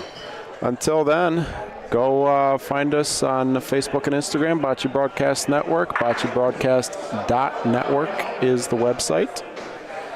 And, all that good stuff. Like and subscribe, please. Till then? Yeah. What until then, Mike? Until tomorrow. You know how it goes. From all the folks here at the St. Louis IABC, congratulations to our medalists. Thank you to everybody who kept everything running smoothly today. And we will see you at 9 o'clock tomorrow morning for women's precision shooting. Our today's gold medalist, Courtney Strickland, looking to defend her precision shooting gold medal. And even she told us, I'm sure you heard it, she's got a plan to beat her own USBF national record. So be sure to score more points, I think, is the plan. We'll see you at 9 o'clock tomorrow morning from everybody here at the St. Louis IABC on the Hill in St. Louis, Missouri. This has been Alex Milan, Mike Sheldon, Bocce Broadcast Network. Till tomorrow, you take it easy. There you go.